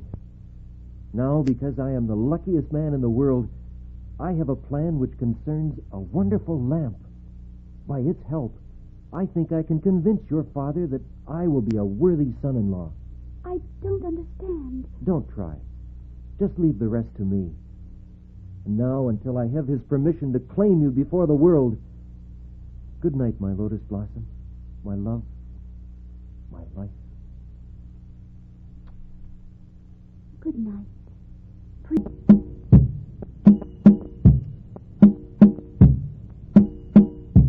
Curse the charms that would not work for me. Slave. Yes, my master. Have you the blood of an hour-old pigeon as I ordered? It is here, master. Put it over the fire. Al cadabra tal boucher kesco manchao. Where is he? Where is Aladdin and the wonderful lamp? Magic of 1,000 years. Tell me. Slave. Yes, master. At last it works. The crystal ball says he's married to a princess living in... Come, little crystal, tell me. Living in Tal Ravia. At last I have it. Now to change myself into the east wind and get there. And then, magic crystal, we will even the score.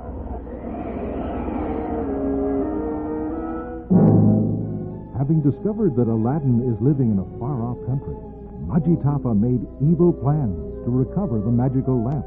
But now, let's look in at the marble palace of Aladdin and his beloved wife, Lotus Blossom. New lamp for old. New lamp for old. Jetta? Yes, madam? I hear a peddler in the street. Open the door and find out what he's saying. Yes, madam.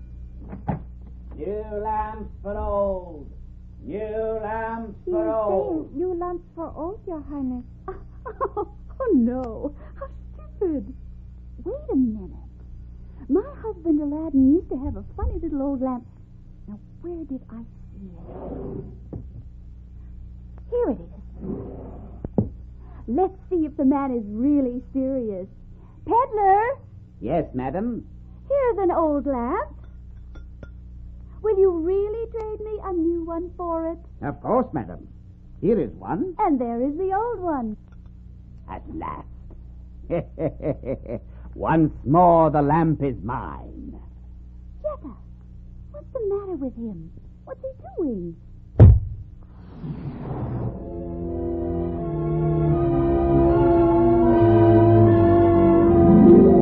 I am the slave of the lamp. Jetta, look. In the smoke of the incense. Oh, what have I done? Master, what is your command? Take this castle, this woman and me to the farthest corner of the world where Aladdin will never see us again. Obey me. Yes, master. Aladdin!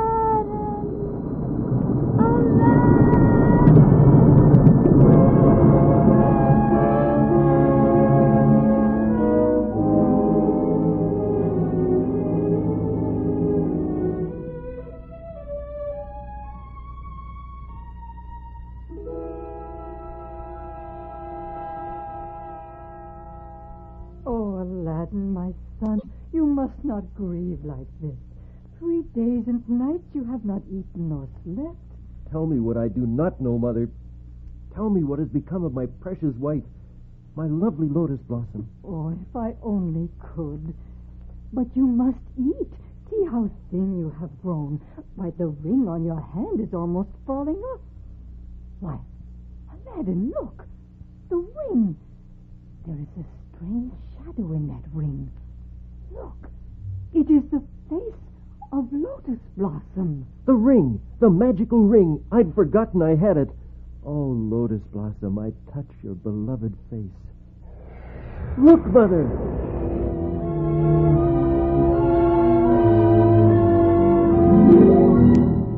I am the slave of the ring. What do I hear? You are... I am the slave of the ring. Of the ring as well as the lamp? Only those who have the ring know of the lamp. I am the slave of the ring. Oh, Allah be praised. Allah be kind. Allah. What is your desire? Take me to my lotus blossom. Instantly, master.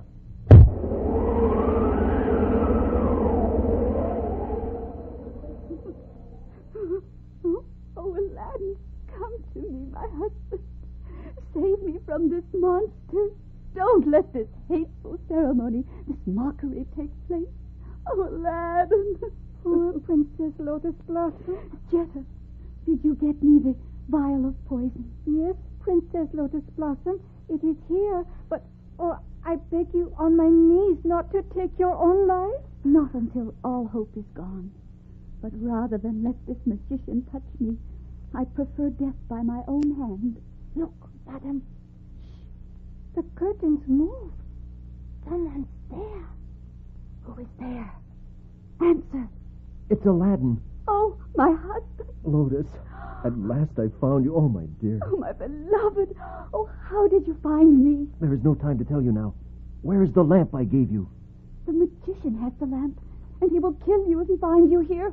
What shall we do? I have the poison you asked for, madam. There is the answer. Oh, yes. What would you do with poison, Lotus, dear?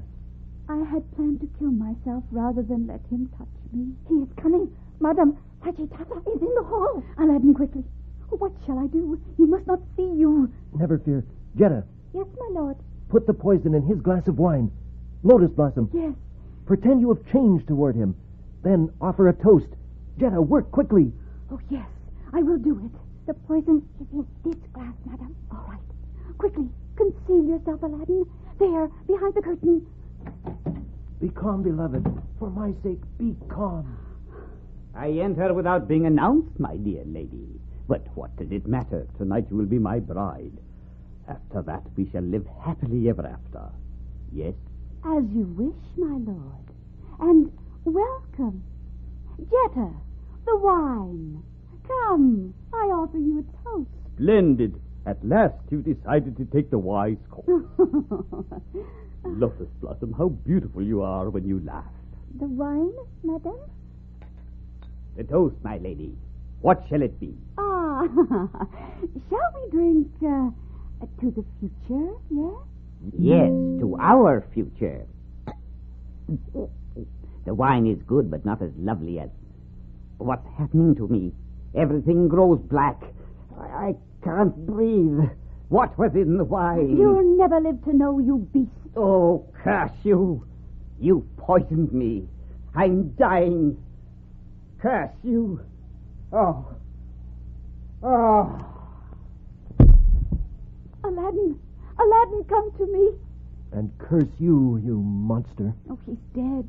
Oh, thank heaven. Amen to that, madam. And now we must get away before his evil slaves discover this. He has the lamp. What can we do? Here it is, in his pocket, madam. Get it, Jetta. Give it to me. Here is the lamp, sir. Wonderful. Slave of the lamp, come to me.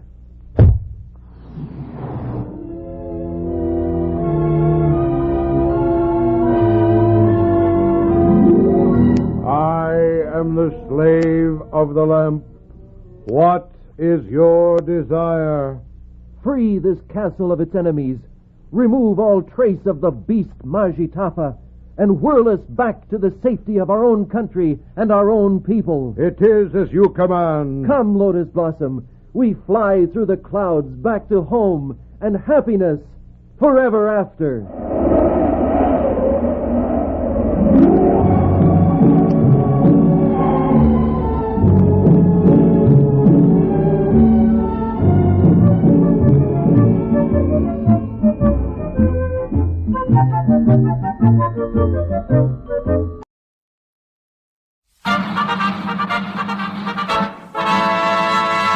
From Hollywood, California, the Lux Radio Theater presents Barbara Stanwyck in So Big, with Preston Foster, Fay Ray, and Otto Kruger.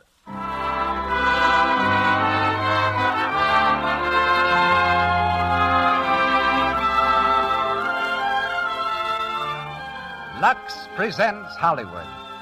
Tonight we journey through a lifetime, the life of a brave and simple woman, her loves, her struggles, her ultimate victory, told under the title So Big. You'll hear Barbara Stanwyck, Preston Foster, Fay Ray, and Otto Kruger. Our special guest is Mrs. Sarah Delano Roosevelt, the mother of our president. The music of the Lux Radio Theater is conducted by Louis Silvers. But first, just a word about the splendid product behind this theater. Our lovely screen stars have found that their complexion soap, Lux Toilet Soap, makes a wonderful beauty bath, too. Just a few minutes in a warm tub and a generous lathering with Lux Toilet Soap leaves you refreshed and sure of daintiness. Fragrant white Lux Toilet Soap has active lather, you know, that removes thoroughly every trace of dust, dirt, and perspiration. Try it for your daily beauty bath. You'll love the delicate, clinging fragrance it leaves on the skin. And now, the producer of the Lux Radio Theater. Ladies and gentlemen, Mr. Cecil B. DeMille.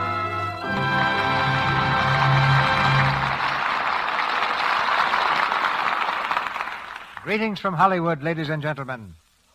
One of the exciting things about writing is that writers never know how the public's going to receive their work. For example, Edna Ferber thought so little of her first novel, Dawn O'Hara, that she threw it away. It was published only after her mother dug it out of a wastebasket. Of So Big, Miss Ferber said, "I thought I'd written a complete non-seller. I didn't think anyone would ever read it." She was wrong. Hundreds of thousands were fascinated by the book, and tonight, millions more will meet her characters as Barbara Stanwyck, Preston Foster, Fay Ray, and Otto Kruger bring So Big to the air. Barbara Stanwyck was about to play a small part in one of Willard Mack's productions when he decided that he didn't like her real name, Ruby Stevens. So he and David Belasco created a new one, taking it from old theater programs pasted on the green room wall at the Belasco Theater. On these programs were the names Barbara Frietchie and Jane Stanwyck. They served to change more than Ruby Stevens' name. They changed her luck. Barbara's, whose home was once an orphan asylum, and who at 13 was wrapping bundles in a Brooklyn department store, was on the high road to brilliant success. For the past several months, she's been working with me in Union Pacific, in which she plays the role of a little Irish postmistress, and proves again that she's one of the really great women of the screen. Barbara starred in the picture So Big and plays the part of Selina again tonight. And we're happy to welcome Preston Foster, a newcomer to our microphone. Preston's boyhood ambition was to become 6 feet tall and sing in opera. He achieved both. He's 6'2" and sang for a time with the La Scala Opera Company in Philadelphia. Preston's new Paramount picture is Geronimo, and tonight we hear him in the role of Dirk de Jong. Fay Ray, one of the loveliest of the screen's lovely ladies, is no stranger to our stage. The last time she was here, we almost prevailed upon her to recite some of her own poetry. Perhaps we'll have better luck tonight. Fay is heard as Dallas O'Mara. Otto Kruger, one of Hollywood's famous importations from Broadway, plays Purvis de Jong. And now for the play. The Lux Radio Theater presents Barbara Stanwyck in So Big, with Preston Foster, Fay Ray, and Otto Kruger.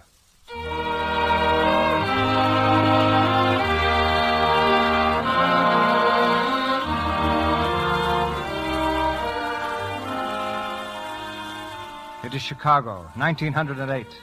Here in the sprawling, rapidly growing city, Simeon Peake has brought up his motherless daughter, Selina. but Simeon has been shot in a gambling house brawl.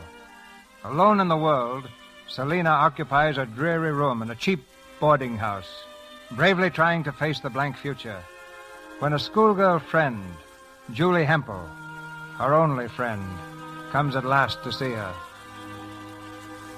Selina, I'm so terribly sorry about your father. I came as soon as I could. I know, Julie. And I think it's horrible what the newspapers are saying. Horrible. No, Julie, it's only the truth. My father was shot and killed in a gambling house. But Selina... I never knew he was a gambler, Julie. When he sent me to school and gave me so much, he always told me he was in the market. And he was good to me. I don't care what he was good to me. But Selina, what are you going to do? Did he leave you anything? $70 in a ring. Oh, it's not a very big diamond, but I'll never part with it because it was his. But Selina, you've got to live. I can work. Oh, you can't. What kind of work could you do? I can teach. I've already got a position. Where? In High Prairie. I'm to live with a farmer and his wife. Farmer? Class Poole, his name is, and, well, I think it should be fun teaching in a country school. Oh, Selina, I think you're being very brave. I'm trying to remember what my father said, that life is just one big show, and the trick is to act in and look on at the same time.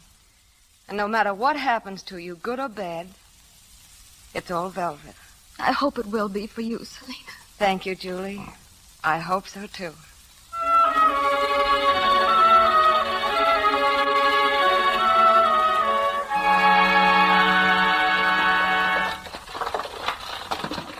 Most there now. You can see the house up ahead there. Oh, Mr. Poole, how beautiful it is here. Beautiful? What is beautiful? This, the fields, the cabbages. Cabbages is beautiful? Cabbages? Cabbage? But they are beautiful. They're like jade and burgundy. Cabbages. Cabbages. I believe you said you had 3 children, Mr. Poole. Will they all be my pupils? No, not all, teacher. Why not? Which ones won't? Gertrude goes to school. Josina goes to school. Rolf works by the farm. How old is Rolf? Rolf is 12. Only 12? And no longer in school? Rolf, he works by the farm. Doesn't he like school? Sure. Well, then why doesn't he go, for pity's sake? Rolf, he works by the farm. Well, this is my house. Oh, it's a very comfortable-looking house. Oh, it's not very fine. Farmers is poor. Marcia, here is teacher. You go in. Supper is ready soon. Cabbages is beautiful. Cabbage. You think you like it here with us, teacher? Oh, yes. Thank you, Mrs. Poole. Sure. Gertie and Josina, they make good pupils for you. More to eat, class? No, too tired. The West Field tomorrow. Well, time to bed down the horses. Oh, teacher, you still think cabbages is beautiful?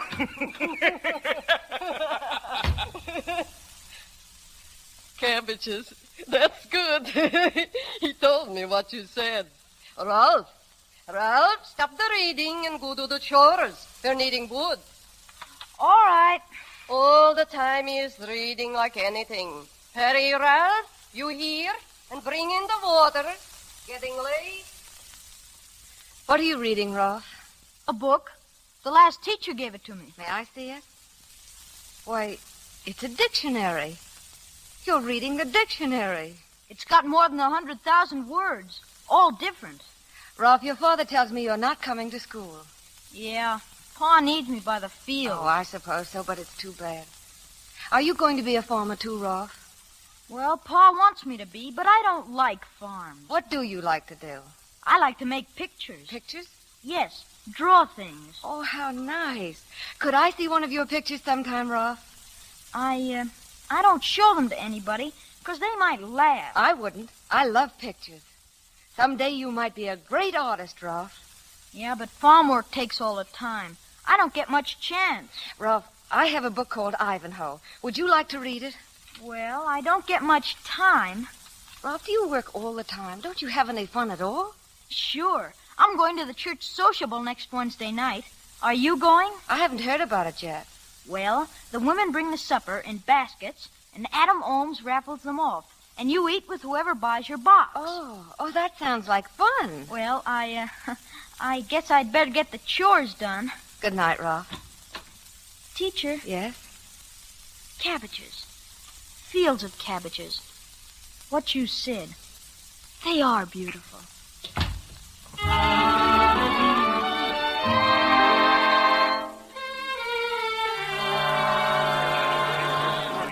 What to my feet?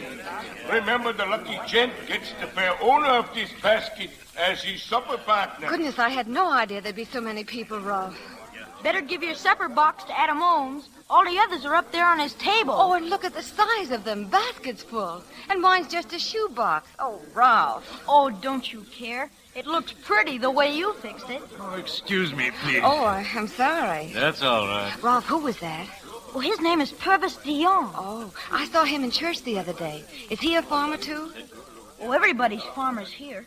I guess he'll buy the widow Parlenberg's lunch basket. She makes eyes at him all the time. She's stuck on him. What about Purvis de Jong? Is he stuck on her, too? Well, I don't know. But all the girls make eyes at him because they say he's good-looking. I bet you make eyes at him, too. Oh, Ralph, don't be silly. Well, I better take my lunchbox up if I can ever get through this crowd. Excuse me, please. Couldn't I get through? Oh, would you please let me through? Here, what Oh, I'm sorry, but I want to get my lunchbox up there. That? Is that a lunchbox? Yes, for the raffle. I'm the school teacher, Selina Peake. Yeah, I saw you in church Sunday. I'm Purvis de Jong. Oh, did you see me? I didn't think you... Wait here. I take your lunchbox up. Look what we have here, folks. The Vito Parlenberg's basket. Well, what am I bid? What? Speak up, young man of High Prairie. What am I bid? 75 cents. Johannes, I'm full with 75 cents. Who'll make it 80? I put your box on the table. Thank you. Did I hear you bid yet, Purvis de Jong? No, and he ain't going to. You're not going to bid. Why, I thought you... 80 cents. Did I hear you say $1, Purvis de Jong? Don't miss a chance like this. Are you going to let roast duck go for a mere 80 cents? Going, sold. The glory of our golden for 80 cents. Oh, you've lost it, Mr. de Jong. Yeah? How goes it, school teaching? Oh, it goes pretty well for the first few days. You're little to be a school teacher anyway, ain't you? Well, I didn't know teachers were judged by their size. Now, here's a dainty little tidbit, folks. If the Vito's basket was too much for you, maybe this box will do. Oh, dear, it's mine. If you like little ribbons and you ain't feeling especially hungry, it may be all right. But the lady herself goes with it, gents. Miss Selina Peake, that's who. Miss Selina Peake. Well, what am I bid with this lovely little toothful, gents? 5 cents. $1. Purvis de Jong bids $1. Purvis seems to be waking up. $1.50. Why, that's Ralph. $1.60. $3. Oh, no, Ralph shouldn't do that. He's only got $4, and he's been saving it for a set of paint. $5. Oh, please. Purvis de Jong bids $5. And 10 cents. $6.50. Oh, let him have it, Mr. de Jong. The cupcakes fell a little. $10. $10, gents. 10 ones, 10 fives. Gone to Purvis de Jong. Come on, teacher. Let's get out of here.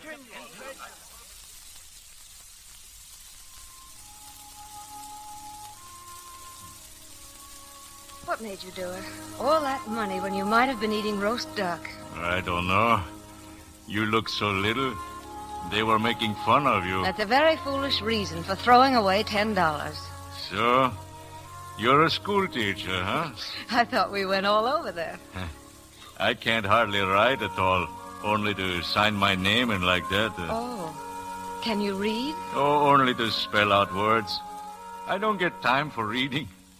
But figuring, I wish I knew. Arithmetic, I can figure some, but... Oh, those fellas in the market are too sharp for me. They do numbers in their head like that so quick. Would you like me to teach you? Huh? How do you mean, teach me? Evenings. Well, what would you take for pay? Pay? I don't want any pay. Oh, I tell you what. My farm is near the school, I could start for you the fire mornings this winter, and tow the pump and bring in water. And I could come maybe 3 times a week, evenings, to Pool's place. 3 evenings a week? Well, I'd love to do it. I'd love to. All right, teacher. Thanks.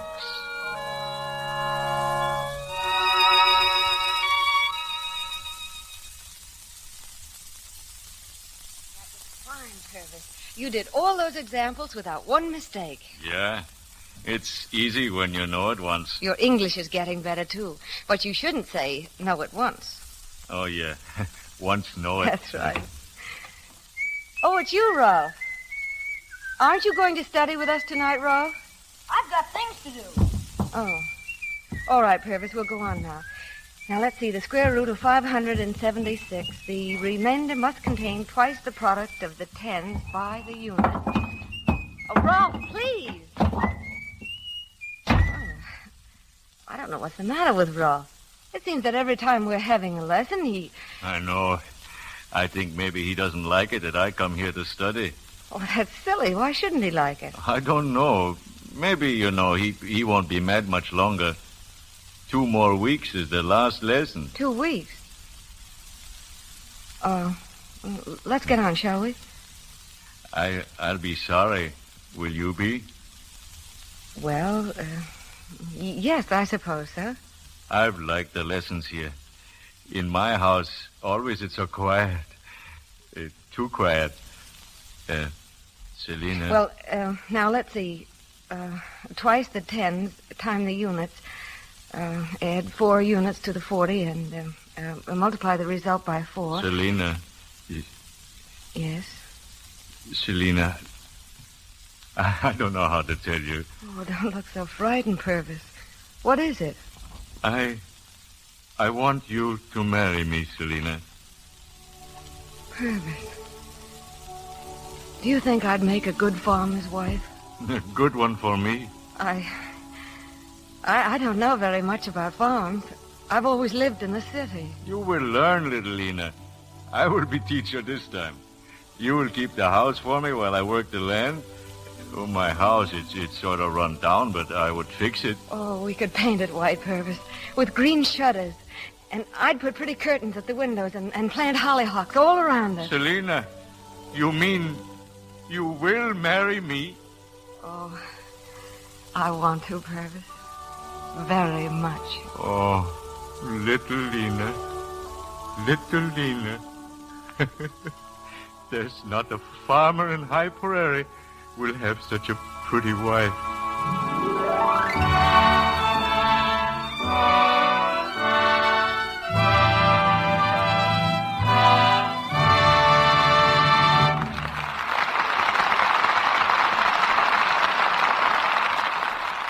Barbara Stanwyck, Preston Foster, Fay Ray, and Otto Kruger have completed the first act of So Big. They will continue with Act 2 shortly. But first, in this brief intermission, we would like you to meet Betty Gray, a young lady who is going to have a starring role in a June wedding. Right now, Betty is talking to her future sister-in-law, Marion.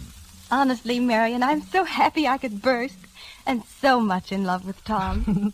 Tom says the same thing about you every 5 minutes. I ought to be used to it. It's been going on ever since he and you ate your ice cream together at the 6th grade party. Oh, isn't it wonderful? Wait, I'll get my diary. I'll give you a real summary. Look, this is 11 years ago. September 18th, 1928. I bet the 6th grade is hard, but I don't care. Tom said he'd help me with my arithmetic. He teases me, but I like him. You had one setback, Betty, in high school. Remember Nancy Allen? Ooh, do I?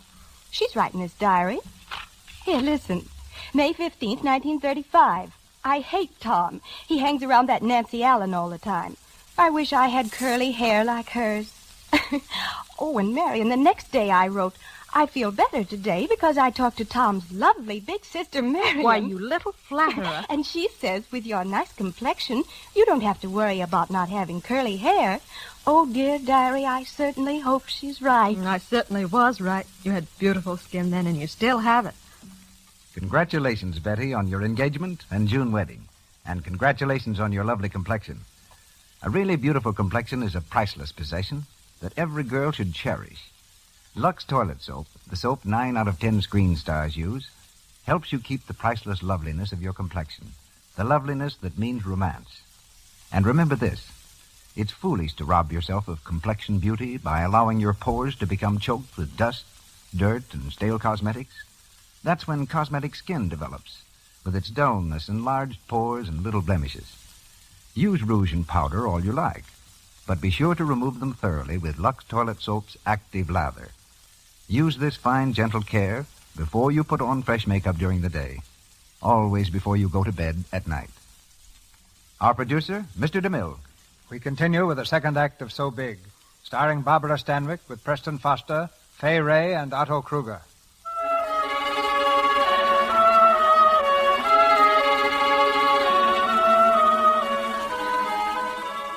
Three years have passed since Selina married Purvis de Young.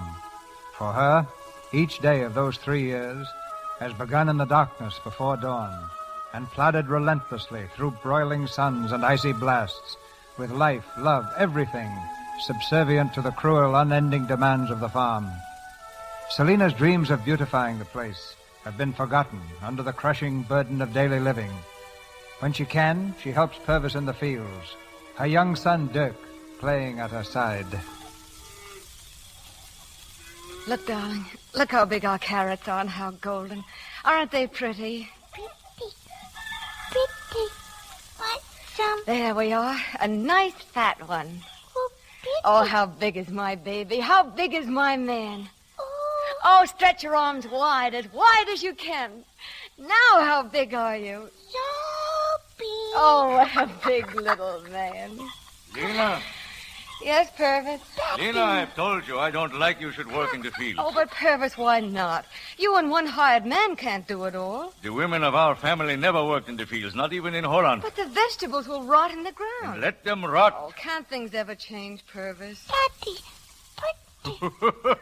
Look, he pulled a radish all by himself. Already he's a farmer. No. Oh, no. What? Nothing. Well, tomorrow we must start pulling the beets. They are ready. You look so tired, Purvis. Why don't you rest? You haven't stopped a minute since 4 this morning. Vegetables must be picked when they are ready. I suppose so. Purvis, I've been thinking about that West 16 section. Can't we drain it and plant there? Oh, that's clay land. Drain, and you have yet got clay. I know. You've got to use tile drainage and humus. Then with potash and phosphoric acid. Well. The school teacher is a farmer now, eh? Tell me, little Lena, from where did you learn all about this truck farming? Out of a book I sent to Chicago for it. Huh? A book? A book? A truck farmer out of a book? Why not? The man who wrote it knows all the new ways to farm. Oh, you're running the farm just the way your father ran it. Yeah. What was good enough for my father is good enough for me. It isn't. We're not getting anywhere, Purvis. And Dirk is growing up. He's going to need things. He'll be going to school. Oh, there'll be so much. No, fine talk. A farmer must take what God sends, Lena. And all your books can't change that. All right. If you won't listen, you won't.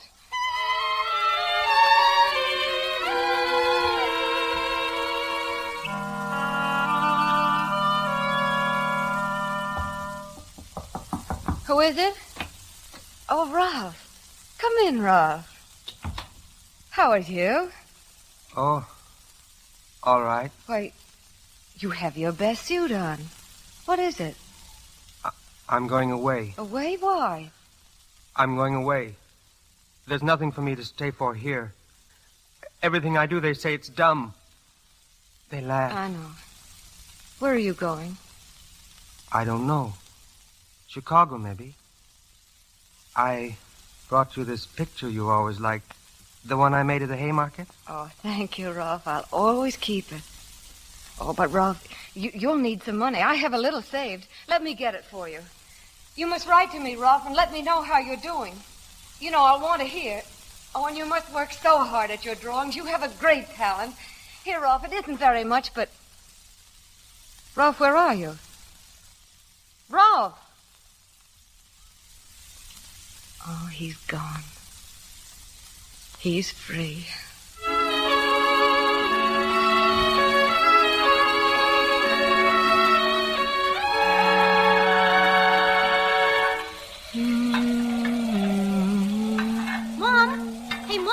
Yes, so big. Isn't it time Pop was home from market, Mom?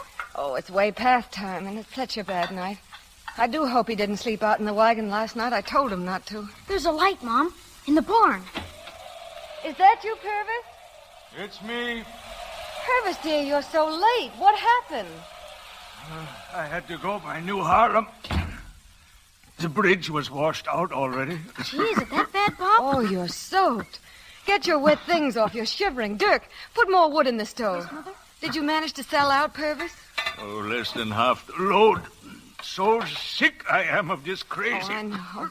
Now you wrap up in that blanket and sit here by the fire while I get you some dinner. Oh, I don't know if I can eat. Oh, but you must. It will do you good. What was the matter at the market? No, I don't know. When I have carrots, everybody by the market has them. When I have radishes, they have them too. They rot in the wagons. You remember once you say, farm work is grand. It isn't, but I think it could be. Farm work is slave work. Oh, last night we load the wagon with carrots. From 4 this morning I drive. I don't make enough. I should buy tomato plants for summer. Oh, Purvis. Why won't you put in asparagus? Oh, asparagus. And wait 3 years for a crop? Planting is good for 10 years once it's started. I've been reading up on it. Reading up. Schoolbook farming, that's no good. It is, Purvis, if you'd only give it a chance. I've tried and tried to show you some new ways. I don't want new ways. The old ways is the best. How can you say that? They are. The old ways is the best. Purvis, you're sick. Yeah, I feel badly now. You did sleep in the wagon last night in all the rain. Yeah. I wanted to save the money. I begged you not to. Dirk, run and get the doctor. All right. Now go to bed, Purvis. Come. I'll help you. Lean on my arm, darling. Lean on me.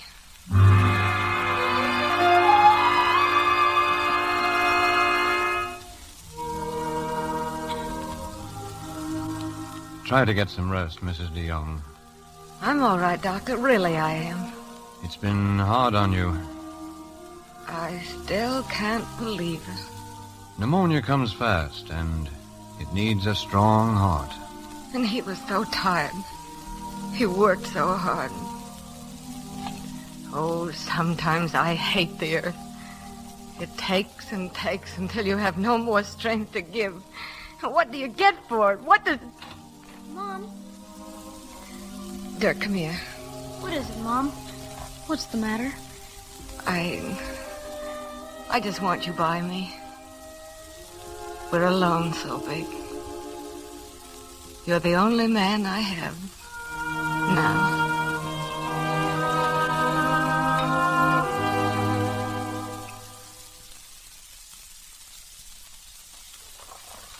Get up, Hans. Get up, Maud. Are we going to market, Mother? Just you and me? Well, I can't let my little man go alone. Soon I'll be big enough. Oh, perhaps we'll see. Oh, look, Mom. It's the Reverend Decker. He's waving at us. Oh. Good afternoon, Reverend Decker. What's this I hear, Mrs. DeYoung? That you are going to Haymarket with the garden stuff? A woman alone? No. Dirk is going with me. Mrs. DeYoung, the Haymarket is no place for a decent woman. There is card playing, drinking, all sorts of wickedness. Really? But what can I do? Dirk and I must live. Better to stay home. Let the men folks go. But, Reverend Decker, my men folks are going. Get up, Maud. Get up.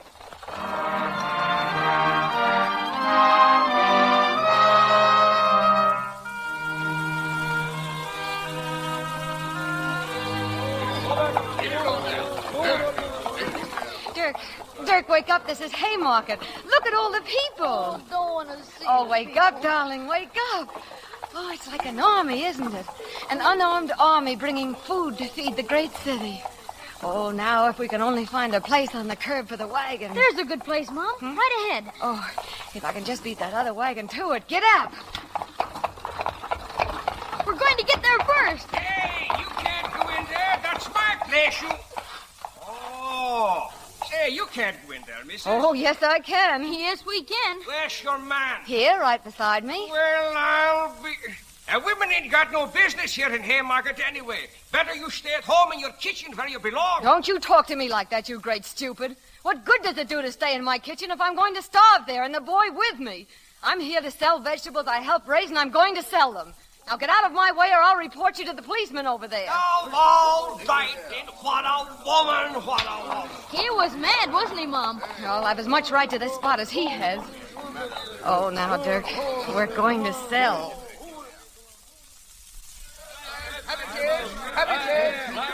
Mom, why don't they buy your vegetables? I don't know, darling. They just stare at me and go on. You're making out, Mrs. de Jong. Oh, not very good. Well, no place for a woman here. Morning. Oh, they won't buy. Everything will wilt. Come on, Dirk. Where are we going, Mom? We'll go to Prairie Avenue, where the rich people live. Do you remember those big stone houses we saw driving in? Well, maybe somebody there will buy from us.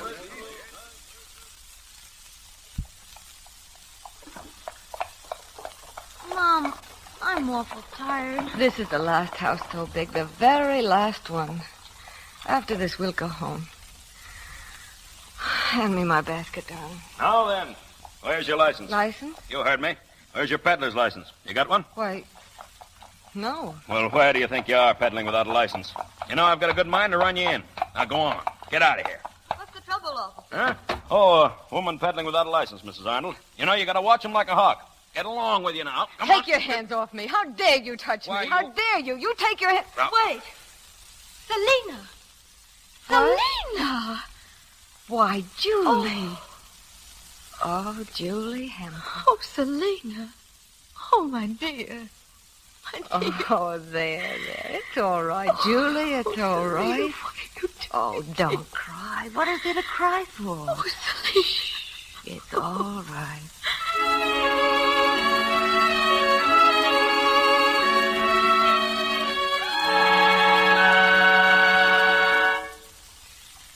Oh, Julie, it's good of you to take so much interest. Nonsense, Selena. Father always has good ideas. He might have one for you. You want to sell this farm, Selena? No, Mr. Hempel. Good. A few years from now, this land will be worth money. Well, what do you want to do? I want to stay here and make my farm pay. By next spring, my asparagus is going to bring in money. And I want Dirk to have things. I never want my son to go to Haymarket. Never. Yes, but what about you, Selena? Me? My life doesn't count except as something for Dirk to use. I want him to have all the worthwhile things in life all mixed up. Rooms and candlelight, leisure, travel, books, music, people. Work that he loves. Work that's worthwhile. That's what I want for Dirk. And the farm can give it to us. Well, how much money do you need to start the improvements? Oh, Mr. Hempel, I didn't mean... Don't be silly, Selena. Father can well afford it. Well, I do need it. But I'm borrowing the money, not taking it. I want to give you an IOU, Mr. Hempel. A promise to pay you back. That's business, isn't it? Sure, that's business. Well, that's the only way I'll take it. I hope you won't have to hold it very long, Mr. Hempel. You just forget about it, Selena. You deserve a few things for yourself. I'm doing it for Dirk. Only for Dirk. So he can go to good school, so he can do big things in the world. That's what matters. Giving something that will live after you. Building something, creating. Oh, I want his life to be rich and full. And I'll work, I'll do anything. So I can give him all these things myself. And I want to do it all myself. For him.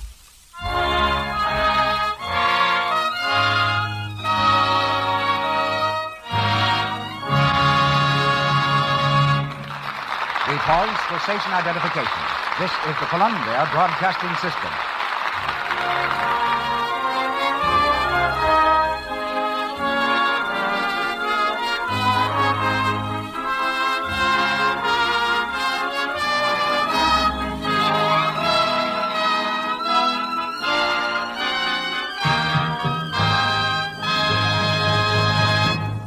This is the Lux Radio Theater presentation of So Big, starring Barbara Stanwyck with Preston Foster, Fay Ray, and Otto Kruger. In a few moments, the curtain rises on Act 3. Now it's intermission time. Time to hear from the evening's special guest. But just a brief word first about the product bringing you this program.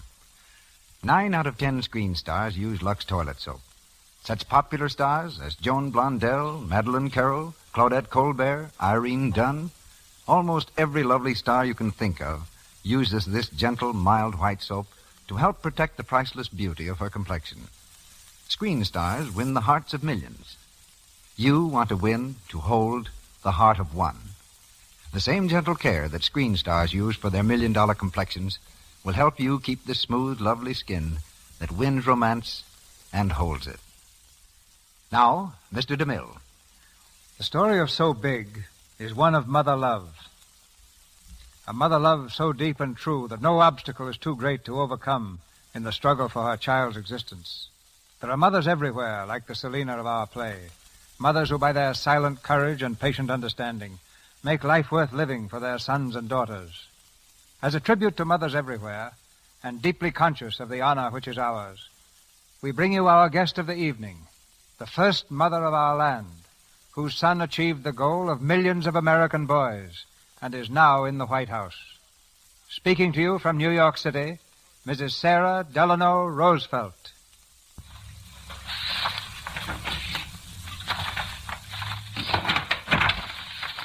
Thank you, Mr. DeMille, very much indeed.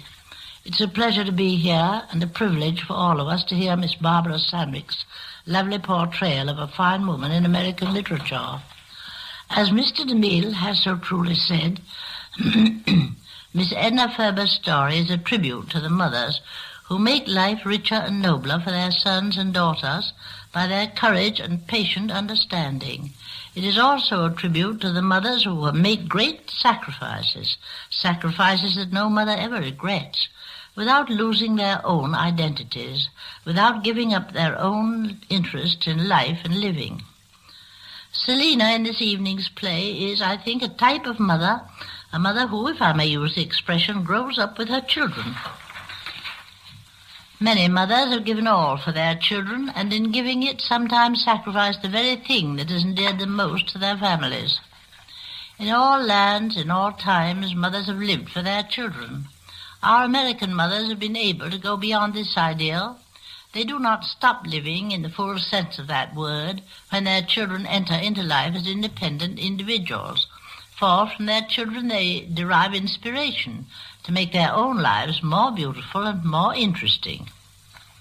Selina gave to her son the ideal of beauty, as many another mother has passed on to her children that which she herself most cherished. But Selina also lived up to that ideal in her own life, so remaining young and vibrant and alive through the years and the tribulations of the years. She taught him to find happiness in the place where happiness must first be sought, in the home. In a world troubled by conflicting theories of life, when sometimes we wonder what course civilization will take, it is good to encounter the common sense and humanity of a woman like Selina. And I like to think that she is a prototype of many mothers, a wise and tolerant guide, one who makes the world better not only by influencing the lives of her children, but also by living her own life fully and joyously. All of us may take new heart and courage from Selina. She is not only the symbol of American mothers, but a wonderful example of mothers in this day and generation. Thank you, Mrs. Roosevelt. While we have mothers like you, there's hope for the world. Back now in Hollywood, Barbara Stanwyck, Preston Foster, Fay Ray, and Otto Kruger bring us Act 3 of So Big.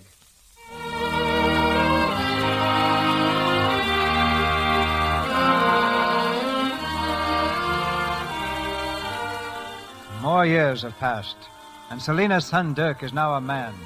Selina has made good her promise to Mr. Hempel to pay back the money he gave her, and with her farm running profitably, has been able to give Dirk a college education and many of the fine things of life she always wanted him to have. Now he seems well on his way to a career as an architect. It's late afternoon, and Selina is working in her room when Dirk arrives at the farm. At it again, are you? Going through that old chest? What a sentimental generation yours must have been, Mother. So it was. Your father gave me this arbutus. Pressed flowers. They went out with the tandem bicycle, didn't they? I suppose they did. And here's a picture Rolf Poole did when he was a boy of the Haymarket. And now he's one of the most famous sculptors in Europe. Oh, and here's your college diploma. Slave and sweat 4 years for that. And go into an architect's office at $35 a week. Architecture is the most thrilling thing in the world, Dirk. Is it? I've spent the past week drawing washrooms for a glue factory. Oh, but 10 years from now, who knows? 10 years. I don't want to wait that long for success. What do you mean by success, Dirk? To be rich. Make a lot of money while I'm young enough to enjoy it. Oh, no, Dirk, that's not success. Rolf, the thing Rolf does, that's success. Oh, well, if you have money enough, you can buy the things he makes and have them. That's almost as good, isn't it? Oh, Dirk, you don't understand, do you? Listen, Mother, I've got to do things my own way, and I'm giving up architecture. Dirk. Paula Storm says that... Is that the young woman you've been seeing so much of? Well, I've seen her off and on. Anyway, her husband is in the bond business, and I'm going in with him. Bonds? Oh, Dirk, there's no fun in that. Well, it's good enough for me. 5 years in the bond business with the right connections, and I'll clean up. You're sure that's what you want, Dirk? Yes, Mother. Look, I'm sorry I can't have dinner with you tonight, but I've got an important appointment in town. I understand, dear. Run along. Goodbye, Mother. Goodbye. Goodbye. So big.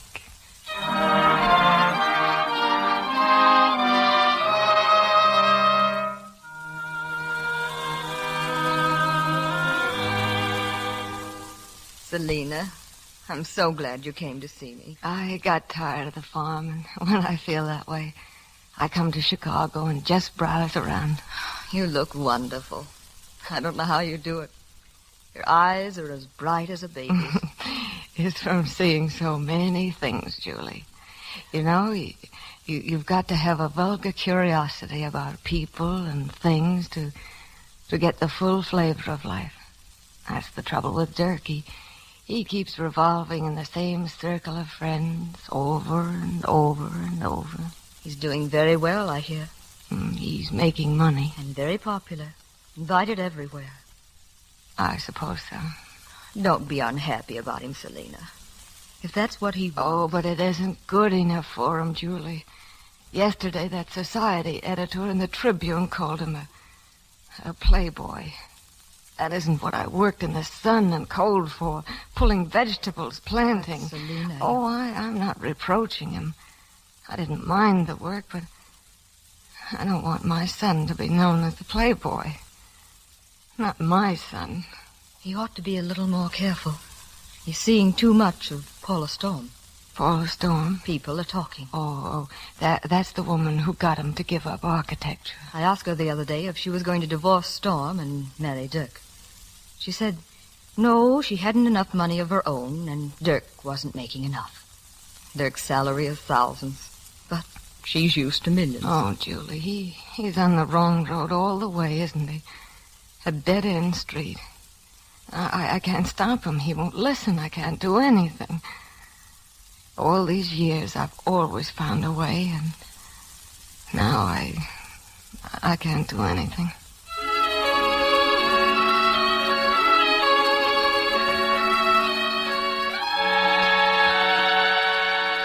Well, the deal's as good as closed, Dirk. I played golf with Jackson yesterday and sold him solid. Good work. The whole 100,000? All of it. My hat's off.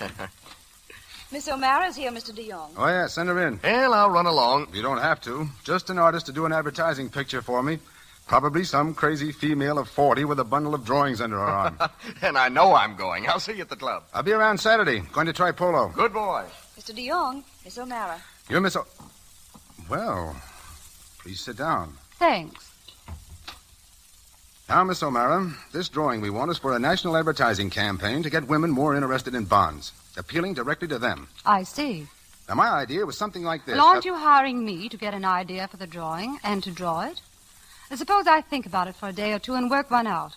I think you'll like mine better. Oh, I see. How much would you expect to get for a drawing? $1,500. Well, that's ridiculous. I'm sorry, but that happens to be my price. Anyway, it's been nice meeting you, Mr. DeYoung. Now, wait a minute. Of course, if that's your regular price, I suppose we could pay it. Could you? Still, $1,500 is a lot of money. I think so, too. I remember when I used to get 25 cents for sketching hats. And now you've arrived. You're successful. Arrived? Heavens, no. I've just started. Who gets more money for a drawing than you do? Nobody, I suppose. Well, then, in another minute, I'll be telling you the story of my life. Goodbye, Mr. DeYoung. when you get something definite worked out, may I see it? Sure. Drop around to my studio in about a week. I'll be there. Thank you.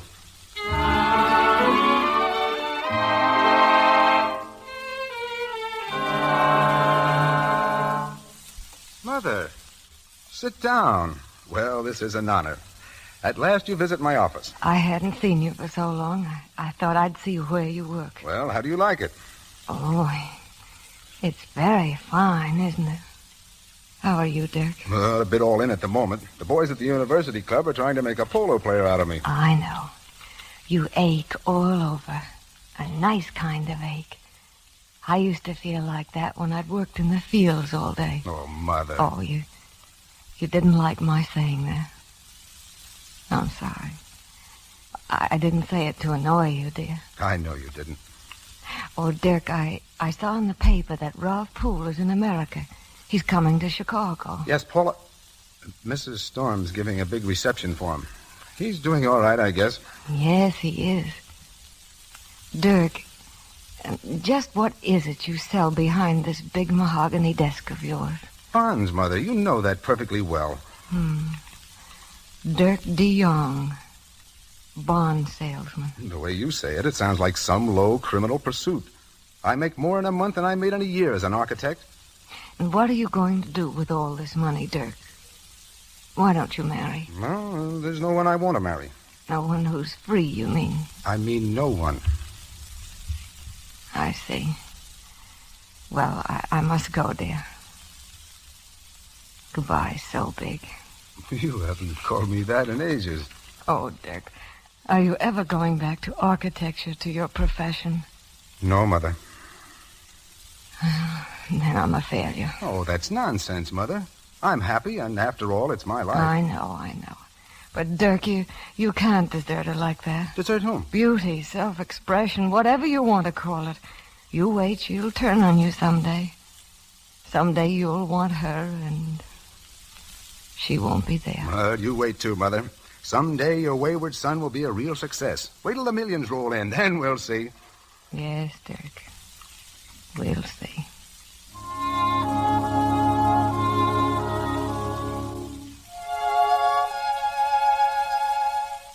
Like it? Oh, it's grand, Alice. Well, now that the picture's finished, I won't have any excuse for hanging around your studio. But maybe you'll still have dinner with me, go places. Of course, Dirk. Why not? Dallas, you know I'm in love with you. I could give you a lot of things you haven't got. Sorry, Dirk, but you'll have to send them by express. I'm going back to Paris in a few weeks. Paris? What for? To study. I want to do portraits. In oils. Dallas, is it because I'm a successful businessman that you don't like me? But I do like you. You know what I mean. Must a man be an artist to interest you? Oh, you? good heavens, no. No, someday I'll probably marry a horny-handed son of toil.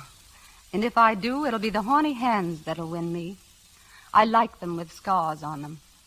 You know, there's something about a man who has fought for it. A look in his eye, the feel of his hand. And I haven't got that. There isn't a mark on you, Dirk.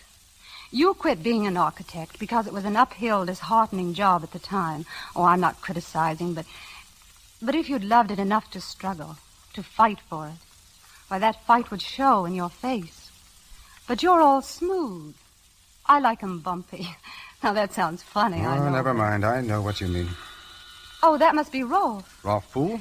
But he's supposed to be at Paula Storm's reception this afternoon, right now. I am myself. But I'd much rather see you. Well, so would Rolf. Hello. Oh, Rolf, it's so good to see you again. Same, Dallas. You haven't changed a bit, even to the smudge on your face. Well, I've been working. Rolf, this is Dirk DeYoung. Mr. Poole, Dirk. How do you do, sir? Dirk DeYoung. Why, say, don't you know me? I'm Ralph Poole. I've heard a great deal about you. Oh, but I mean I'm... I knew you when you were just a kid. You're Selina's Dirk, aren't you? My Selina. That's right.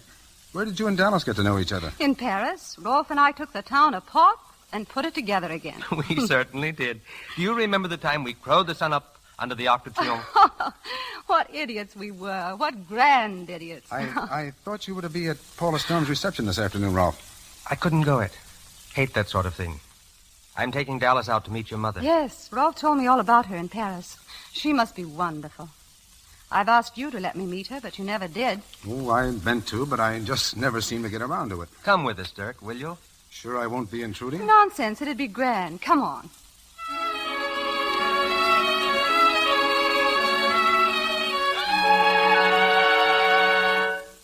The White House with green shutters. That was always Selina's dream. It smells clean and earthy. Somehow it makes me feel as if I were in a church. Look, here she comes. Just as I've imagined she'd be. Still slim and straight, plodding across the field in that old gray sweater and that battered felt hat. Isn't she magnificent? Mother, I've brought company. Dirk, I'm so glad you came. Who? She recognizes me, only she can't quite believe it. Yes, Selina, it's really me. Ralph Poole. Oh, Ralph, you did come to see me. I came to America mostly to see you, Selina. And why wouldn't I? Everything I know about beauty, you taught me. I only helped you find it. But, oh, I'm so proud of you, Ralph. Selina, this is an old friend of mine, Dallas O'Mara. I've been waiting a long time to meet you, Mrs. DeYoung. I'm so glad you came. Dirk has told me so much about you. Rolf, let me look at you. The little boy I used to know, a famous sculptor. Oh, you've done all the big men in Europe, haven't you? Well, there are a few left. To think of it. You've seen the world and you've got it in your hand. Little Ralph Poole. And you did it alone, in spite of everything. What are you smiling at? I just remembered. Cabbages are beautiful. Oh, I still think so. Oh, Ralph, I must show you something. Your picture of Haymarket. Do you still have it? Do you want to go too, Dallas? No. Let her have Rolf. Oh, Dirk, she's what I mean when I say I want to do portraits. Character portraits of great people. Like your mother. Like Mother? Yes. Her fine, splendid face all lit up with the light that comes from inside. The jawline, like that of the women who came over in the Mayflower or crossed the continent in a covered wagon. Her eyes, and that battered, gorgeous old hat she wears. And her hands. She's beautiful. Yes, she really is, isn't she? And I see what you mean about me. Do you, Dirk? I suddenly feel very empty. It's not too late. Dallas. Shall we go inside now? I want to say goodbye. They left. I knew somehow that you would reach the high places. What a fine life you've had, too, Selina. A full life, and a rich one, and successful. I? Why, Ralph, I've been here all these years, just where you left me when you were a boy. I think the very dress I'm wearing might be the same I wore then. I've been nothing, done nothing, seen nothing. When I think of all the places I was going to see and all the things I was going to do. You've been everywhere in the world. You've seen all the places of great beauty and light. You remember you told me your father had once said, when you were a little girl, that there were only two kinds of people who really mattered in the world. One kind was wheat, and the other kind was emeralds. You're wheat, Selina. And you're emeralds. Goodbye, Selina. Goodbye, Ralph. I'll see you soon again.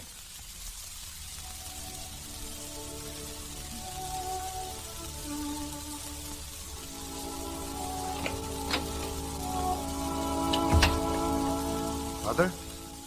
Yes, Dirk? Mother, I've made a decision, and I want you to know. I'm going back to architecture. Oh, Dirk. There's something you have, Mother, and Ralph, and Dallas, too. I never realized till this afternoon just how much I'm missing. Oh, so big. I'm so glad. But I'll need your help, Mother. It's going to be a long, long road. But a good one, Dirk. Full of beauty and living. And in the end, you'll find that you possess all things. For you will have carried them with you all the way.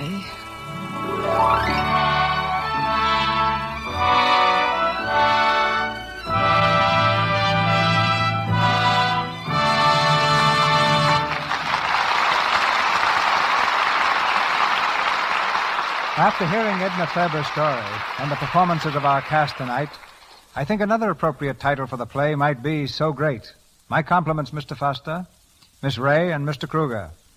And I can pay you no greater tribute, Barbara, than to say that you reached and held our hearts as surely and so big as, well, as you do in Union Pacific.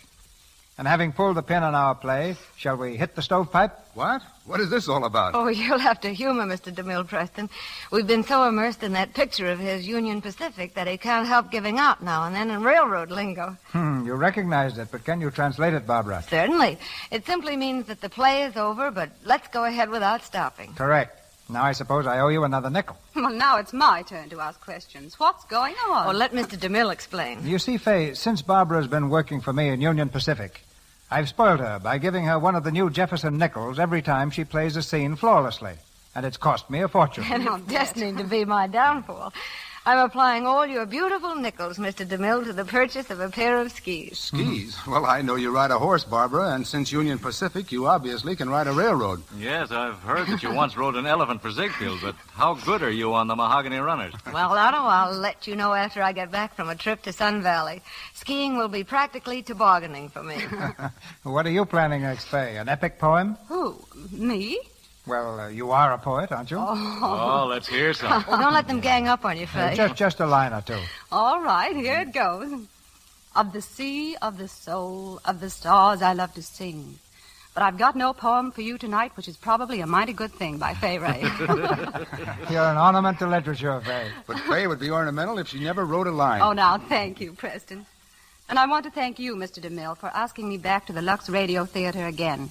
This theater has become more than a radio program, Mr. DeMille. It's become a definite part of Hollywood. And so has the product that's responsible for our being here tonight, Lux Soap. About every actress I know uses it, Mr. DeMille, and that speaks volumes in praise of it. Screen stars just have to keep their skin smooth, and I'm very grateful to Lux Soap, Mr. DeMille, to its makers, and to you. Good night. Good night. Good night. As we say on the railroad, see you along the line. Louis Silvers appeared through courtesy of 20th Century Fox Studios, who directed music for their new film, The Little Princess. Be sure to listen to the new Lux daytime radio program, The Life and Love of Dr. Susan, the story of a courageous woman in search of her destiny. You can hear it over most of these stations in the United States every afternoon, Monday through Friday, at 2:15 Eastern Time, 1:15 Central Time, 3:15 Mountain Time, and 2:15 Pacific Time. This new daytime program, The Life and Love of Dr. Susan, comes to you in addition to the Lux Radio Theater. Mr. DeMille. In the screen's entire history, only a handful of pictures can match the tremendous popularity of our play for next Monday night. That great romantic comedy, It Happened One Night. It won more Academy Awards than any film before or since, for production, direction, and for the performances of both its leading lady and its leading man. And these two superb stars will repeat their classic roles for us a week from tonight. Clark Gable and Claudette Colbert. And with them, Walter Connolly and Roscoe Carnes. Our sponsors, the makers of Lux Toilet Soap, join me in inviting you to be with us again next Monday night when the Lux Radio Theater presents Claudette Colbert and Clark Gable in It Happened One Night, with Walter Connolly and Roscoe Carnes. This is Cecil B. DeMille saying good night to you from Hollywood. This is the Columbia Broadcasting System.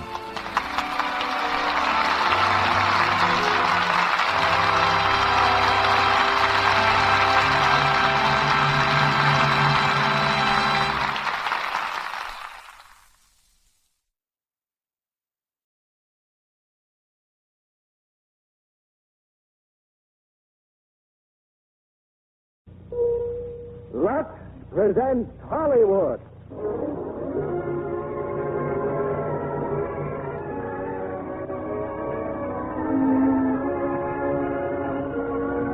Lever Brothers Company, the makers of Lux Toilet Soap, bring you the Lux Radio Theater, starring Dan Daly and Ann Baxter in Ticket to Tomahawk. Ladies and gentlemen, your producer, Mr. William Keel.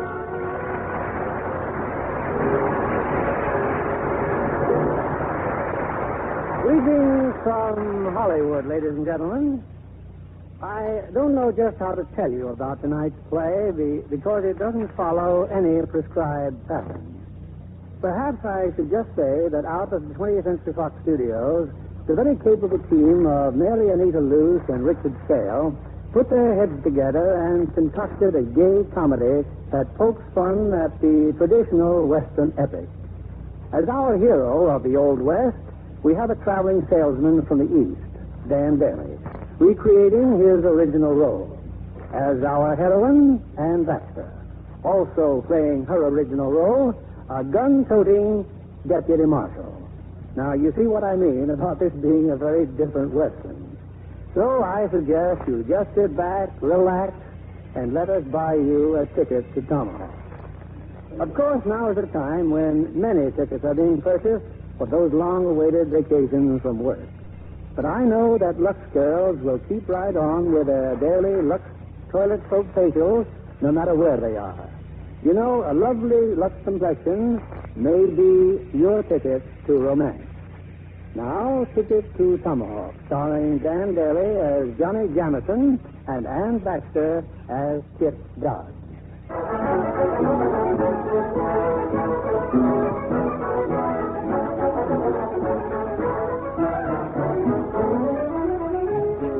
Is the Old West. This is Colorado, the town of Epitaph, a little woollier and wilder than most. Three strangers have just arrived in Epitaph in search of the sheriff. Howdy, Jim. What can I do for you? Friend, my name is Johnny Jameson. These two gentlemen and I have just come from the... Now, what'd you do that for? You talk too much. Raise your mist, partner, or I'll cut you off pocket high. Where's the sheriff? Mr. Dodge is down the hall, and I wouldn't bother none was I you. He was fixing to ride out and meet the new railroad train. We just been taking care of that train, mister. We're taking care of the sheriff, too. Took care of the train, huh? Who's the dude on the floor? Him? Passenger in the train. We picked him up on his way here to get the sheriff. Kind of amusing, ain't it? Him bringing us to the sheriff. You're making a big mistake, strangers. I wouldn't let Mr. Dodge catch you hanging around here. Keep your hands up. On account of he can put a bullet through your buttonhole whenever you wouldn't touch your shirt. And folks in his granddaughter. Interesting, ain't it, Tracy? Who else is back there? Fellow named Bishop. He happens to own most of the new railroad. Well, let's get him, Healer. Oh, you're making a mistake, fellas. I'm telling you again. Just you stay in front of us. One more peep out of you, and Boot Hill's going to have a new... This railroad's the biggest thing that ever happened to the state of Colorado. It's the opening of the West. It'll get the wealth of the nation out of the far mountains. When and if the railroad's ever finished, Mr. Bishop? It'll be finished, Miss Kit. Some folks don't want this railroad. Of course they don't. It's going to run the stagecoach line right out of business. Oh, Colonel Dawson and his gang aren't going to like that, Mr. Bishop. That's why I want your grandpa around, just in case Dawson's men... Grandpa, look out! Hey, you lad, Miss Kit. Grandpa. Well, I warned them. Oh, Grandpa, they got you. Just in my arm, honey. My shooting arm. You killed them. You killed them both. That's what I carry shooting irons for, Mr. Bishop. I'm beholden, Miss Kit. Mighty beholden. Oh, not to me, Mr. Bishop. They were Grandpa's meat. Hey, there's one more of them out there, Miss Kit. He come in with them two. Now, just a minute. What's going on? Lady, that gun's pointing at me. Is it? Put him in jail, Chuckabee. We'll give him a fair trial this afternoon and hang him in the morning. Hang me for what? I'm just a drummer. I'm selling subscriptions to the Saturday Evening Post. I also have a fine line of Chinese firecrackers, Roman candles, and skyrockets. And a complete assortment of hand-painted mustache cups. You could use one, too, Pop. Ever been to a necktie party, dude? No. Well, you're going to one tomorrow. Yours. But you can't do that. I'm innocent. You've been with those other two coyotes. Me? How do you think I got this egg on my head? You think a chicken laid it? Ask him. He saw them dust me. That's right, Miss Kit. Then why'd you come here if it wasn't to turn Grandpa's lights out? To tell the sheriff that engine number 1 of the Tomahawk and Western Railroad is stuck 5 miles out of town with a boulder on its rails. What'd you say? On the way here for help, I happened to run into these two gentlemen. Oh, now, look, lady, all you got to do is check with the engineer and the conductor when they get here. If he was a passenger, honey, Well, maybe... that sounds reasonable, Grandpa. If I was feeling reasonable. Only I'm not. I'm giving you a chance to get out of town, dude. But if you're still here by sundown, you're going to become a permanent resident. Oh, yeah? Well, it's a free country, and I got a right to come and go as I please. And I just got here. Mister, you just left. Come along, Grandpa. You better get that arm of yours over to Dr. Phillips. I'll wait till the Saturday Evening Post hears about this. She can't do this to me. Oh, yes, she can. There's 6 lonesome graves on the edge of town on account of her. Now, was I you, I'd get back to them there train tracks fast. I intend to. I got to get the Tomahawk. You're going to have company, dude. Me and Sheriff Dodge. That there train's got to get through. And no varmints pushing boulders and pulling 6-shooters is going to stop it. Yeah. Just give me my sample case. This is a fine town. That's all I can say. Fine town.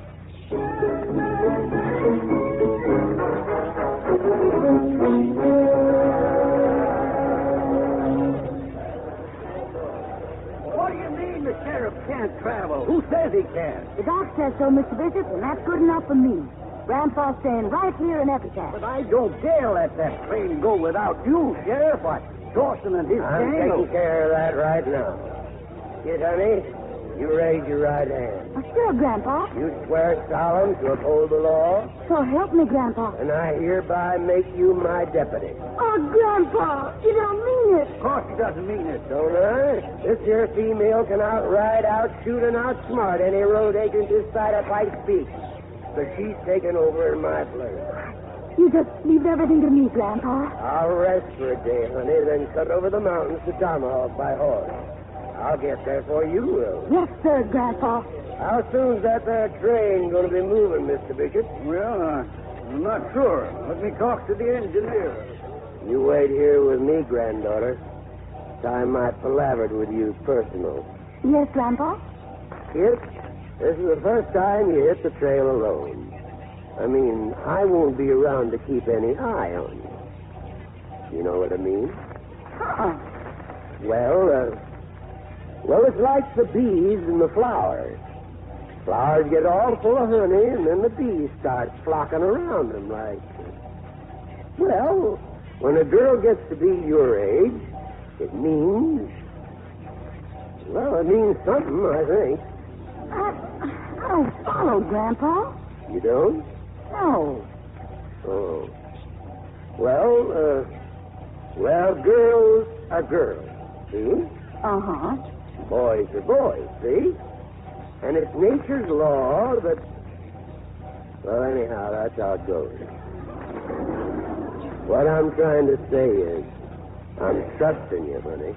You can trust me, Grandpa. I'll get that engine through. It's not the engine I'm worried about. I don't stand it, Grandpa. Well, you better get going, honey, and just be a good girl. Sure, Grandpa. You take care of yourself. I'll see you in Tomahawk. Chuckity, come here.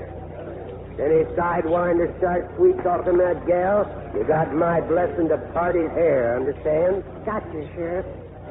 You got any guess what Dawson and them there skunks of his'n will be up to now? All I know is they'll do everything they can to stop the train from going through. But I sure wish I knew what in particular.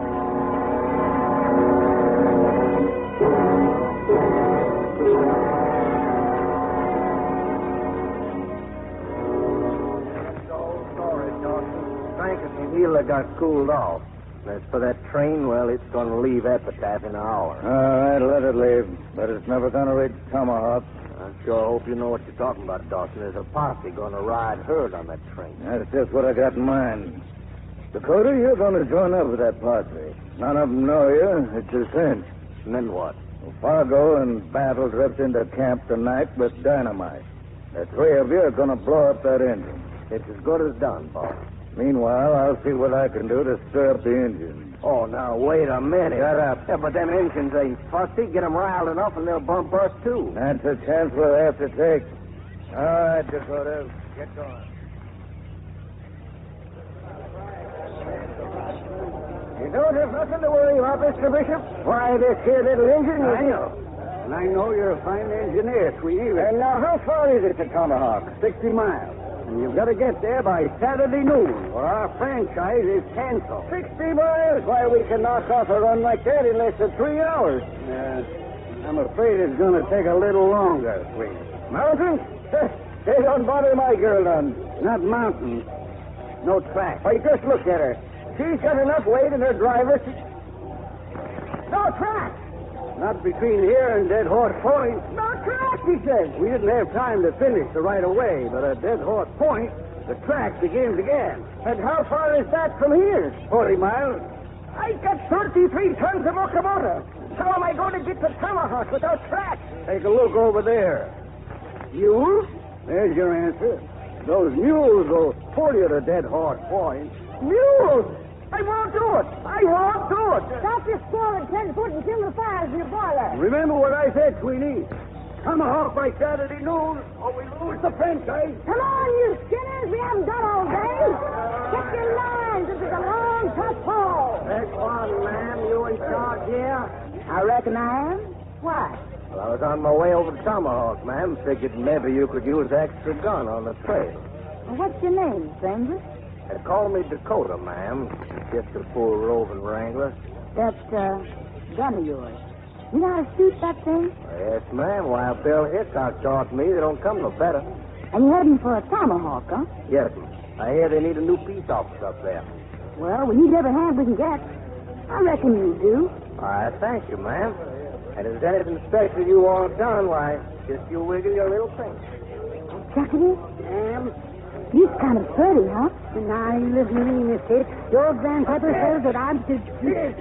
And I thought that everything had happened that could happen. Well, what's his name, Mr. Bishop? The ticket agent. He's just discovered something terrible. Like what? The railroad charter. Just listen to what it says.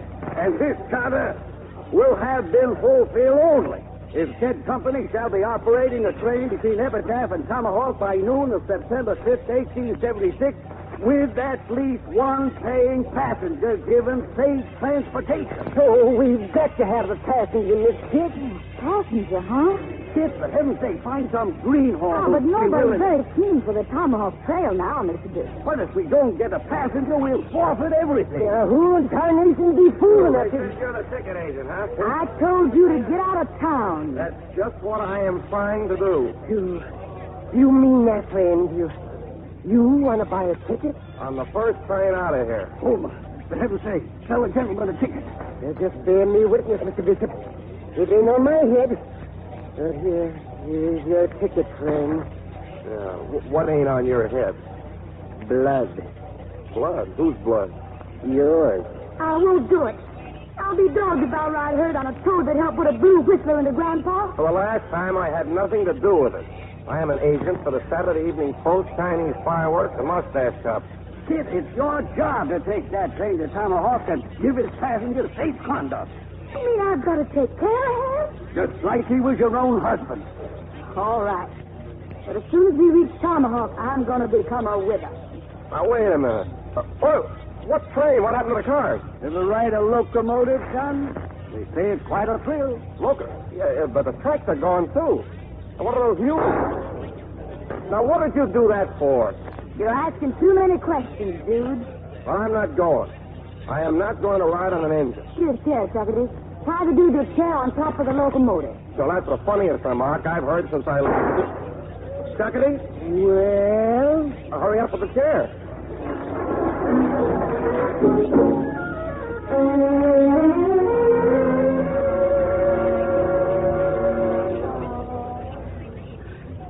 It's supper time, dude. That's how come Chuckity turned you loose. Yeah. Go get your victuals. Then what? We're staying here till daybreak. You promise not to run away, and I'll give you the freedom of the camp. I'll promise you nothing. You heard him, Chuckity. He starts to wander, put his lights out. Are you going somewhere, Miss Tip? Well, Dakota says a couple of strangers just rode in. I'd better see who they are. Hands, Nick. We feel a lot safer now.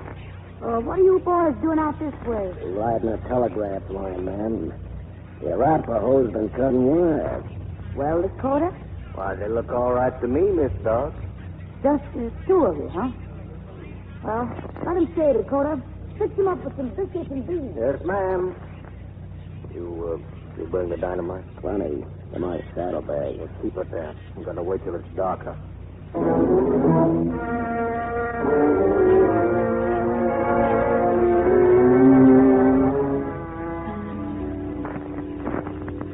will of the wind and a whisper of the willow.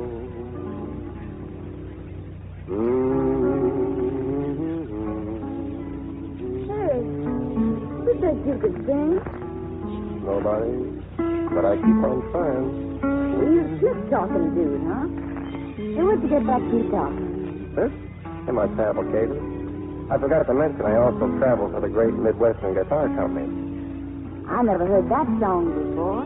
I was in Chicago a while back, and they sang it there on a show. Let's sing it some more. Why? You heard me, dude. Sing. Yes, ma'am. A will of the wind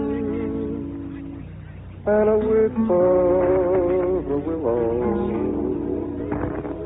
Time again, time again, time again, fine. I dreamt of my true love asleep on her pillow. Time again, and the past line. Time again, past the past time.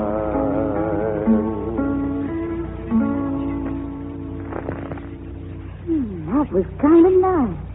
I liked it. You've been to a lot of shows, huh? A few. Lots of pretty girls, probably.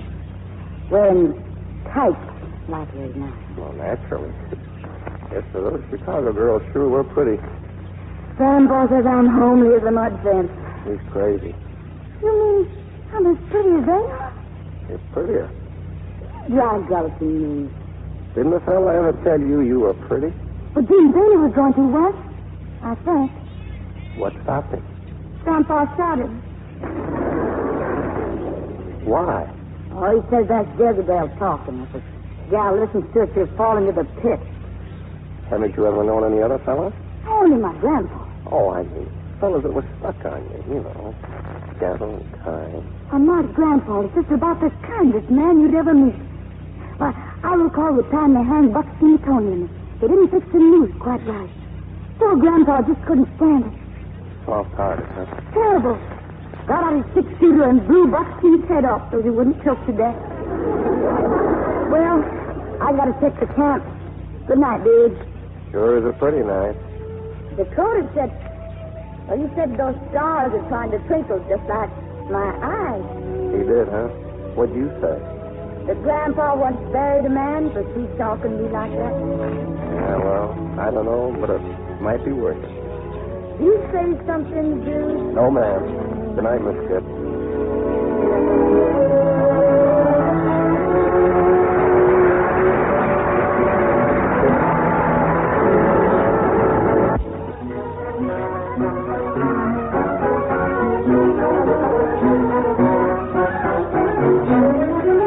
Along the mountainous trail between Epitaph and Tomahawk, there's a strange encampment. A locomotive, a herd of mules, and a young female deputy sheriff inside.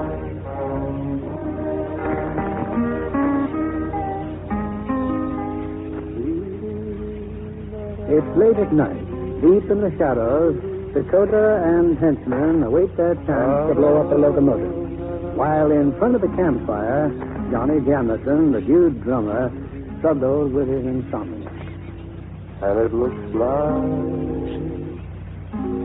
I'm never gonna see my wandering. I thought I told you to go to sleep. I can't go to sleep. And would you please put away that pistol? You look harmless enough. You don't look like a killer. How come you took it up? Why can't you believe me? I'm not a killer. I'm a traveling salesman, a drummer. Traveled all over, huh? Well, not as far as I'd like to go.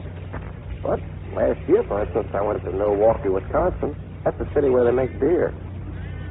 That was on the trip I made to Minnesota to see the Mississippi River. Oh, what are you talking about? Mississippi River isn't in Minnesota. I beg your pardon. The Mississippi River starts in Minnesota.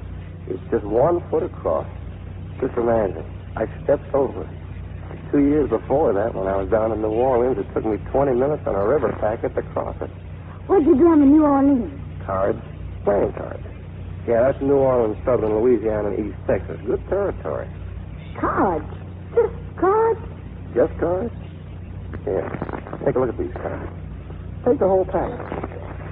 Seal of paper? Best quality there is. No marked decks, no cold decks. All high-class stuff. Incidentally, that's the deuce of spades you got there. That's right. Say, that's quite a trick. Well, they don't call me Johnny behind the deuce for nothing. How about another one? Go ahead, take another card. Now look at it. Well? Deuce of spades? Right. Deuce. All deuce. This deck isn't loaded, it's refrigerated. Is that all you do? Just go around selling things? Well, what's wrong with that? Well, where's it getting you? It gets me every place. I'm just the kind of a fellow that's got to see what's on the other side of that next hill. Grandpa says that some folks can't see the gold at their feet for the pyrites in the mountains. Yeah? Well, your grandpa ought to impress that on you. The gold at your feet might be a couple of kids and a loving spouse instead of that tin star you got on your chest. Now, what's so good about you? You're nothing but a loose foot. Where's your spouse? Oh, well, it's different with me. I'm married to the whole world. Where have you ever been? Well, Grandpa took me to Durango when I was 8. Durango? Why, that's just a hole in the rock. Lady, I've crossed the Black Hills of Dakota. I've seen the wondrous spouts of Yellowstone. I've ridden the Chisholm Trail of Texas, and I've watched the wetting of the rails at Promontory Point. Yes, ma'am. From the rocks of Maine to the plains of the Panhandle, that's where I've been. I guess I'm just a born traveler, man. I've been traveling early. I've been traveling late. From New York City to the Golden Gate. And it looks like I'm never gonna see my wandering. Blue skies up above me, green grass all around. I've been looking for something I have never found. And it looks like I'm never gonna see my wandering. And it looks like I'm never gonna... What's the quit for? What's the sling or something? You smell something burning? Don't jump here, dude. Well, something is burning. It's coming from over there by the locomotive. It's a fuse. Dynamite. Well, come on, start running. Wait a minute. Oh, smoke. One shot and you cut the fuse off. Shut up. There's a man near those rocks. Bushwhacker. Stand where you are, mister. Stop me. Now, hand over that piece of your nigger butt first and start talking. You heard the lady? I'll handle this, Dakota. Dakota! You are hearing? I said I'd handle it. Why, that man was fixing to drill you, miss. I've got a mind to give you the same. He was handing over peaceful as a lizard, and you bumped him in cold blood. He was going to pull a road agent spin on you, miss. I had to shoot. Too bad you couldn't have shot him in the arm or something like she did, so he could talk. You insinuating I wanted to keep him from talking? I am not the man to tangle with, Dakota. Why not? Because I'm the passenger on this engine. And if I don't get the Tomahawk safely, there won't be any railroad. Oh, cut it out, both of you. You're right, man. Sorry I lost my temper. I'll bet you are. You shut up. Secretary? Ma'am. You and the boys bear the bushwhacker and get some shut-eye. We got hard country to cross tomorrow.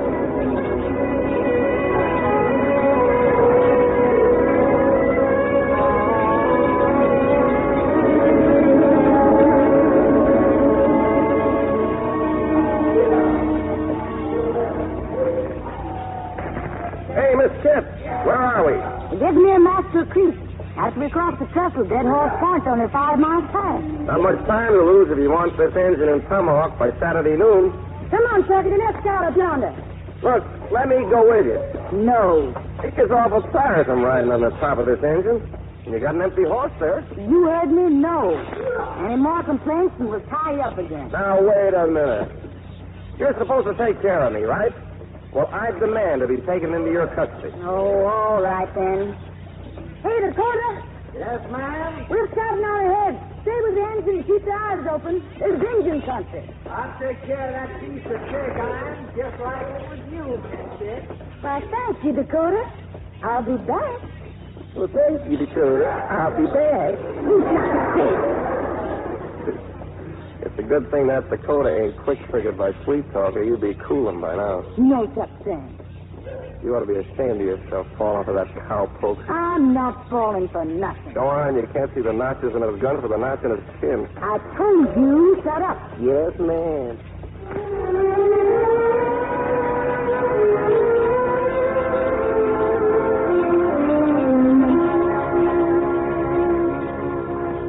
Well, this is it, Tuckety. Massacre Creek. That's quite a gully down there, Miss Kip. Come on. We're getting off the trestle. What's the matter? Well, listen. I don't hear nothing. That's what's the matter. Not even a bird, not a sound. Guess you got food once, Miss Kip. Oh, no, she didn't. Huh? That's no bird. That's an engine signal, Arapaho. Come on. Back to the rock hill.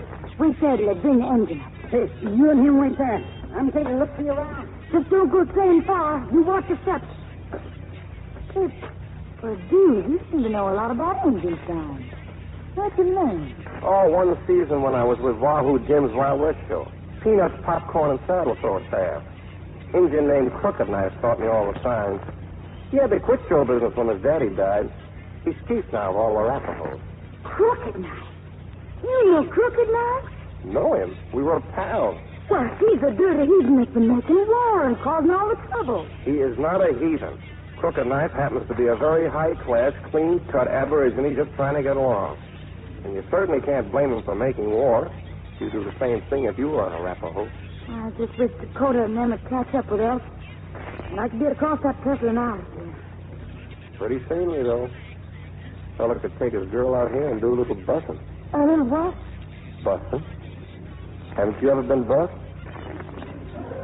No, I guess you haven't. Should I have? Oh, a girl hasn't lived till she's been properly bussed, believe me. I guess I just don't exactly understand what bussing is. You know? Kissing. Oh. You know what kissing is? I've heard tell. You mean you've really never been kissed? You bet I haven't. Well, now, how do you expect to meet up with your Valentine and get hitched and settle down to raising a family if you've never even been kissed? Grandpa says I'll get hitched when the right time comes. Yeah? Well, you keep on this way, and the right time will find you a gun-toting old maid. Have you ever been bused? Yes, ma'am. From Maine to California, I've been bus proper. Look, maybe we better find Chesterton and ride on back. Wait a second. Tell me about it. About busing. Well, if you'll pardon me, Miss Kitts, I love life, and your grandpa wouldn't like it. Grandpa's not here. No, but Chuckity is. Somewhere. Oh, I can handle him. Well, it's kind of difficult to tell. Well, you know what I mean. No. Well, take the Eskimo. The who? The Eskimo. That's sort of the North Pole Arapaho. Well, now the Eskimo approaches the problem of busing with the nose. You see, when an Eskimo fella gets stuck on an Eskimo girl, well, he busts her like this. There, you see? Well, if that isn't the silliest thing. Not to an Eskimo, it isn't. But suppose they had a bad cold. Yeah, well, then there's the French. Now, in France, they do their busting sort of elegantly, like this. Oh, mon chéri, je t'adore, je t'aime. Well, what's all that signify? It means, my darling, I adore you. I love you. Oh, sweet talk. Keep going. Well, there's all kinds of buses. There's a motherly bus, like this. Uh-huh. And the Uncle Joe I haven't seen you in 7 years kind of bus, like this. Oh, second on the forehead, huh? Yeah. And then the friend of a friend kind of a bus, sort of just blowing, yes? Yes, but what I want to know is, how does a fella in Colorado bust a girl in Colorado when he's sweet on her and she's sweet on him? Oh, that's not easy to do. Do it. Now, you just can't fake a genuine bust, Mr. Kitts. A fella has to be head over heels in love with a girl. And, well, the girl has to think she's just about the greatest thing since bottled beer. Well, supposing she does. Well, then he holds her like this. Warm and tight. Because she's the one thing he's been looking for all his life. Understand? Nature's law? Exactly. And then he busts her on her little nose. Just to tease her. And then he busts her on one of her pretty eyes. Just to show he was only teasing. And then... Yes? Then he busts her lips. Oh. Andrew! Justin, get out right through your Justin.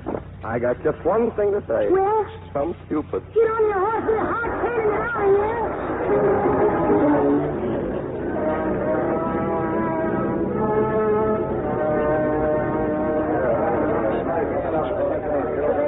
They cut me off back at the tussle, Miss Kid. So I come back here to warn the boys. I know you'd make it all right. They chased us all the way, Chuckity. Yeah. Dakota, you and the Skinner fight on that quarter and make every shot count. What about me? You let the greenhorns stay out of the way. Keep down behind the wagons and beat out the fires as they go.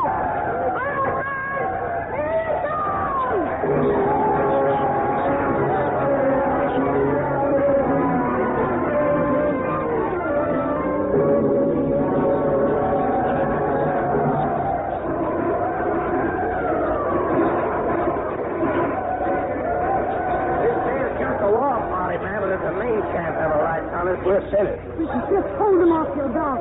Andrew, won't fight him, dog. Hey, Crooked Knife, it's me, Sonny. Keep your head down, dude. But I told you, he and I were like... Crooked Knife, it's me. Oops, there goes my hat again. Friend of yours, he said? Yeah, fair weather. Miss Kit, look. They're quickening. They're pulling out on us. There you win!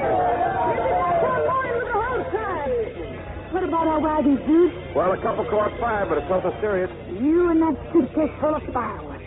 What did you say? Just samples, fireworks. If that wagon caught fire, we'd have all... Okay, come here. Where would they be, the engine? The main camp? Well, north of Thistle, dude. Why? Because if I could find that camp... Oh, you've gone loco. No, I got an idea, that's all. You know what those engines would do to you? They're wearing war paint. Look, I'm no hero, Miss Kid, believe me, but if I don't do something tonight, we'll all get it. Nothing doing, dude. Well, maybe you don't mind sudden death, but there's a lot of places I haven't seen yet. I want to live. We'll give them as good as we get. Let them come. And then what? We'll show them, of course. Across the trestle to Dead Horse Point. What's the matter, Chuckity? Didn't you sell it? Tell me what? Well, I guess I forgot it, Miss Kip. The tussle's gone. Them engine burnt down right after you and him went out. I seen the blazing from the ridge. How are you going to get a locomotive across Massacre Creek? Well, we'll figure it out when we get there. Well, if you just let me go, That I know... little dude's got a point, Miss Kit. After all, he's a city man. Maybe he's got some slick ideas. Not as slick as yours, Dakota. Now, there he goes again, riling me up. I'm listening, dude. I tell you, Crooked Knives is a friend of mine. He just didn't recognize me before. Oh, sure. Well, I got an idea. If I can get to see him, he'll let us go through. Now, here's the plan, and don't interrupt me until I'm...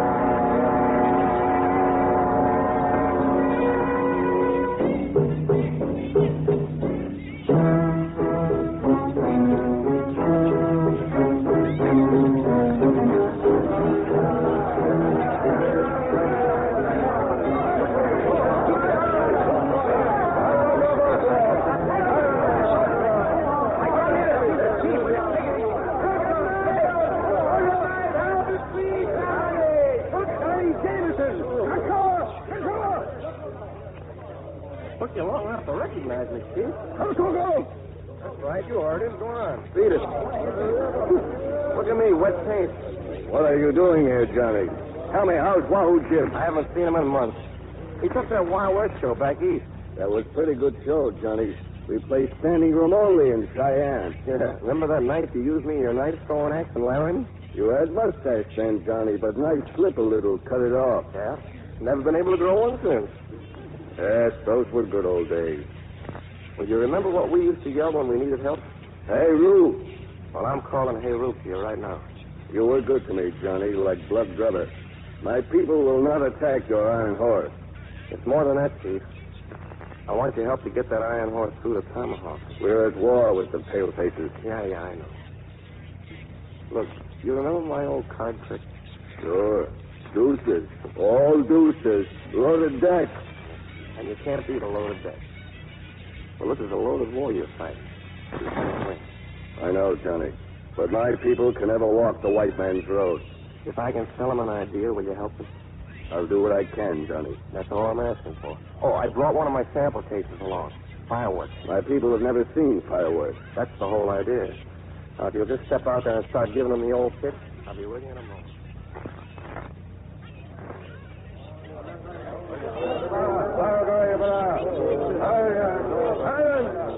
Silence!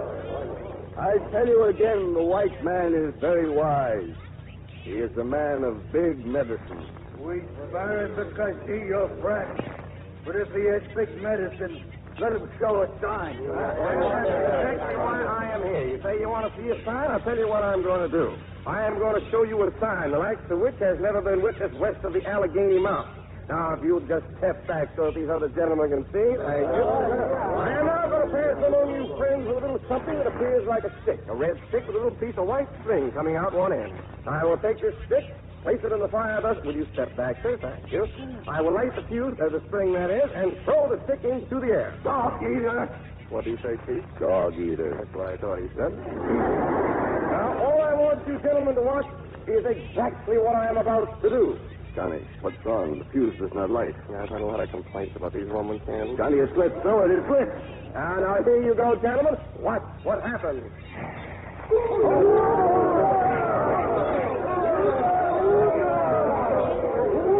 I will next demonstrate the most amazing of all pyrotechnic manifestations.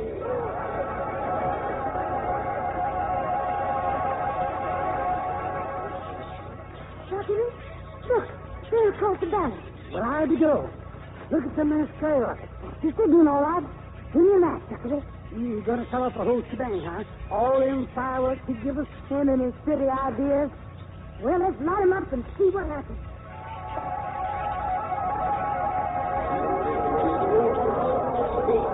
Well, now, folks, if you don't mind turning around there across the valley is my crowning achievement.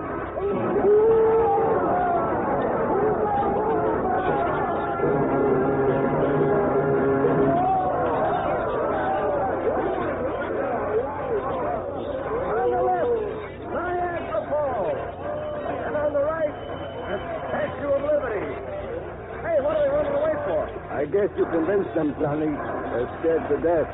Oh, wait a minute. Where's that centipede? There it goes, Johnny. Happy New Year. Some display, huh, Chief? Like I always said, Johnny, there's no business like show business.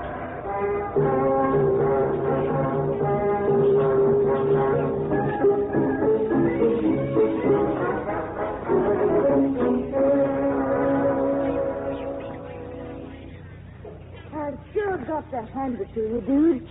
They thought for that fireworks stunt like a charm. Crooked Knife says he'll have as many Indians here at dawn as we need. Well, that's just fine. What they gonna do, swim across Massacre Creek with that engine on their back? We're taking that engine apart. And us, the mules and the engines, we'll each carry a hunk down to her last nut and bolt. Whatever you say, man.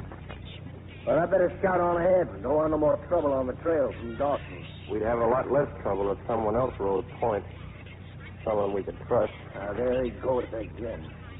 Miss Kinamax, it only takes so much. Button up. You running this shebang or is that your loose? I'm running it, Dakota. You go on ahead and scout. And you just simmer down where I can watch.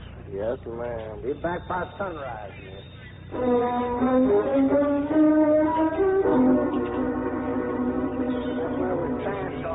The engines burned down the trestle, but now they got them working for us. And we got to come out in the open. Hey, Max, you and Pete ride into town and get the boys together. We got to stop that engine from reaching Tomahawk. If it's war they want, we'll give it to them.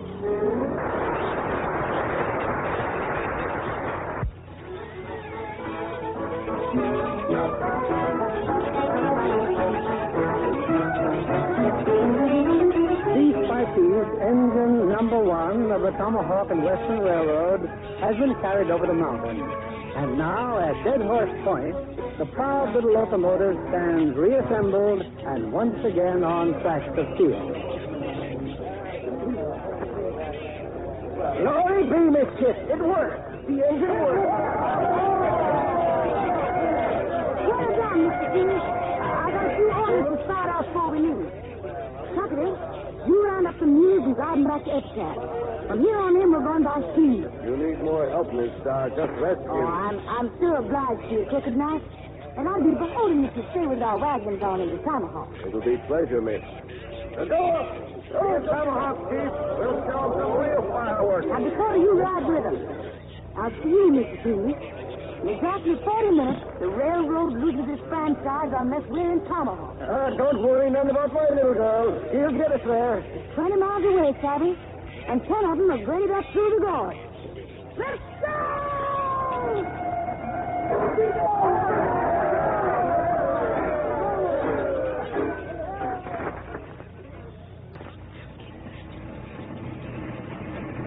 Just listen to them drivers. If this ain't the sweetest little engine ever set down on track, I'll eat the whistle. Just wait till she gets a full head of steam, Miss Kit. Keep your eyes on that right away. I wouldn't put it past so either. Dakota! I thought you had orders to ride back with Crooked Knife and his engine. Hope you'll forgive me, Miss Kit, stealing a ride. I stowed away in the wood box. You going to let him get away with it? Now, you just sit down, dude.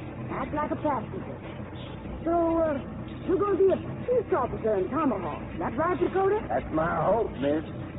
Where did you say you came from? Deadwood. Deadwood, huh? I was there last month. Hey, did you know Wild Bill Hitchcock? He taught you how to shoot. Isn't that what you told me? Sure did, Miss Kid. Wild Bill is a friend of mine.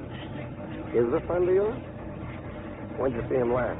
Oh, 2 weeks back, maybe, before I hit the dust for Colorado. Yeah? Was he looking well? Why? Because when I saw him 4 weeks ago, he didn't look so good. He was laid out in his coffin after a backshooter named Jack McCall killed him dead. Don't make a move, none of you. Kid, look out. Oh, you no good jump across. Sorry to knock you cold, Miss Kid. You're just too slick with a six-shooter. I guess I had you figured out right after all, huh, Dakota? I got a job of work to do for a guy named McCall. And part of it could be filling you full of holes. What's going on back there? All right, Sweeney, you can stop this tin can now. What are you talking about? You heard me. Stop the engine. Stop it yourself. As long as I'm on 2 feet, we're high-falling for Tomahawk. I won't aim so careful next time. Stop this engine or I'll get back. Don't be a fool.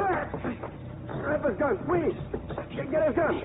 I can't see the throttle. There's 5 cars ahead. Are you get through? I don't need no gun to take care of you. Johnny, hang on. The car's coming up. Open her up, Sweeney. Open her up faster, Scout. If I do, your boss go on the side. You heard me. Open her up.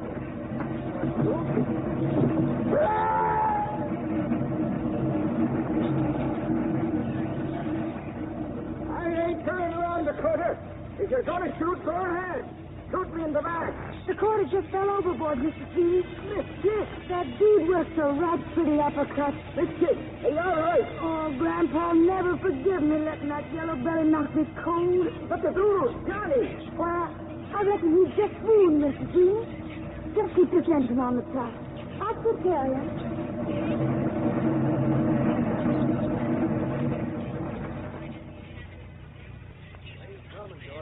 Looks like Dakota couldn't stop her after all. All right, you men, get on your horses. Now, wait till the engine passes us and aim for the passenger. If you can't hit the passenger, pull your bullets into the boiler. Now, let's get moving.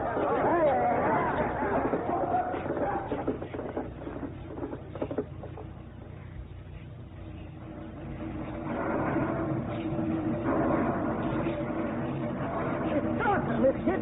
Dawson and his gang. Probably one of your 6-shooter kids. No, they'll blow your head off, dude. You mean you wouldn't like to see that happen?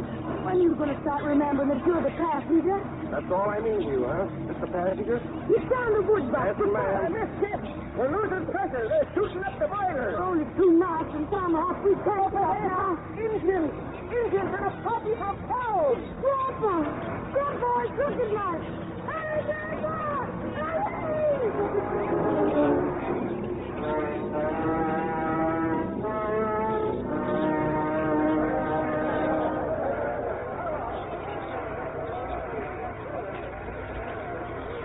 Kid, I reckon we won't have no more trouble from Dawson and his varmints this spell. I'll get this engine into town. You got a quarter of a mile to go. Besides, Grandpa, besides the boiler's all perforated. Just 2 minutes left, Mister. 2 minutes to fulfill that contract. I happen to be mayor of Tomahawk, sir, and I say your watch is wrong. You got exactly 1 minute and 15 seconds. Oh, looks like Dawson's tickled our peaches after all, Grandpa. We'll never make it in time. So you're the mayor of Tomahawk, are you? I am, sir, and these gentlemen are the town councilmen. Then listen to me, please. You're not going to let a little thing like a quarter of a mile keep this railroad from getting its franchise, are you? Well, there's nothing I can do, stranger. According to the charter, the railroad's got to be in operation by high noon, which is now exactly 55 seconds away. But you're overlooking what this railroad could mean for you, Mr. Mayor. Not only the gold and silver it can take out of these mountains, but think what it'll mean in commerce and in schools for your kids. Why, you can make a civilization out of a frontier.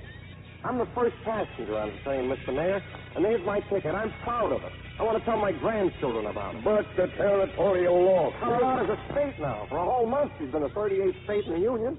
You want Tomahawk to grow with her, don't you? Now, what do you say, Mr. Mayor? The future of the West is in your hands. Oh, for Pete's sake, Mayor, hurry. Time to waste this. Gentlemen, councilmen of Tomahawk, I hereby move that we extend the corporate limits of Tomahawk to the rear of this here locomotive. I second it. All in favor? Motion carried. As mayor of Tomahawk, I hereby declare that the T&W Railroad has fulfilled its charter.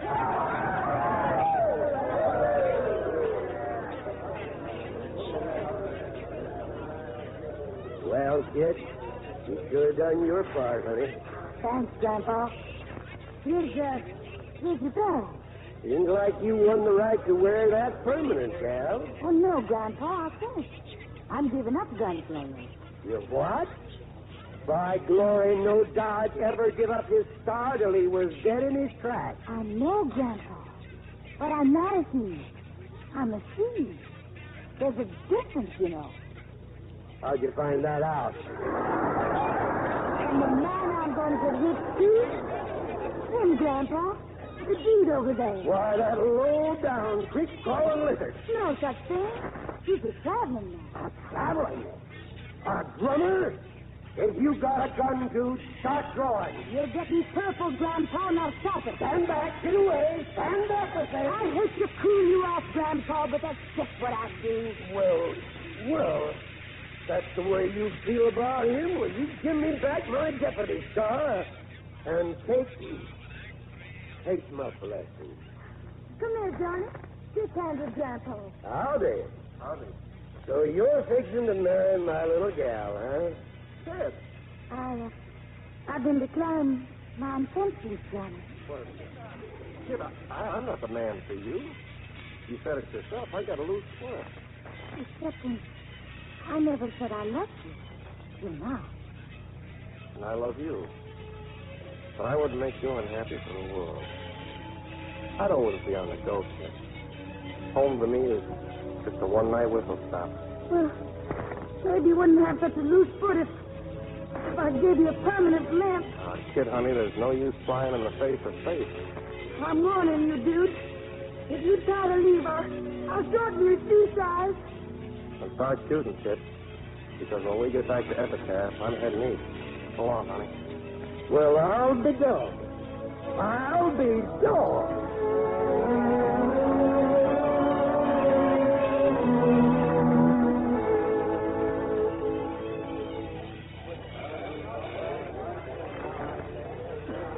Train for Durango.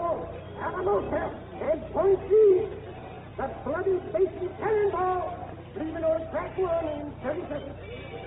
You came down to the station to see me off, huh, kid? I guess it's it, Johnny. Oh, I've missed you so. I'll miss you, too. You take care of yourself and everything. Johnny, aren't you going to bust me? And to think I once had to show you how. Watch out for yourself, dear. Don't you worry, honey. A man born to travel has a way with the world. Here, let me fix your hat. Oh, Johnny, I'm so proud of this hat. Conductor #1 Tomahawk and Western Railroad. Now, don't be late for dinner. Late, but the T&W is always on time. All aboard! All aboard! Skip! My cane! I forgot my cane. I know you did. I sent the girls home for it. Here they come now.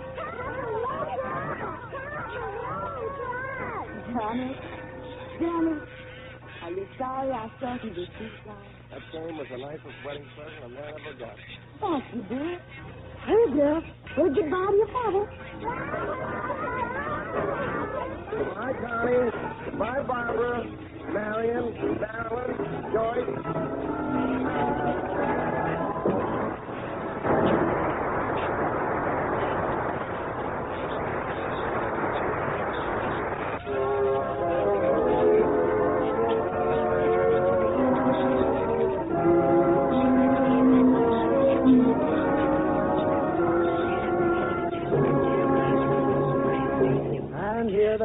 Coming forward for a well-earned curtain call. Dan Daly and Dan Baxter.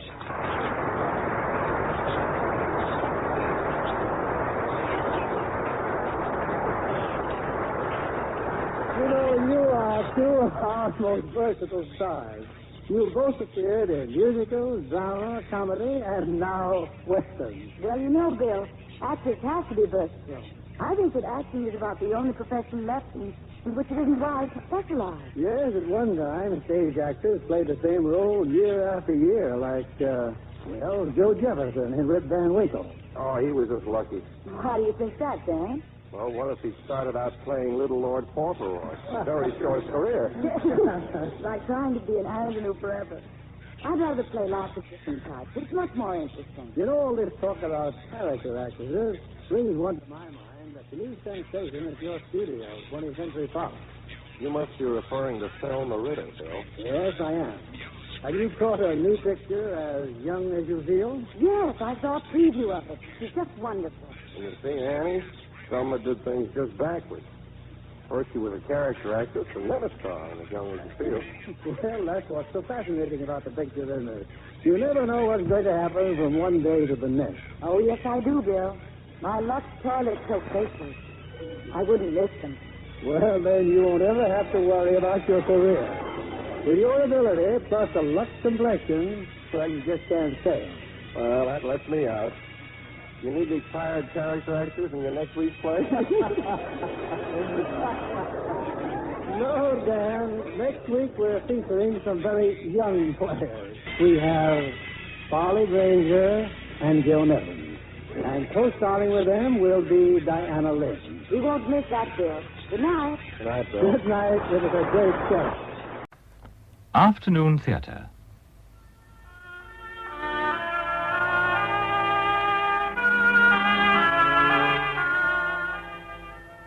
We present Coral Brown and Virginia Maskell in Waters of the Moon by N.C. Hunter. Waters of the Moon.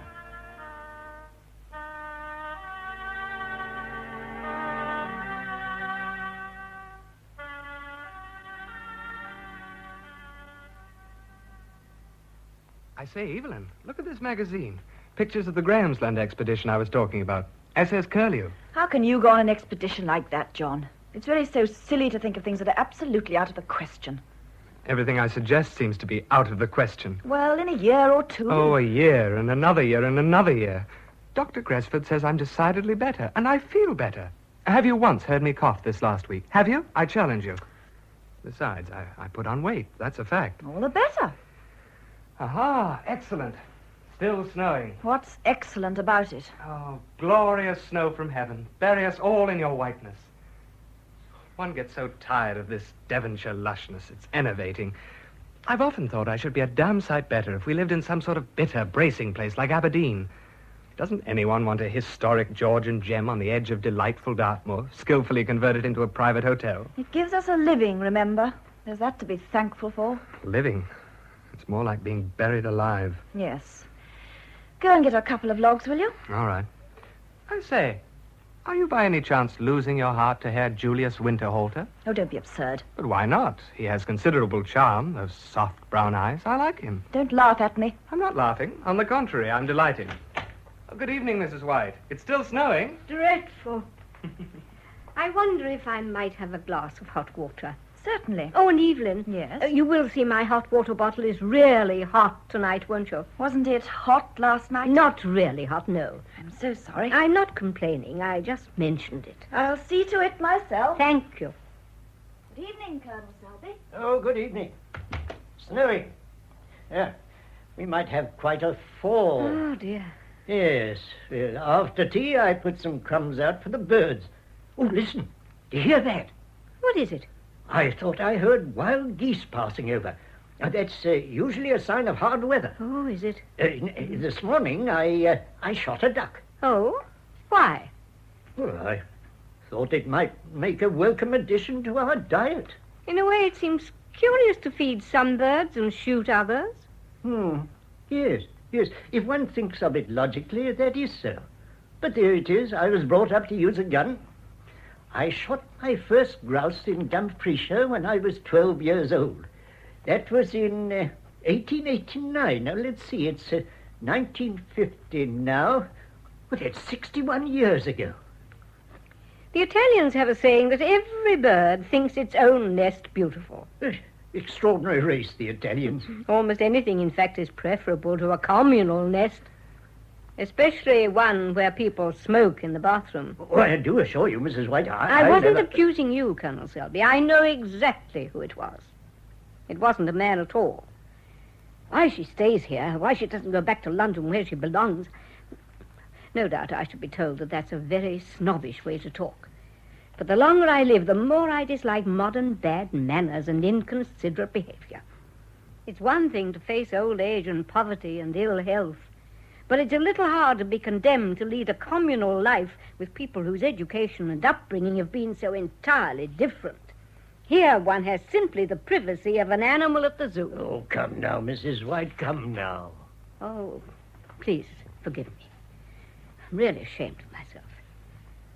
In summer, one can spend a good deal of time out of doors or sitting in one's bedroom. Now the snow has come, we shall be cooped up together in this room like dogs in a kennel, and it's still December.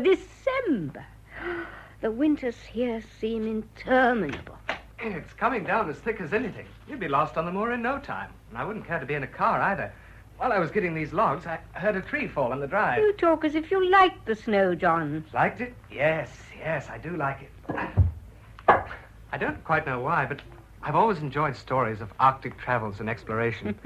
Although polar expeditions don't benefit anyone much, well, there's something rather heroic, don't you think, in this struggling against cold and pain, just for the sake of struggling? Johnny!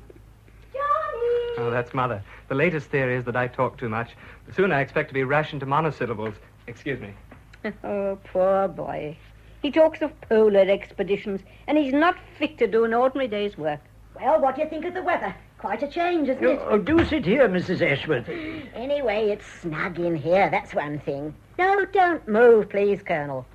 Now come and sit by me, Mr. Winterhalter, and then the magic circle will be complete. No, thank you. I have a letter to write. He says the snow reminds him of Vienna. When I was a child, I was excited each year by the first snows of winter. I'd work in the morning, and there was in the room, I remember, a particular sort of light, quite different from the usual grayness of winter. And when one looked out, there it was, the snow, whiteness everywhere. But that was in the old days, of course. The bad old days. Yes, Vienna has seen some misfortune since the end of the Habsburgs. Yes. The storms of history have swept over it, you might say. Now it's like a beautiful woman who has grown old and tired and wrinkled and fallen on hard times. How sad. Your hot water bottle, Mrs. White. Oh, thank you, Evelyn. Good night. Good night. Good night. Good night. Now for a game of patience. One can't knit all the time. It looks as if we're going to have to stay indoors quite a lot now. Now, where did I put the cards? Ah, yes. Here we are. The Colonel's gone to sleep again. He's always going to sleep nowadays. Oh, I suppose when one's 73, there's not very much else one can do. Since his brother died 2 years ago, I don't believe he's had more than half a dozen letters. 2 red kings, or 2 red queens. Isn't that a nuisance? Funny to think how a life changes. There he is, DSO, MC, all the rest of it. And all he can do is to potter about by himself and feed crumbs to the birds. Oh, good gracious. What is it? It's all right, Colonel. Don't be alarmed. It's only the bell. Now, who could be ringing at this time of night? I'll have a look. I do hope we're not the same. Yes, motorists. I expect they'll want to stay the night. What sort of people? Well, I only got a glimpse, but they look rather smart. Fur coats and all the rest of it. 2 women and a man. Smart? Oh, how tiresome. This is the lounge, Mrs. Lancaster. Of course, we don't cater for many guests, especially in the winter. Lounge, but it's a most handsome room. And it's got a fire. Well, that's everything. Oh, please, don't anybody move on any account. Come along, Robert. Do sit here. How kind, how very kind. Tony, darling, come and thaw. This is my daughter, Tonetta, everybody. Oh, and my husband. Hello. How do you do? I'd really resigned myself to freezing to death in the ditch. Oh, we were absolutely in the ditch. You know, we skidded into the side of that nasty little bridge down the road, and there we were, benighted in the snow. Oh, well, what an experience. Oh, how far we've had to walk, I couldn't say. And through an absolute blizzard, you couldn't see a yard in front of your face. About half a mile. Oh, now, don't keep saying that, Robert, dear. It must be much nearer 3. Well, it felt like 10. Oh, look at my legs. Absolutely soaked. Drenched. As to accommodation, Mrs. Lancaster... You know, I knew it would snow. I said so at breakfast. But, of course, my husband had listened to the wireless. Cold winds with a chance of showers in the west. Showers, I ask you. A blinding blizzard. Oh, now, look at us simply monopolizing the fire. It really is too bad. No, we do apologize. We really do. It's a dreadful intrusion. As to accommodation... No, please, sit down, everybody. Please. Darling, you're interrupting all the time. No, I'm not, dear. What do you mean? I was just going to say, we have 1 double room ready, though it's not a front room, I'm afraid. 4 walls and a bed would be the very height of luxury for us, Mrs. Daly. Mrs. Daly. Wouldn't it, Robert? And if we might possibly have a fire, well, even an electric thing or an oil stove would do. I shall never get warm again. Well, now, the question of the other room... Oh, Tony will be happy in any little room, won't you, darling? Of course. Now, don't worry at all about that. Well, the trouble is, the other rooms are in the part of the house we close for the winter. I wouldn't care to put anyone there tonight.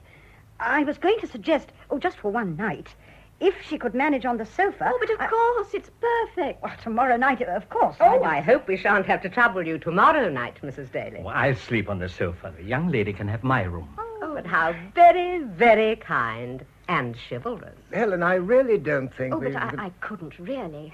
Well, I accept this gentleman's extremely kind offer on behalf of my daughter, and I do it on principle. Goodness knows there's a little enough courtesy and chivalry in the world today, and it's entirely the fault of the stupid women who insist on discouraging it. Let me say how extremely obliged I am to you, Mr. Winterhalter. Winterhalter, but like the painter. Precisely. Yes, like the painter. Tonetta, thank Mr. Winterhalter properly for his great kindness. This is my daughter, Mr. Winterhalter, Tonetta Landy. Thank you very much indeed, Mr. Winterhalter. Oh, and I've always pronounced it Winterhalter. Her father was an Italian. Oh, soup. Hot soup would be really delicious if such a thing were wildly possible. Well, cocoa or tea. Cocoa or tea? Tony? Tea, please. And I'll have tea. Oh, and some toast, I think. Oh, no, a few biscuits. A sandwich. Oh, thank you so much. We are upsetting you, aren't we? My daughter will get the rooms ready. Then everything's arranged. Oh, Robert, dear, you must phone the Maitlands. They'll be dreadfully anxious. Tell them we'll come along tomorrow for lunch. Oh, no, tea would be safer, perhaps. Well, that'll depend on the weather, dear, and how much the car's damaged. But we can't stay here, dear. You can see it's quite impossible. Well, it may be a question of force majeure. The roads may be blocked for weeks. Oh, don't be silly, dear. We were supposed to be going over for the New Year to some friends near Yelverton. Oh, the fact is, of course, one ought to stay in one's own house over Christmas. It's madness to move. Madness. Would you care to see your rooms? And what about the luggage? Oh, I'll take the suitcases. Help him, Tony. I'm not going up now. I must get warm. I'll just go and tidy up my room. Warmth. What an adventure. Do tell me, are you all staying here for Christmas? We live here. What, live here permanently? Yes. Oh, really? Oh, how amusing. Oh, but it does solve the servant problem, doesn't it? It solves quite a number of problems, more or less. It's very nice. It's very comfortable. Oh, and it's a beautiful room, even if the furniture isn't Did exactly... you manage to carry some of your luggage? No, my husband did. Thank goodness, he's immensely strong. What poor Renzo, my first husband, would have done, I really don't know. I think he would have lain down in the snow and simply given up the ghost, poor lamb. Oh, you know, I talk far too much, but it's a dreadful habit. I've none of the traditional British reserve, but then my mother was French, so that explains it, doesn't it? I'm a mongrel. Here's the tea and some sandwiches. Ah, so you're the son of the house. Yes? Oh, it's quite an Adonis. I beg your pardon? How old are you? I'm 22. Let me know if you want any more sandwiches. 22. Oh, to be 22. Has he got a weak chest? Yes. Yes, I was afraid so. He has that heartbreakingly romantic look. Poor Mr. Winterhalter. He's tidying his room madly. It's too kind. Oh, he's a lamb. I saw it at once. It would have been merely unkind not to let him give up his bed. There's nothing so disappointing as to have one's chivalrous offers refused. I suppose he's a Jew. Oh, just an Austrian, I believe. Oh, delightful people. Feckless and incompetent, but, oh, such dears. They ought to be preserved. The whole of Austria should be taken over by the National Trust. Now for some tea. Won't you all have a cup? And hadn't we better introduce ourselves? I'm Helen Lancaster. Mrs. White. Mrs. Ashworth. Selby, Colonel Selby. Ah, so you are a colonel. I was right. Not everyone would have spotted it. But I flatter myself I never mistake a retired soldier. There's something about them. They look, well, properly washed. Do you find it dull here? But then perhaps you don't mind. Well, at 73, one's activities are necessarily somewhat limited. One reads, potters about, sleeps. Well, of course. One ought to live quietly and with dignity. Thank you. Oh. I can carry them myself. Oh, excuse me. Oh, Mr. Winterhalter, what a shame. All those bedclothes and pillows. Now, I insist that you have a cup of tea and a sandwich. Quite all right. No trouble. I hear you come from my dearly beloved Austria. You know Austria. Oh, good heavens, man, how many times have I been to Vienna and Salzburg for the Mozart? It's an enchanting country. But I wouldn't go back for all the money in the world now that it's overrun by soldiery. Poor Europe. Où sont les neiges d'antan? If you'll excuse me. She's rather quiet, isn't she? Oh, I expect I upset her by making so much noise. Oh, she keeps herself very much to herself, Mrs. White does. Rather superior, you know. It's an interesting face, but it's unhappy somehow. Oh, come on and have some tea, Bobby. Please, Tony. Oh, don't give him tea or he'll kick all night. Oh, darling, I must have tea. You know, Winterhalter, I really do feel rather badly about this sofa. Now, don't go on about it, dear. It pleases him to give up his bed. Don't you understand? Yes, just so. It wouldn't please me. So Mr. Winterhalter isn't English. He's a romantic, like me. Tell me, that rather cross-looking girl we saw outside, is that Mrs. Daly's daughter? Yes, that's Evelyn.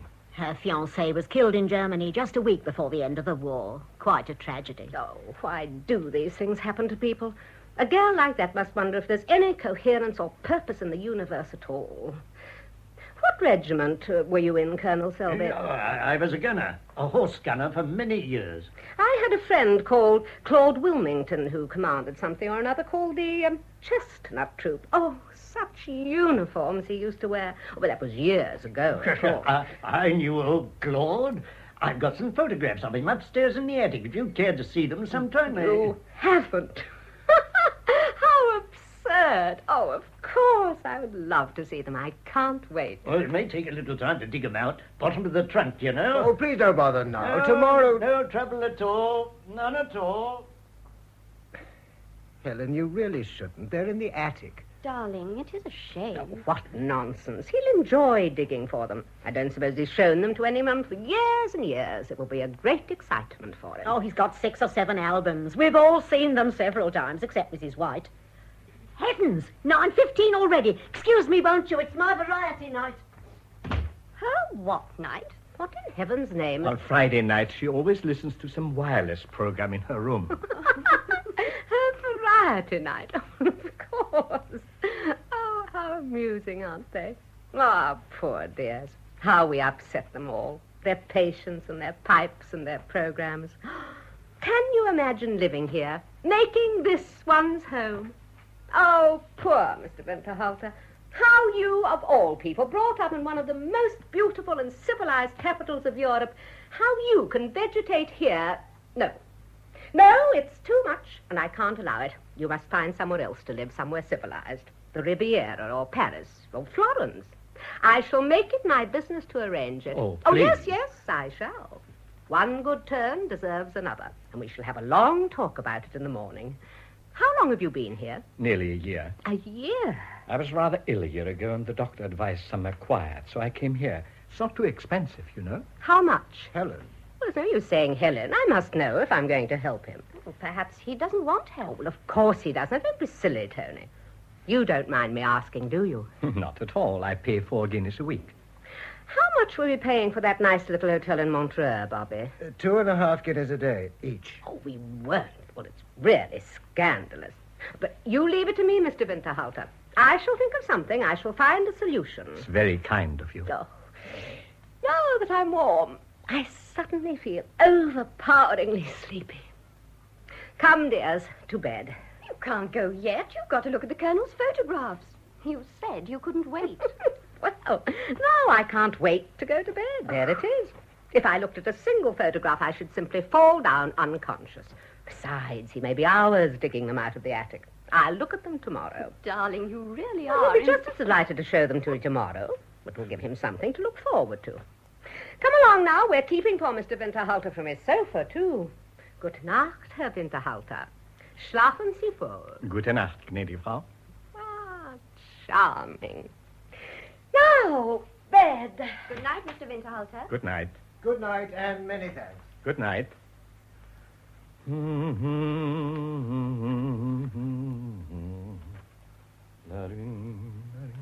another blanket. This is a nice windfall, I must say. If they can go tomorrow, we shall have to open the other wing.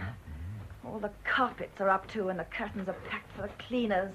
She's very charming, Mrs. Lancaster. Oh, yes, very. She seems to have plenty to say. I hope this won't be too uncomfortable for you. No. Quite all right. One can tell she's lived, travelled. I really can't think why you gave up your bed. The girl could quite well have slept here. She's smaller than you and much younger. Oh, well, I was pleased to. You're too good-natured. It annoys me to see people who have everything in the world taking advantage of you. It's a strange coincidence that tonight, just when the snow had reminded me of Vienna, somebody should come here and talk of Vienna and Salzburg. I've been reading that little German grammar you lent me. I don't think it's as difficult a language as people say. In Salzburg, it will be white now, until March. It must be wonderful to travel, to speak several languages. It makes one so much more interesting to talk to. Though perhaps people like that become rather tiring after a time. Tiring? I can't imagine that. There's such life, such gaiety. It seems to me that one could never tire of such a person. No? Perhaps not. In any case, it doesn't matter. Matter? The snow will thaw and then she'll go. Tomorrow or the next day or the day after. She'll go. Gute Nacht. What did you say?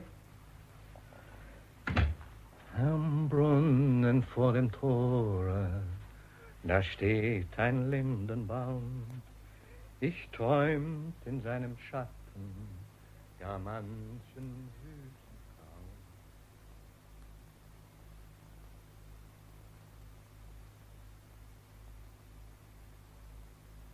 I don't know whether anything could possibly be said, Evelyn, but last night, when I went up at the usual time for my bath, both bathrooms were occupied.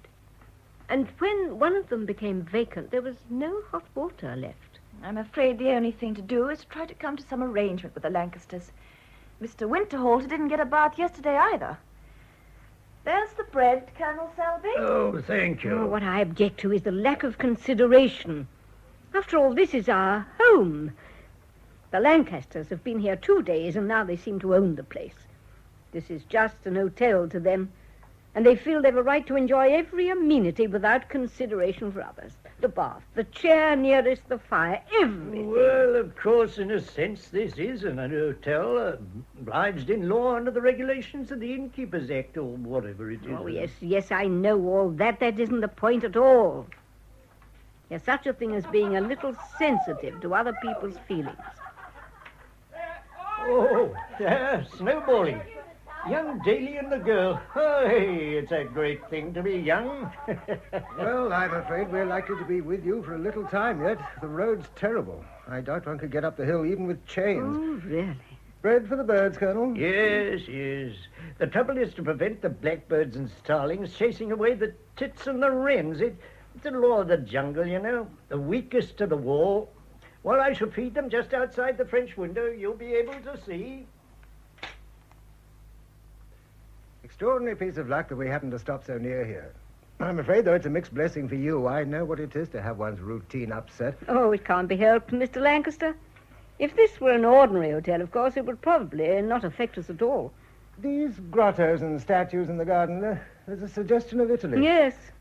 An interesting period architecturally, though not, of course, so essentially English as the earlier ones, Elizabethan or Tudor. I'm insular enough to prefer them myself. No, I quite agree. All this far too ornate.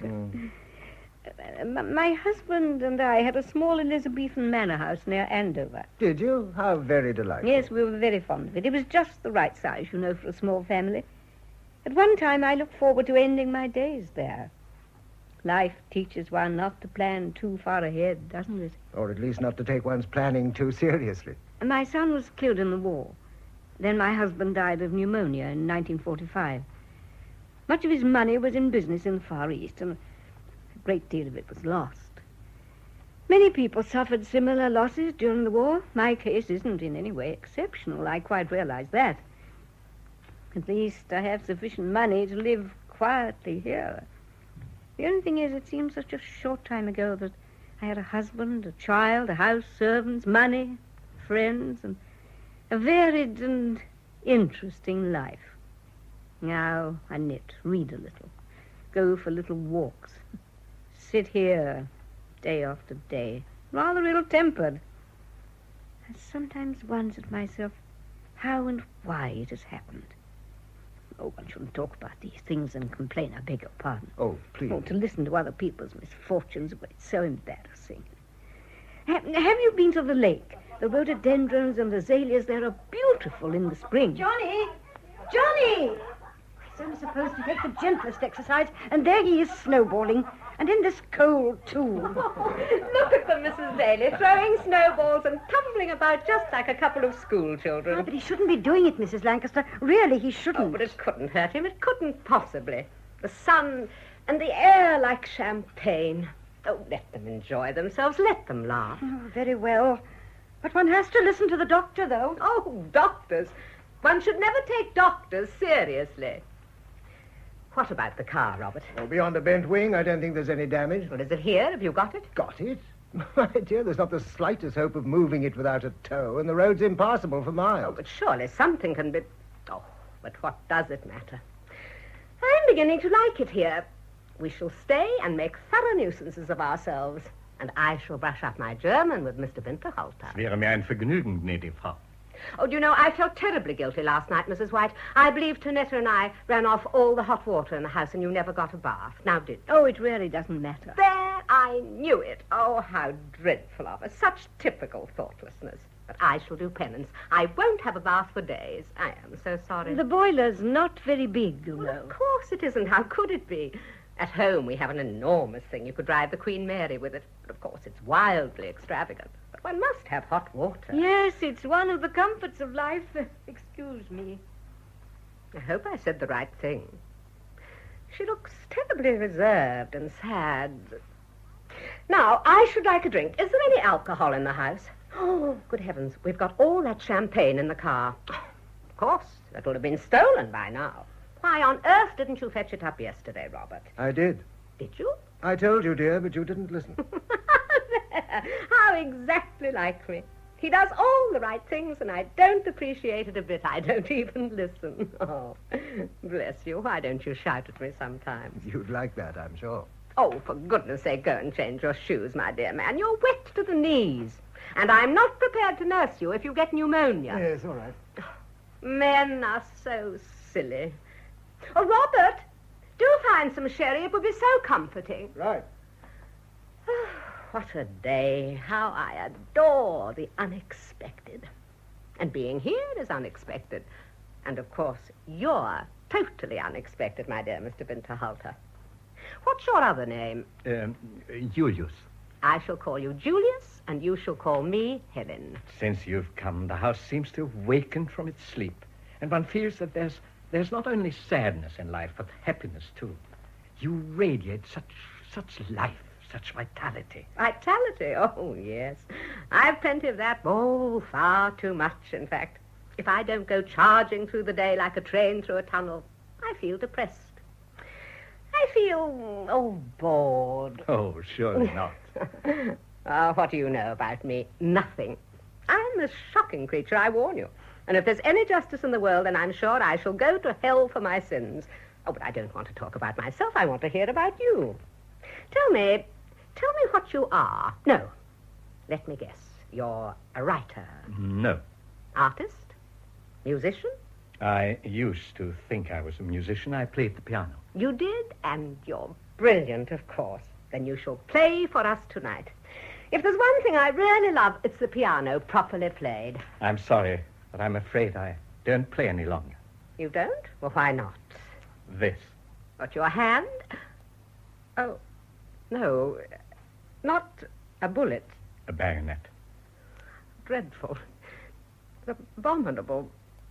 Oh, poor hand. You kissed it. Oh, my poor Julius. Your face. Helen, What's the matter? Oh, Evelyn, you're the very person I wanted to see. I'm one of those tiresome people who can't sleep properly without a whole lot of pillows. I don't know why it is, but if my head's too low, I wake up with a stiff neck. I don't quite know if we have any more pillows. I'll ask Mother. Thank you so much. I wonder why she looks so cross with me. It isn't a crime to ask for more pillows. Oh, I'm sure our being here is a nuisance, but good gracious me, it's only for a few days. Few days, of course. Ah, now you look sad. But of course we shall see each other again. You come up to London, don't you? Not now. Oh, but you must. Besides, I'd like to introduce you to all kinds of people who could help you and so on. Help me? Well, I shall help you.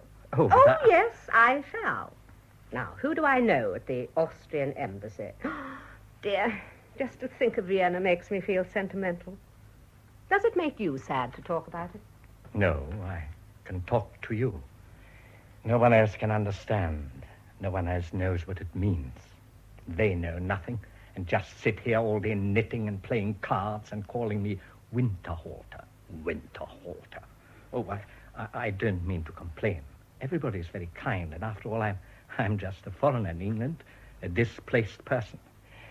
But when one meets somebody who knows something of one's country and one's language, why, then one feels grateful and excited and yes, a little mad. Mad? How mad? Why, for people like us, sympathy, understanding, such things act like drugs. We become intoxicated. We see visions. We dream. We imagine all kinds of queer and ridiculous things. You must be careful, please. Careful? Oh, my dear man, you don't know what you're asking. I've never been careful in my life. Tell me your dreams. Do you think I would laugh at them? Oh, if you were free. With you I could begin life again. I would have courage, energy, confidence. I would work. I would slave for you, throw my whole life and being at your feet for a smile, for a touch of your hand. What am I saying? I'm simply dreaming. Such wild, impossible fancies came suddenly into my head. The Colonel's still waiting for his birds. Excuse me, please. Robert, it suddenly occurs to me that tomorrow is New Year's Eve. Well, we must have a party.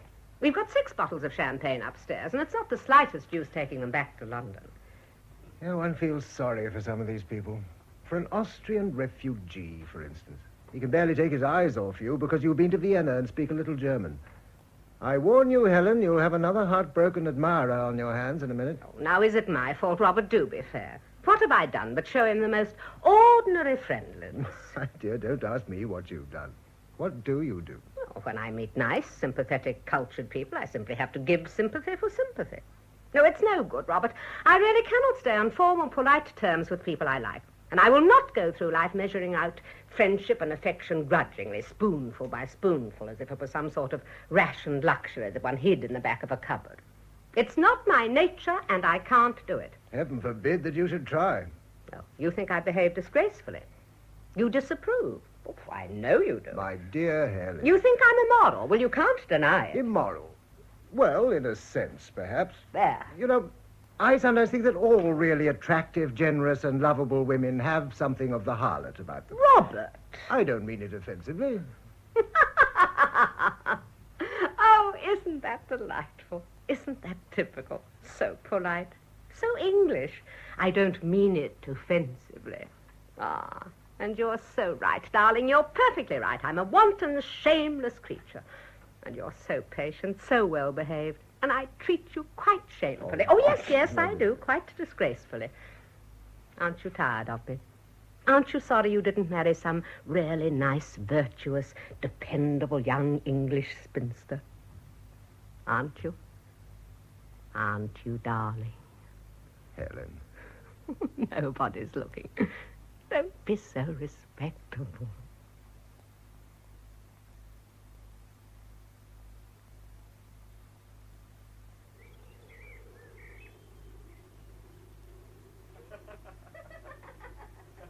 You're mad. You'll never make it. Ooh, Giulietta was nearly over that time.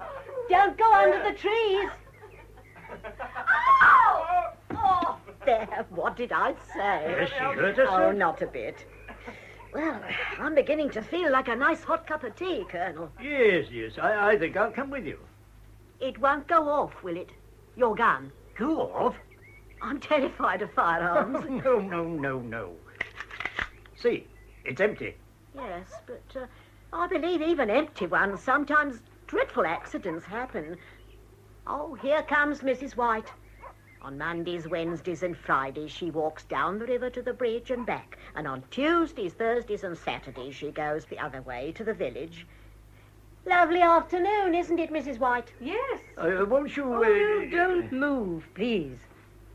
Have you had any sport, Colonel Selby? I thought I heard 2 shots. Yes, I fired twice at a snipe and missed it clean. I heard a cock pheasant somewhere. Now, if you could shoot that. It's a pleasant noise in the stillness of a winter evening. The woods seem silent and deserted. And then you hear suddenly this noise of life. The girl skates quite nicely. Yes. And, of course, Mr. Winterhalter's there with her mother. Oh, if he knew what a fool he was making of himself. I've never seen anyone come over quite so sloppy. He gazes at her like a spaniel. She's very attractive, very self-confident. I imagine she's always been a success. Rolling in money. And tonight we're all drinking their champagne. 6 bottles. No doubt it's amusing to astonish the bourgeois. Oh, it's chilly. I shall go in. She can't bear them. She can't bear them. She's jealous, of course. I believe she was pretty well off some time ago, and she's never got over it. Some people are lucky in life, others aren't. But it's no good complaining. You've got to be philosophical. My wife was very good at skating. Mm-hmm. To glide about on ice with the sun shining and the snow glistening all round and a band playing. Oh, it's an exhilarating sensation. Well, one can imagine what it was like once upon a time when all these walks were beautifully kept and there were gardeners to trim the hedges and sweep up the dead leaves. Must have been beautiful. Oh, but at my age, I rather like this atmosphere of decaying splendor. It's melancholy, of course, but restful. I'm a romantic, Mr. Winterhalter. Ah, evidently. Oh, how I like to see a man with a gun. When I was a girl, I used to load for my father sometimes. Oh, the excitement of it with the beaters shouting, over, over. You ought to shoot, Robert. Bad luck on the birds, I say. Of course, the whole business is highly immoral, really, quite shocking. But the sheer ridiculous extravagance of it only added to the pleasure. There's hardly anything ridiculous and extravagant left for us now. Oh, except Ascot and the House of Lords. The world is getting duller and duller. There, I've lost one of my nice new gloves. Well, perhaps you dropped it by the lake. Shall I stroll back? I'll go with pleasure. No, I'll go. No, please, don't anybody bother. I'm so careless. No trouble at all. They've both gone. I've disturbed everybody. Colonel Selby! Colonel Selby! Oh, it's no use shouting. He's a bit deaf. I'm going in for tea. I'll tell him. Well, tell him I'm not at all sure that I have both of them with me. Thank you so much. Robert, what's the time? 4:15. Do you notice how interminable the days are here? How these people don't die of boredom living here month after month. They haven't had much chance of dying of boredom since our arrival, anyway. Have we caused a commotion? Well, really, they ought to be grateful. Oh, look at poor little Winterhalter, searching for my glove as if his life depended on it. Poor little man. I meant to speak to you about him. I know what you're going to say, that it isn't fair, that I'm leading him up the garden path. I know. But is it all selfishness? Oh, now put yourself in his position. Wouldn't you sooner be hopelessly in love with some unattainable woman than not be in love at all? Living here like a cabbage. Wouldn't you? And suppose he does suffer. Suppose he does weep. Well, I've wept for love 12 times. We all have. That's life. That's tea. I should like to leave here tomorrow. For one thing, I'm bored. And secondly, there's an atmosphere about this place that makes me sad. Take me in, dear. Tomorrow there must be a change. We must have a thaw. We really must. I'll arrange it. I came to fetch Johnny. Oh, he's down at the lake still. Thank you. It's getting so late. Johnny? Seriously, surely something can be done about the car. Well, with chains, for instance. We might at least get as far as Yelverton. I found it. Found what? Her glove. She lost the glove, and I found it over there by the pond. How clever of you. She's just gone in. You'd better run along quickly after her. Yes. You look so angrily at me. Angry? I'm not angry, but I'm sorry to see you making such a fool of yourself. Is it very noticeable? Noticeable? Can't you see they're all talking about it and laughing at you? Yes, laughing at you. I never knew a man could behave so foolishly, at least not a man of your age. It would be funny if it weren't so sad. Don't you realize that in a day or two she'll go away, that she'll have forgotten your name before she even gets halfway to London? She's only amusing herself with you because she's bored. It's not true. To imagine she loves you, is even interested in you. It's so absurdly naive, so childish.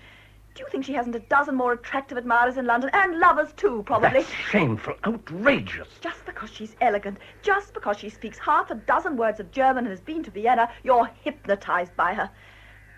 Don't you see it can all come to nothing? Nothing at all. You're so kind, so sensitive. I can't bear to see you lose your head for a woman like that. What can it end in but unhappiness? And meanwhile, everybody laughs at you and despises you for being such a fool. I think I shall always hate snow now, as long as I live. Evelyn, I must ask you, please, to mind your own business. You have no right to speak to me like this. No right? A year ago, you were glad enough for me to speak to you when everyone else ignored you or made fun of you. Now this woman comes along with her wealth and her continental glitter, and you discover I'm just a dull, uninteresting creature who must be treated as a servant and mind her own business.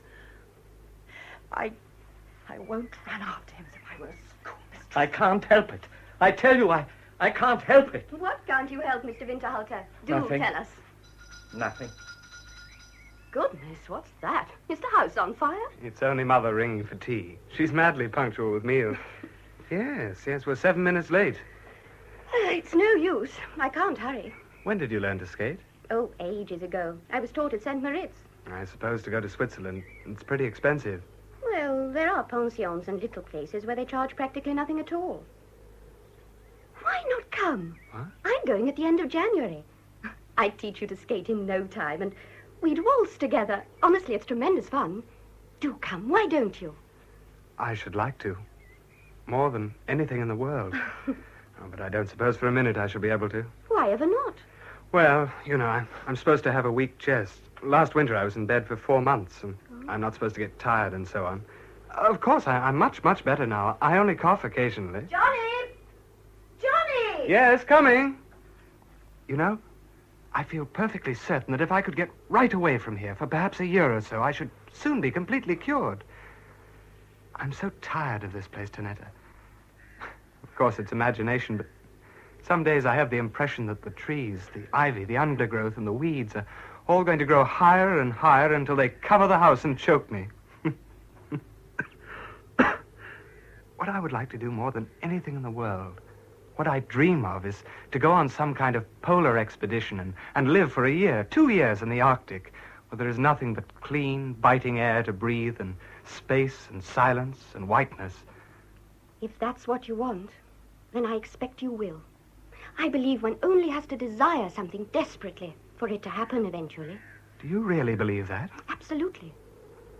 Perhaps it seems to you quite a simple matter to go to Switzerland. But for us, it's about as accessible as the end of a rainbow. Suppose I lend you the money. Say, £50? £50? For that matter, I could give it to you without noticing it, if you'd accept it. Give it me? Well, why not? I'm rich, you're poor. It seems quite natural. It's not natural at all. It's simply quite unbelievably kind. And out of the question, of course. But if you had my money and nothing to do but amuse yourself, well, you'd think it perfectly natural to help your friends, wouldn't you? If only as a sop to your conscience. But I couldn't... People are so extraordinary about money. They're always taking attitudes and feeling insulted. Oh, if you need the money, why not take it? Why not? Johnny, dear, the time. Didn't you hear me call? Yes, Mother. It's my fault, Mrs. Daly. I was keeping him. I've been trying to persuade him to come to Switzerland with some friends of mine next month. Switzerland? Oh, well, really, I think that's a matter for the doctor to decide. I should very much like to lend him the money, if it would help. It's so easy for me. It's very kind of you, but of course we couldn't consider that at all. Tea's been on the table for 10 minutes, Miss Landy. I'm sorry. I didn't really mean to interfere. It was just an idea. It's really such impertinence of people. Just because they have money to think it gives them the right to arrange other people's affairs. She meant it kindly. Ever since they've been here, they've done nothing but upset and annoy people.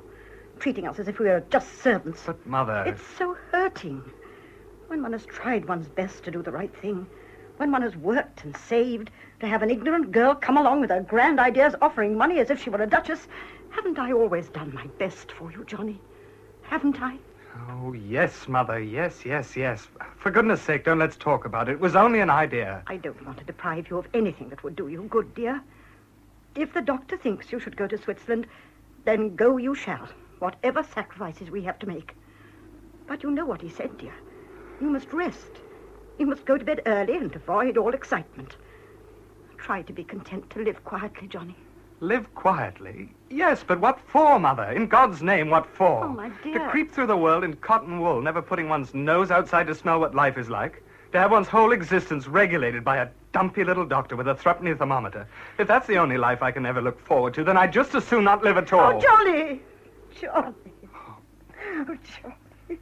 There, Mother, I'm sorry. I didn't mean it. It was just an explosion, you know. Of course I'll be patient. Now, there, don't cry, darling. I was only joking. You're perfectly right, of course, and I must live quietly. Don't worry. I'll be patient. You'll see. I'll be patient.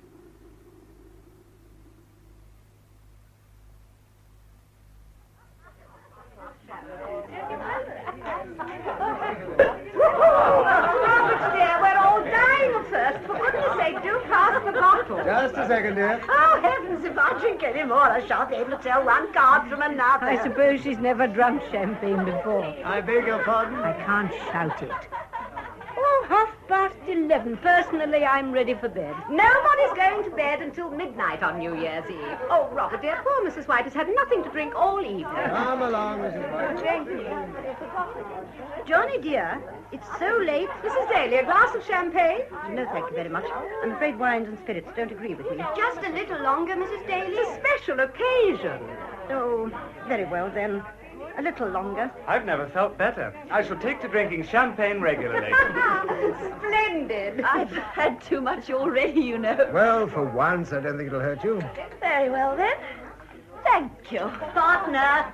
Hark at Mrs. Ashworth. But she's very good-hearted. Goodbye. Goodbye.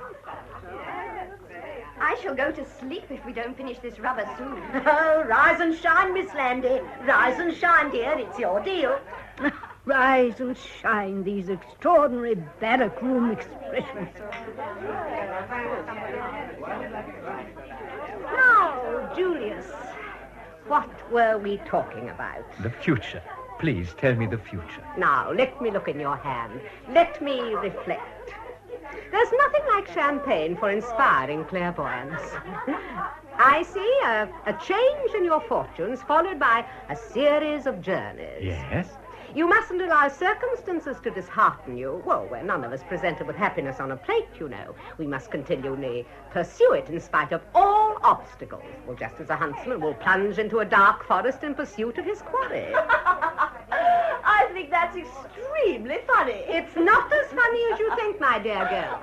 There's a sound philosophical truth behind it. Mother always starts getting philosophical about this time of night. 2 hearts.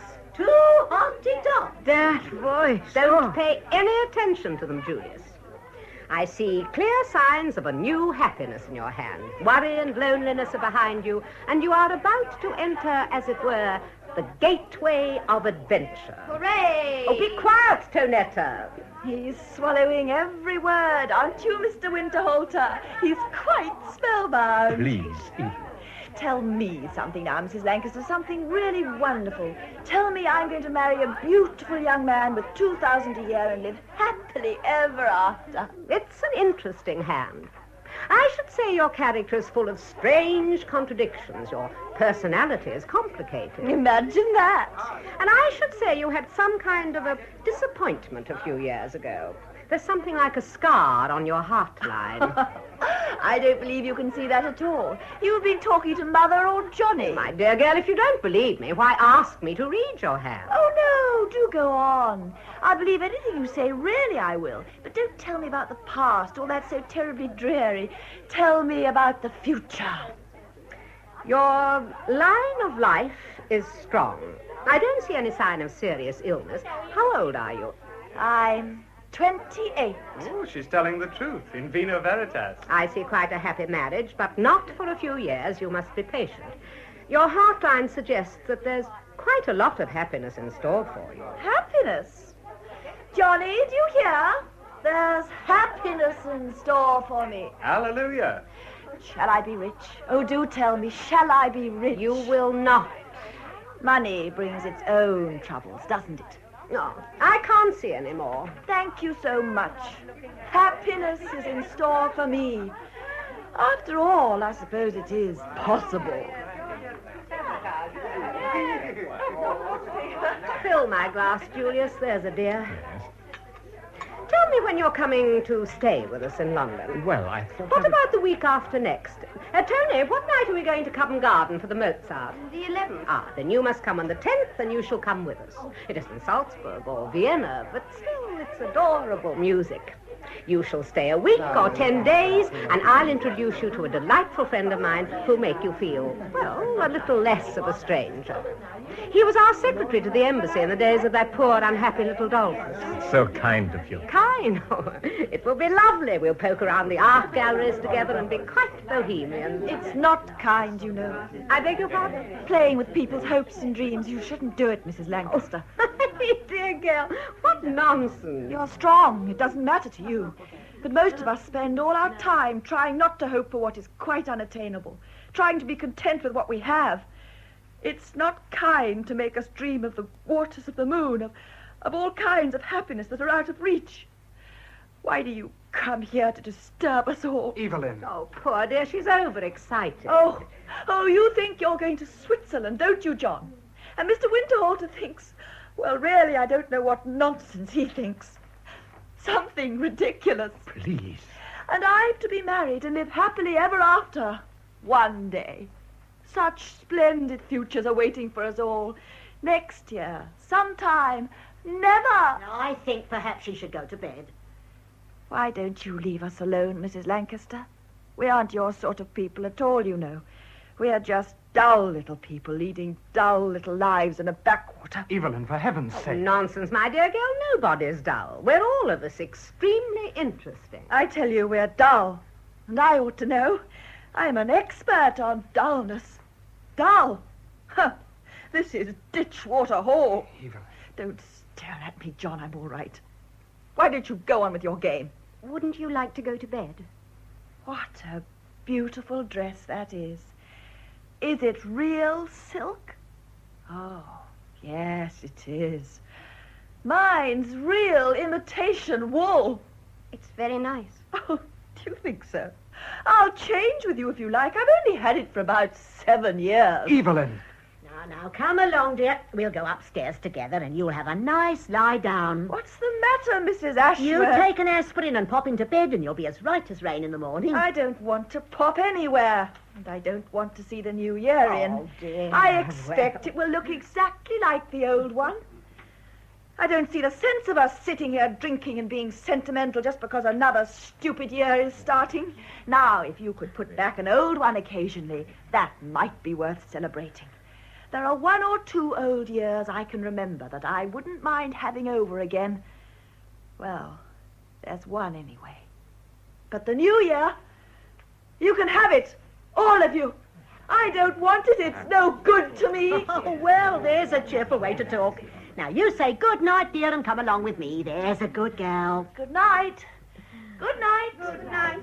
Good night, Mrs. Lancaster, and thank you so much for inviting Johnny and me to your party. Good night. I hope you feel better in the morning. Schlafen Sie wohl, Herr Winterhalter. You see, I speak German too. Sprachen, sprach, gesprochen. That's right, dear. You come along. I'm not in the least sleepy. Gute Nacht, meine Damen und Herren. Schlafen Sie wohl. I'm so sorry. She doesn't use... Well, I hope you don't think that My Evelyn... dear boy, I think nothing at all. It's of no kind of significance whatsoever. I haven't heard her speak as much as that in the 3 years I've been here. Then we've achieved something. That's all to the good.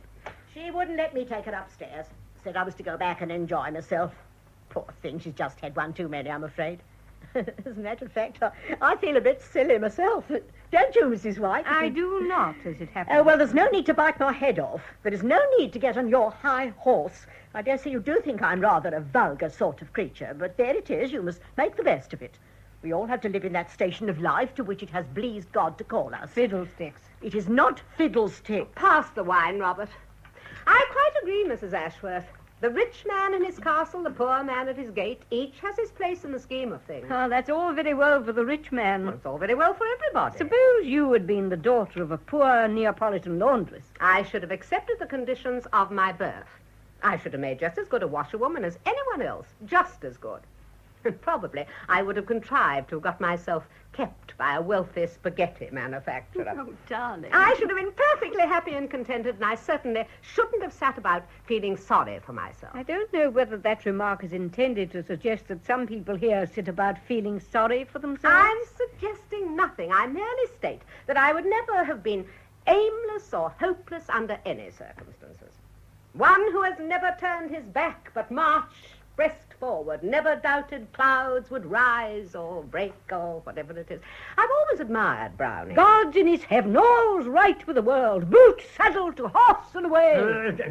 I beg your pardon, what was said? That was Browning. Oh, Browning, yes. I rather like Browning. Of course you do. Yes, of course he does. He's 22 years old and all his life before him. I'm 65, and I naturally prefer something a little more adult, shall we say.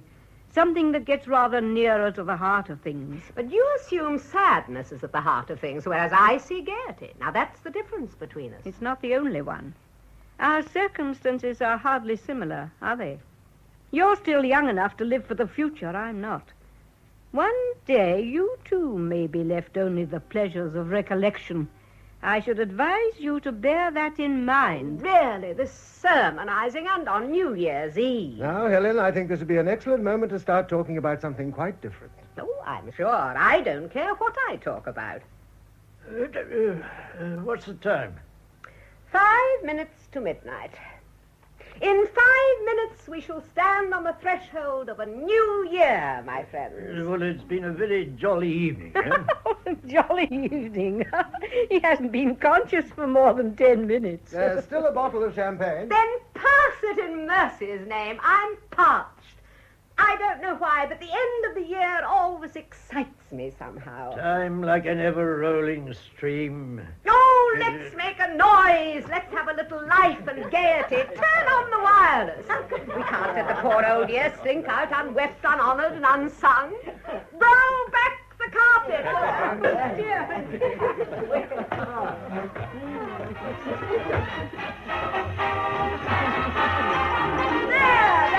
Oh, I haven't danced for years, but I don't mind trying. Come on, Mr. Winterhalter. Splendid.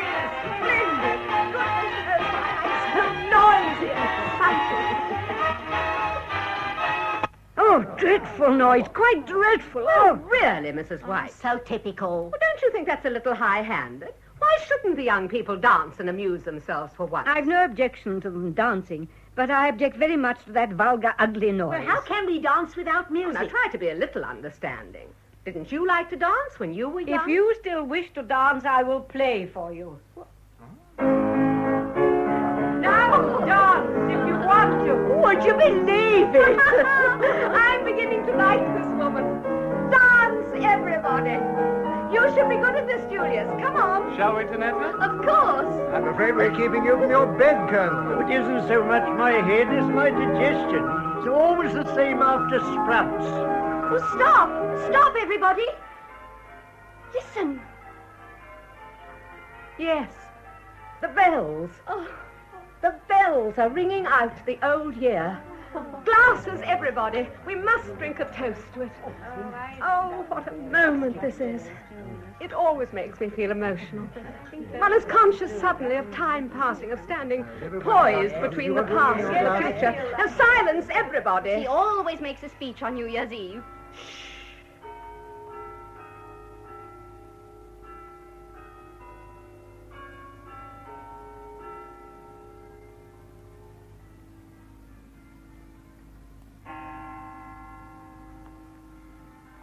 night. Hail and farewell. Oh, you mustn't mind me being sentimental and silly. I can't help it on New Year's Eve. May the new year bring you all nearer to your heart's desires. May you find health and vigor, John, my dear boy, and a new interest in life. Thank you. And may our Austrian friend discover a companionship in England that will cheer him in his exile. Thank you.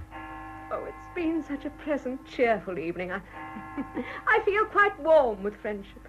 Thank you all for your kindly welcome to us. And now let us raise our glasses and drink to the future. Ladies and gentlemen, the new year. The new year. To be forgotten never will. Now join hands, everybody.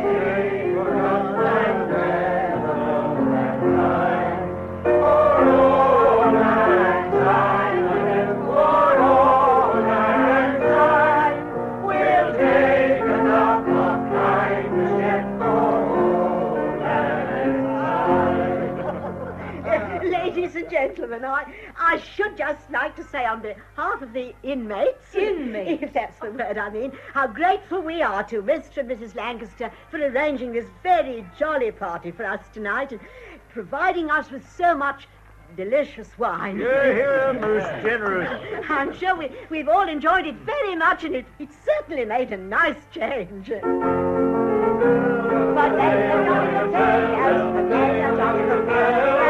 and so say all love us. Hooray! How kind, how very kind. We do thank you, we do indeed. It's raining. It's raining. I've just been out and there's a soft, wet wind and everything's thawing and dripping and the snow is sliding off the roof and off the trees. Look, I'm quite wet. Oh, a thaw, thank goodness. Then it looks as if we shall be able to go tomorrow. Yes, you'll be able to go tomorrow. Delightful. Speed the parting guests. I didn't mean Why don't you go to bed, spoiling everything? She didn't mean, I'm sure. Johnny, dear, bedtime. Yes, all right, Mother, all right. Thank you so much, Mrs. Lancaster. And thank you, sir. I did enjoy it. I really did. Good night. Good night. I'll see you before you go, Tanetta. Of course. Good night. Good night. Oh, I'm suddenly so sleepy I can hardly keep my eyes open. Bed, Robert, dear. Tomorrow morning we must pack. So tomorrow you'll be gone. Ah, but we shall see you again. I hope we'll see all of you whenever you come to London. Look in whenever you like. We're just off Grosvenor Square. Where's my bag? Here. Oh, thank you, dear. Good night, Colonel Selby. Good night. Oh, no. Don't settle down again, whatever you do, or you'll fall off to sleep. Oh, I'm going to bed at once. Good night. Good night. Good night. Good night. Good night, Mrs. White. Isn't she funny? Oh, she's such a character. She intrigues me enormously. I'm only sorry I didn't get to know her better. Good night, Mr. Winterhalter. Good night. After you, Colonel. Oh, thanks. Good night, Winterhalter. Good night.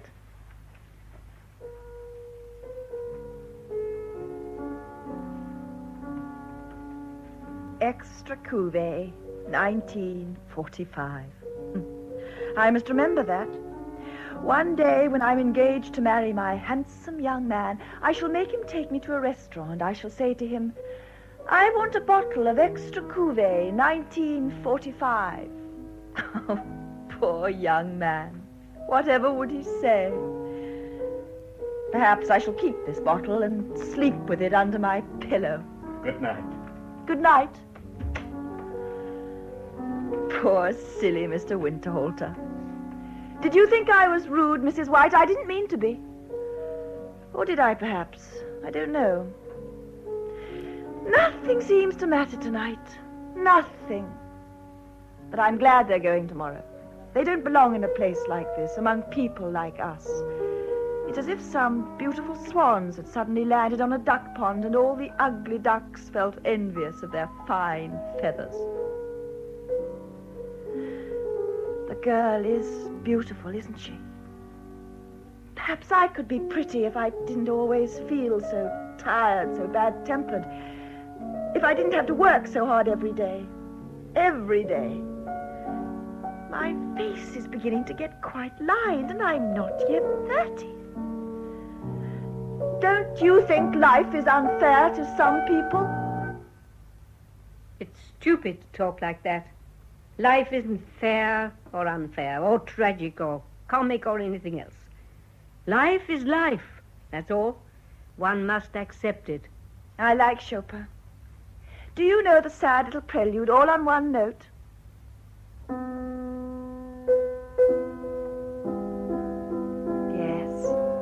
Yes, that's the one. Go on playing. He used to play that. How I wish I could sit here like this forever. If only the morning would never come.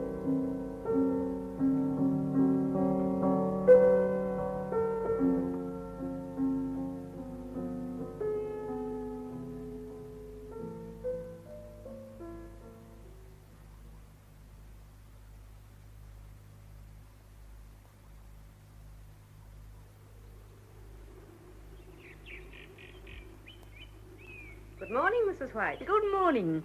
So typical of Devonshire, isn't it? One day it's bitterly cold, the next the wind has changed, the sun shines, the snow's disappeared, and all at once there's a feeling of April.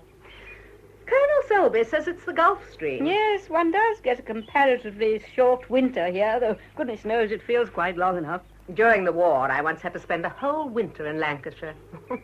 There's no Gulf Stream there. Mm-hmm. My husband tells me you used to have a nice old house near Andover. Yes, between Andover and Weyhill. Well, next time you're in London, perhaps you'll come and see us. Oh, it's very kind of you. I'm afraid I hardly ever go to London nowadays. I'm a complete country bumpkin now. I don't think I should care to live permanently in the country. In fact, I'm sure I shouldn't. Well, the autumn, for instance, it's so dreadfully depressing. Well, Tony, dear? It won't be long now. The breakdown people are just hauling it out of the ditch. You haven't seen Johnny Daly, have you? He's in bed. He's got a temperature, poor boy. Then he is ill. Oh, it's really dreadful, isn't it, at that age? Yes, it's sad, very sad, poor boy. Oh, if Robert doesn't hurry, we shan't get to the Maitlands for lunch. Mrs. White, I wonder if I might ask you to give John Daly a message for me, if I don't see him before we go. Oh, now, darling, you can't worry Mrs. White like that. It's too silly. Oh, it's no trouble. What would you like me to tell him? Oh, just that I'm sorry I didn't see him again, and that I hope he gets better, and that I'll write to him. I should hate him to think I'd just gone off and forgotten. I dare say he'll be down again in a few days. I'll tell him. Thank you. These people make me feel guilty. We seem to have so much, and they so little. Their lives seem to be so drab. Do you know who lights the fire in the morning and sweeps out the room before breakfast? Evelyn Daly. And she's done it every day for years. And I suppose she'll go on doing it. I've never lit a fire in my life. Oh, my dear girl, there are hundreds and thousands of people doing precisely the same thing all over the country. I'm sure it's most disagreeable, and I'm extremely grateful I haven't got to do it myself. Is that all? All? Well, what else can one say? There are millions of people in the world with lives 10 times as drab as Evelyn Daly's. And hundreds and thousands suffering from starvation and illness and, every sort of misery. But what can one do? Where can one start? Well, as well try to mop up the sea with a pocket handkerchief. I feel I should like to do something. Yes, well, you do anything you please, dear, and you'll probably get no thanks for it. Don't you ever feel that you almost hate your money and your leisure? Well, doesn't it ever seem to you that you've no right to it, and that you're simply skating over the surface of life, without seeing or understanding what's happening beneath you? Oh, darling, you're so sweet. You're so serious. But I understand quite a lot, you know. And I'm sensible enough to realize that I can't turn the world upside down, whatever I do. Oh, don't be so superficial. Don't speak to me like that, dear. I don't like it. You're a little too young to know quite what you're talking about. Oh, you're a silly child. I'm just going to finish my packing. Did you hear that, Julius? Such a difficult age when they're just growing out of childhood. So serious. As one gets older, the mind gradually builds for itself a kind of protective armor. But when one is 18 and begins to see for the first time all the inescapable sadness of life, one is so tender at that age and so easily wounded. Oh, now she's unhappy because John Daly has a weak chest, because Evelyn Daly has to scrub and clean and light fires. She'd like to take the whole hotel under her wing. Well, one's sorry, of course, but one must be reasonable. Yes, one must be reasonable. When I was quite a successful sort of person some years ago, I was often asked for help by rather unfortunate people. And when one was busy, one found such people rather a nuisance and really wished they would go away with their shabby clothes and their sad faces. Misfortune separates one from the happy and successful. It is as if one had some sort of infectious disease. So I think perhaps it would be best for me and for you if I were to decline your kind invitation. Oh, what nonsense, Julius. Of course you're coming. It's quite settled. The only difficulty is the dates. Robert reminded me there were some people coming on the 11th, and then we're going away, so it will have to be, well, say, early in March. What I'll do is write to you nearer the time, and I shan't take no for an answer. Oh, you smile as though you didn't believe me. Do you think I'm insincere? You are very kind, but I don't think I should like to come to your house. I have another suit, but it's older and shabbier than this one, and I have no evening dress. I should feel out of place. Do you understand? Oh, nonsense. I'm sure you wouldn't. And what do clothes matter? Not very much, perhaps, except that they remind me that I am what I am. A homeless refugee receiving charity. Ah, now that's being touchy and difficult and silly. Yes? Well, you know, I am rather touchy and silly nowadays. And that's so boring for other people, so tiresome. Don't you see? There are some friendships that should be short and sweet, that should be exciting for a few hours or a few days, and then melt away like the snow. Look at me, Helen. Will you really be very disappointed if you don't see me again? Come, you are a frank woman, an honest woman. You are not afraid to tell me the truth. Dear Julius, I shall always have a special place in my heart for you. Whenever it snows, I shall think of my little Viennese friend in Devonshire. Thank you. Thank you.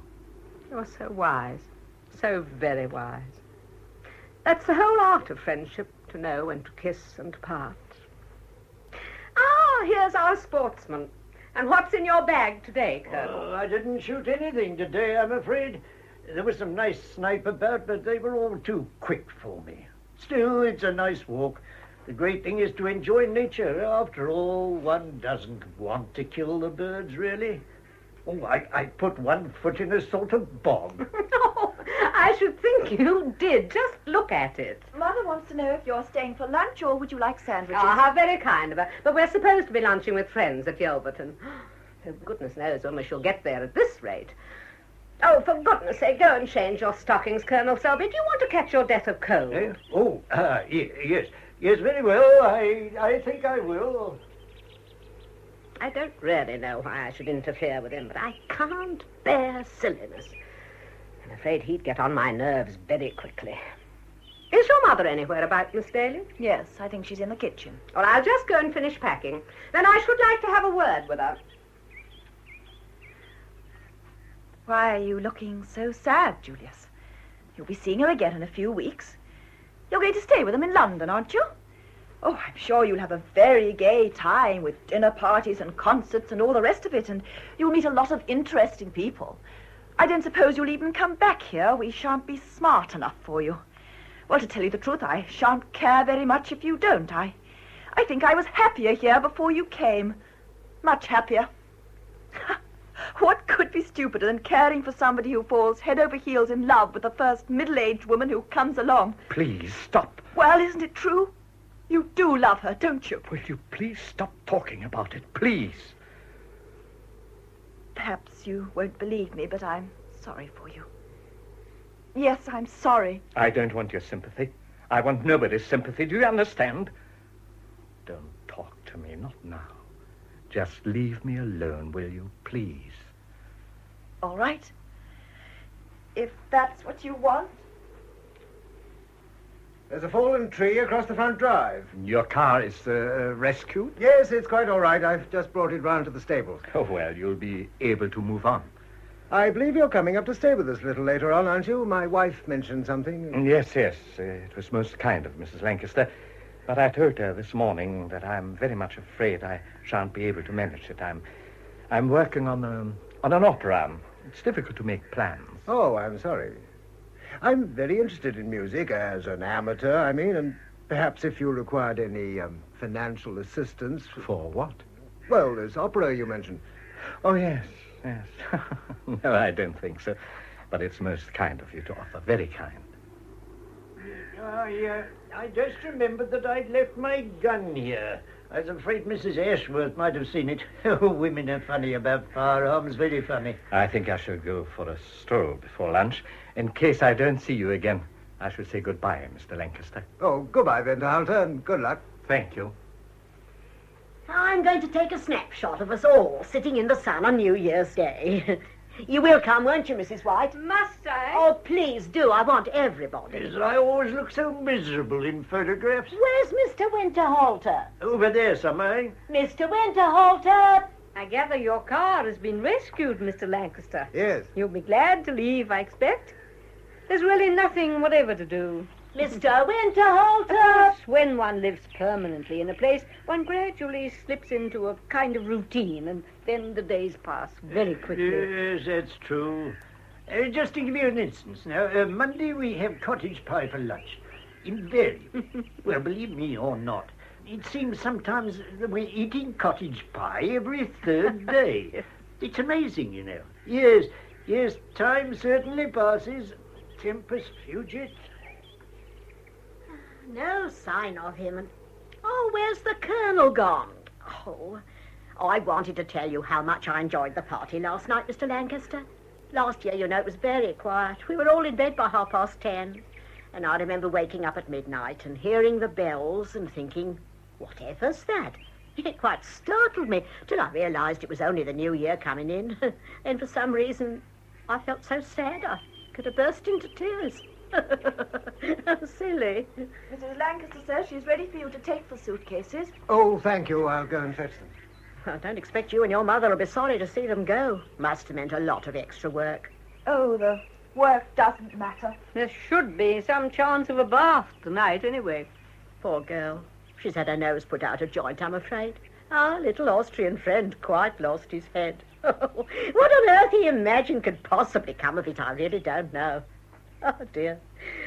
Oh, I'm not used to these late nights. Go back when they've gone, Mother. Don't worry about me. So silly, dear, when you've got a temperature. He insisted on getting up to see them go. Oh, that's not sensible, Johnny. It really isn't. I'll go back when they've gone. See what I mean? How can one do? By the way, Miss Landy asked me to give you a message. A message? She said if she didn't see you again, she would write. Oh, thank you. She would write. She has an idea, you see, that I'd go out to Switzerland a little later. Oh. It's very good of you to help me, Colonel. No, not at all. I'll say goodbye then, Mrs. Ashford. You just wait a minute. I'm going to take a photograph. We're rather late, I'm afraid. I should go and get the car ready, pack the luggage. Oh, I wanted to have everybody. If there's time, I'll come back. Thank you. Goodbye, Mrs. White. Oh, goodbye. I only hope we haven't been too much of a nuisance. Of course not. Goodbye. Goodbye. But come back, do. Oh, would you gentlemen mind helping me to move the bench? It must be facing the sun. Like this? Yeah, All right, Colonel, I can manage. John, I thought you were in bed. No, I'm quite all right. I just wanted to see you to say that I mean to come, if it can be arranged. Oh, but that's splendid. Of course it can be arranged. Now, the photograph. Tonetta! Yes, somehow I'll come. I'll write to you. Whatever happens, I'll come. Tonetta, where's the hat box? I've got it, darling. Oh, Mrs. Lancaster, will you come in the middle? Would you mind? And we'll have a nice group. Oh, you can't want to photograph me. Yes. Besides, we're going. Well, I shall sit here for just 5 seconds and no more. Now, if we only had Mr. Lancaster... Won't we do? It's getting so late. Oh, well, very well, then. Now, still, please. Colonel Selby, you're pulling faces. You are not. Poor man. Now, everyone, look this way. Still. There. Now, Tony, the car. Goodbye, Mrs. White. Goodbye. Goodbye, everybody. Goodbye. It's been Goodbye. such fun.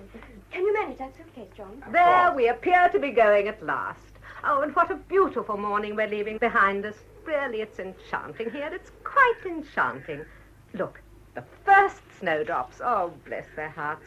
The promise of spring. You know, I believe I quite envy you all living in such a place. Envious? Oh, yes, I mean it. Oh, if only I could settle down in the country miles from anywhere and simply do nothing all day long but cultivate my garden and watch the seasons change. It's the only dignified way of living. I'm quite convinced of that. Now, I must rush. We're shockingly late. Goodbye to you all. I've so enjoyed meeting you. All of you. Oh, where's Mr. Winterhalter? He went out for a walk. Oh, well, do tell him... No. Just say goodbye to him for me, will you? Goodbye. Goodbye. There. They've gone. Yes, today's Wednesday. They came on Saturday. 3 days and a bit. I can't help laughing when I think of last night. That poor girl. Ah, here's Mr. Winterhalter. Now the party's complete. Mrs. Lancaster told us to say goodbye to you for her. Oh, thank you. That's very kind of her. Last night I heard her inviting you to stay with her in London, didn't I? I do hope you'll go. I should like to know what sort of establishment they keep. I think that was just one of those invitations that people make rather late at night. Well, forward. Johnny? Hmm? Mother wants you. You ought to go back to bed. Listen. You'd better go. She's upset. Oh, it's always the same. Excuse me. Ah, lunch. I hear a welcome sound. Oh, he always says that. I hear a welcome sound. Oh, do Oh, I? you don't notice it perhaps, but you do, doesn't he? No, we all have our pet habits. That's true. After you, Mrs. White. Oh, please go on.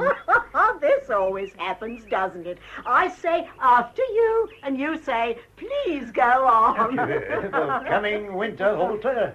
Yes, I'm coming. Forward. Winterhalter. Colonel Dummkopf. I suppose it's too late, is it? They have gone. Yes, they've gone. I found this coat in Miss Landy's room. On it was this note. Dear Miss Daly, I'm leaving this coat behind in the hopes you may find some use for it. T.L.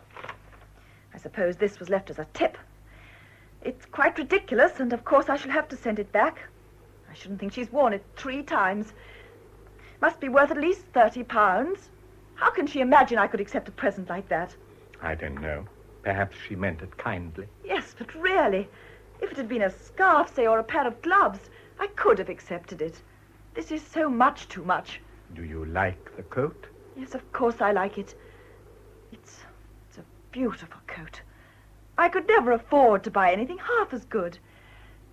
But of course it's out of the question. If you send it back, you will probably hurt her. Is that what you want to do? Why did she leave it for me? I hardly spoke 3 words to her. She didn't even like me. Oh, I don't know. The fact is, I suppose that I'm gradually becoming the sort of person who takes offense at kindnesses, who can't say thank you for anything. Very well. I shall keep it. I shall sit down and write as nice a letter as I possibly can, thanking her for her generosity and kindness. I shall try for once to be a little generous, too. Oh, what am I crying for? What a miserable couple we are. Poor Julius. You know, I begin to think that the only sin in life is to be unhappy. How shameful it is to sit here in the sunlight nursing our little sorrows as if they were important.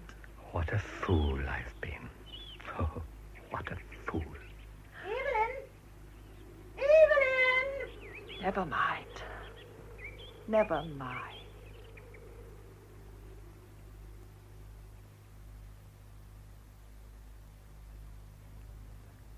That was Coral Brown as Helen Lancaster and Virginia Maskell as Evelyn Daly in Waters of the Moon by N.C. Hunter, adapted for radio by Molly Hardwick. The rest of the cast was as follows: Mrs. White, Mary O'Farrell; Mrs. Ashworth, Dorothy Holmes Gore; Julius Winterhalter, Gerard Heinz; Colonel Selby, Martin Lewis; Mrs. Daly, Anna Burden; Robert Lancaster, Patrick Barr; John Daly, Peter Marinka; Tonetta, Eva Haddon. The pianist was Cicely Hoy, and the play which was recorded was produced by Betty Davis. Welcome,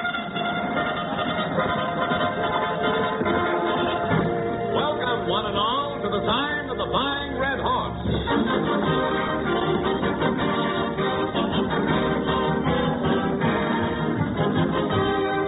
The makers of Mobile Gas and Mobile Oil bring you Orson Welles.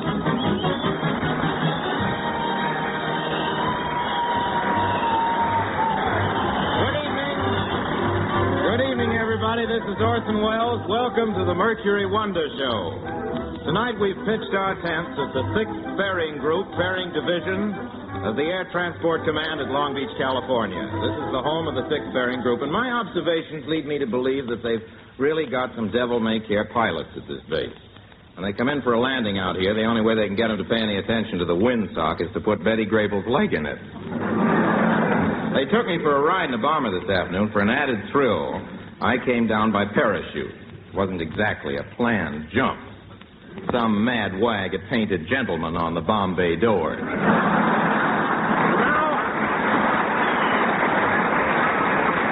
Now, on with the show. Presenting at this time, tonight's special attraction of glamorous star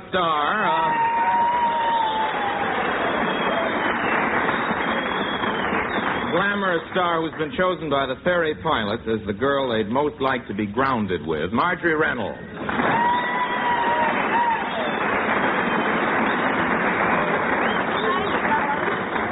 Thank you. Hello, Orson. Hello, Marjorie. Oh, yes. Hello, Marjorie. You know, Marjorie, I've seen you in most of your pictures, Holiday Inn, Dixie, Up in Mabel's Room, and I've always had the feeling that I've seen you before. Well, you probably have, Orson. Before I went into pictures, I used to be a model. My face was on streetcar ads and magazines and billboards everywhere. Oh, now I remember, yes. I've painted many a mustache on you. I hate myself. Now, for it, of course, let's get back to script. You know, Orson, I've met quite a few of the boys here. One of the pilots asked me to go out with him. Oh, that's your line. At least I hope it is. Go ahead. Well, you know, Orson, one of the pilots asked me to go out with him later and watch night maneuvers. I beg your pardon? Well, he wanted me to watch night maneuvers. I didn't know they had night maneuvers. Oh, yes. Some of their best training comes after dark. But these ferry pilots really do a wonderful job, Marjorie. I know they've flown our Wonder Show to quite a few out-of-the-way camps to entertain. One flight, I'll never forget that flight. We had W.C. Fields with us. What a trip that was. We flew blind all the way. The first time I've ever seen a pilot make a 3.2 landing.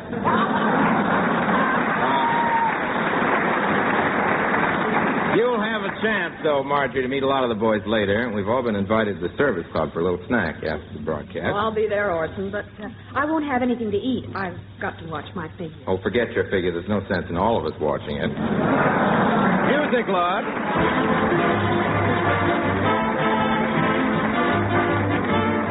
You know, a lot of mothers have been writing in asking what their boys in the camps are doing when their leaves are too short to come home. After making a survey, we're happy to turn in the following report. Its title, What a Typical GI Soldier Does on Leave, or It Shouldn't Happen to an MP. They've seen a luxurious one-room suite in a Hollywood hotel. As we look in on our soldier, he is pressing his fatigue. I like New York in June. How about you? Come in. Just a minute. I'm coming. I'll open the door. Oh, hello. I live down the hall, and I was wondering... Oh, I'm afraid you've got the wrong room.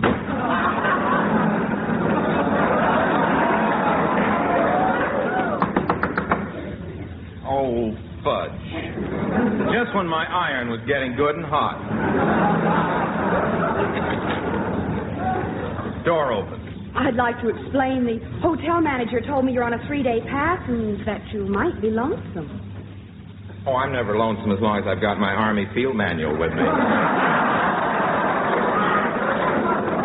I'm up to the chapter on military courtesy, all about who to salute and who to... It's fascinating.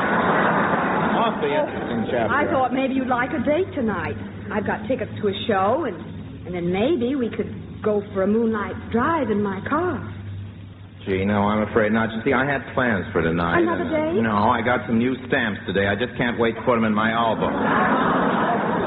Oh, well, maybe you'd like me to come in and chat with you for a while. Oh, I guess that'd be all right. Have to keep that door open. It's a rule of the hotel. Very good rule, too. What do you mean? Well, you see, when a soldier comes in for a furlough, he wants rest and quiet. And if you close the door, there's a fellow employed by the hotel who knocks on the door and says, "Are there any girls in there?" It's very disturbing. I don't get it. Well, I don't fully understand it myself. I think he's recruiting for the wax.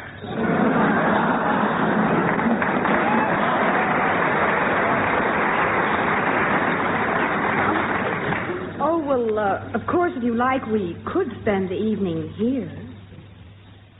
What could we do? I haven't even got a deck of cards. Typical, isn't it? Say, are you bucking for a good conduct ribbon?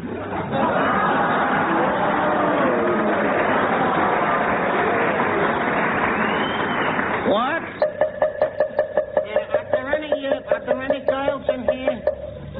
I beg your pardon? Are there any girls in here? Please, the door is open, and would you kindly stop knocking on my forehead? Oh, sorry. You know, Soldier.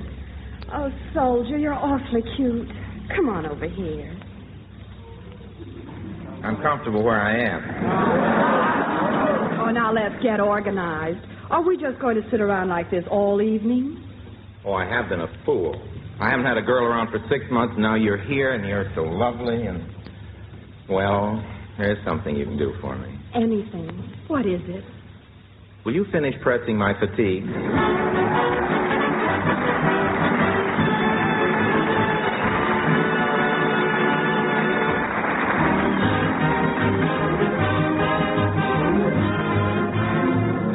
Folks, if you knew Susie like I know Susie, did she have to take a back seat? She looked terrible. She had no glamour. She had no gleam. No one took a shine to Susie. Then she heard of mobile gloss and mobile wax. Susie's a car, you see, and boy, is she the heady of the highways now. Moral? Regardless of how old it is, your car can be a beauty. And your mobile gas dealer has exactly what it takes. 2 beauty specialties. Mobile wax and mobile gloss. Mobile gloss comes first.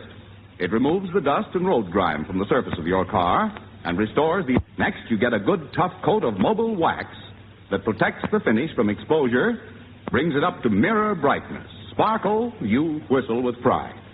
Honestly, if you knew how your car could look, like I know how your car could look, would you drive in for mobile gloss and mobile wax at the sign of the Flying Red Horse? Thanks, John. And now, on with the Mercury Wonder Show. Yes, sir, the Mercury Wonder Show, the servicemen. Hurry, hurry, hurry. On the next platform, see Orson the Magnificent. He performs the most baffling illusions of the century. The show's going on, soldier. Don't miss it. Come on in. Oh, I don't want to. Why not, soldier? Don't you want to see Orson saw a woman in half? Mr. Owen's been out with a girl in 6 months. Why should I go in there and watch him waste one?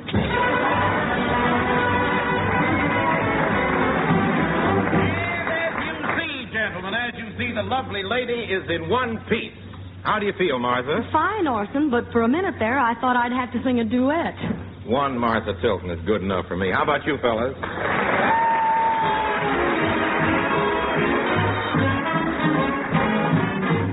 Hear the music whisper, echoes of romance. Cuddle on my shoulder, hold me while we dance. It's a moment tender, now the spell is cast. Maybe you'd surrender, but you move too fast. Take it easy, take it easy. Don't you know it's more romantic when the dance is slow? Take it easy, take it easy. What's the good of feeling high when all the lights are low? Take it easy, take it easy. We've We've got lots of time ahead of us. The night is young. Take it easy. Take it easy. Don't you know this music should be swayed instead of swung? Take your time, dance it with ease. Take your time, slow if you please. Take it easy, honey. Take your time right now. Take it easy, honey. Take your time right now. Or get another mama who will show you how. Take it easy, take it easy. Don't you know you're not supposed to make a rumble jump? Take it easy, take it easy. If you don't, I feel that our romance will hit a bump. Take it easy, take it easy. Don't you know it's time for romance when the music's sweet? Take it easy, take it easy. You should really try to make your heart control your feet. Take your time, baby, jump it with ease. Take your time, boy, slow if you please. Take it easy. Take it easy. Take it easy. Take your time, boy, slow if you please. Take your time, babe, slow if you please.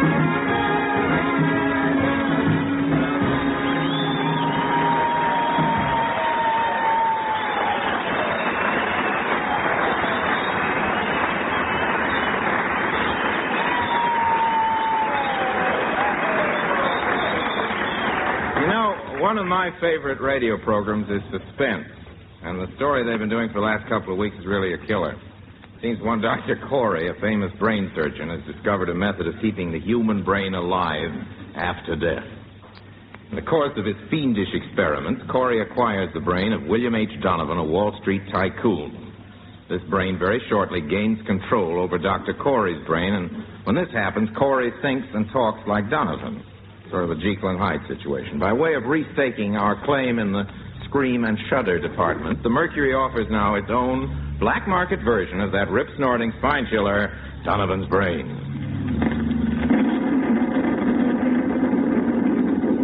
This is the Man in Black, with the performance of Marjorie Reynolds as Janice and Orson Welles as Dr. Ronald Corey. We again hope to keep you in suspense.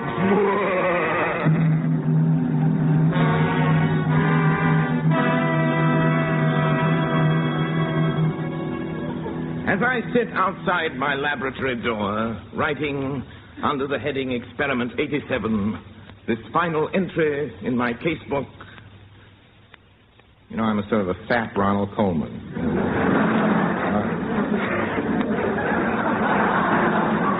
I realize now that these are the last words I shall ever write upon this earth.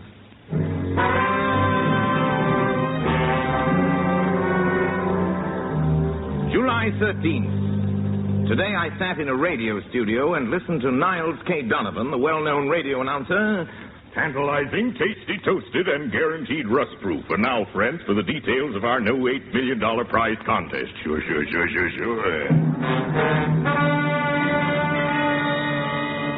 At that very moment, a contest fiend, driven frantic by Donovan's persuasiveness, rushed to the stage, tore off the top of Donovan's head, and mailed it to the sponsor.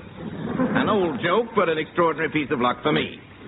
By sending in 7 soap labels, together with 35 cents to cover the cost of wrapping and mailing, I gained possession of Donovan's brain, the living, pulsing brain of the greatest radio announcer ever to read a commercial. That night in my laboratory, I was joined by my associate and colleague, another mad scientist, old Dr. Frugelheiser. I say, Frugelheiser, what have we got here? You know what we got here, Goring. It's the brain. The brain of Donovan, the radio announcer? Just as we planned, Doctor. The brain is alive here in this jar. We are keeping it alive. Tell me more. I don't know what you're saying, but it sounds good. But it's so simple. You see, the brain, when functioning, gives off infinitesimal electrical impulses. Oh, yes. I've hooked the encephalo groove up to a small amplifying system. The brain impulses can actually be heard. Here, I turn it on.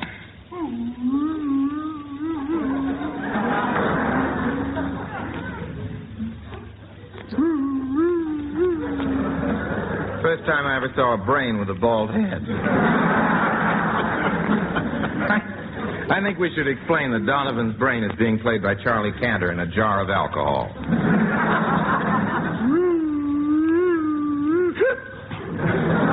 Too much alcohol. The brain, ladies and gentlemen, is boiled.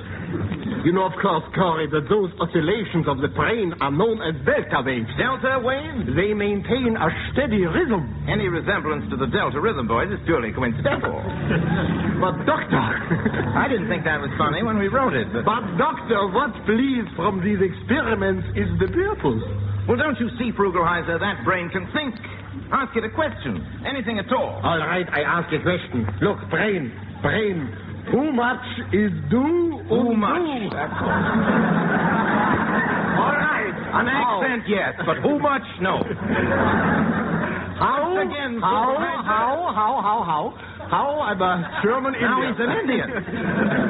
How much is due undue? No, not that way. This way. Donovan. Brain, old boy. How much is 2 and 2? 2 and 2.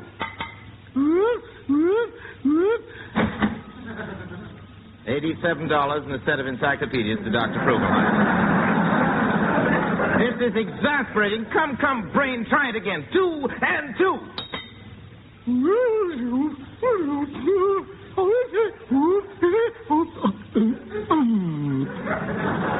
Oh, shucks, tilt.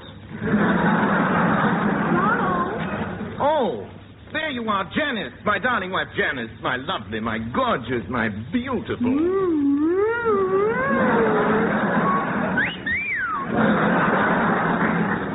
Amazing. It's amusing but confusing. Dear, it's awfully warm in here. I think I'll take my coat off.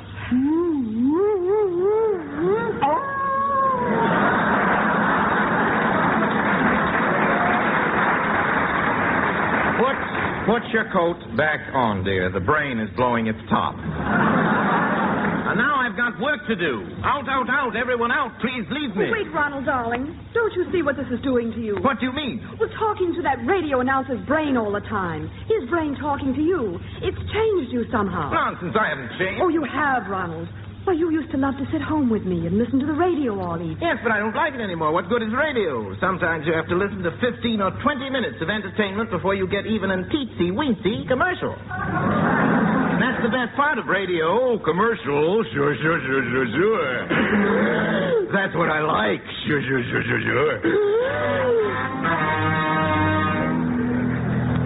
July 18th. Last night, as I entered the house... Darling, where have you been? Why, I just went down to the corner to get some razor blades. Oh, well, dinner will be ready in a few minutes, dear. Fine. Meanwhile, I'll just run upstairs and shave with those hollow ground, genuine green blades which glide over your whiskers and make you face happy. And if I don't get 100% shaving satisfaction, I get double my money back at a 4-lamp. Sure. Sure. Stop it, please. Sure. What's the trouble, dear? Oh, I can't stand it any longer. The same thing day after day. Monday, Tuesday, Wednesday, Thursday. Thursday? Whenever you're thirsty, try a bottle of delicious Pepsi Cola. Sure. Ronald, the brain is growing stronger than you. Darling, how can you talk like that? Oh, Ronald, if only we could be as we used to be. I love you, Ronald. You're more attractive than ever.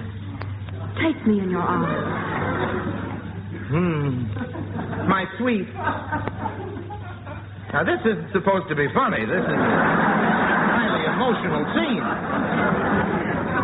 Say, take me in your arms again, please. We get back in the mood. You're so attractive. Take me in your arms. My sweet.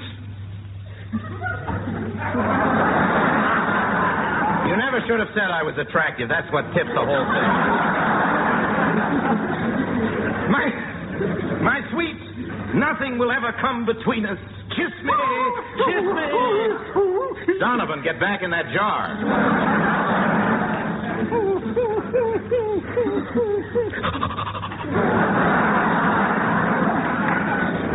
Oh, that's the last straw. Ronald, you must make your choice now. Choose between that brain, that radio announcer's brain, and me. When you've decided, contact me. I must have time to think. Janice wants me to destroy the brain. Should I? Don't be a chump. Why destroy the brain? Destroy Janice. Destroy Janice? Sure. It's easy. It's easy. Put her to sleep first. How could I do that? Simple, very simple. Run down to your neighborhood druggist and get a box of CC sleeping pills. They come in 4 delicious flavors. Cat nap, knockout, no twitch, and pooped.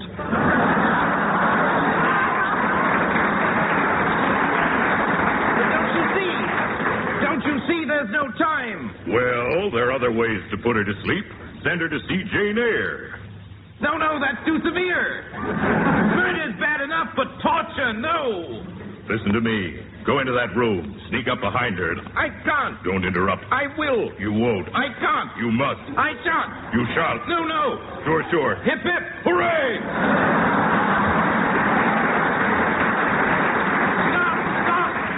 Stop that dancing up there. I won't hear anymore. Yes, I will too. Sorry, Brain. I take it back. Brain, please talk to me. Brain, I didn't mean it. Corey to Brain. Come in, Brain. Over. What's that, Brain? You have what? A plan? What is the plan, Brain? Finished? You want a half-hour radio show with only 3 minutes of entertainment, all the rest commercial? Brain, you must be mad. I'm going to destroy you. It's no use, Brain. This is the finish. Oh, wait!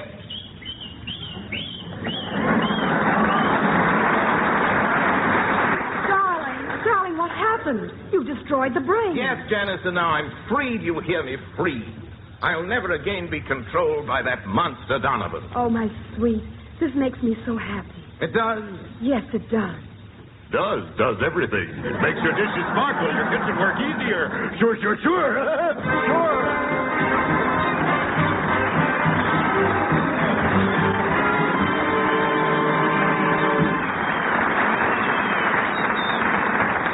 You know, everybody's singing that new number, Milkman, Keep Those Bottles Quiet. And I'm singing my own sequel, Motorists, Keep That Chassis Quiet. Frankly, if you wait until the chassis of your car begins to squeak and creak, if you wait until your car has got the rheumatism, that means wear already has begun on the vital parts. So keep that chassis mobile lubricated. Ward off wear and friction with America's favorite greases, sturdy, rugged mobile greases. Mobile lubrication is no ordinary grease job. It includes specific types of mobile greases, each type made for its particular chassis fitting. Mobile lubrication brings you 3 rewards, 3 big rewards. 1, it gives you smooth and quiet riding. 2, it helps you get full gasoline mileage. 3, it lengthens the life of your car. Worth it? When it may be years before you'll get a new car? What do you think? So stop in and say Mobile Lubrication. You know where, at the sign of the Flying Red Horse. And now our Mercury All-Star Jazz Combination offers for your delectation and kicks a special reading of Tiger Rag.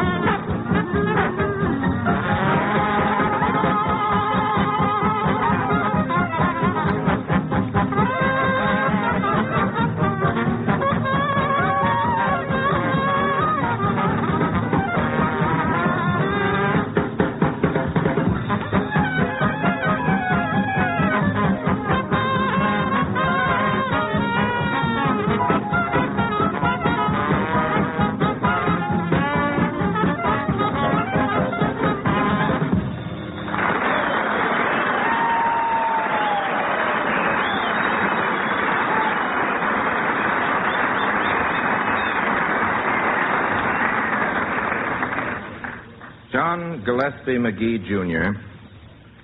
was an RCAF flyer who was killed in action 3 years ago at the age of 19. He wrote this poem, which is now in the Library of Congress, which I'd like to read to you.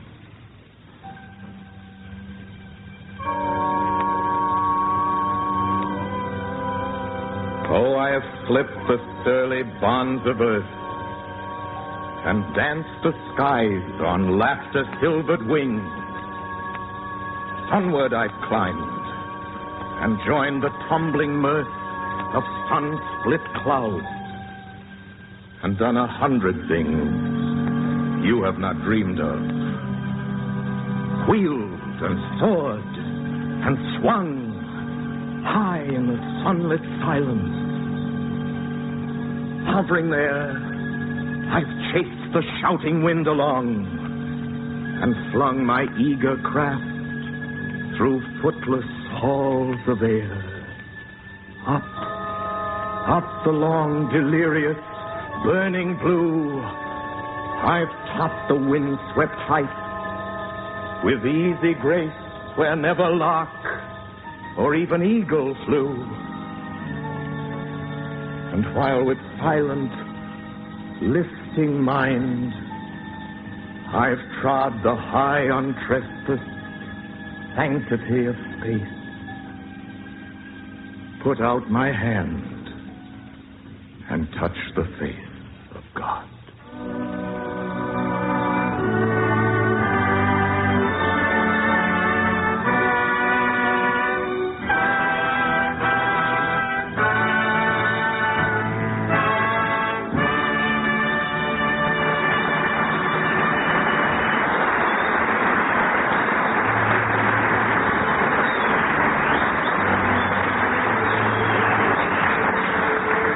To say goodnight now, we want to thank the men and officers, and particularly Brigadier General William H. Tunner, Commanding General of the Ferrying Division, Colonel Andrew B. Cannon, Commanding Officer, 6th Ferrying Group, Major Terry Hunt, and Captain William Novak, Special Service Officers of the 6th Ferrying Group, Ferrying Division, Air Transport Command at Long Beach, California.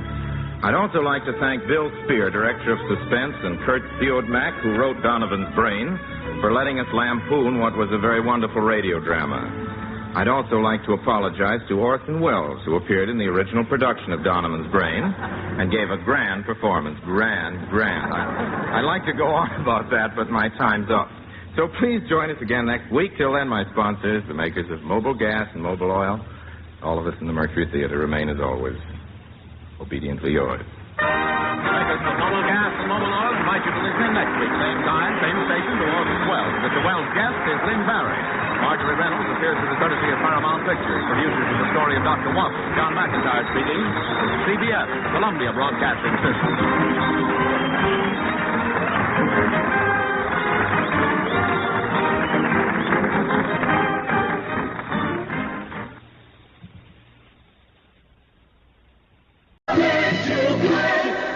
The CBS Radio Mystery Theater presents...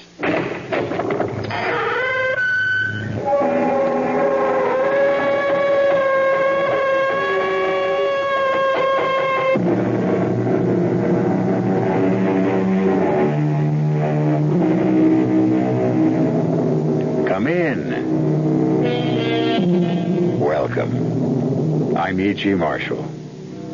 For nearly 100 years, the strange case of Dr. Jekyll and Mr. Hyde has been thought of as a tale of horror, which of course it is, but it is also an intriguing mystery. For example, take the matter of Dr. Jekyll's curious will and the scene that took place one foggy London afternoon in the office of Jekyll's attorney, Geoffrey Utterson. No, Jekyll. I will not be a party to the making of such a will. You are my solicitor, yes, and my friend. Now, if you will not do it as my lawyer, do it. I beg of you as my friend. Everything you possess to go to this Edward Hyde in the event of your death or even your disappearance? Yes. Well, then you must tell me. I demand that you tell me. Who is Edward Hyde? Well, Jekyll, who is he? Utterson, I wish to heaven I knew.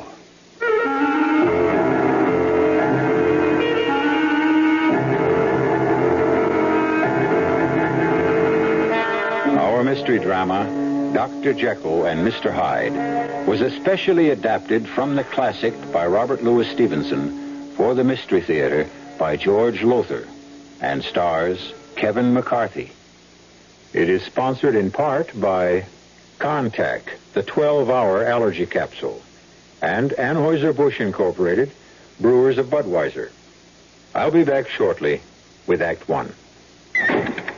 Oh, somebody's been drinking my sugar-free diet 7-Up, and it's all gone. Oh, actually, I saved a little. Oh, a bear! Hiya, Goldie. What's brewing? That's Miss Goldilocks to you. Oh, come on, kid. You mean you don't remember me? The cottage, the 3 chairs, the porridge? Baby bear! In the fur. Been a long time, Goldie. But Baby bear... Just call me BB.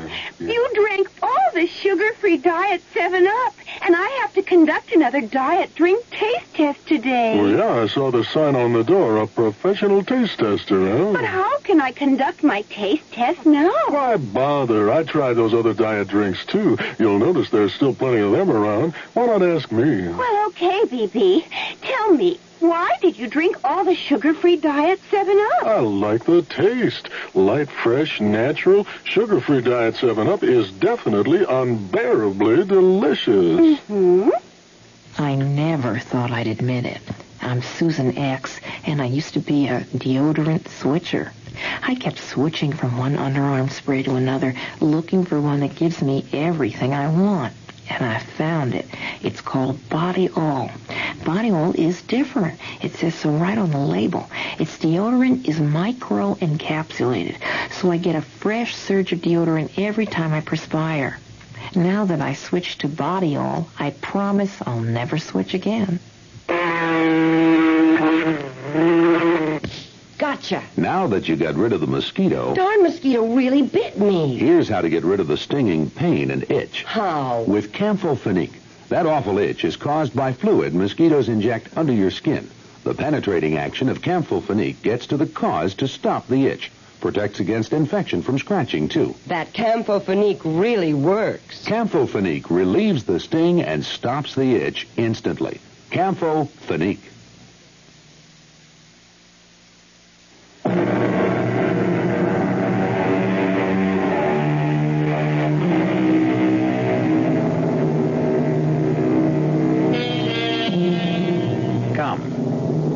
Come with me now, back through the years to London, England, in 1896. It is late of a pleasant spring evening, and we find ourselves strolling in Cavendish Square, along with Geoffrey Utterson and his friend, Dr. Mortimer Lanyon.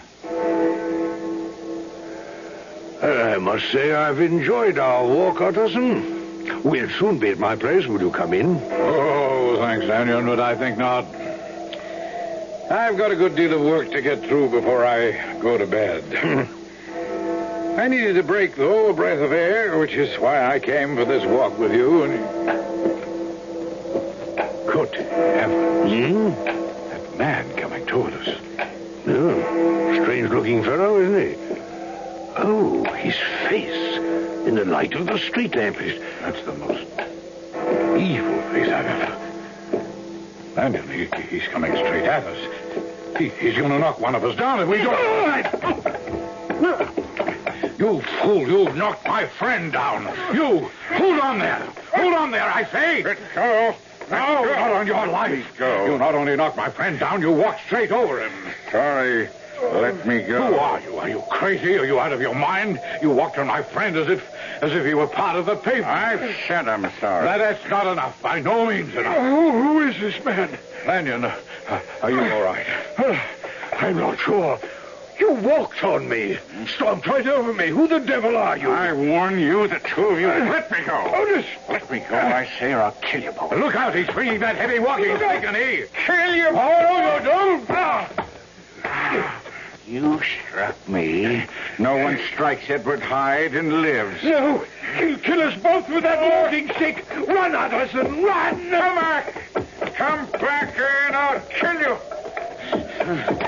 Stop! Stop, I can't go on. My heart. Oh, mine too. It's pounding like a trip hammer. Oh, good Lord, Utterson. I've never had such an experience of this kind in my life. Are you all right? You took a blow from that walking stick. Utterson, what is it? Name. The name he used. Did you hear it? Yes, but... what was it? Oh, I think I know, but I want to be sure. Hyde, he said. Edward Hyde. That's what I thought. Well, what of it? Well, the way you looked at... Do you know the man? Does the man mean something to you? No. I don't know the man. But the name. Oh, yes, the name means something to me. What? Well, what? And I'm not sure I can tell you, Lanyon. I'm not sure I have the right as a lawyer to do so. On the other hand, Yes? Well, you are my oldest friend, and your daughter Beatrice is engaged to Dr. Jekyll, isn't she? Yes, they're to be married in September. Then perhaps I should tell you that... No, it would serve no purpose.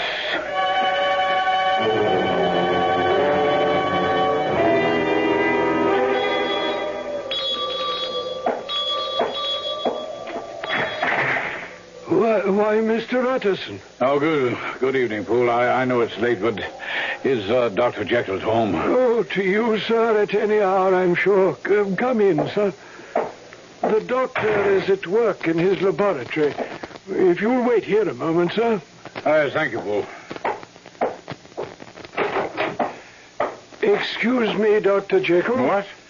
Damn it, Poole, I told you I was not to be disturbed. Well, I know, sir, but... But what?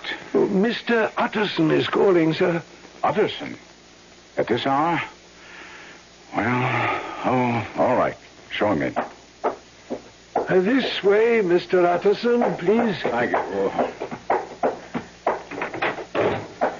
Well, Utterson, this is a late-hour visit. Jekyll, I'll come straight to the point. Dr. Lanyon and I were out walking in Cavendish Square less than an hour ago when we noticed a strange man, a sort of, I don't know, dwarf-like creature with, I assure you, a face that, but it was so vile, so evil, it brought the sweat out on my brow. Well, this man, he walked straight into Lanyon, knocked him down, and then walked right over him. I ran after him, an argument ensued, and then, he threatened to kill both Lanyon and me with his walking stick. He went into a rage I can only describe as bestial, swinging the walking stick at us and what? Well, I don't think he meant to give his name. In fact, he refused to give it when I asked for it. But in his rage, he forgot himself, and he used his name. Edward Hyde. And? What of that? 6 months ago, you insisted that I destroy your old will and make out a new one, leaving everything to a certain Edward Hyde, right? Oh, I see. Now, I told you then, as I tell you now, I considered the terms of the will most curious, indeed decidedly strange. And as I told you then, and I tell you now, I see nothing strange in wanting to leave my money to a certain beneficiary in the event of my death. Or your disappearance. That's what I find strange. That's what worries me. Even more now in the light of what happened tonight. Jekyll, I ask you once again, who is Edward Hyde? Do you mean the Edward Hyde I've bequeathed my estate to, or the Edward Hyde you ran into tonight? They are one and the same. There's certainly more than one Edward Hyde in all of London. Oh, yes, I'm quite sure. But only one Edward Hyde who might have been carrying this. My walking stick? The walking stick I gave you several years ago on your birthday. I'd know it anywhere. Jekyll, are you in trouble? Huh? What do you mean, trouble? Well, with this Hyde, does he have something on you? Is he blackmailing you? That's a ridiculous thought. Then what is it? How can you, Dr. Henry Jekyll, one of the most honorable and respected physicians in London, have any association whatever with a terrible person like this Hyde? Why have you made over your estate to him, especially when you're to marry Beatrice Lanyon? And why that stipulation in the event of your disappearance? Jekyll, I beg you, tell me what it means. I cannot. I cannot. But as your friend, You are the friend you say you are. Oh, and you are, Utterson. You are. And then do me the favor of never mentioning Edward Hyde again. Well, if this is your last word on the subject, Jekyll... It is. Very well, then. Good night.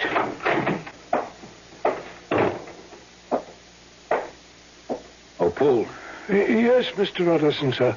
I'd like to ask you something. Oh, anything, sir? Who is Edward Hyde? Oh, God help me, sir. I wish I knew. We all of us in this house, everyone of Dr. Jekyll's servants, wish we knew. All right, tell me about him, this Hyde. Dr. Jekyll was away on a house call, I think. The front door bell rang, and I answered it, and there stood... a frightful creature, Mr. Utterson, frightful. I've met Mr. Hyde. I know. He said he wanted to see Dr. Jekyll. I started to say that Dr. Jekyll was not at home, but he pushed right past me in the rudest way, sir, and went straight into Dr. Jekyll's laboratory. Yes, I quite understand. Go on. Well, later on, I was in the kitchen when the bell rang from the laboratory. I went into the laboratory, and there, to my complete surprise, was Dr. Jekyll. To your surprise? Why, yes. You see, sir, he'd forgotten his keys, and I was so surprised that he'd somehow got back into the house. Well, did you ask him how? Oh, I did, sir, yes. But he ignored the question. Never mind that, he said. I want to give you certain instructions concerning Mr. Edward Hyde. He then said that Mr. Hyde was to be admitted any time he called. I see. Tell me, Poole, what is Mr. Hyde's manner toward Dr. Jekyll? I mean, when they're together, how does Mr. Hyde act toward Dr. Jekyll? Or Dr. Jekyll toward this Mr. Hyde? Well, they're never together, sir. That's puzzling, very puzzling, to say the least. Oh, Mr. Utterson, sir, all of us here are convinced that our master is in dire trouble. If you could help the good doctor... Yes, Poole. Yes, I certainly shall, if I can.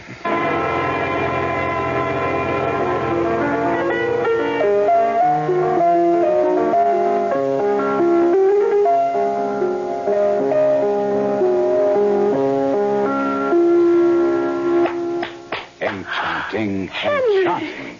Well, I had no idea you'd come into the music room. How long have you been there? Only a few moments. When you become Mrs. Henry Jekyll, I shall insist that you play for me every night after dinner. It shall be my wifely pleasure and duty, kind sir.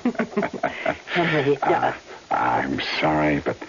Oh, Beatrice, I want you so. And I want you, but until we're married, Henry, Must we wait until September? It's such a long time. Oh, Father. Oh, sorry. I didn't know you were here, Henry. How are you? How are you, Dr. Lanyon? Utterson tells me you had a rather bad experience tonight. Yes. But I'm quite recovered, thank you. Still a few bruises where that fearsome creature stomped on me, but otherwise all right. Something I've been meaning to ask you, Henry. Yes? But later. I don't want to interrupt you two lovebirds. Father? Well, I shall be at my study. Drop in before you go. Of course. Well, now, Henry, where were we? Oh, yes, the wedding. No, now, look, dearest, we can't possibly change the date now. What if I insist? I don't think I understand. I say, what if I insist? But, Henry, you wouldn't. It would be so unlike you. It is so unlike you even to be talking this way. You've always gone along with my wishes. I have wishes, too. And rights, Beatrice. I have rights. Well, really, Henry, really, you have no rights, as you say, until we marry. It troubles me you should even say such a thing. In fact, Henry... Yes? In fact, what? Henry, I've been meaning to talk to you about this, and I keep putting it off because I feel a bit awkward, but... Well, to be honest with you, my darling, you're not the same man that I became engaged to. No, that's a silly remark. Well, the way you've acted the last few times we've been together, there's something different about you, Henry. I don't know what it is. I can't put my finger on it, but you've changed somehow, in some subtle way. Changed. Huh? Why, even your face. What about my face? Well, Henry, you don't have to snarl. What about it? My face. You're hurting me, Henry. Please don't. Really? Sorry. Sorry isn't enough. More and more you keep manhandling me, and then you say you're sorry. What's come over you? What's changed you in the past few weeks? What did you mean about my face? Oh, darling. Oh, it's only that... I suppose you're working too hard or something of the sort, but there are lines in your face that I've never seen before. Lines of tiredness, I guess. Yes, that would be it. Shadows under your eyes. Why, even now they look darker, deeper. Oh, darling, I didn't notice before, but I do now. I think that you neglected to shave today. I must go. Go? You've only been here a few minutes. A patient. Remember, a patient promised to visit. I'll drop in again tomorrow. Was that Henry who just left? Yes, Father. But he said he dropped by the study to see me before he went. Yes, I know he did, but... Well, Beatrice, what's happened? I don't know. For a moment, I'd have sworn that Henry was changing before my eyes.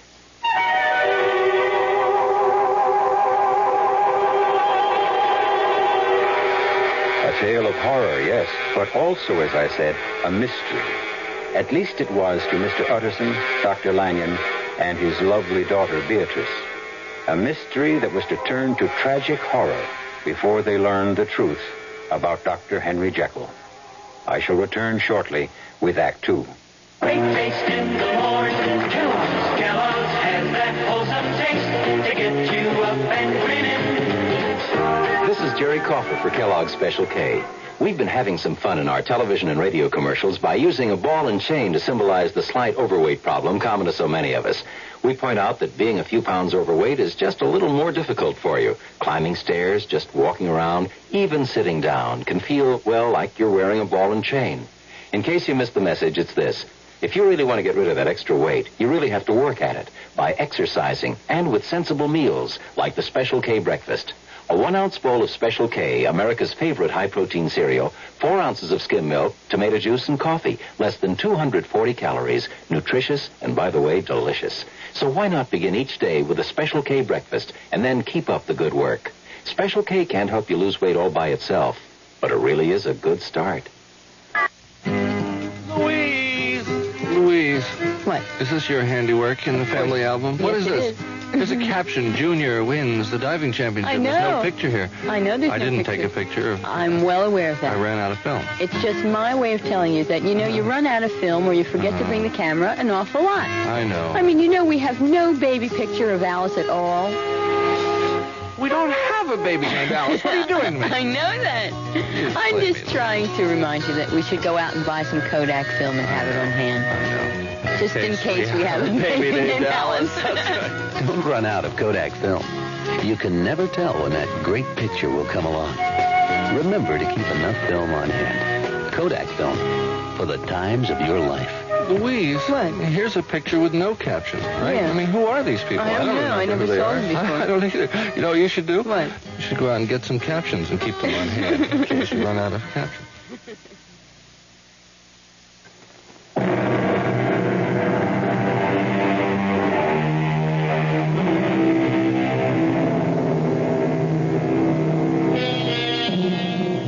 It almost goes without saying that to tamper with natural law will lead to an unnatural end. Mr. Utterson, Dr. Lanyon, Poole, and the servants in Dr. Jekyll's household have begun to suspect that Jekyll is hiding some awful secret from them. A secret that involves the man known as Edward Hyde. Even Beatrice Lanyon, Dr. Jekyll's fiancée, has begun to wonder at the change she senses in him. It may even be that the London police are beginning to wonder. Come in. Inspector Wolfe of Scotland Yard to see you, Dr. Jekyll. Oh? Show him in, Poole. Yes. This way, Inspector. Oh, thank you. Dr. Jekyll? Yes? Leave us, Poole. Inspector Wolfe of Scotland Yard, is it? Yes. Please take a chair, Inspector. Thank you. Well, now, Inspector, what can I do for you? Hey, well, I'm not sure you can do anything at all, Doctor, but, are you aware that in the past 6 weeks there's been a rash of murders in London? Extremely brutal murders, Doctor. Each victim has been bludgeoned to death. Why do you come to me? Well, on more than one occasion, the murderer has been seen while committing these terrible attacks of violence. Not clearly seen, since the murderers have always been done at night and in dark streets, you know. But there have been glimpses of him, and putting them together, the Yard has come up with what you might call a composite picture of the man. I still don't see. I just don't understand why you've come to me about this. Well, you will in a moment, Doctor.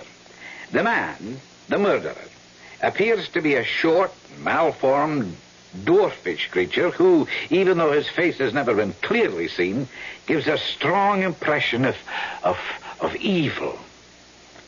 Doctor, a particularly brutal murder took place last night in Montague Street. Dr. Danvers Carew was bludgeoned to death. Carew? Member of Parliament? Aye, the same. He was beaten to death with a walking stick. And the murderer was the dwarf-like creature that I mentioned. The person who saw the murder take place followed the murderer afterwards, you see, keeping at a safe distance, you may be sure. And, well, that's why I'm here. Why precisely? The murderer was seen to enter this house. You must be... Well, I was about to say you must be joking, but of course you're serious. You don't happen to be acquainted with a Mr. Hyde, do you?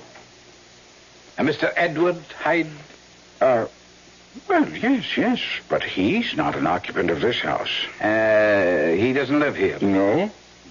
Does he visit? Well, on occasion, yes, but I haven't seen him now in, months, I should say. Friend of yours, is he? No. Patient. He suffers from a nervous disorder. Comes to see me whenever he's in need of medication. Well, thank you for your time. Good day. Good day, Inspector. Damn.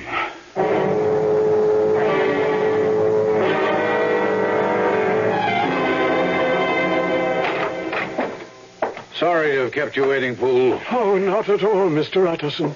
What can I do for you? Mr. Atchison, I'm worried, fearfully worried, about Dr. Jekyll. Oh? You remember, sir, we were talking a long time back, near 2 months, I should think, about Mr. Hyde. And you asked me if I'd ever seen Dr. Jekyll and him, Hyde, together. Yes, just something like that, yes. And you said you never had. Well, they are together now, sir. Not that they mightn't have been together before, but I know for certain that they are now. There are fights going on in that laboratory between the doctor and, that terrible man, Mr. Hyde. What, you mean fist fight? No, sir. Arguments. I hear Dr. Jekyll moan and groan and cry out, No, leave me be. Oh, Mr. Utterson, sir, I'm so afraid for Dr. Jekyll, so afraid. Yes, well, you're saying that comes as no surprise, Poole. The truth is, I've known he was in some kind of trouble since he changed his will months ago in favor of Edward Hyde. In favor of Edward Hyde? Oh, yes. He's left him everything in the event of his death. But most puzzling, in the event of his disappearance as well. Oh, sir, I don't understand it. Nor do I. And to be honest with you, I've given up trying to understand it. Then I must do what must be done. What do you mean? For the first time in my life, Mr. Atchison, I shall disobey Dr. Jekyll's orders. For his sake, I shall see to it that Mr. Hyde never enters Dr. Jekyll's house again.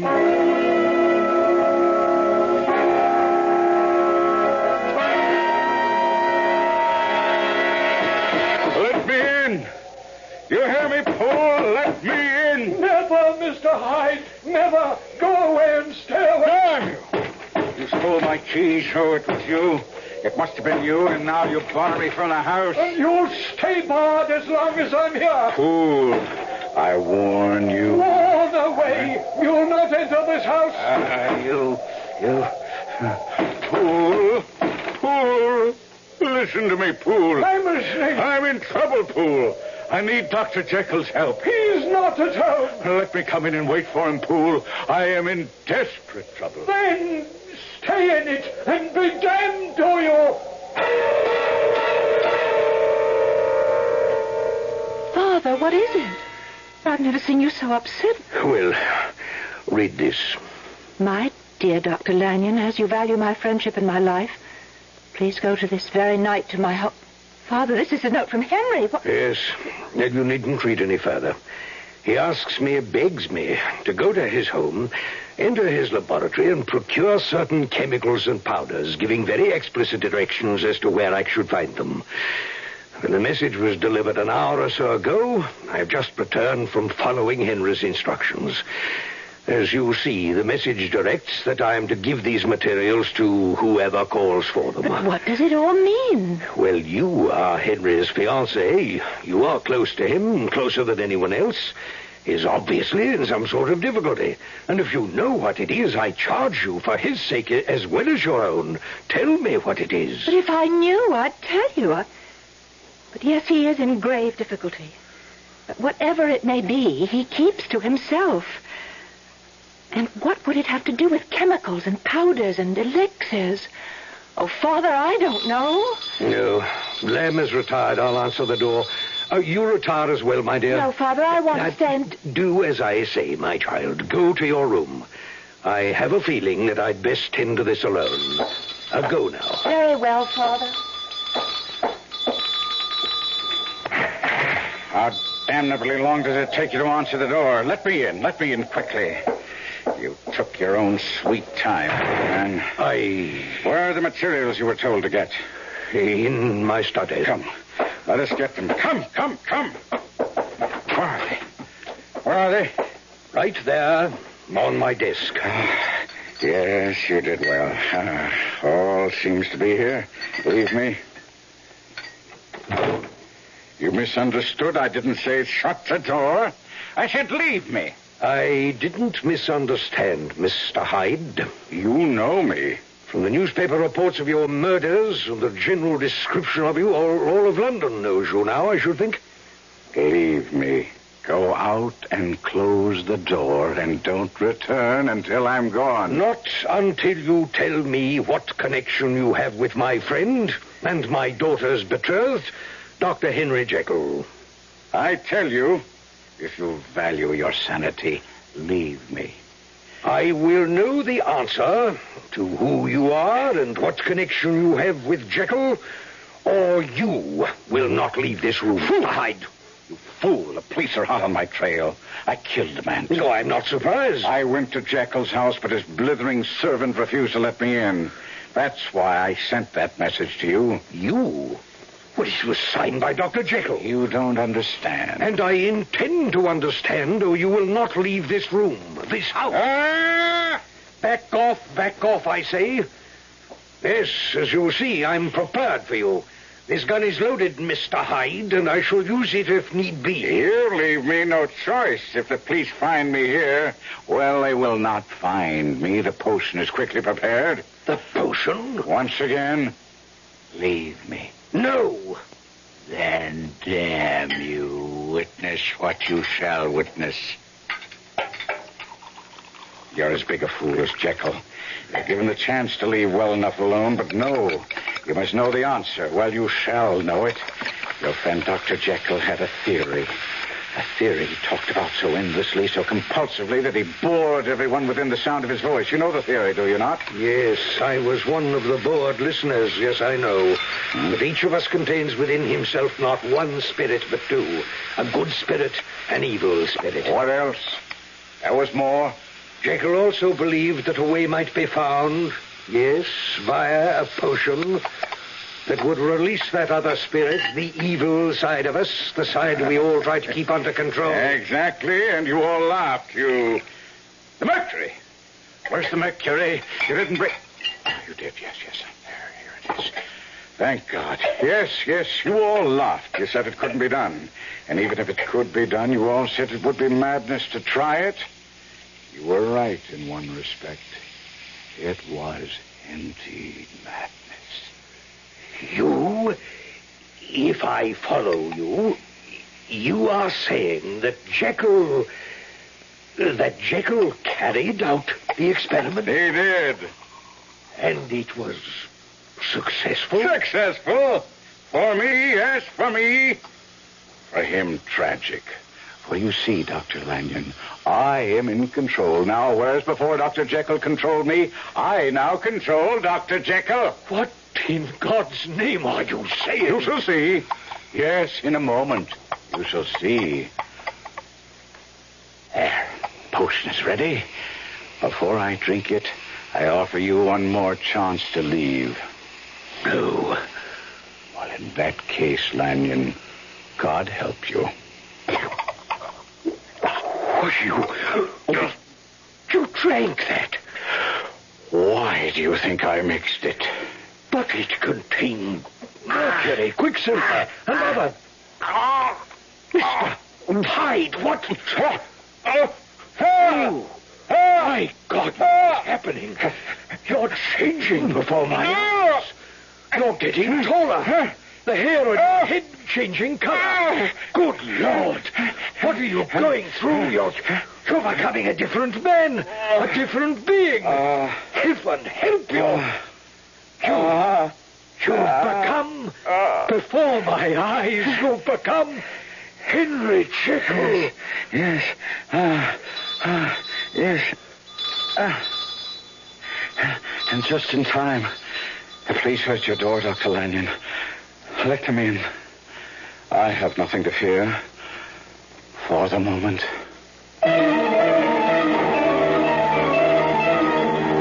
And so, before the shocked eyes of Dr. Lanyon, Dr. Jekyll's secret is revealed. Edward Hyde and Dr. Jekyll are one and the same man.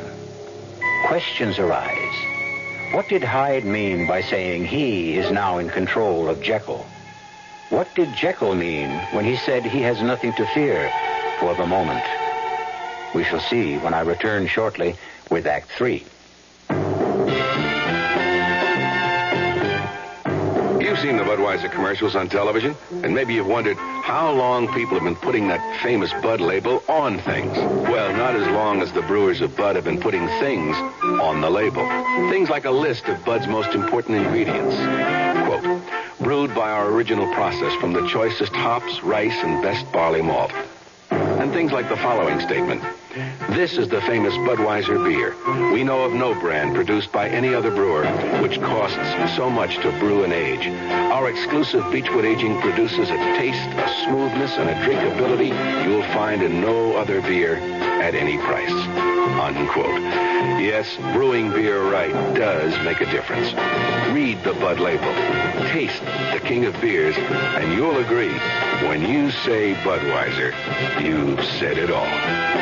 Anheuser-Busch, St. Louis.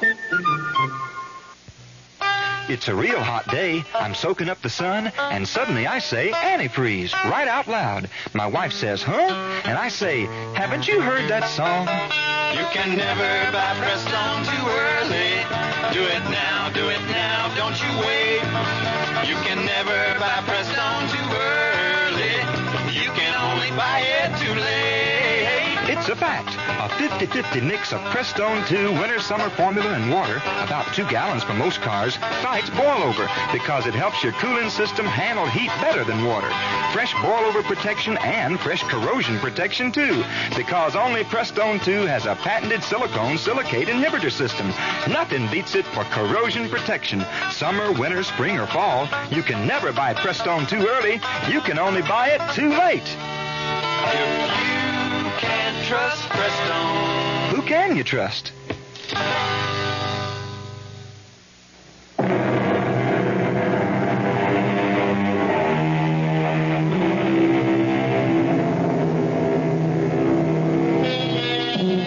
The Scotland Yard police, in pursuit of the murderous Mr. Hyde, arrive at Dr. Lanyon's house in Cavendish Square, just as Hyde is transformed into the noted and respected physician, Dr. Jekyll. Now, as the police urgently ring the bell of the front door... Dr. Lanyon, you must answer the door. I can't get up from this chair, Jekyll. My heart, I feel weak, faint. Then I suppose I must let them in. Beatrice, how long have you been outside this door? Long enough, Henry. You know. Oh, heaven help you, Henry. Yes, I know. That's the police at the door. You'll not give me away. Dr. Jekyll. Inspector Wolf, isn't it? Yes, but what... one moment. Sergeant, place your men so every entrance and exit is guarded. Now, if I may come in, Dr. Jekyll? Certainly. My dear, this is Inspector Wolf of Scotland Yard. My fiancée, Miss Beatrice Lanyon, Inspector. How do you do? Oh, now, 1,000 apologies, ma'am, but we're looking for a murderer. A certain Edward Hyde. And what makes you think you'll find him here? A description of him was given to every hansom cab driver in London. One of them saw him enter this house little more than half an hour ago and notified the yard. Well, you've obviously made a mistake. This is the home of Dr. Lanyon. I am his daughter. We are not acquainted with anyone named Hyde. I beg your pardon, Dr. Jekyll. You said something? No. Miss Lanyon, I should like your permission to search the premises. Well, I'm afraid that's impossible, I don't think you quite understand. If our information is correct, Edward Hyde is in this house, and he's a dangerous man, Miss Lanyon. A murderer. I'm sorry. No. Good night, Inspector. Inspector, I said good night. Is your father at home? Yes. Then I must ask to see him. If you'll not give us permission to search the house, perhaps he will. I'm sorry, Inspector, but my father... I insist, madam. Inspector, there is no Edward Hyde in this house any more than there was an Edward Hyde in mine when you called there. Very well. I won't pursue this matter further tonight, Miss Lanyon. But, Dr. Jekyll, I think we should have another talk, you and I, about your Mr. Hyde. He's not my Mr. Hyde, Inspector. He's a patient I haven't seen in a long time. Should he pay me another professional visit, I shall certainly notify you. And now, sir, good night. Good night.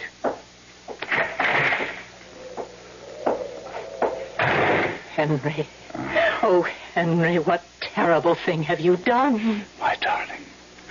Oh, my dearest, I'm trapped by my own folly. Your father warned me a long time ago to give up my experiments. If only I had heeded his advice. Well, heed it now. It's impossible. It's too late. Why too late? I've lost control over Hyde. He controls me. Over these past months, he's grown stronger and I weaker. I never know how or when the transformation... horrible transformation will take place. Heaven help me, Beatrice. I have become Hyde's slave. But it's not too late. We can't let it be. Father could help you, Henry. I'm sure he can. Come. We'll ask his advice. He'll know what to do. Perhaps you're right. Yes. Let's see what he has to say. Father, the police have gone and Henry's in fearful trouble, as you know, and he wants to... Father? Dr. Lanyon. Father, what is it? Why do you just sit there staring? Oh, my God. Oh, Henry. Yes. He's dead. What he saw tonight was too much for his weak heart. Edward Hyde murdered him. Heaven forgive me. I murdered him.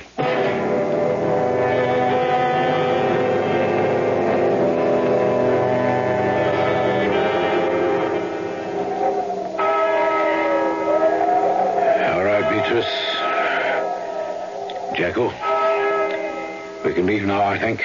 No, I would like to stay a little longer, Mr. Utterson. No, child. They'll start to fill in the grave shortly. There's no need to put yourself through that. Come along now, I insist. Oh, very well. Beatrice, if you would care to dismiss your carriage and let me take you home in mine. Oh, thank you, Mr. Utterson, but I'd like to be alone. You understand. Yes, sir. I'll go with Beatrice. Oh, no, thank you, Henry. No, I really do wish to be by myself for a time. I see. I'll call on you then tomorrow. If I am able. No, I shall be busy tomorrow. There's so much to do winding up Father's affairs. Perhaps if I'll get in touch with you, Henry. Good day.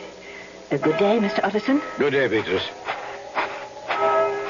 Jekyll, join me in my carriage. I want to talk to you. My own carriage is waiting. Send it along. I must talk with you. As you wish. You may go along, Johnson. I'm riding with Mr. Utterson. After you, Jekyll. Well, what is it? I want to talk to you about your will. Oh, what now, Utterson? Oh, need now? to ask. You read the newspapers. You know this man, Edward Hyde, is a monster, a murderer sought by the police. God knows what your connection with him may be, what hold he has on you, and you needn't say he hasn't. He must have. Why else would a man of your reputation, a celebrated and respected physician, leave all his worldly possessions to such a human horror? They're my possessions. I have the right to do with them as I wish. And I the right as your solicitor to refuse to let you do You it. can't stop me. Well, perhaps I can. How? In what way? Not sure. I'll have to seek advice on this. But it may very well be, Jekyll, on grounds of protecting you from yourself, that I can have you declared incompetent to handle your affairs. Incompetent? I incompetent? How dare you say such a thing to me? How dare you even think such a thing? Jekyll, let go my arm. You're hurting My will me. is my will. Edward Hyde is to inherit everything in the event of my death or my disappearance. What is the matter with you? Take your hand out. Good Lord, your hand. Jekyll, your hand. It's covered with long hair. The fingernails are becoming Hey, you claws. meddling little pipsqueak. Face, it's changing. Of course it's changing, you interfering muddlehead. Do me out of my inheritance, would you? Prevent me from inheriting Jekyll's wealth? You, oh my God, you're Hyde. You are Edward Hyde. Yes, Edward Hyde. Edward Hyde. Murderer, Edward Hyde. Monster, according to you? Yes, but how could you? No, you're strangling me. You're Die!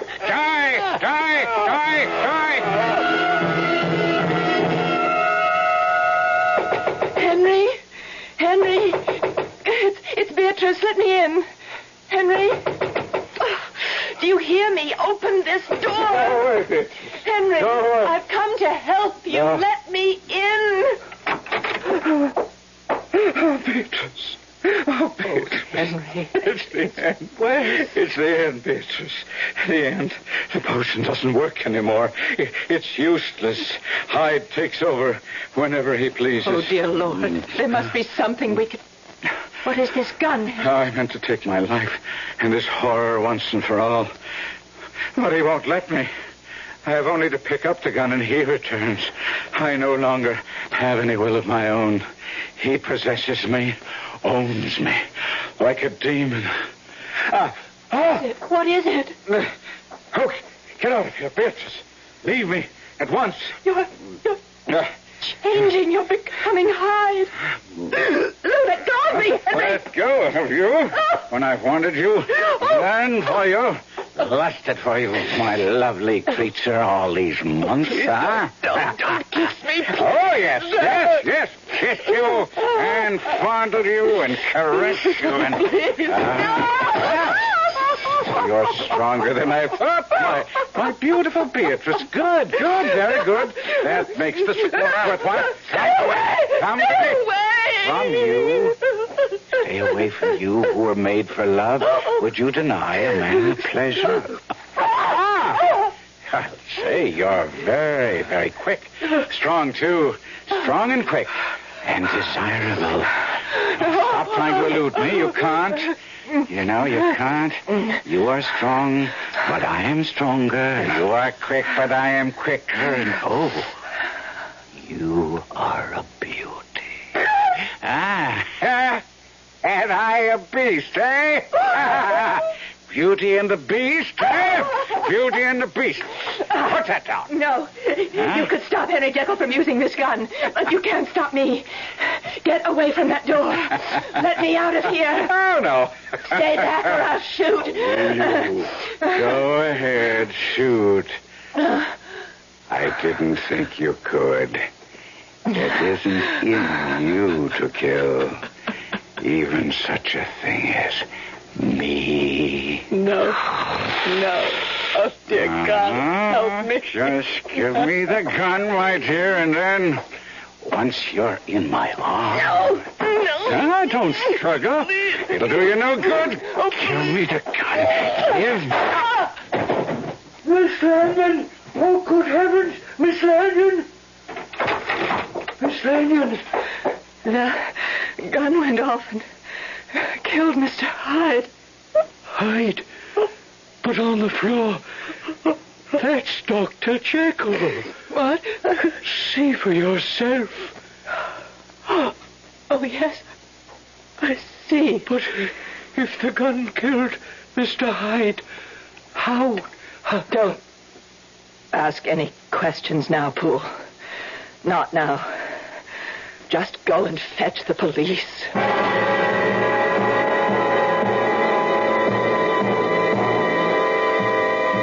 As a baffled and distraught Poole rushes out into the storm to find a policeman, Beatrice Lanyon gazes down at the body of Dr. Henry Jekyll.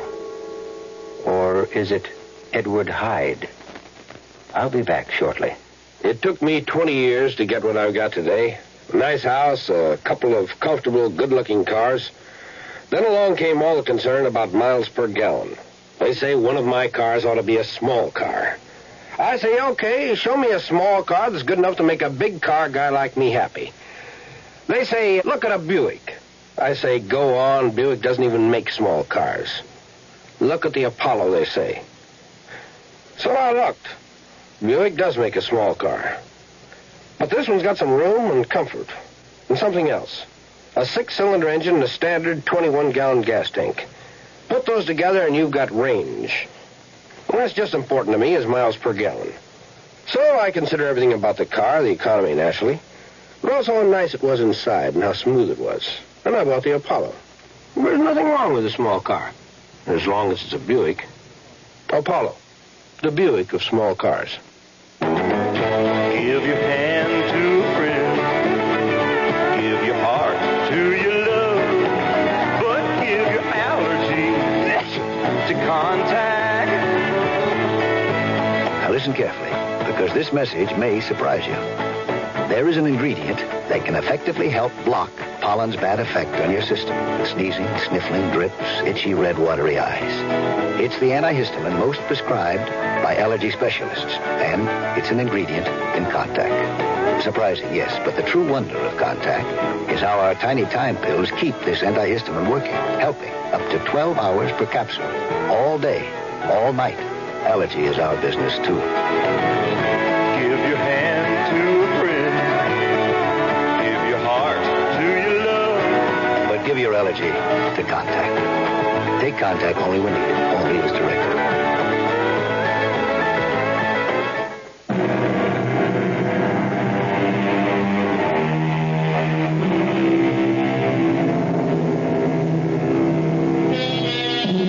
You may like to know that the adaptation of Dr. Jekyll and Mr. Hyde I've just brought you comes closer to Stevenson's original than any other I know. I think you'll agree it was as much a mystery as a tale of horror. Our cast included Kevin McCarthy, Marion Seldes, Ian Martin, and Kurt Benson. The entire production was under the direction of Hyman Brown. Radio Mystery Theater was sponsored in part by Buick Motor Division, the Kellogg Company, makers of Kellogg's Special K cereal, and new sugar-free Diet 7-Up. This is E.G. Marshall inviting you to return to our Mystery Theater for another adventure in the macabre. Until next time, pleasant dreams.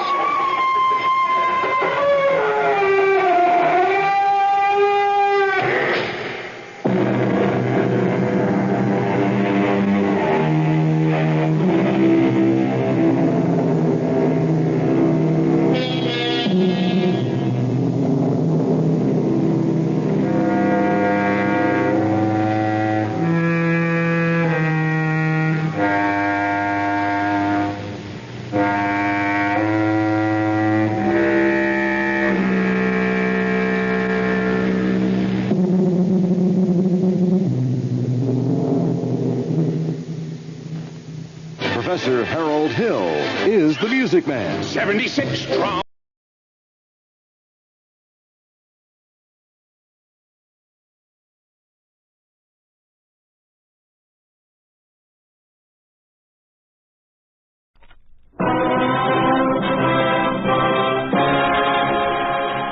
If freedom fails.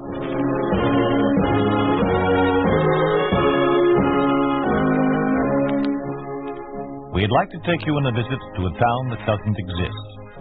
A town we call Springfield, USA. We'd like to show you how things would be in any American town if communism took over. This is a factual account of communist methods of conquest.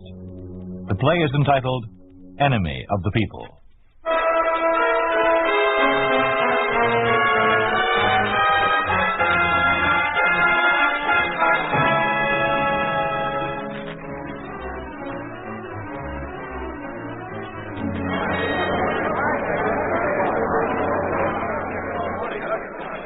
Mr. Poole, Poole. Yes, Mayor? Is all the city council here? Everyone except Clayton. He'll be along right away. He just called. Now, I want all the council to stand here on the upper steps. Yes, sir. I'll stand down there where the car will stop and bring the man up here to introduce you. Oh, by the way, Poole, what do I call him? Commissar or comrade, or do I use Mr.? He's an American, isn't he? Well, yes, his name is Martin. He's an old-time communist, according to what I've heard. Been a party leader for a long time. Oh, I guess Mr. would be best. He'll probably let you know if that's wrong. Well, that's just it, Poole. I don't want to do anything wrong. I don't want to get off on the wrong foot. After all, this Martin will be complete charge of the city, and his word will be law. And he'll want a few changes made, I imagine. And I don't want to be one of those changes. Well, don't worry about it, Mr. Mayor. We'll just have to learn how to live under the communists. It shouldn't be too difficult.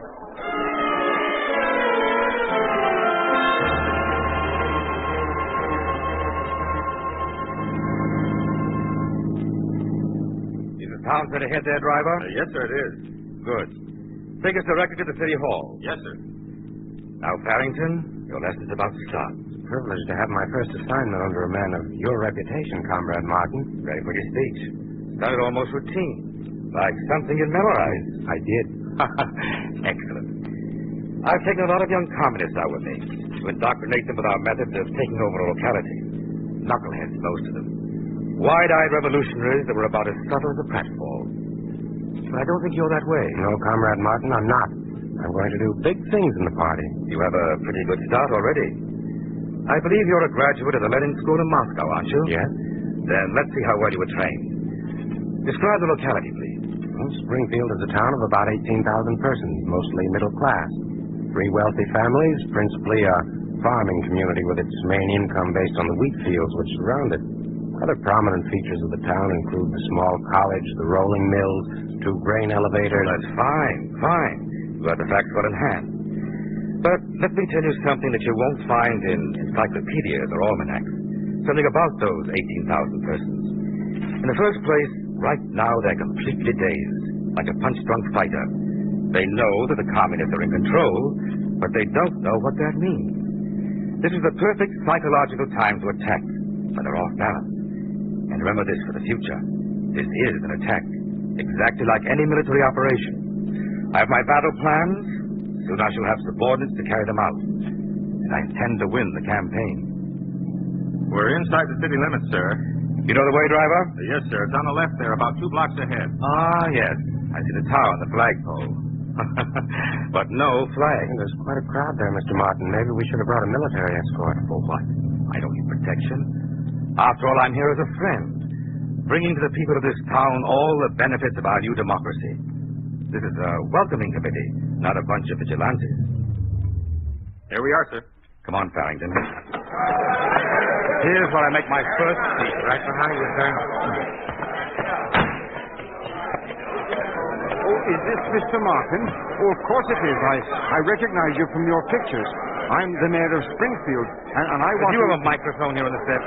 Why, yes, we do. Where is it? It's right over here, sir. Introduce me, please. Yes, sir. Oh, excuse me, please. People of Springfield, fellow citizens, it is my pleasure to introduce a man who has been assigned to help our community achieve prosperity and strength.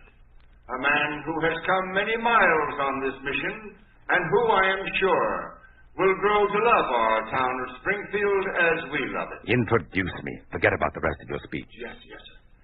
Ladies and gentlemen, the Communist Party leader, Mr. Floyd Martin. My comrades, my friends, the yoke of reactionary oppression is lifted from your shoulders. Henceforth, you are free men. The victorious communists have brought you to the new democracy, and from this moment, your town will blossom.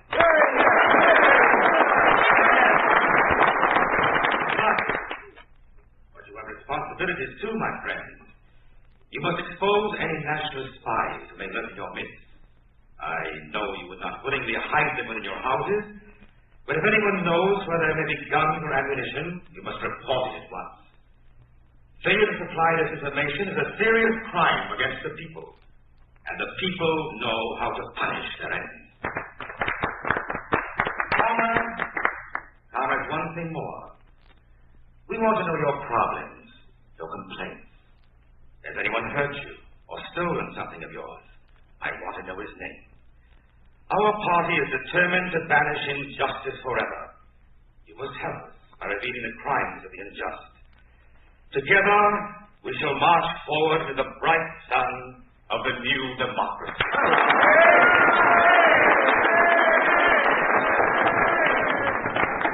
Come on, Farrington, that's enough for a start.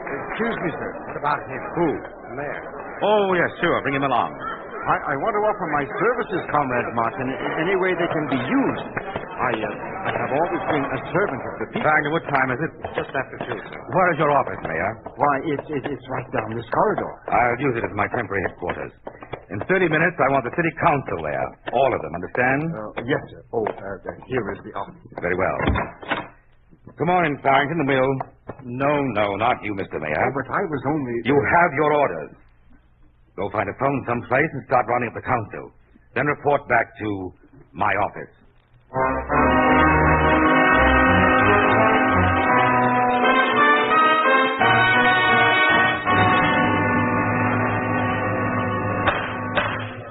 All right, everybody. Let's get down to work. There are several important things to be done immediately. First of all, we are establishing a workers' league. We want the strong, young people of the city who are willing to carry out the party's orders. These young men are destined to lead Soviet America to its glorious destiny. Membership will be voluntary, but you will see that the ranks are filled. Mr. Martin. Yes? This workers' league, is it a union or a political organization or what? What is your name? Clayton, John Clayton, 6th Precinct. Well, Mr. Clayton, the league will consist of every male between the ages of 16 and 30. We want brave, tough men, good fighters. They alone will be allowed to carry arms. To them will go the fruits of victory.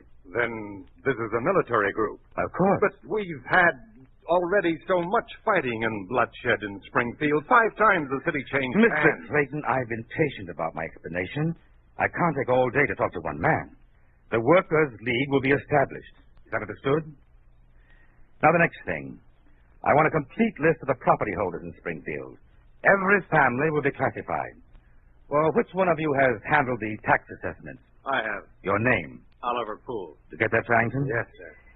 You deliver the list to Mr. Farrington Poole. Yes, comrade. I also want a complete listing of persons who belong to various organizations which are anti-Soviet and anti-communist. Will you read the organizational names, please, Farrington? Mm-hmm. First, all capitalist parties, Republican, Democrat, Progressive, Oh, Socialist... excuse me. I need hardly point out that the Communist Party will function alone as the party of the masses. Go ahead. Next, the Chamber of Commerce, the Rotary Club, American Legion, YMCA, and such fraternal orders as the Masons, Oddfellows, Elks, Knights of Columbus. Members of those organizations have been declared enemies of the people. Naturally, further meetings are forbidden, and the organizations are hereby dissolved. And the last group includes persons who had important civil service jobs, former Army officers, policemen, and prison personnel, and prominent and active members of the local home guard. But, Mr. Martin. Yes? We'll have everybody in town on at least one of those lists. Some of them on 2 or 3. That's right. Well, what? Is that what you want? That's what I asked for, isn't it? Yes, but Mr. Martin, what are you going to do with those lists? Anyone who appears there will be under suspicion. They must prove themselves loyal to the new order. Then it doesn't necessarily mean that they'll be purged? Why, of course not. You've been reading too much foolish talk in the anti-Soviet papers. And incidentally, Farrington, inform the editor of the local paper that publication will be suspended until I have a chance to explain the new editorial policy. Yes, sir. Now, gentlemen, I am here only as a representative of the Communist Party to organize your community as a coordinated part of Soviet America. In some parts of this country, there is still revolt, the lack of discipline. But here in Springfield, we shall get along very harmoniously, I know. And now, that will be all for today, gentlemen.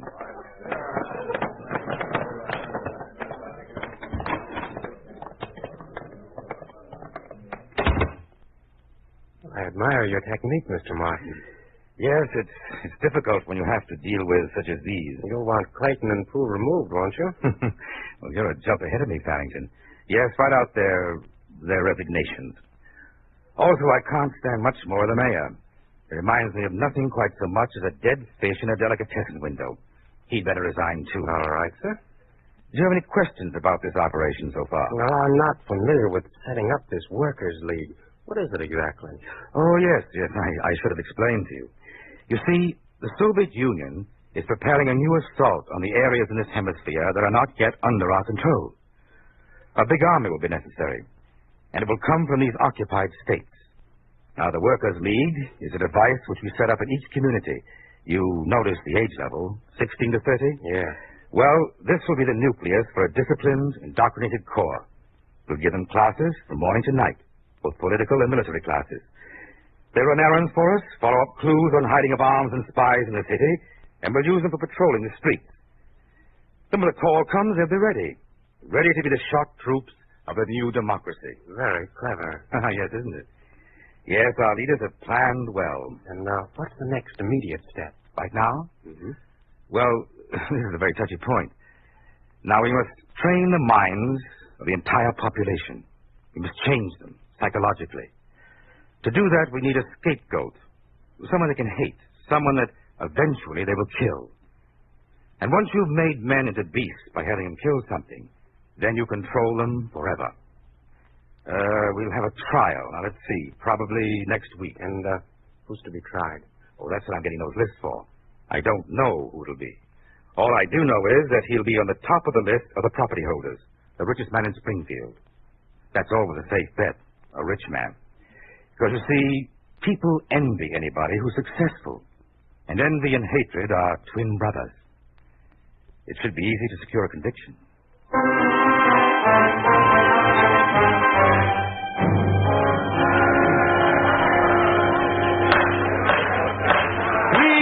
Please, comrades, no demonstration. I shall repeat the question once more, Mr. Henderson. You were the president of the Guarantee State Bank. Is that true? Yes. Speak up. Yes, that's true. And you've heard the testimony given by the members of the Workers' League that you foreclosed on mortgages, forcing families to leave their homes and their fields. I need some legal advice on this. You have advice. I advise you to answer the questions. Yes, I did foreclose, but that's... Just yes will be sufficient. But that's how the banks are run. There's nothing different between what I did and what's done all over the country.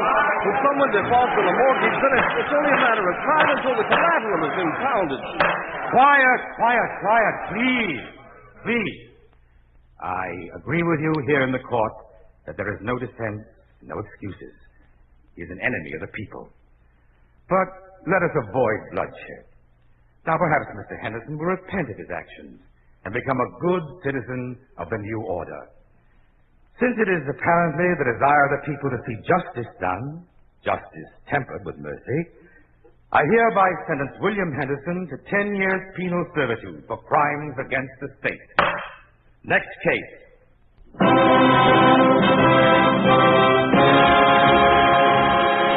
You are listening to Enemy of the People, a story of the way things could be if communism took over. A picture of what life would be like under a communist regime in an ordinary American town. A town we call Springfield, USA.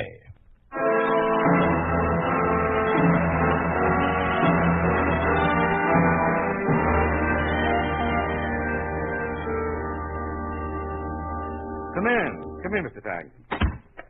Did you get the court transcript? Yes, I did. Good. Destroy them, will you? Don't you want a record, Cap? No, I'll turn in a report to the Central Committee, and they'll be satisfied with that. I had to make sure that these test cases resulted in conviction. That's why I took those extra legal measures. No defense lawyer, no jury. And it serves another purpose, too. Those people in the courtroom will be firmly convinced that they, rather than the new government, they themselves were punishing their enemies. I see. Now that the first is over, we can speed up the tempo. Oh, did you see those papers I wanted? Yeah, they're right on your desk, there in the basket. Oh, yes. Now, let's see. We'll take the officers of the Chamber of Commerce and the rest of the City Council next. They're pretty much respected in Springfield, sir. Yes, I know. That's why I'm changing tactics. Instead of making charges of some sort or other, these, let me see, 14 men, these men will simply disappear. Have a squad of the Workers' League pick up each man on this list and take him to the railway station. I've made arrangements for a special car to take them to Caldwell Labor Camp. That's 500 miles away. Yes. And I don't believe they'll have any friends or any influence there. And by the time their location is found out? By that time, we'll have the city by the throat. It's a simple technique. Divide and conquer. Divide and conquer. Put brother against brother. Family against family. Let them make the charges, pass judgment, and carry out the sentence. We confiscate the land, the houses, the money, the tools.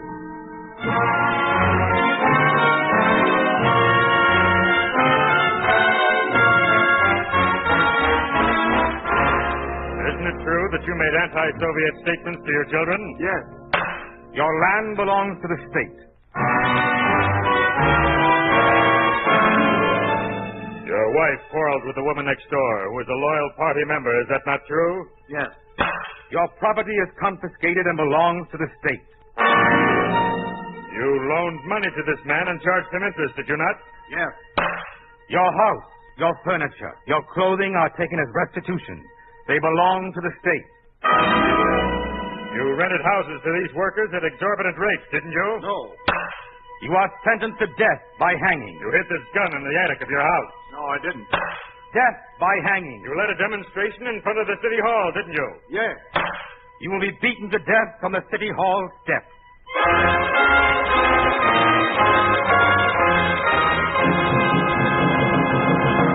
What should I do with these death reports, Comrade Martin? Oh, file them there. Keep a running report on who participated in these executions. It gives us a hold on the man and his family. Oh, how do you mean?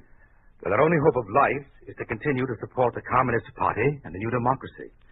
Once they're involved in one of these killings, we can assure them that they'll be on the receiving end if the old order should ever come back. I see. Now, things have gone very well so far. The indoctrination team has done wonders with the Workers' League. They're so full of the party line, they sound like little dictograph machines, talking when you press a button. Yes? Mr. Tyler, the Central Committee is on the line, sir. All right. Go ahead, please. Hello. Oh, hello, Tyler. This is Floyd Martin. How are you, Floyd? Got an important assignment for you. All right. What condition are your recruits in? Perfect. Politically, physically, in every way. What do you call them there? The Workers' League. Well, there's something in the wind down here. We're calling in the whole lot from every town and city in this area. How many do you have? Oh, 2,116. Good. Send them to the training camp at Beckley, and we'll assemble the rest. Is that all? Yes, unless you have something to report. No, not a thing. Everything in Springfield is well under control.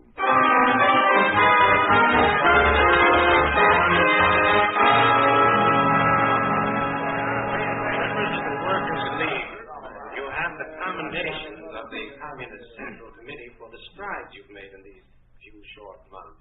To you will come, eventually, the highest rewards, the best houses, the most food, the highest positions, and all honor.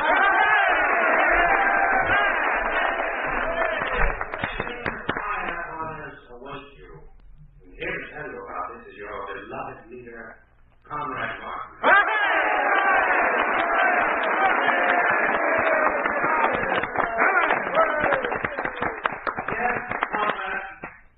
Day has come, your day of glory. You have won much in the past, but in the future lies your destiny. You must strike directly at the enemy and destroy him. The enemy, who even now seeks to take from you the benefits the Communist Party has given you. High honor awaits you at the front. March off with your heads high, for you are the elite corps, the soldiers of communism, the sharp troops of a new democracy.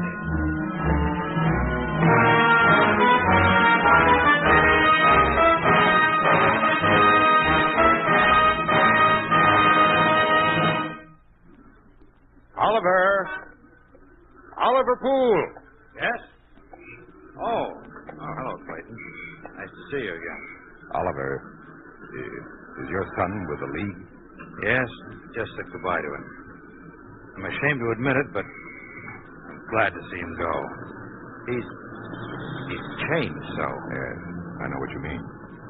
Old town's changed. Springfield's a ghost town now. All the older men of any influence are gone. Almost all the business district and residential property belongs to the state. Now our children are gone. Our boys, who just a few years ago had bright futures, now they have a future of training camps, battlefields, and eventual death for the communist cause. Watch out. Someone will hear you. Yes. By all means, be careful. Don't say a word against the new order. You'll wind up in the Caldwell labor camp. You're lucky. Or is it the lucky ones who get a quick and painless death by hanging? You know, this is dangerous. Even the two of us standing here in the street talking together can mean trouble. Something evil has happened to this town. Something that prevents men from speaking their minds, even to defend a man who is falsely accused. You heard about the latest trials? Yes. Frightful. We had bad times before. Went through a depression, suffered fires and community problems. But we worked out of them because we had faith. We had faith in our way of life. Now we have nothing but fear. Careful. Here comes Ferry. Oh, Mr. Poole, I've been looking for you. Good morning, Comrade Farrington. Hello, Clayton. Farrington. I've just come from the leader's office. He'd like to see you immediately, Mr. Poole. Even though I resigned from official duties? Of course, if you refuse to... Oh, no. I'd rather walk over there than be dragged. Do you want me to come along, Oliver? No, I'll be all right. I'll call your wife. Thanks, but she's not at home. She left at 5 this morning with the rest of the women to go out and work in the wheat fields.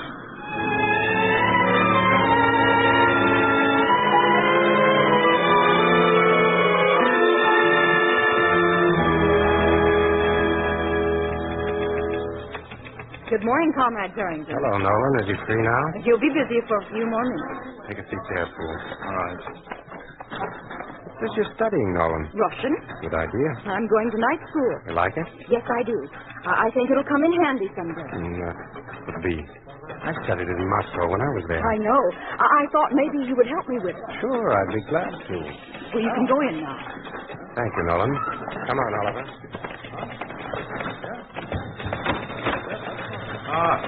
Come in.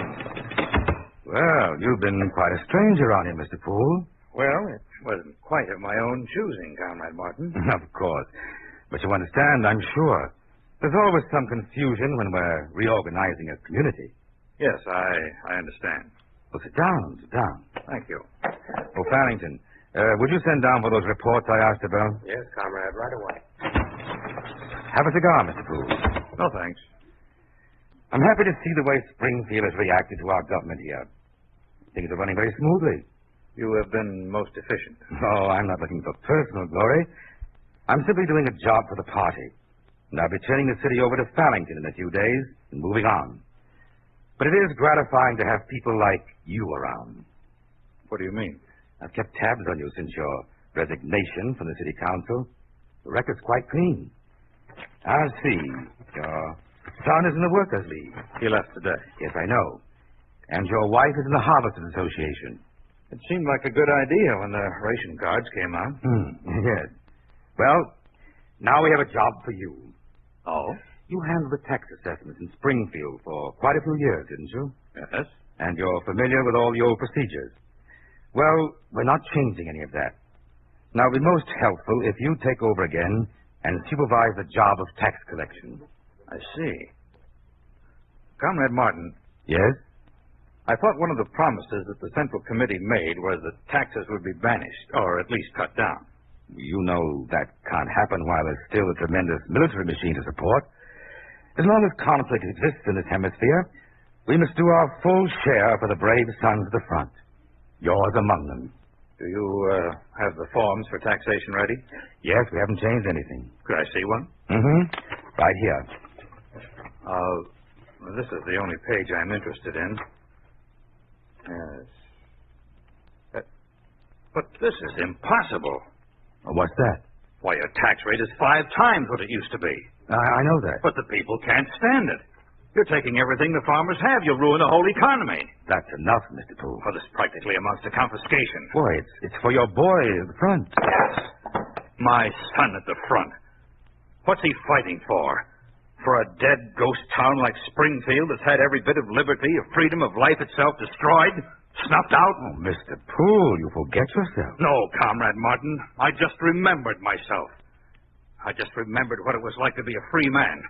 To say the things that were true for the simple reason that you wanted to say them. What's going on in here? You've missed quite an exhibition, Farrington. I don't believe you'll have the opportunity to see another like it. Now, you take Mr. Poole away, please. Springfield is too well under control to be bothered with this enemy of the people.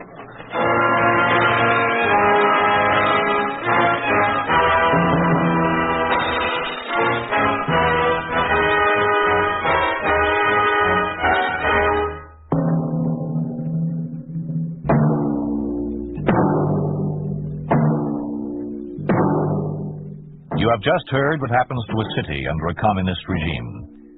You have just heard what would happen to every city if communism took over. You think this could not happen? It did happen to the village of Chongqia-Chuang, Hunan province in communist China. This was a factual account of communist methods. They were welcomed as liberators of a Chinese village.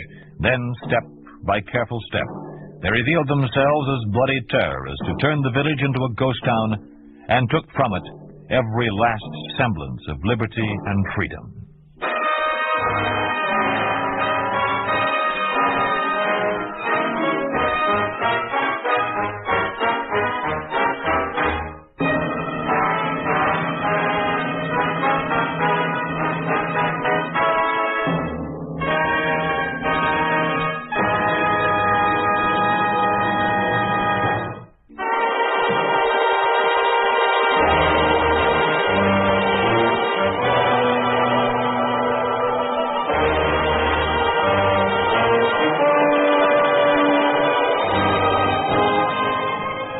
You've been listening to If Freedom Failed, starring George Macready as Martin in Enemy of the People. Paul Richards was Farrington, Tyler McVeigh was Poole, Herb Rawlinson the Mayor, and Don Randolph was Clayton. Others in the cast were Frank Gerstle, Lamont Johnson, Mark Hartman, and Lee Arnold. Music was composed by John Hicks, with musical direction by Michel Perrier. Enemy of the People was written for If Freedom Failed by Robert C. Benson, produced and directed by Will Scott. Sergeant Lloyd Iyer speaking. This program has come to you through the worldwide facilities of the United States Armed Forces